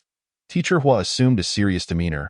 Let us reflect on who might have upset the female guests. JY, feeling quite pleased with himself, interjected, no one did. She actually behaved quite well. Xiao Mingming teased, lightly slapping JY. Was it you? JY retorted. Why would it be me? She didn't pull me. I didn't step on her shoulder. How could I have offended her? The others watched their banter, enjoying the spectacle, bursting into laughter at the sharp jabs directed at Mingming. Mingming, why did you provoke him? Mingming, accepting defeat, lay back and allowed himself to be mocked. Laugh all you want, go ahead. Suddenly, he noticed one person who hadn't laughed yet and inquired, Pu, why aren't you laughing? This is hilarious. Li Shiqing, grinning without revealing his teeth, observed him, amused that someone would actively encourage another to laugh. What a silly child, I'm just managing my expressions, Pu Yixing calmly replied. Mentioning expression management, Teacher Hua turned to Tang Zhuzhou and said, I've seen many comments about you. Could you please work on your expression management? Your expressions tend to derail at any moment. Tang Zhuzhou swiftly retorted, you should pay attention to your body language. All right, Zhuzhou, you truly know how to retaliate. It's as if we are both stabbing each other's hearts. In this segment, I declare that my wife can elegantly vanish from sight. Xiao Mingming also joins in with a sharp remark. Did you know that many in the barrage refer to you as Fireball? Teacher Hua Shu, puzzled, responds. Many people called me that during my live stream as well. I'm uncertain if they made a mistake or if S and Q are indeed that close together. JY, who has long seen through everything, coldly punctures the illusion. No, they think you've gained weight and resemble a fireball. The directing team. Let us take a moment to reflect. What do you consider to be the highlight moments? The elementary school kids have ceased their pecking, and Xiao Mingming begins to genuinely praise Tang Zhizhou. I believe it's Tang Zhizhou, for every question he solves pertains to shapes. The down-to-earth Tang Zhizhou responds, "That's because I only have this one line of thought. Zhizhou, in truth, we need not be so pragmatic. The highlight moments must include my wife." The logical beauty Li Shiqing. How can we overlook our bug expert Pu Yixing? Our engineer Hua Shu must have a name. What? Is our strongest support, Xiao Mingming, unworthy of a name? How could we forget our Wolf King JY? JY will be wearing blindfolds. Hua Shu, as he dons his blindfold, inquires, "What kind of escape room are you all looking forward to?" Pu Yixing, with a penchant for the macabre, instantly replies, "Something terrifying." Xiao Mingming quickly interjects, "No more horror, brother, I beg you." Li Shiqing, nonchalantly, "Anything works, as long as it's not too dark." Hua Shu, I'm most eager for something anime-themed or a bit more heartwarming. JY dismantles this notion. "No, it's likely something akin to an ancient castle." Hua Shu, "How about a hospital?" Haven T, we never been there. Pu Yixing becomes intrigued. "A hospital? That could work." "No, let us skip that. I'm scared." Hua Shu's words seem to cast a spell every time. Xiao Mingming trembles at first but soon begins to regret not sitting next to Shiqing, now fearful and merely hugging himself. A wild guess. A hospital? An ancient castle. As long as it's not too dark, my precious will be terrified. Chapter 40. The Haunted Mansion. When upon reaching the destination, we must all disembark collectively. However, as everyone is wearing blindfolds, it is impossible to discern who is who. Pu Yixing senses someone in front and asks, "Who are you?" Xiao Mingming instinctively responds. Thus, love and hate intertwine, and people grow gaunt. Tang Zhizhou. The fear lies in the possibility that this suffering is without cause. The staff waiting at the car door are momentarily stunned, their hands outstretched, pausing in midair for several seconds before silently retracting them. Hence, joy and sorrow ebb and flow as silence envelopes us. Our escape room singer group truly lives up to its name. I'm in stitches, watching the staff's helpless hands. I can't help but laugh. Haha. Let us link arms, good friends walk together for life. The leading Hua Shu is pulled by the staff to a barrier, instructed to hold on, while I lean against a railing. Li Shiqing, his hand blindly grasps at the air. Lowering his arms, Hua Shu has been taken away. He is moving farther from us, and I find myself alone ahead. Pu Yixing, drawing from his numerous escape room experiences, surmises, they wouldn't separate us all this time, would they? Xiao Mingming, in fear, clutches Tang Zhizhou's coat tightly, shouting forward, "Hua Shu, brother." "No, I've been placed in a very unstable position." Hua Shu clings tightly to the edge of the boat, stuttering in tension. I feel like I've sat on a roller coaster, moving forward. Observing the increasingly anxious expressions behind me, Hua Shu's imagination is indeed formidable, relying solely on guesswork, growing more horrifying. The second to board the boat is Li Shiqing, initially struggling to maintain his balance, yet fortunately stabilizing himself in time, contrasting greatly with Hua Shu across from him. Perhaps the first episode left a profound impression. As he sits down, his first instinct is to touch everything, from the seat to the edge of the boat, extending his hand to feel the water's surface. No, is this truly a roller coaster? It doesn't quite feel like one. Judging by the sensation, this is water. Isn't it? Hua Shu is thoroughly unsettled by the swaying boat, feeling as if his spatial awareness has faltered. Pu Yixing has also been brought aboard. Sitting beside Li Shiqing, and upon hearing Hua Shu's words, remarks, "No, we should wait until we're all on board before it sets off, right?" Guessing blindly, it feels like a cable car. I sense this is a boat. Li Shiqing voices a reminder, sharing his recent discovery. Otherwise, if we let them continue guessing, they might come up with all sorts of bizarre ideas. Never underestimate the imagination of the great ones. Pu Yixing extends his hand, just brushing the water's surface, exclaiming in astonishment, "It's really a boat." Apu has successfully been led astray by Hua Shu. I thought I had some unique perspective, but it turns out, I am just another dragon in Phoenix alongside Hui's Hud my wife. Have you all had enough? The production team doesn't have the financial means for that. Shiqing, Please cease your impractical imaginings. When the staff brought JY aboard, the moment he stepped on, he declared, "This is a boat." "No, is this not a boat?" "Who said it was a roller coaster?" Though JY is blindfolded, he can still accurately identify that Huashu is beside him. Turning to question, "Was that you, Huashu? What are you talking about?" "I don't know." Huashu adamantly denies it. "Do you have any evidence?" "Just saying it's me." JY, helpless, admits he truly has no proof. Next aboard are Tang Jiuzhou and Xiao Mingming. Once the staff ensures everyone is settled, the small boat begins to move forward slowly on its OWN.ATNE moment. Xiao Mingming's rural stage performance reemerges. "A winding river before my brother." However, this time it's different. We have group performers, and Huashu flawlessly joins in. "A sweet song sung before my sister." Tang Jiuzhou seamlessly blends in. "Waves rise in my brother's heart." "Sister, do you know you'll let me cross your river?" Xiao Mingming, in high spirits, shouts to Li Shiqing. "Shiqing brother, join in." "No, I can't." Li Shiqing chuckles helplessly, admitting he has heard it, but only in passing. Finding it familiar, Xiao Mingming's rural stage grows larger and stronger, with the great ones presenting their peculiar playlists. TSK, this blue man never sings. I'm quite displeased. When will he sing seriously? I am eagerly anticipating it. Pu Yixing senses. I have a feeling this will stop soon. I must leave now, everyone. The staff pulls Tang Jiuzhou, lifting one leg high. "Oh, so high. What about those with shorter legs?" "I'll wait for you all on the shore." "Everyone, you're quite kind. Aren't you? Jiuzhou, you know how to show concern." "Haha, I suspect you're subtly mocking my dear Huashu." Huashu, still unsatisfied. "What am I to you? Do I have legs that long?" Xiao Mingming, assisted by the staff in raising his leg, is filled with terror. "Huashu, you might not make it."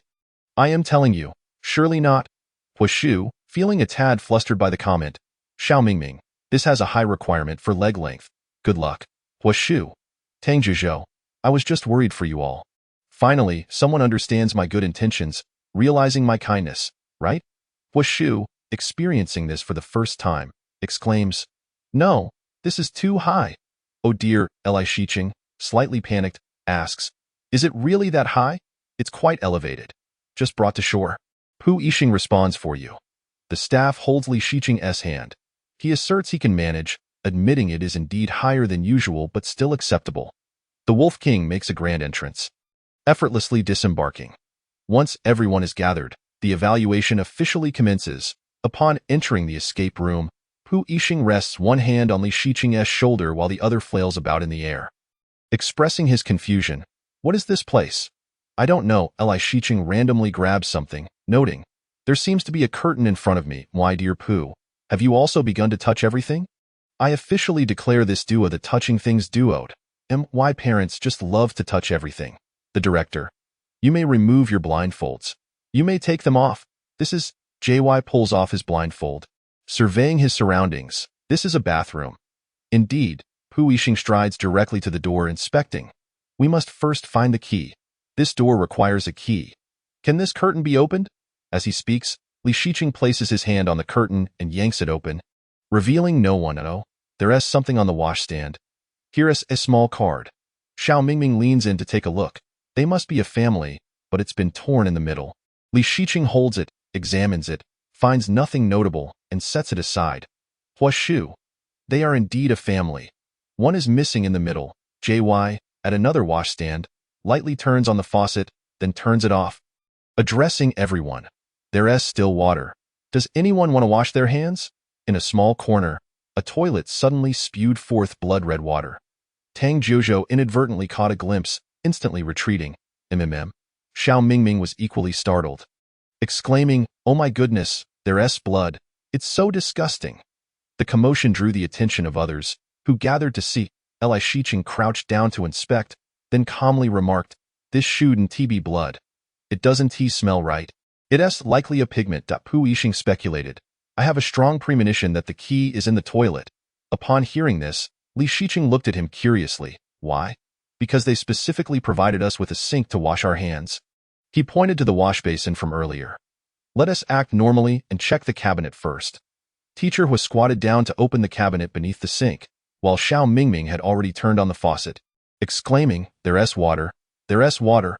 Initially, the water appeared normal, but soon its color began to change, alarming him to grab Li Shiqing, who was surveying the surroundings. My goodness. Oh my. What's wrong?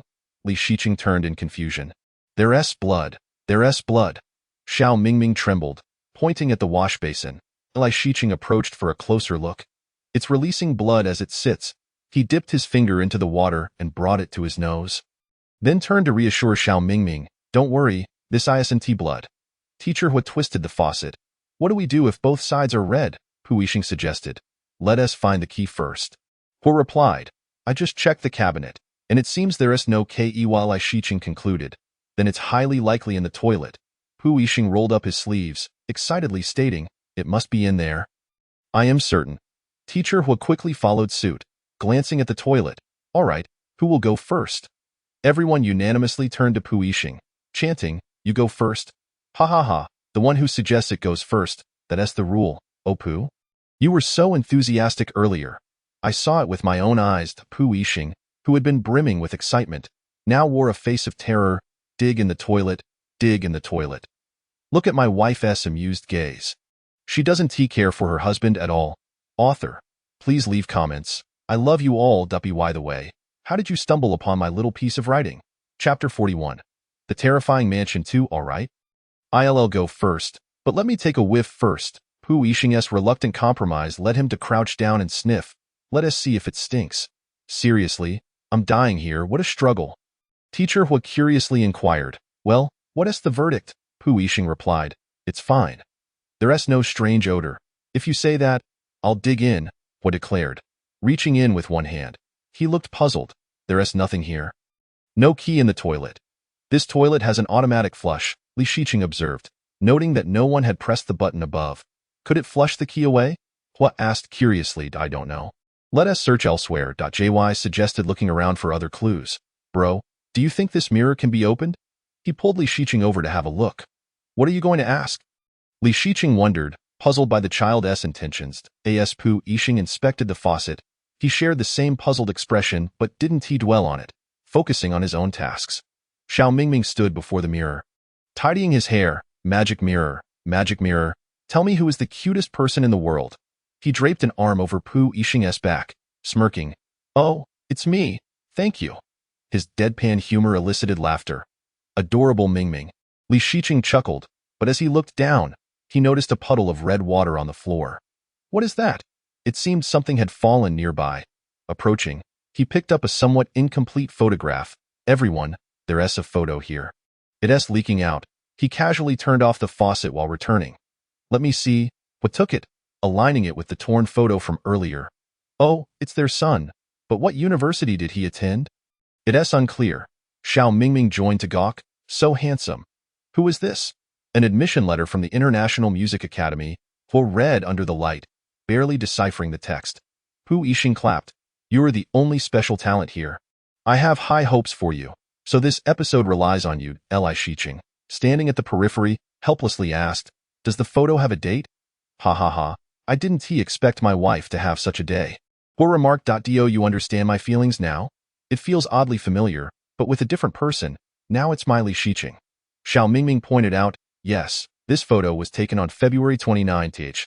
There are many certificates on the wall. So his grades must be good. Hey, there are words. JY suddenly pointed at the mirror. What words?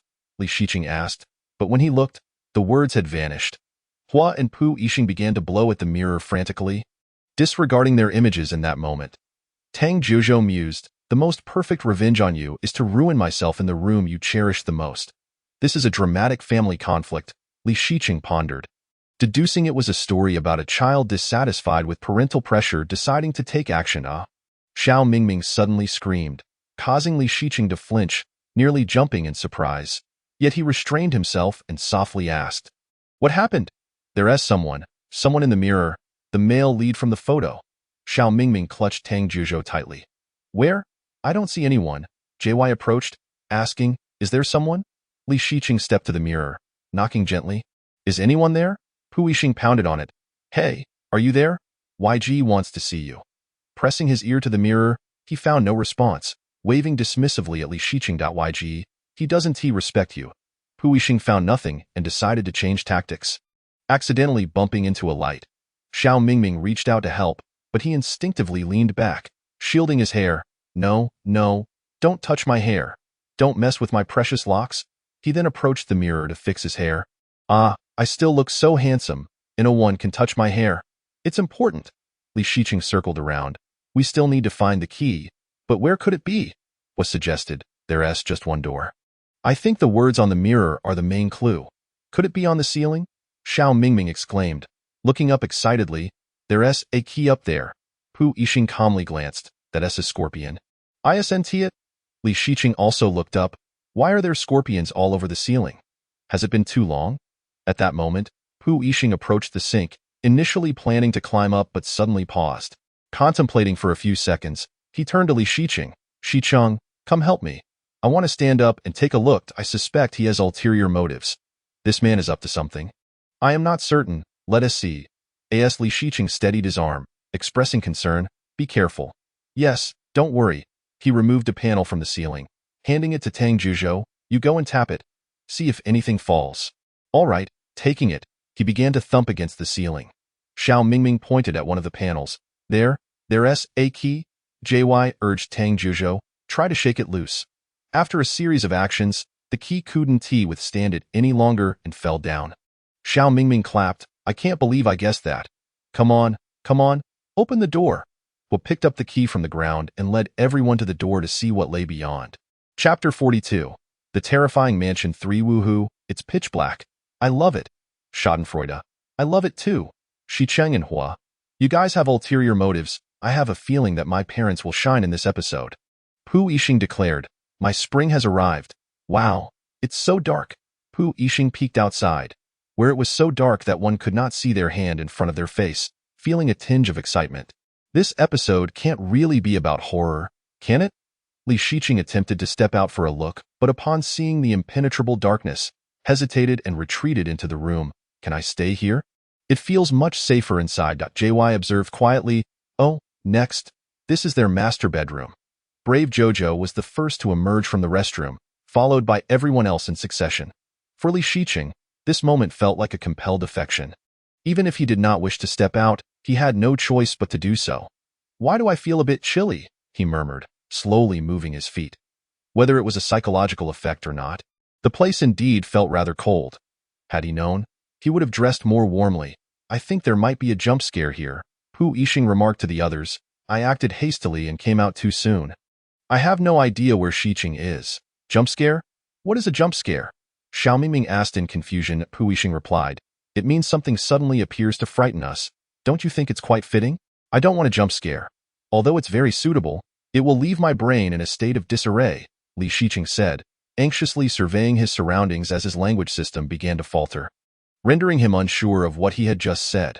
Upon hearing Li Shiqing's response, Pu Yixing, though aware of the other's location, found it impossible to approach due to the pitch darkness, which made it easy to bump into people and objects. He lamented once more about having emerged too soon. What a shame. The prediction was premature, a sudden situation. What a splendid opportunity, yet it slipped away. What are you all discussing? I can't comprehend any of it. Look at my wife. She is so tense she doesn't even know what to say. I almost couldn't understand her, Xiao Mingming said, pointing at a glowing object. That should be a combination lock, right? The group expressed anxiously. Let us not worry about the combination lock for now. Let us find a light first. It's too dark to see anything, which is quite frightening. Li Shiqing wholeheartedly agreed with the suggestion. So where exactly is the light?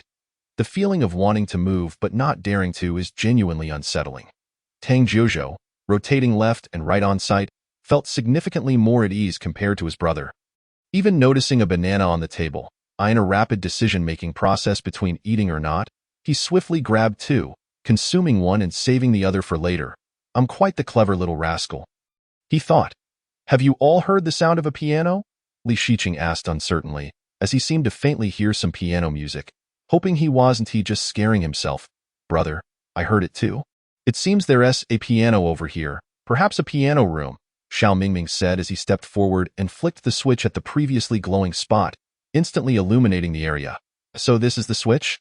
What on earth are you all looking for? He looked at everyone expectantly, seeking praise. only to turn around and find Tang Zhuzhou holding a half-peeled banana. He approached him, seeking a bite. "Can I have a taste?"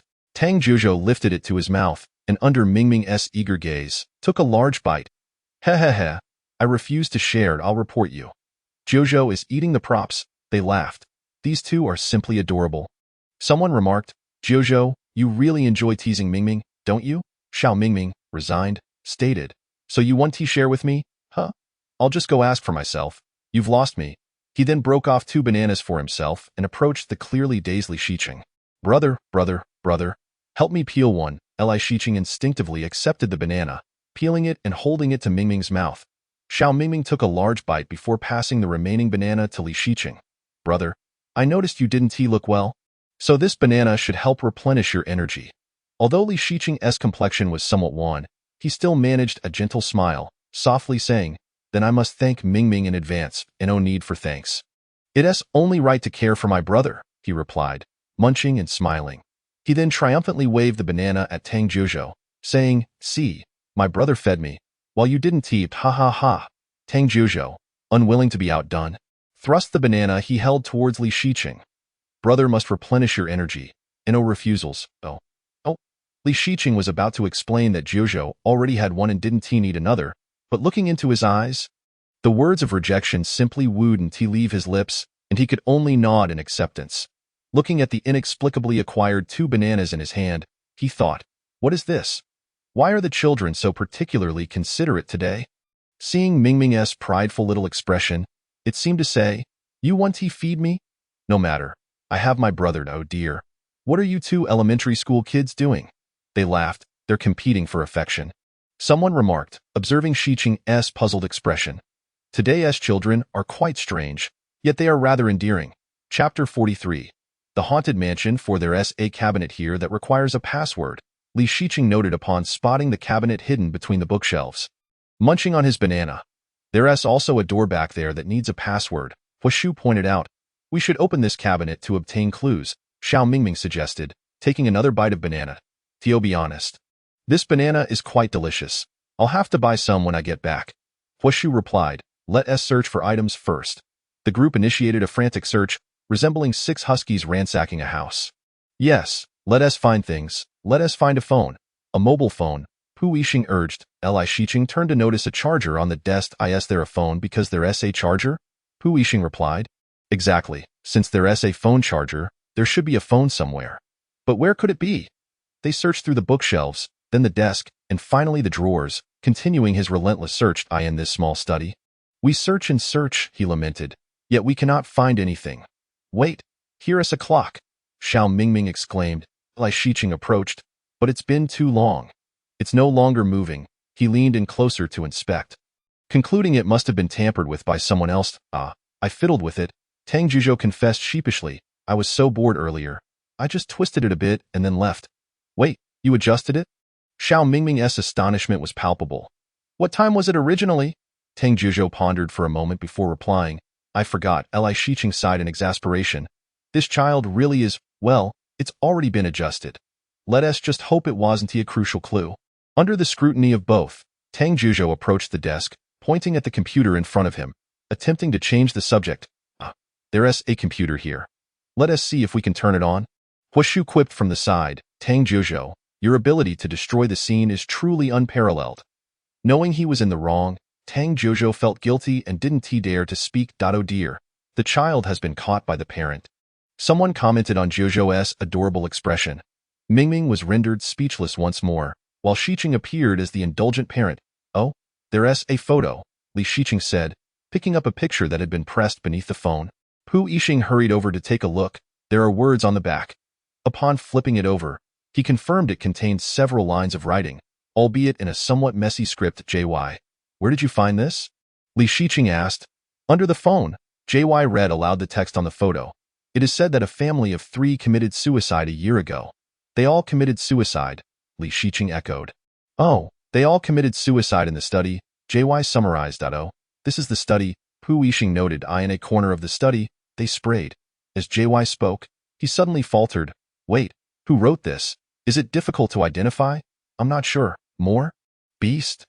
Don't say it like that." "Why, brother? You're giving me the impression of being rather dim, JY retorted playfully. Playing werewolf, JY. I can't afford to associate with you now. You're not worthy of me. He added jokingly. Li Shiqing chimed in. After Lumino, we unexpectedly encountered such a horrifying scene. Wait a moment. What were they spraying? Pu Yixing asked. Lumino, Tang Zhuzhou clarified. As everyone was earnestly analyzing the information provided by the photo, a sudden knocking sound emanated from the cabinet behind them. Bang, bang, bang. Tang Zhuzhou jumped back in surprise. No way, someone is knocking. Pu Yixing calmly approached. Is there really someone there? Then we should find the password to open this door. Li Shiqing rummaged through the drawers, suggesting they first release the person inside. Huashu agreed. Let us find the password to unlock it first. This cracks me up. Even the NPC is urging us to progress. Someone remarked. Hurry and let me out. I can't take it anymore. I'm going to suffocate. Hey brother, here is a book, Tang Zhuzhou said, pulling a book from the drawer to share with Li Shiqing. What is it? Upon hearing about the book, everyone crowded around to take a look. Tang Zhuzhou felt a tinge of disappointment, but only slightly, as he revealed the Tao family genealogy. Upon opening it, the first generation was revealed. Tao Tinghan, born in 1840, who achieved the highest honors in the imperial examination in 1858. Flipping to the next page, Huashu glanced and commented, well, the second generation also topped the exam. JY suddenly realized, so their family has been producing top scholars for generations. Huashu concluded, thus, their family is indeed a prestigious one. They are quite exceptional. Li Shiqing lamented that they were indeed remarkable, as not every family could boast generations of top scholars. The same held true for noble families. He then expressed concern, noting that children born into such families likely faced considerable pressure. Darling, why does your expression seem so empathetic? He remarked. Something feels amiss. I fear I cannot aspire to their heights. Although I am already attempting to, group member, Tao Inkai, admitted to a world-class institution, the International Music Academy, with the highest score in the city. Pu Yixing. Wait, what did you say? Tao what? Li Shiqing, Tao Inkai. JY, TYC. Trying the initials in English, but the password is incorrect. Group member. Could it be their characters? Tingwen? Li Shiqing turned around. This study must belong to Tao Inkai's father. The decor doesn't quite align with the style of contemporary youth. Pu Yixing. Oh, let us check out the male lead and his father. Tang Zhuzhou. The male lead's father is named Tao Yinji. Pu Yixing. No reaction. Entering initials, password incorrect. JY. How about spelling it out? Mingming, please enter that password. Pu Yixing called upon Xiao Mingming to take over, quietly moving beside Li Shiqing to observe. Is it Tao Yinji? At this moment, Xiao Mingming remained oblivious to the gravity of the situation. Despite not knowing why he was summoned, he obediently entered the password. Pu Yixing. Yes. Upon successful entry, unsuspecting, he opened the door, revealing a familiar face. Xiao Bangzhu, holding a flashlight under his chin and making a silly face. Xiao Mingming, caught off guard, screamed, ah, and instinctively recoiled. Looking at Xiao Bangzhu with wide, startled eyes, Li Shiqing was not frightened by Xiao Bangzhu's antics, but Xiao Mingming's shriek startled him, causing him to stumble back into Pu Yixing's embrace. Pu Yixing could hardly contain his smile and instinctively wrapped his arms around him. Woohoo! It's New Year! It's New Year! It's New Year! Look at this man. He must have been prepared all along. I suspect he did this on purpose. Knowing it would be scary, thus sending Xiao Mingming in while he hid behind his wife. A cunning man, with a wife to embrace. Chapter 44. The Terrifying Mansion 5. Upon recognizing the visitor, JY's face lit up with joy, yet he stifled a smile, pretending not to know him. Who are you? Are you the one who wrote on the photo? Xiao Bangzhu, still crouched inside, replied, It's me. Why ask this? JY quipped, Your handwriting is truly artistic. I almost didn't appreciate it.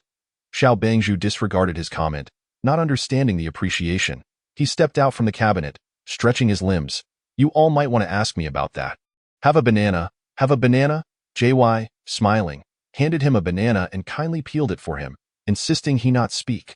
What role are you playing now? Asked a group member. I'm an NPC now. Xiao Bangzhu replied in a peculiar accent. Looking down to adjust his clothing, Xiao Mingming and Tang Zhuzhou burst into laughter at his tone, mimicking, he is an NPC now. Li Shiqing noticed the object in Xiao Bangzhu's hand. Is that the luminol reagent mentioned in the photo? Indeed, he affirmed, then eagerly began to narrate his character's storyline. Well, let me share a story about how I arrived here. All right.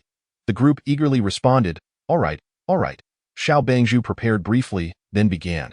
After I entered this room, I sprayed some luminol on the door and discovered something truly terrifying, after which I was pushed into this cabinet by a mysterious force. Though the story sounded frightening, he felt no fear. I can see you're trying hard to create a spooky atmosphere. They're far too calm. JY joked. Can you recreate that? Xiao Bangzhu chuckled. I'll give you an expression. You can interpret it yourself. Ignoring JY, he continued. Which door did you come from? Xiao Mingming pointed to the restroom. This one. All right. Then we need not consider that door, Xiao Bangzhu said, turning to the only unlocked door in the room. So, it must be this one. Shake it before use. He humorously shook the door left and right, and after feeling satisfied, he sprayed it vigorously. All right, all right. Let us turn off the lights and see. Upon hearing turn off the lights, Li Shiqing immediately pressed his back against the cabinet, seeking a sense of security. The group member spoke in a calm voice, no reaction whatsoever. Xiao Bangzhu seemed uncertain. Are those numbers on it, or did the substance I sprayed just run down? Pu Yixing couldn't hold back his laughter. You sprayed too much. Ultimately, Xiao Mingming turned on the lights. Someone appeared rejuvenated, able to stand independently without relying on the cabinet. Having not paid attention earlier, he curiously asked, did anything come out when you sprayed? Xiao Bangzhu fell silent, while the group member bluntly stated, he didn't spray anything. Tang Zhuzhou addressed the spot where Xiao Bangzhu had emerged. What if it was from your door? My door is fine. You've already unlocked it. Though he said this, his body obediently approached the door to spray again. After confirming nothing happened, he told the crowd. I told you so. All right, the clues have stalled. Let us start over, the group member said, seated and addressing Xiao Bangzhu. Did you spray on the door or in the corner of the study? Was it your writing? First of all, Xiao Bangzhu replied, it was my writing. Don't look at me like that. That's my character S setting, but I'm still unclear. Tang Zhuzhou approached the door and moved it, pondering what sort of input was needed. Li Shiqing remarked, the luminol reagent is used to detect trace bloodstains, right? If someone was harmed here, and the protagonist survived, they would certainly need to leave. Even with clean hands, bloodstains would remain, so they must open the door. Why not spray the keypad? Tang Zhuzhou suddenly enlightened, turning to Xiao Bangzhu. Oh right, spray it here. Xiao Mingming excitedly chimed in, bro. You're so smart, JY. Amazing. This way we can discover the password. That makes sense? ILL spray it. You all step aside. Xiao Bangzhu sprayed the keypad, and gradually, traces began to appear. 1357. Xiao Mingming suggested, what if it's reversed? The last number might have been pressed hardest. The group member reassured. No worries, we can try each combination. It's just 4 digits, Pu Yixing commented. Exactly, it's straightforward. It'll take 24 tries to solve it. Let us go. Your straightforward and my straightforward seem to differ quite a bit. Reluctantly, I pulled out a pen and paper that had gathered dust.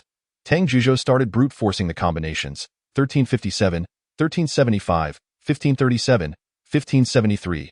What followed was a lengthy process of permutation and decoding, with everyone watching Tang Zhuzhou attempt each combination. The Wolf King crossed his arms, observing the drawn-out endeavor, clearly bored.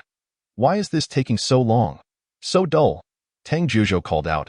57143, 5731. Xiao Mingming, acting as the informant, relayed. It opened. It opened. The group applauded. As expected, brute force does work. Li Shiqing chuckled. I never expected the end of the puzzle would lead to exhaustive enumeration. The group exited the study and found themselves in the corridor of Tao Yingxai's home. Their SA phone? The group member remarked, spotting a phone against the wall. Looks like it's out of battery, Li Shiqing noted, crouching down. Because he gave us a charger. JY. There's a charger in the study. Did someone take it out? Pu Yixing. No wait, can we go back? Xiao Bangzhu inquired. I have a feeling we probably won't be able to. As expected. The door to the study would not budge. Let us see if this phone can open it. They began to rely on the item in the group member's hand. Li Shiqing guessed correctly. It's out of battery, Pu Yixing sighed. Ah, I wish I had brought it. It's fine. We'll figure it out when we get there. Li Shiqing reassured him with a pat on the shoulder. Wow, someone is playing the piano up ahead, the group member remarked, hearing the distant sound of piano music. JY, remaining calm, stated, that's terrifying. I feel like there's no one playing it. Xiao Mingming, anxiously advancing, declared to the others, see, I told you so. they discovered an unoccupied piano in the corridor.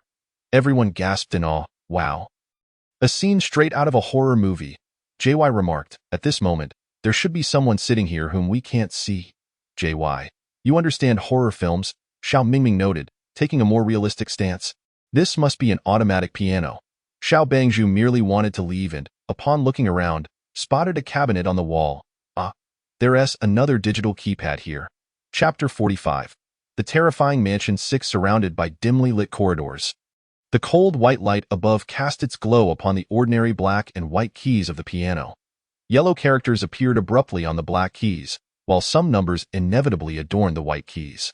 However, what set them apart was a peculiar arrow. Li Shiqing casually struck a key, pondering, it must be somewhat related to these strange characters on the piano. This arrow seems to be indicating something. What could it possibly be? Pu Yixing, equally perplexed, pointed to one of the characters above and inquired of the sole music prodigy present. Xiao Mingming, what does this mean? I'm not sure either, Xiao Mingming replied. Somewhat at a loss. Look, I may be a music specialization student, but I don't know everything related to music. This requires problem solving. My dear, in a barely noticeable corner beside the piano lay a discarded black data cable with a round connector. Its presence ambiguous. Was it intentionally left for someone to find? Or was it merely overlooked? Xiao Mingming gestured towards it, urging, plug that in first. Upon hearing this, Pu Yixing crouched down, searching for a suitable port to connect it, only to discover that every place in sight lacked an appropriate socket. With an air of helplessness, he looked up, raising the object in his hand and asking, where do I plug this in? What is this even for? Unfortunately, the answer did not come from Xiao Mingming but rather from a sudden gesture by Xiao, startling him into leaning back, instinctively shielding his precious hairstyle. What on earth is happening here? Don't touch my hair. My precious locks are not for your meddling. At that moment, Xiao remained lost in his musical reverie, his fingers delicately caressing the piano keys, moving gracefully from side to side. It appeared haphazard yet somehow possessed an elegant charm. After indulging in his performance, he coldly remarked, it doesn't evoke any feelings. You really can't imitate well. Step aside and let me show you. Xiao Mingming dismissed Xiao's performance with a hint of disdain, stretching his arms to create space for the audience to retreat. He then slowly seated himself, adopting a theatrical tone. Allow me to demonstrate a piece. To showcase my talents. Initially, the crowd held some anticipation, only to be swiftly dashed as he began to sway unrestrainedly, his exaggerated gestures signaling his immersion in a world of self-importance, as if he were the contemporary Mozart. Are you perhaps under some enchantment? Xiao candidly critiqued Xiao Mingming's performance, which was indeed shocking, more so than his own exaggerated antics. How to deal with a child who is perpetually absorbed in his own performance? A collective of experts pondered. What can we do? We can only indulge him for now. Each of them resembled doting parents, outwardly dissatisfied with their child's performance, yet shaking their heads and chuckling in resignation as they continued to watch. To their surprise, they saw glimmers of anticipation reflected in their eyes. Look at the password lock. What symbol is it? Xiao was ready to get down to business, turning to the math teacher behind him. Asking him to take a look, the numbers, the teacher replied. There are indeed numbers here. Xiao pointed at the seemingly random characters on the piano. This one is the number 0. Xiao Mingming sat obediently on the chair, pressing the corresponding key, blissfully unaware of the scene that would unfold thereafter. So what is the purpose of this mirror? Li Shiqing curiously leaned towards the mirror, questioning, it can't just be for reflection. Can it? He tapped it lightly, receiving no response, and leaned in closer, unexpectedly locking eyes with the boy in the mirror, causing his mind to momentarily freeze. Instinctively, he exclaimed, paying no heed to whether anyone stood behind him. Merely thinking of retreating, a moment's hesitation would be a disservice to the NPC's acting skills, the makeup artist's artistry, and his own sense of responsibility. The others were drawn to Li Shiqing's cry. Turning to the mirror as well, Xiao Mingming instantly vacated his seat, clutching Li Shiqing's sleeve, peering anxiously into the reflection. Tang Jiuzhou, confused, turned around and was startled, retreating to Li Shiqing's side for comfort. In contrast, the normally composed math teacher remained relatively unfazed, noting, that person is back again. The figure in the mirror, Tao Inkai, clad in black, stood tall with a pale complexion, his expression devoid of emotion, his gaze sorrowfully fixed upon the group. Once a vibrant youth in the prime of life, he now appeared lifeless, like stagnant water that could not stir a ripple. That, oh dear, you scared me to death, handsome. Though I know you are quite dashing. You shouldn't frighten people like this. Wait, math teacher, why are you so calm? You shouldn't be. How could you betray the timid group from Tsinghua? The trio of timid individuals huddled together for warmth. When Tao Inkai first appeared, Xiao was momentarily taken aback. As he tried to observe closely, the figure vanished, prompting him to speculate. If you place your hand here, will something appear in the mirror? Mingming, sit still. Pu Yixing suddenly recalled that the figure in the mirror seemed to be seated. He then remembered Mingming's timid nature. If you're scared, we can have someone else take your place. Xiao Mingming gripped Li Shiqing's sleeve tightly. His initially smooth sleeve now wrinkled from his anxiety. He battled internally, thinking, what should I do? I'm so scared, but everyone needs me to play the piano. Yet, I truly am terrified. What should I do? Woe is me. If you're frightened, I can take your place. I can actually play the piano, Li Shiqing gently offered, unable to bear seeing him in such distress. After all, he himself was not genuinely afraid of the reflection. Just the sudden eye contact had startled him. However, Mingming was genuinely terrified. Really? You can? Xiao Mingming looked at him, astonished. How is it that you can do everything? I adore you so much. He willingly relinquished his seat, exclaiming, go ahead. I love you. Li Shiqing sat down slowly, striking a key to find his rhythm, replying, I had no choice but to learn. I needed to showcase a talent during the new year, and it would have been awkward if I were the only one who couldn't play.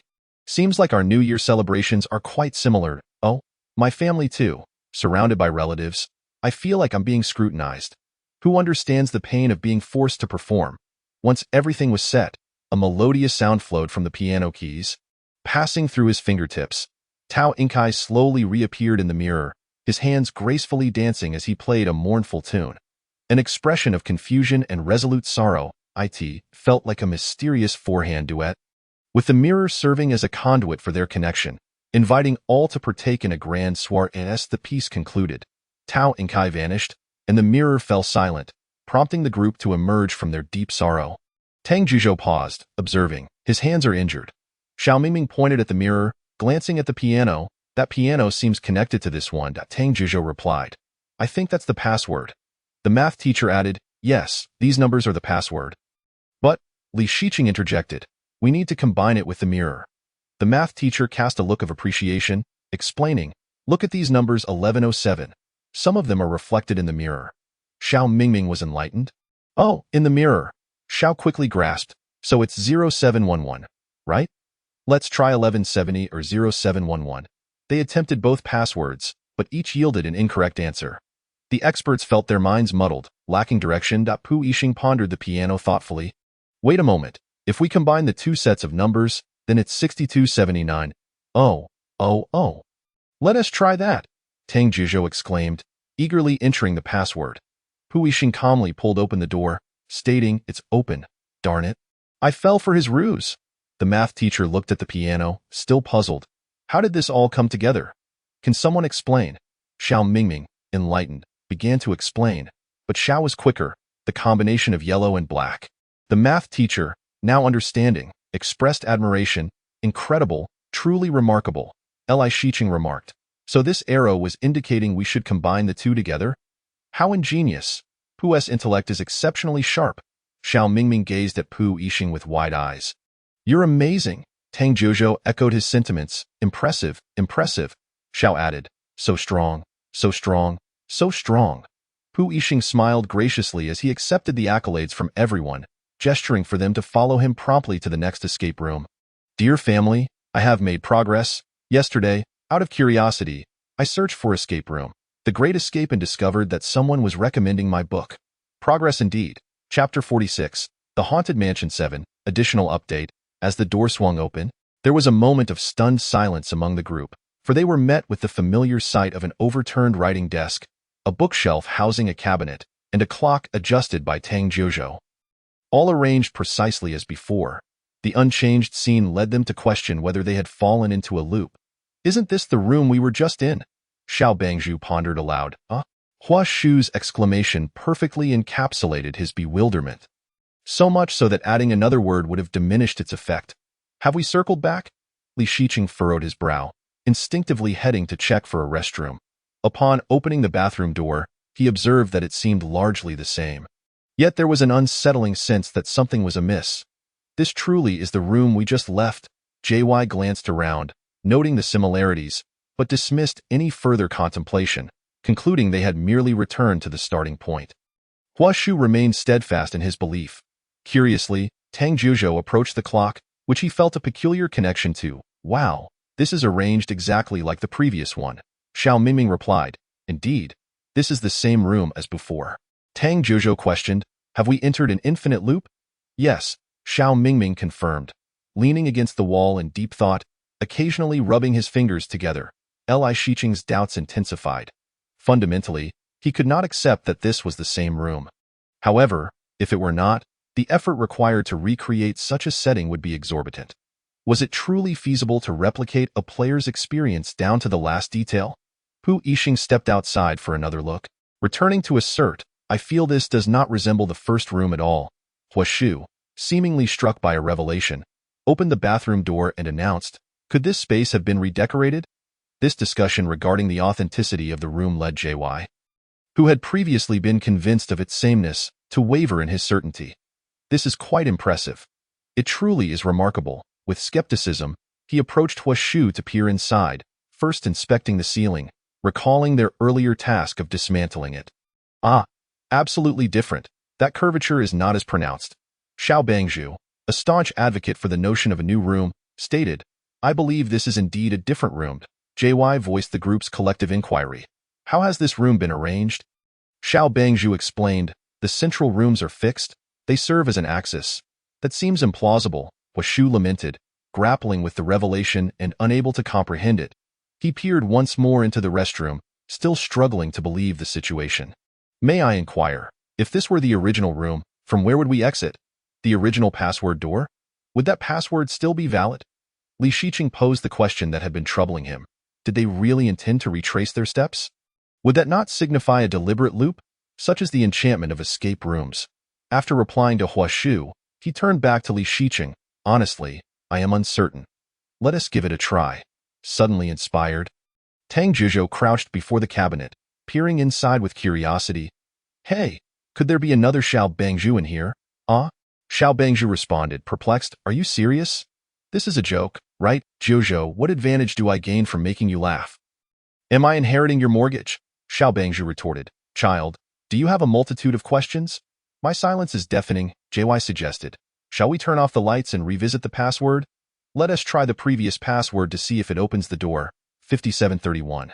Xiao Bangzhu entered the password with a simple attempt, only to receive the expected outcome of failure.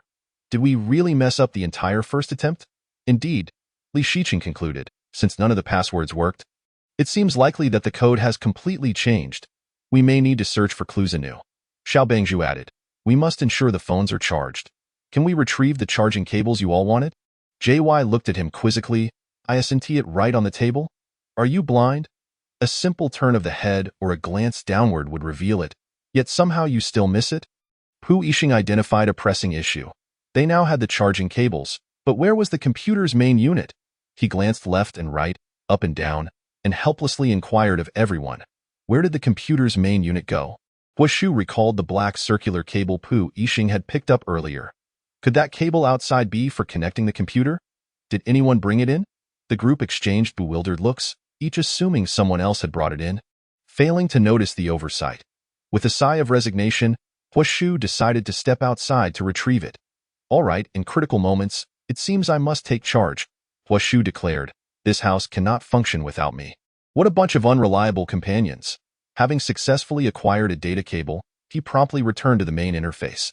Let us connect everything. He placed the cable on the table. We should charge this first. Xiao Mingming suggested, let us plug in the phone. Starting up is paramount. Everything else can wait. Reaching out, he asked, where is the phone? It's with me. Hua Shu produced his phone from his pocket and handed it to Xiao Mingming. Xiao Bangzhu instructed, remember to connect the monitor. You should plug in the monitor. Hua Shu wanted to assist, yet replied, but there's only one power source. Just the one. nothing more. Xiao Mingming deftly maneuvered, plug this into the computer's power supply. Hua Shu watched in confusion. Where's the computer's power supply? How did I miss that? Are you pulling my leg? Pu Yixing called from a distance. Is there no main unit? Li Shiqing inspected the computer. Let us first check the monitor's display for any content. This should be the monitor's power supply. Let us connect it and see.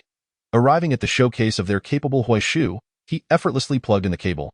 Feeling as though it required no particular skill, Xiao Bangzhu, drawing upon years of experience in escape rooms, solemnly warned everyone, the visuals may change rapidly. You must pay close attention. Once he saw that everyone was prepared, he pressed the monitor's power button, revealing the surveillance feed. Xiao Mingming leaned over the desk, resting his fists beneath his chin. Is this the surveillance footage? Is it monitoring whether my son has practiced the piano? Li Shiqing observed the video with a serious expression, deeply disapproving. This is surveillance of his child's every move. It is detrimental to the child's development. Xiao Bangzhu asserted, over time, there will certainly be footage. No sooner had he spoken than a mysterious figure appeared on the monitor, slowly approaching from the edge of the screen, mumbling to himself. Although the words were indistinct, it was apparent he wielded an axe. Tracing patterns along the wall as he walked in that moment, he bore no resemblance to a father, but rather to a terrifying murderer. As he exited the frame, the group distinctly heard him say, I know you are hiding in there. Xiao Mingming recognized the man from the video. He was the same person depicted in the photo inside the restroom. That is Tao Yinji. He is forcing his son to practice the piano. Pu Yixing glanced at Hua Shu. Do you still dare to wear that outfit? Li Shiqing looked over, puzzled, and upon seeing, could not suppress his laughter. Hua Shu had somehow resumed his costume game, wearing the very vest that Tao's father donned in the video. However, upon hearing Pu's comment, he immediately removed it, nervously glancing at the door to ensure there was no commotion before returning to watch the monitor. Feeling a chill run down his spine, Hua Shu once again checked the doorway, only to hear a low voice emanating from outside. I know you are hiding in there. Oh my goodness, that scared me to death. He cautiously glanced at the doorway, ensuring no one was present before daring to continue watching. Astonished, he pointed at the door, his mouth agape as if to swallow a fist, yet he refrained from uttering a sound, engaging in a silent performance. Xiao Bangzhu placed 2 fingers to his lips, signaling everyone to lower their voices. He asked right at the door. Li Shiqing, curious, approached the door, wishing to hear the voice more clearly, appearing utterly unfazed, a stark contrast to his demeanor when the lights were off. Pu Yixing, moving with stiff resolve, approached the door, leaning against the wall without a hint of motion, at that moment embodying his nickname, merely a blade of grass. What are you doing? Li Shiqing asked Pu Yixing.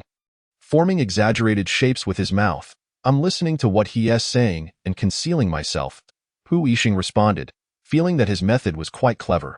The teacher of the group quietly arrived at the other end, holding Tao Yinji's coat, gesturing to the 2 individuals as if to suggest a playful attempt at putting it on.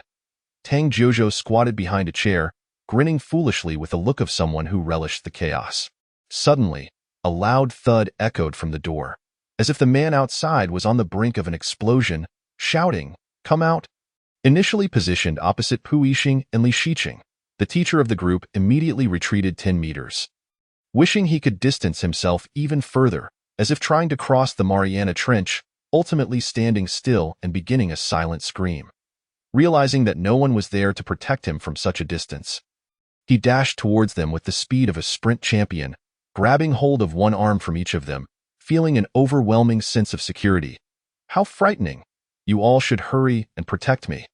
The teacher of the group, your reaction is rather amusing, he remarked. It was a family trio. Daddy Pu, Mommy Shiqing, and their son, Hua Shu, reporting a situation. Xiao Mingming, upon hearing the noise, leaped up and rushed into the embrace of the leader Xiao, taking his hand and pleading, Help me, leader. Meanwhile, our Wolf King and Rabbit merely squatted behind the chair, their subtly shifting positions revealing their fear. Come out. The knocking grew increasingly insistent, and it seemed that Tao's father was losing his patience. We need to think of a way out quickly. Xiao, with an imposing demeanor, stepped forward, waving towards the door, only to retreat silently to the corner, joining the remaining few in a crouched position. Xiao Mingming, emboldened by the corner, shouted defiantly, I won't go out, but immediately after, he shrank back into a ball. Our Wolf King invites you to join the group chat. If you have the capability, come in. Li Shiqing sighed in resignation. I also wish to go out, but I cannot, so I kindly ask you to open the door. Pu Yixing, previously silent, suddenly proclaimed loudly at the door, "Ask my mother." Tang Jiuzhou immediately looked up, bewildered by the unfolding drama. What followed was a vivid portrayal by Mango TV's Escape Room channel, the temptation of father and son. Outside, the father's frustrated roar echoed, his anger spilling over as he shouted, "Come out, you little rascal." Inside, the son stubbornly resisted, retorting, "Ask my mother." "One more chance, come out." The argument escalated, conflicts igniting, as familial bonds twisted into a chaotic tangle of love and resentment, leaving the once harmonious household in disarray. This summer, we invite you to witness the temptation of father and son. Just as everyone was engrossed in the unfolding drama, Pu Yixing interrupted, "Can't come out. That door doesn't have ASO." Chapter 47. The Terrifying Mansion 8 Note. Late at night, after being struck by a bug, this passionate short segment was prompted. I advise anyone reading this to check out my writings regarding this book within the circle to form your own judgment. This scene concludes here, until the sound of Tao's father's footsteps gradually fades. Li Shiqing and Huashu remained in stunned silence, watching the farcical display, utterly shocked by the melodrama and Pu Yixing's remarkable performance. Desperately attempting to manage their expressions, Li Shiqing patted his shoulder, sagely advising, "Ah Pu, if this job doesn't suit you, perhaps you should consider becoming an actor." Meanwhile, the trembling of his shoulder betrayed his struggle to contain laughter. As he apologized, "I'm not doing it on purpose." JY crouched in the corner, concealing his face as he wept, clearly captivated by Brother Pu's acting skills. Pu Yixing, filled with indignation, chuckled, "Ask my mother." "Ha ha ha." Huashu laughed in response. "He's really into it. Ha ha ha." Suddenly, the theatrical leader Xiao, eager to join the performance, stood up with bravado, angrily declaring, "How dare you disrespect our Tao Tingan's first generation?" Only to be caught off guard, faltering mid-sentence, prompting a pause in the performance as the protagonist. Xiao pondered his phrasing. Leaning on Li Shiqing's shoulder, Pu Yixing felt he might faint from laughter, his earlier composure crumbling. Our master of expression, Li Shiqing, was not spared from the mirth either, covering his mouth as laughter erupted, his expression turning into a silly grin, as if unable to contain himself. "Are you the top student in high school?" Xiao finally recalled this phrase, struggling to suppress his laughter and continue the act. "Done. You've made me laugh to death. You're so serious, I'm crying." The hilarity of today's antics, Xiao and Pu Yixing, provided a delightful diversion. However, now it was time to address the pressing matters. Xiao Mingming stood at the desk with his phone, asking, "What should we do about this?" When Xiao took on a serious demeanor, he transformed from the earlier comedic figure into a master of the escape room. "First, we need to charge the phone." "Ignore him." "All right, I'll wait here for you." The NPC continued the performance, determined not to lose his solo show, proving to be the epitome of dedication. Tang Jiuzhou proposed a unique hypothesis. "I think he's in a different space-time continuum from us." "Isn't he?" Li Shiqing mused, "It's possible. Perhaps there's a temporal distortion." Pu Yixing agreed. "That could be the case, as he has already died." Li Shiqing added.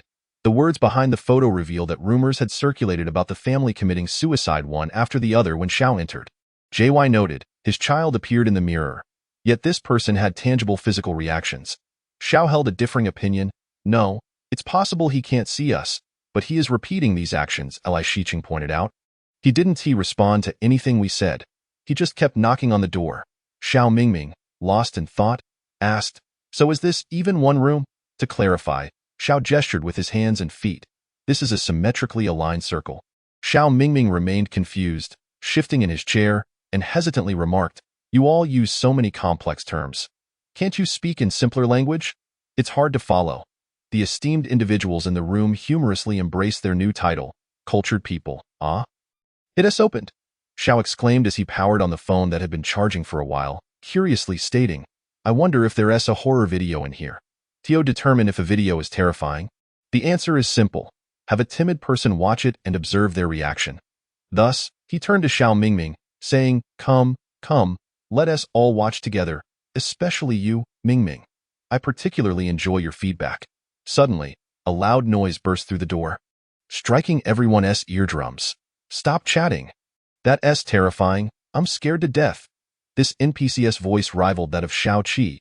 He was truly putting in effort, and it was hilarious. Li Shiqing, who had been eagerly awaiting the video, was startled by the sudden intrusion, clutching Pu Yixing tightly, his eyes wide with fear, transfixed on the door, unable to move.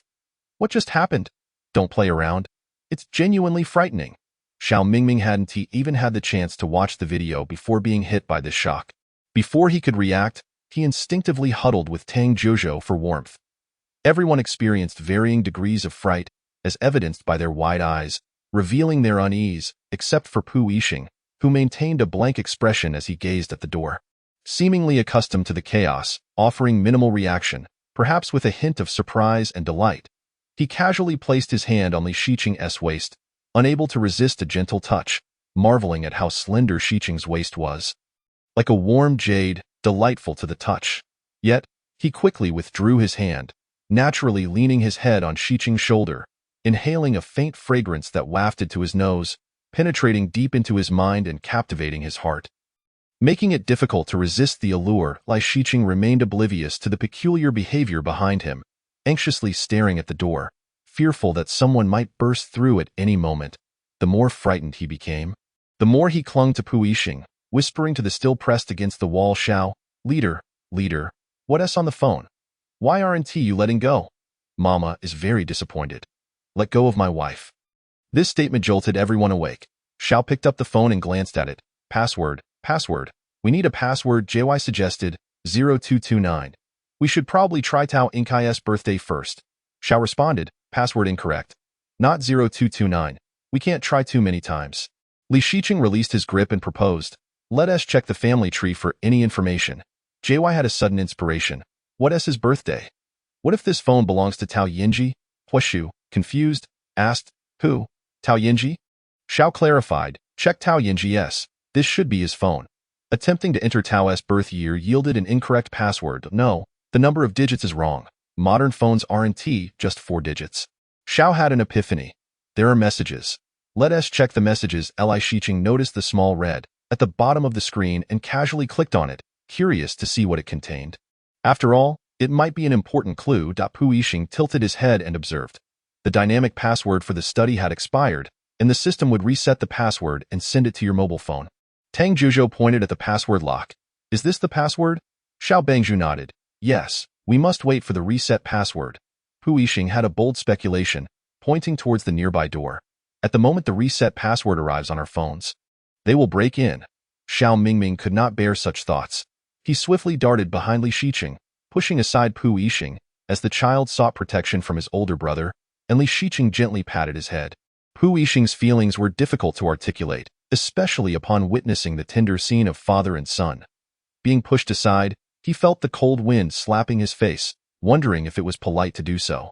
Really, pushing me away to embrace my dear Shiqing. I now feel like a sorrowful frog. JY, seeing this unfold, gleefully remarked. Mingming, I believe that once that door opens, we may have to run. That person is bound to come in. Xiao Mingming tightened his grip around Li Shiqing's waist, pulling him slightly backward, inching towards the corner. Although their movements were as slow as a snail, he resolutely refused to release his hold. Now, everyone was huddled together in one corner, shoulder to shoulder and back to back, creating a rather cramped yet secure world for the 7 of them. However, not everyone was pleased, especially when Tang Jiuzhou joined in, glancing at the distance between himself and Shiqing, prompting Pu Yixing to devise a plan to reclaim his right to embrace. Let us block the door. Clever as ever, Pu Yixing brought over a clothing rack and headed towards the door. Yes, let us first block the door by pushing this big chair. Your friend Xiao Bangzhu has already logged in to assist Pu Yixing in executing his grand door-blocking scheme. For reasons unknown, the progression of events suddenly took a turn. It began with Pu Yixing intending to search for something useful, and as he passed the desk, a casual glance revealed a banana peel left over from their earlier snack. Embracing the principle of making the most of resources, he placed it on the ground, exclaiming, "We still have banana peels." The teacher, Huashu, turned around and almost stepped on the peel, which triggered a wave of laughter. Ha ha ha. Pu Yixing, I must say, you are quite the character. Father Tao remarked. I truly thank you. Li Shiqing chuckled, saying, Ah Pu, Your tactic is rather clever, but it may not be necessary. What if they simply cannot enter? The considerate Xiao Mingming released his grip and walked over to pick up the banana peel, returning it to its place, unable to suppress a smile. Not necessary, not necessary. It's not easy for someone to come out to do a job. They might even need to buy insurance. Brother, let us give them a way out. Pu Yixing found this reasoning compelling, picked it up, and placed it back on the desk, then turned to Li Shiqing and asked, Shiqing, do you have any tissues? I'd like to wipe my hands. Yes, I do. He replied, pulling a pack of tissues from his pocket and handing it over. They're not sending me the password? Xiao Bangzhu observed the phone, which remained stagnant for too long. Li Shiqing looked at the phone and stated, this means we still need to find the phone password ourselves. Pu Yixing, seated on a chair, took his time to wipe his hands, pondering what they had already tried. Xiao Bangzhu responded, we tried his birth year and his son's birthday. Li Shiqing. The year and birthday were tested separately, implicitly suggesting why not try them together. Xiao Bangzhu. First of all, his birthday is February 29th, JY. Exactly. Continuing to guide. So what does February 29th represent? The group suddenly realized, slapping the table. Oh, right. Leap year. Xiao Bangzhu. If he entered university at 18, then counting backward, the closest year would be 2000. Pu Yixing. Yes, that S2000. Let us try 20000229. Xiao Bangzhu opened the phone, observing the password status, 1937. 2 attempts remaining. Still 2 attempts left. Pu Yixing pointed at the door. That door is about to open. I can feel it. Having learned from the previous experience, everyone quickly gathered their belongings and huddled together, anxiously watching the opposite side, except for Li Shiqing, who remained unusually calm. Shiqing baby, this SCHR Dinger's courage of yours gives me the impression that you are both very brave and not very brave at all. Tang Jiuzhou warned everyone to be prepared. I'm about to open it. I'm about to open it. Successfully opening the door, everyone instinctively glanced towards the other door, realizing that a mere glance was insufficient. They needed to look multiple times to feel secure. Chapter 48. The Terrifying Mansion 9, Daily Update. Will he be at the end of that corridor? Pu Yixing cautiously peeked his head out, imagining someone abruptly rushing out, thrilling and exciting. It shouldn't be, right? Li Shiqing, leading the way, said uncertainly. The uncertainties in this secret room are too numerous, especially since the arrangement of the scenes here is quite similar, making it hard to detect subtle differences, thus easily confusing the senses. A group of individuals cautiously traversed the unknown corridor, glancing around, their vigilance at an all-time high. Tao Yanji. Lowering his voice by an octave, Pu Yixing suddenly called out Tao Dad's full name. The others remained unfazed, while Li Shiqing glanced back with a calm expression before turning to continue forward, thinking to himself, I thought it was someone else. It turns out to be Ao Pu again, being playful, always filled with peculiar thoughts. Perhaps he should assume the role of the atmosphere director, as he seems fit for the position. Please, don't act like that. I beg you. Xiao Mingming crouched low, cautiously clinging to Tang Jiuzhou's arm. Pu Yixing's shout nearly made his heart leap out of his chest. He lamented silently, hoping someone would rein in Pu Yixing. He could no longer bear it. JY, seeing that Huashu was the last to exit, exclaimed, Close the door, close the door. Xiao Bangzhu quickly turned around, urgently stopping. No, don't close the door, don't close the door. At least leave ourselves a way out, brothers. What if we can't open it later? Pu Yixing devised a plan. Let us wedge something in the door. Huashu, upon hearing this, wedged the briefcase he had just picked up into the edge of the door. After preparing, the group had barely begun their journey when they suddenly heard the haunting melody of an old Shanghai songstress, recounting a story of love, soft yet poignant, sending chills down their spines and raising the hairs on their necks. They were startled to look ahead, only to find a pitch-black corridor devoid of anyone. Yet the song was so clear, seemingly drawing nearer. Just a moment ago, I was laughing, and now I find myself retreating into my little blanket, seeking physical protection, craving physical defense. What is going on?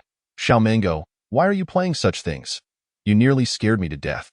Tang Jiuzhou swiftly pulled Xiao Mingming behind him, hugging his arm, his little head peeking out from behind. Watching how his brother handled the situation, occasionally retreating out of fear, yet unable to resist the curiosity to look ahead, a perfect blend of trepidation and fascination. I truly despise this sort of thing. When Li Shiqing felt someone tugging at his arm, he didn't need to guess. It was undoubtedly one of the two little ones. Are you scared again? He smiled and patted the child's head in a reassuring manner. Choosing not to speak, Xiao Bangzhu, hesitant to act recklessly, inched his way to a door, pressing his ear against the door panel to listen for sounds inside, turning to his companions a meter away with certainty. The sound is coming from within. His wife should be here. Why are you all standing so far from me? If NPCs come, we want to escape either way. That was the piano music from earlier. Pu Yixing boldly strode forward, joining Xiao Bangzhu, attempting to push the door open, but to no avail. She has switched songs. Xiao Mingming, terrified, clung tighter to Li Shiqing's arm, retreating further, causing Li Shiqing to stumble slightly, finally stabilizing himself against the wall. Li Shiqing sighed. Mingming, that door cannot be opened. No one is coming out, truly. Only then did he manage to steady himself, remaining calm in place without making any further movements. Tang Jiuzhou, having heard that the door could not be pushed open, mustered his courage to approach the window, peering through to catch a glimpse of a hazy figure seemingly dancing to the music, appearing quite entranced. He quickly averted his gaze, fearfully informing everyone.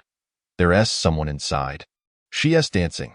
Xiao Bangzhu, intrigued, leaned in to look inside, even wanting to greet the figure. Hello, Miss in White. Ah, the Miss in White. Tang Jiuzhou swiftly distanced himself from this place of turmoil, returning to the embrace of his brother. Here, indeed, feels more suitable for me, warm and endearing. Pu Yixing inadvertently turned his head and caught sight of it. Choosing to ignore it, he resumed discussing the matter at hand. 3 scenarios could possibly unfold. First, the door swings open. Second, Father Tao approaches from the far end of the corridor. Third, Li Shiqing pondered for a moment before responding. Approaching from the other end of the corridor? This truly is a corridor fraught with peril. Elusive as a wisp of smoke, Pu Yixing nodded in agreement. Yes. The leader Xiao weighed the options between entering to be with the young lady or engaging in a game of chase with Father Tao. Ultimately deciding, let us find a way to enter. Xiao Mingming suggested, shall we push? Is a hard shove permissible? Pu Yixing replied, it seems a hard push may not suffice. The leader Xiao inquired, does his wife have a name? How should we address her? Surely, we cannot simply call her young lady. Xiao Mingming responded, I am unsure. Let us bestow her a name. Li Shiqing, intrigued, asked, what name do you intend to give her? Tang Jiuzhou called out towards the door. Drunken Flower? Upon hearing this, Li Shiqing wiped away non-existent sweat from his brow, exclaiming, Jiuzhou, that name is rather down to earth. However, perhaps the lady intended to open the door, and upon hearing it, may now have no desire to do so. Xiao Mingming, more perceptive, called out, sister. Yet, the response was akin to a stone cast into a deep well, yielding no reply. The young lady remained rather inscrutable.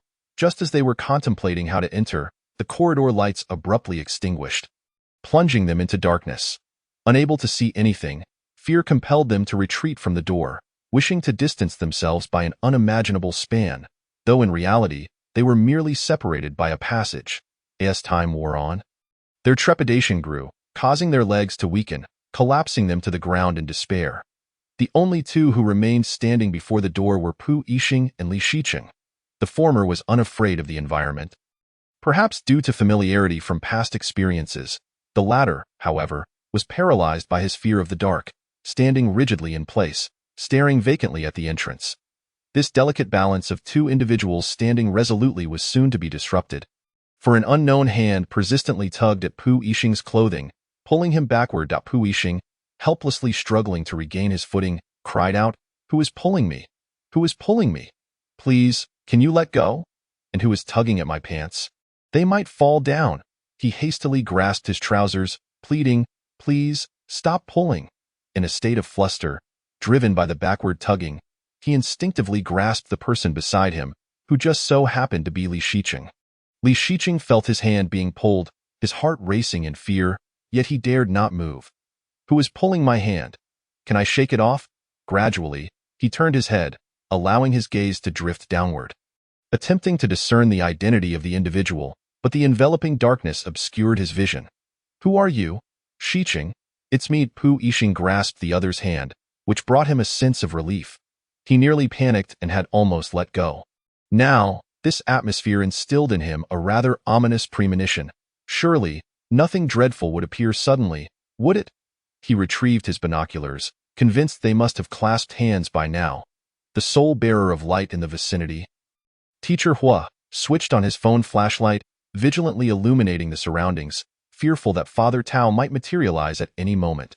Tang Jiuzhou, relying on the faint glow, uncertainly remarked, "Ah, within there, within there. This door should be open."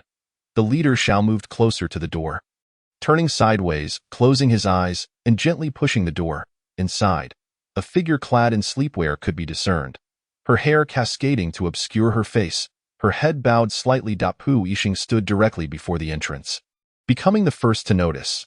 His immediate instinct was to pull Li Shiqing aside and flee. This place was not one to linger in, and they needed to escape swiftly. Mid-flight, the others also caught sight of the woman within the room, and a cacophony of screams erupted throughout the corridor. Ah! Panic ensued, with someone seizing Pu Yixing's clothing, forcibly yanking him back, causing him to collapse to the ground. Li Shiqing was equally unceremoniously pulled back, the scene descending into utter chaos as they were uncontrollably dragged down, landing squarely in Pu Yixing's embrace. A moment ago, my heart ached for Pu Yixing, but now I found myself empathizing with my own predicament. Caught off guard and bewildered. Just a moment ago, what was that thing? And now, what have I become? Chapter 49. The Haunted Mansion 10, an additional chapter in the dead of night. Note: in the middle of the night?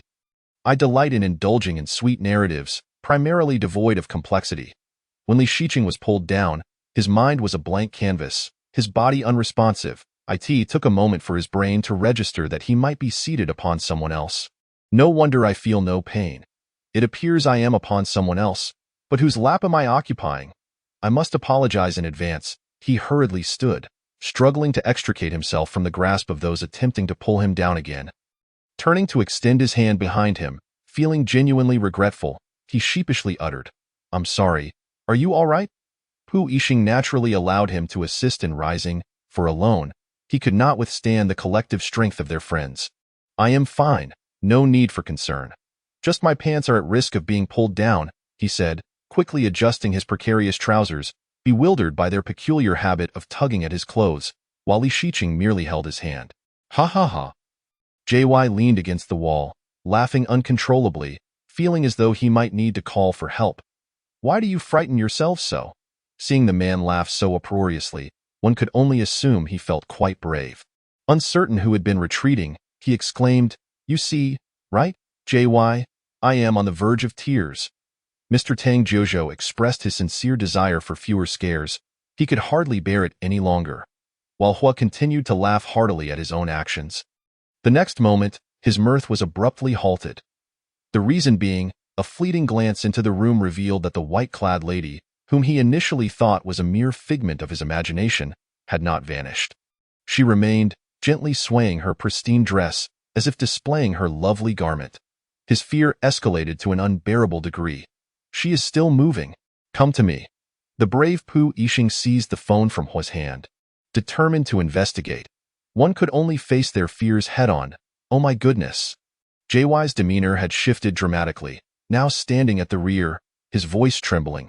"Apu, can we first find a light upon entering to illuminate the surroundings?" Li Shiqing, anxious, whispered from behind, though he seemed hesitant to press for an answer, lowering his voice to a whisper. "Let us seek a light." Pu Yixing, holding the phone, stepped inside, his initial task to find illumination.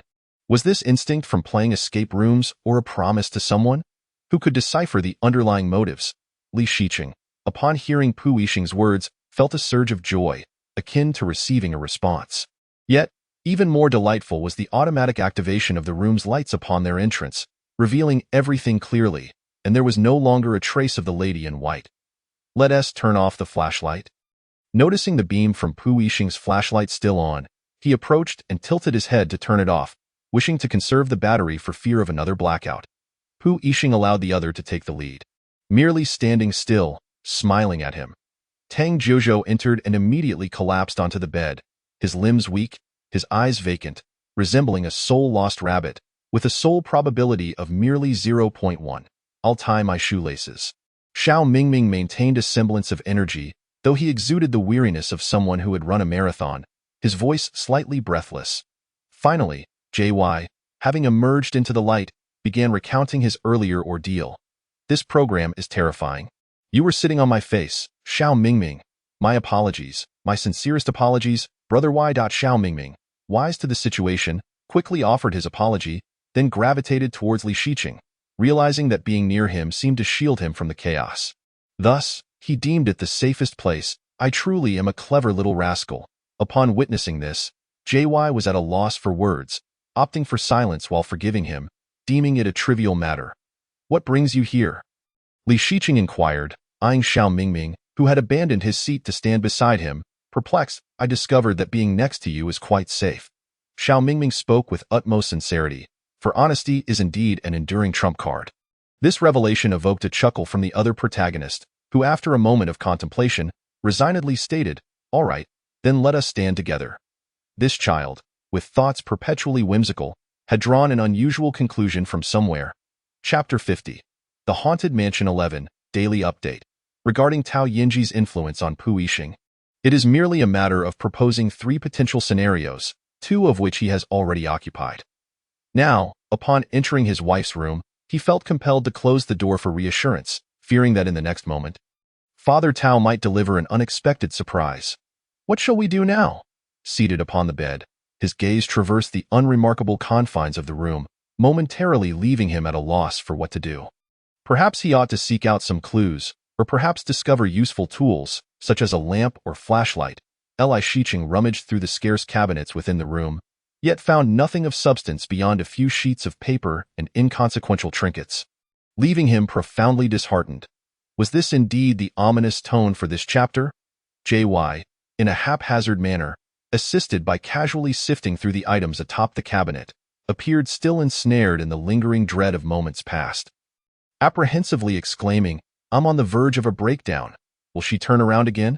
Xiao Mingming, his fingers trembling, pointed towards the wall where the woman in white had stood, fearing an unexpected assault from the NPC. "Sister, I implore you, please do not approach.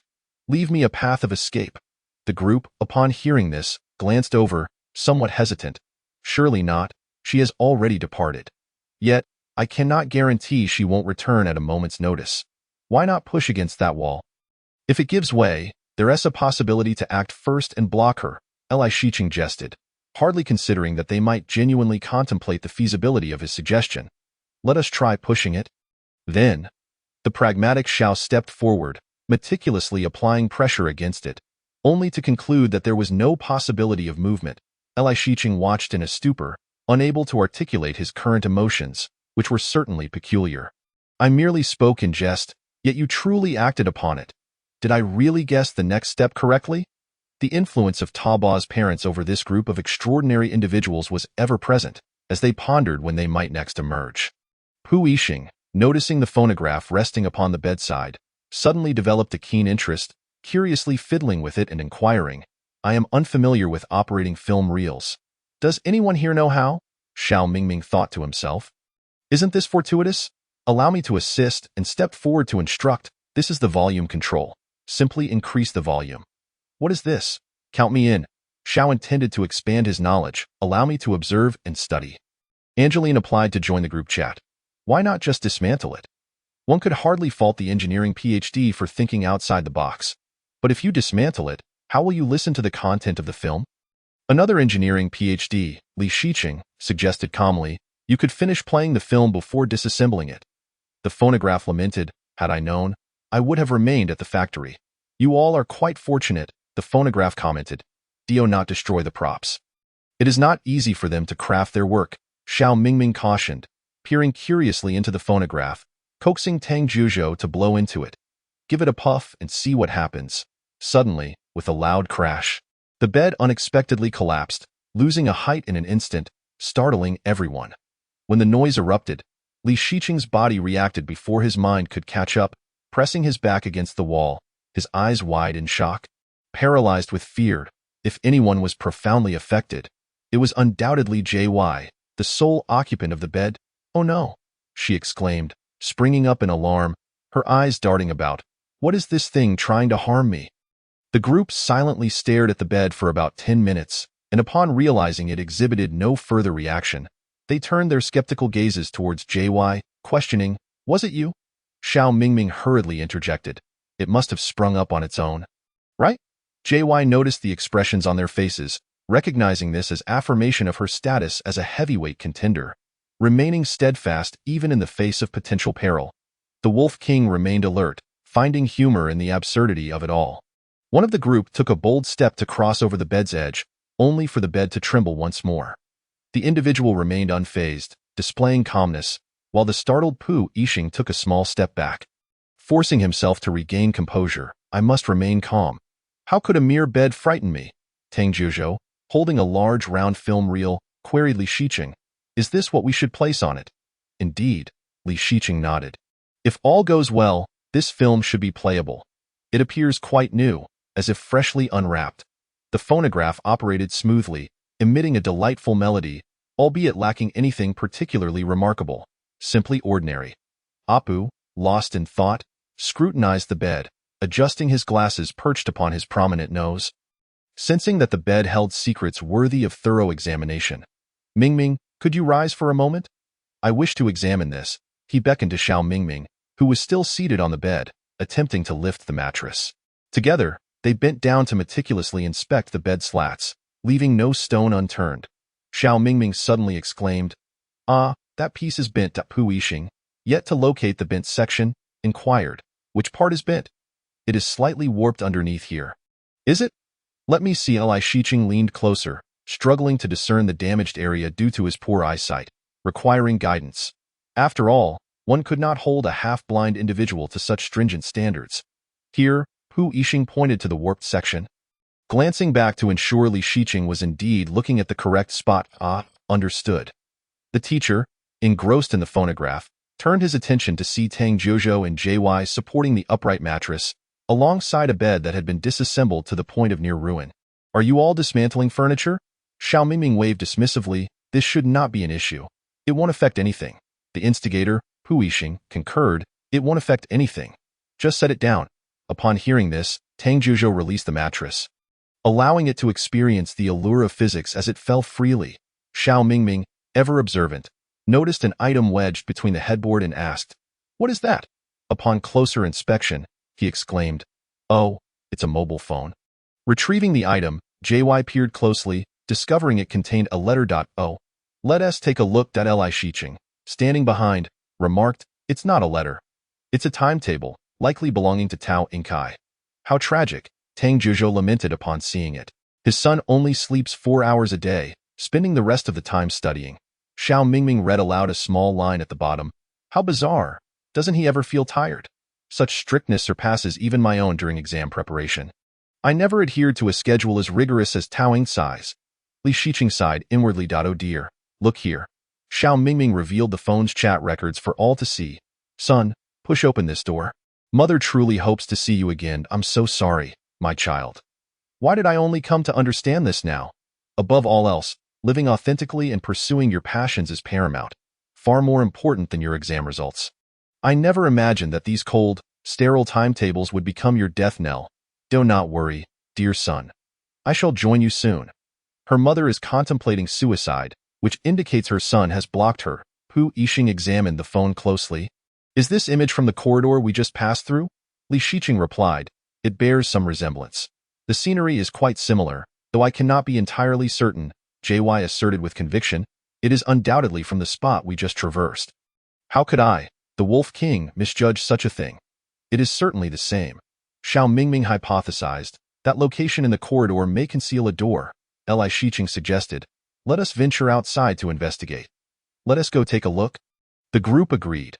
Opening the door, they were met once more with an expanse of impenetrable darkness. Li Shiqing, who had earlier readily agreed to venture out, now hesitated, his steps burdened with uncertainty. Despite having promised to join the others, the enveloping darkness was intimidating. He wrestled with his thoughts, contemplating whether it might be possible to refrain from going out or perhaps delay his departure. His mind raced, wondering if he could first illuminate the area outside. Observing Li Shiqing, who stood frozen, Pu Yixing naturally took his hand, urging, "What are you pondering? Let us move swiftly." Xiao Mingming, feeling bold, approached the door in the dark, exuding an air of bravery. Following closely behind, the teacher murmured, "So, simply pushing open the door will suffice, yes? Can we turn on the lights?" It's pitch black and rather frightening. Xiao Mingming assessed the situation and concluded, "This door cannot be opened directly. But wait." The teacher casually twisted a knob located beneath the light, discovering to his delight, "Ah, this can be turned. There's a dial with numbers on it." Upon hearing this, Xiao Mingming drew out his phone. "Let us shine a light on it, shall we?" The corridor's lights flickered to life, allowing Li Shiqing's mind to function once more as he stepped forward to join in the examination. "This is a combination lock. Are there similar locks beneath the other lights?" Xiao Mingming shook his head, noting, "The one I just examined had none. It seems this is the only one. Does this mean we must adjust each dial to its corresponding number?" Xiaobang Master, "No, only this one can be adjusted." Pu Yixing returned to the room to search for the schedule and said while looking, "This is the only one. So let's just test it directly." "Huashu, just let each of us try it out." "Xiaobang Master, let's check the time and see when we can use the restroom." Tang Zhizhou replied, 6:15 and 9:45. Xiaobang Master called everyone to look over, allowing him to analyze. "Now, let's analyze this. He can only sleep for 4 hours each day, right? So, the first thing he does when he wakes up is to go to the restroom. If he goes at 6:15, then if we count back 4 hours, what time can he enter the room to sleep?" Li Shiqing, 2:15. Xiaobang Master, "Then let's test 2:15, shall we?" Xiao Mingming looked at the password panel, puzzled. "There's only one scale." Xiaobang Master, "I understand. This is somewhat like a safe. For instance, I first turn to 0, then to 2, then to 1, then to 5, and finally turn to the last number to unlock it." Huashu pushed the door. It seemed impressive, but it did not open. Love is eager to kill. This is a situation where your teacher is not shy about dismantling the stage. Chapter 51, Side Story, Everyone Goes Camping, a prelude, a boring update, Tang Zhizhou and his handsome friends. Tang Zhizhou, "Yay, it's a holiday. Let us go camping. Does anyone have time?" Xiao Nair, "No time. No time. Ppp. I just happen to have a live stream, so it seems like I can't make it. Ggg. I'm burning the midnight oil on a project, not feasible. Qi Gailong. Zhizhou, I have to memorize a script. It's a bit tight." Tang Zhizhou looked gloomily at the messages in the group, put down his phone, and lay back on the bed, staring at the ceiling. Alas, after finally getting a holiday, no one wants to go out and play with him. What a pity. Wait, it seems there's one person who hasn't replied to my message. Thinking of this, he suddenly sat up from the bed. Just as he felt happy for a moment, he recalled that his older brother was a busy person, cooped up in the laboratory every day. When would he have time? This mood really fluctuated, and it seemed destined to be another holiday spent at home. How boring. I really want to go out and have fun. Shiqing, Zhizhou, have you got a holiday? Congratulations. I just finished an experiment recently and won't have anything to do for a while. I can accompany you out to play. Upon hearing the notification sound from his phone, Tang Zhizhou picked it up with little enthusiasm, and when he looked, it was a tremendous surprise. Someone was going out to play with him. And that person was Shiqing. So happy, beyond happy. Tang Zhizhou, is this real? Shiqing is going out to play with me. I can't be dreaming, right? Li Shiqing, after a day's work, just returned to the villa, handed what he was carrying to Aunt Wang, changed into slippers, and sat on the sofa for a short while when he heard the notification sound from his phone on the table. Probably a reply from Zhizhou. After reading it, a smile appeared on his face, and he thought helplessly, has the fact that I'm a busy person become common knowledge? Is that why he is so surprised? But the little guy seems quite happy. Shiqing, really? Is it just the two of us going? He scrolled through the chat history and found that everyone was indeed quite busy, so it would just be me and Zhizhou this time. For a moment, Tang Zhizhou was grateful that everyone was busy with their own affairs. Haha, just me and Shiqing traveling together. Haha. Tang Zhizhou, yes, Shiqing, we're going camping in the wild. Let us get this camping started. Even through the screen, Li Shiqing could feel Tang Zhizhou's enthusiasm and impatience. To avoid keeping him waiting, he instructed Uncle Wang to prepare the necessary camping items, which would be more efficient, and they could set off tomorrow. Shiqing, prepare the things you want to bring. We can set off tomorrow. The other essentials I've already asked someone to prepare. Tang Zhizhou was stunned by this overwhelming surprise, feeling like he was floating. Wow, having an older brother is really nice. They're going out to play tomorrow. He began packing his luggage, making sure to bring his camera. He had to take photos to post on social media. No, directly in the group, to make everyone envious.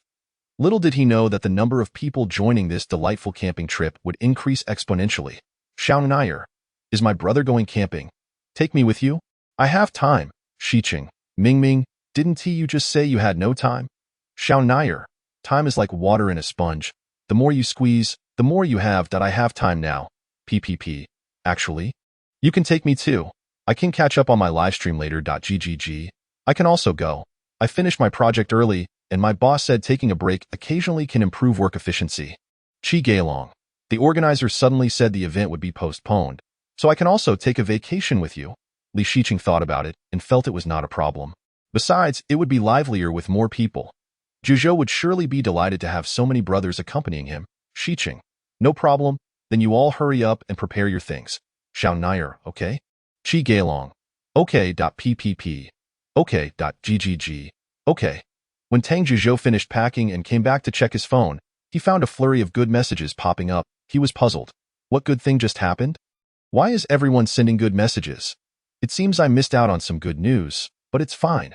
Shiqing is going out to play with me, so it doesn't matter. With curiosity and a nonchalant attitude, he opened the WeChat group chat to see what they were discussing behind his back. After reading, it was like a thunderbolt on a clear day. The sweet camping trip with his brother was gone. The solo adventure was gone. After the sorrow, there was nothing but speechlessness, extreme speechlessness, super invincible speechlessness, truly speechless, speechless to the point of arriving home. Fuming, he typed out a message. Tang Jojo. My dear brothers, when I asked you just now, it seems you didn't respond like this? PPP. Of course, a brother must help his younger brother achieve his dreams. Look, isn't there a good brother like me accompanying you now? Qi Gailong. We're going camping with you. Aren't you happy? Xiao Nair, right? Aren't you happy? I'm quite happy anyway. GGG. Zhuzhou, isn't it livelier with more people? Tang Zhuzhou was left speechless by these fickle people. Gritting his teeth as he typed out another message. Tang Jojo, I'm just so happy. Thank you all for taking time out of your busy schedules to accompany me on this trip. Xiao Nair, no need to thank us, it's only right. PPP. We're all good brothers. No need for such formalities. Qi Gailong. It's only natural for an older brother to take care of his younger brother. No need to thank us. GGG. No need to thank us. It's what we should do as good brothers. Authors chit-chat. I want to draw a character who confesses first in this side story because that's how I can write the sweetest chasing scenes. Let us see who the lucky one will be. You can vote. I'm quite torn with so many people I want to give it to. Chapter 52. The Haunted Mansion 12, Daily Update, Xiaobang Master. Undeterred by the dismantling of the stage, continued. Right? That should be the meaning. Tang Zhuzhou picked up the schedule in his hand and looked at his older brother Li Shiqing together. Saying, Brother, let us take a look at the information together. He continued. The final number must be turned to unlock the door, right? Li Shiqing nodded, and Xiao Mingming helped answer. Yes, yes, yes, the number is equivalent to a confirmation key. Pu Yixing chose to support Xiaobang Master's hypothesis. I think it's just as Xiaobang Master said, let us count back to his sleeping time. Hearing someone support his statement, Xiaobang Master excitedly said, Right? Right? It's counting back to his sleeping time. Brother, you have a good eye. You've supported a correct line of thinking. Li Shiqing caught on to their idea. Is it because you can only leave this room during sleeping time? Xiaobang Master, exactly. It seems we need to try a few more times. Since no one could come up with any effective conclusions immediately, they decided to return to the bedroom to sit and discuss again. As soon as Hua Shu entered the bedroom, he fixated on the children's wooden horse, plopping down on it. The decimal of his age advanced by a whole decade. The 30-year-old PhD instantly became a 3-year-old child. And he exclaimed in enjoyment, This actually feels quite comfortable. Aging baby mode activated. Hua Shu, remember you are a PhD from Tsinghua. Laughing and crying, Li Shiqing sat cross-legged on the floor, contemplating the schedule with everyone. The times listed here are the only moments he could possibly leave, right? Xiaobang Master. I think exercises and eating fruit definitely won't affect it. The time is too short. We can't make it. Hua Shu abandoned his beloved horse and joined the chat. Is 3:15 the same shape as the clock? Could the password be related to the shape of the clock? Li Shiqing gestured in the air. Mimicking the shapes of different time periods, 3 o'clock is a right angle pointing upwards to the right, and 9 o'clock is a right angle pointing upwards to the left. Upon closely observing the time points that appeared on the chart, they noticed that none of the time points were slanted. They were basically right angles and short horizontal lines. It appears to be the case. He is indeed punctual to the minute. The group cast a glance at one another and began to gesture in unison. When suddenly a spark of inspiration struck. Could it be that particular shape? The one it refers to. Shall we attempt to illustrate it? Master Xiao rose to his feet, surveying the area in search of materials, exclaiming, "Where are our paper and pen? Let us sketch it out. It would be far more intuitive." Li Shiqing pondered for a moment before gently replying, "It seems the paper and pen were placed in that briefcase, originally used to seal the door. We could check near the entrance." As he spoke, he attempted to rise, but Master Xiao was swift, having already turned around with the paper and pen in hand. Li Shiqing looked up in confusion, thinking to himself, since when could Master Xiao run so fast? How did I not notice before? Ah, now I understand. Tang Zhuzhou, with an air of seriousness, spoke up, capturing everyone's attention. The group gathered around, their eyes brimming with curiosity. "What have you discovered, Tang Zhuzhou?" one of them asked. Tang Zhuzhou began to illustrate on the timeline. "This is what 6:15 looks like, and this is 9:45. And at 3:00, it resembles this." He pieced together the shapes to form two numbers. After a series of gestures, he looked at Li Shiqing with sparkling eyes, clearly seeking praise. Li Shiqing affectionately ruffled his hair, smiling warmly as he said, "Well done, Zhuzhou.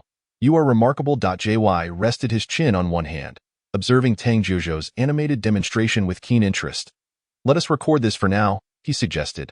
Master Xiao placed the paper and pen in front of Tang Zhuzhou. "Let us sketch it out. We will illustrate it on this paper."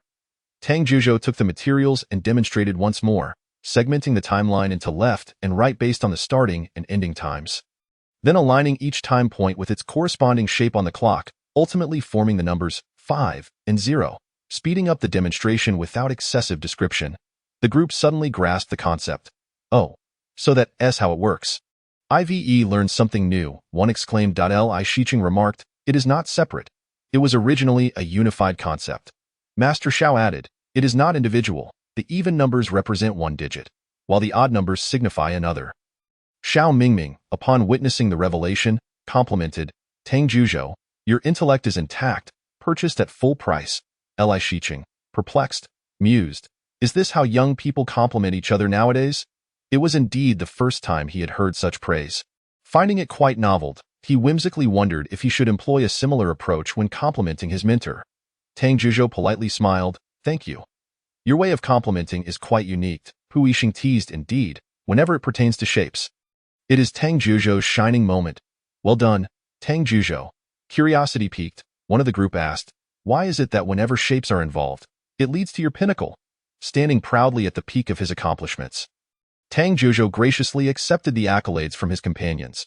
He approached the original corridor, where Master Xiao turned the combination dial, revealing 50. Pu Yixing successfully pushed open the concealed door, exclaiming, "Well done, Tang Zhuzhou." Master Xiao added, "Impressive, Tang Zhuzhou." Jy chimed in, "Remarkable, truly remarkable." Xiao Mingming declared, "Incredible, indeed. Your intellect is, without a doubt, of full value." Li Shiqing patted his shoulder, encouraging him to join the group, smiling gently as he said, "Come along, our talented little shape expert. Author, I love you, my dear readers. You are my rebirth parents. I have secured my accommodation fees for the year at university, and I am immensely grateful." Chapter 53. Side Story. A camping trip together. One additional update. Although Tang Zhuzhou was somewhat displeased with the behavior of the group, he was nonetheless delighted to be included, for who does not enjoy the company of good friends on an outing? Misguidedly guessed by Guo Wentao, he indeed relished the excitement. "Tang Zhuzhou, where have you been? We have been waiting for you here for half an hour." Xiao Mingming yelled into his phone, expressing his irritation. "How dare you be late?" "Oh dear, please don't be angry. I merely forgot to set my alarm." Tang Zhuzhou replied, feeling guilty. He had stayed up far too late the previous night, leading to his tardiness. "I'm on my way now." "Oh." Xiao Mingming hung up, turning to Li Shiqing, who was studying the tent blueprints. Tang Zhuzhou said he would arrive shortly. What a shame. He arranged this outing himself and is now late. "All right, don't be upset. Have some water," Li Shiqing said soothingly, while still examining the plans and gently stroking Xiao Mingming's head. Xiao Mingming nodded, then found a comfortable position to lean against him, both gazing at the dense text and diagrams. Why on earth is this tint so complicated? It's giving me a headache. I don't understand it at all.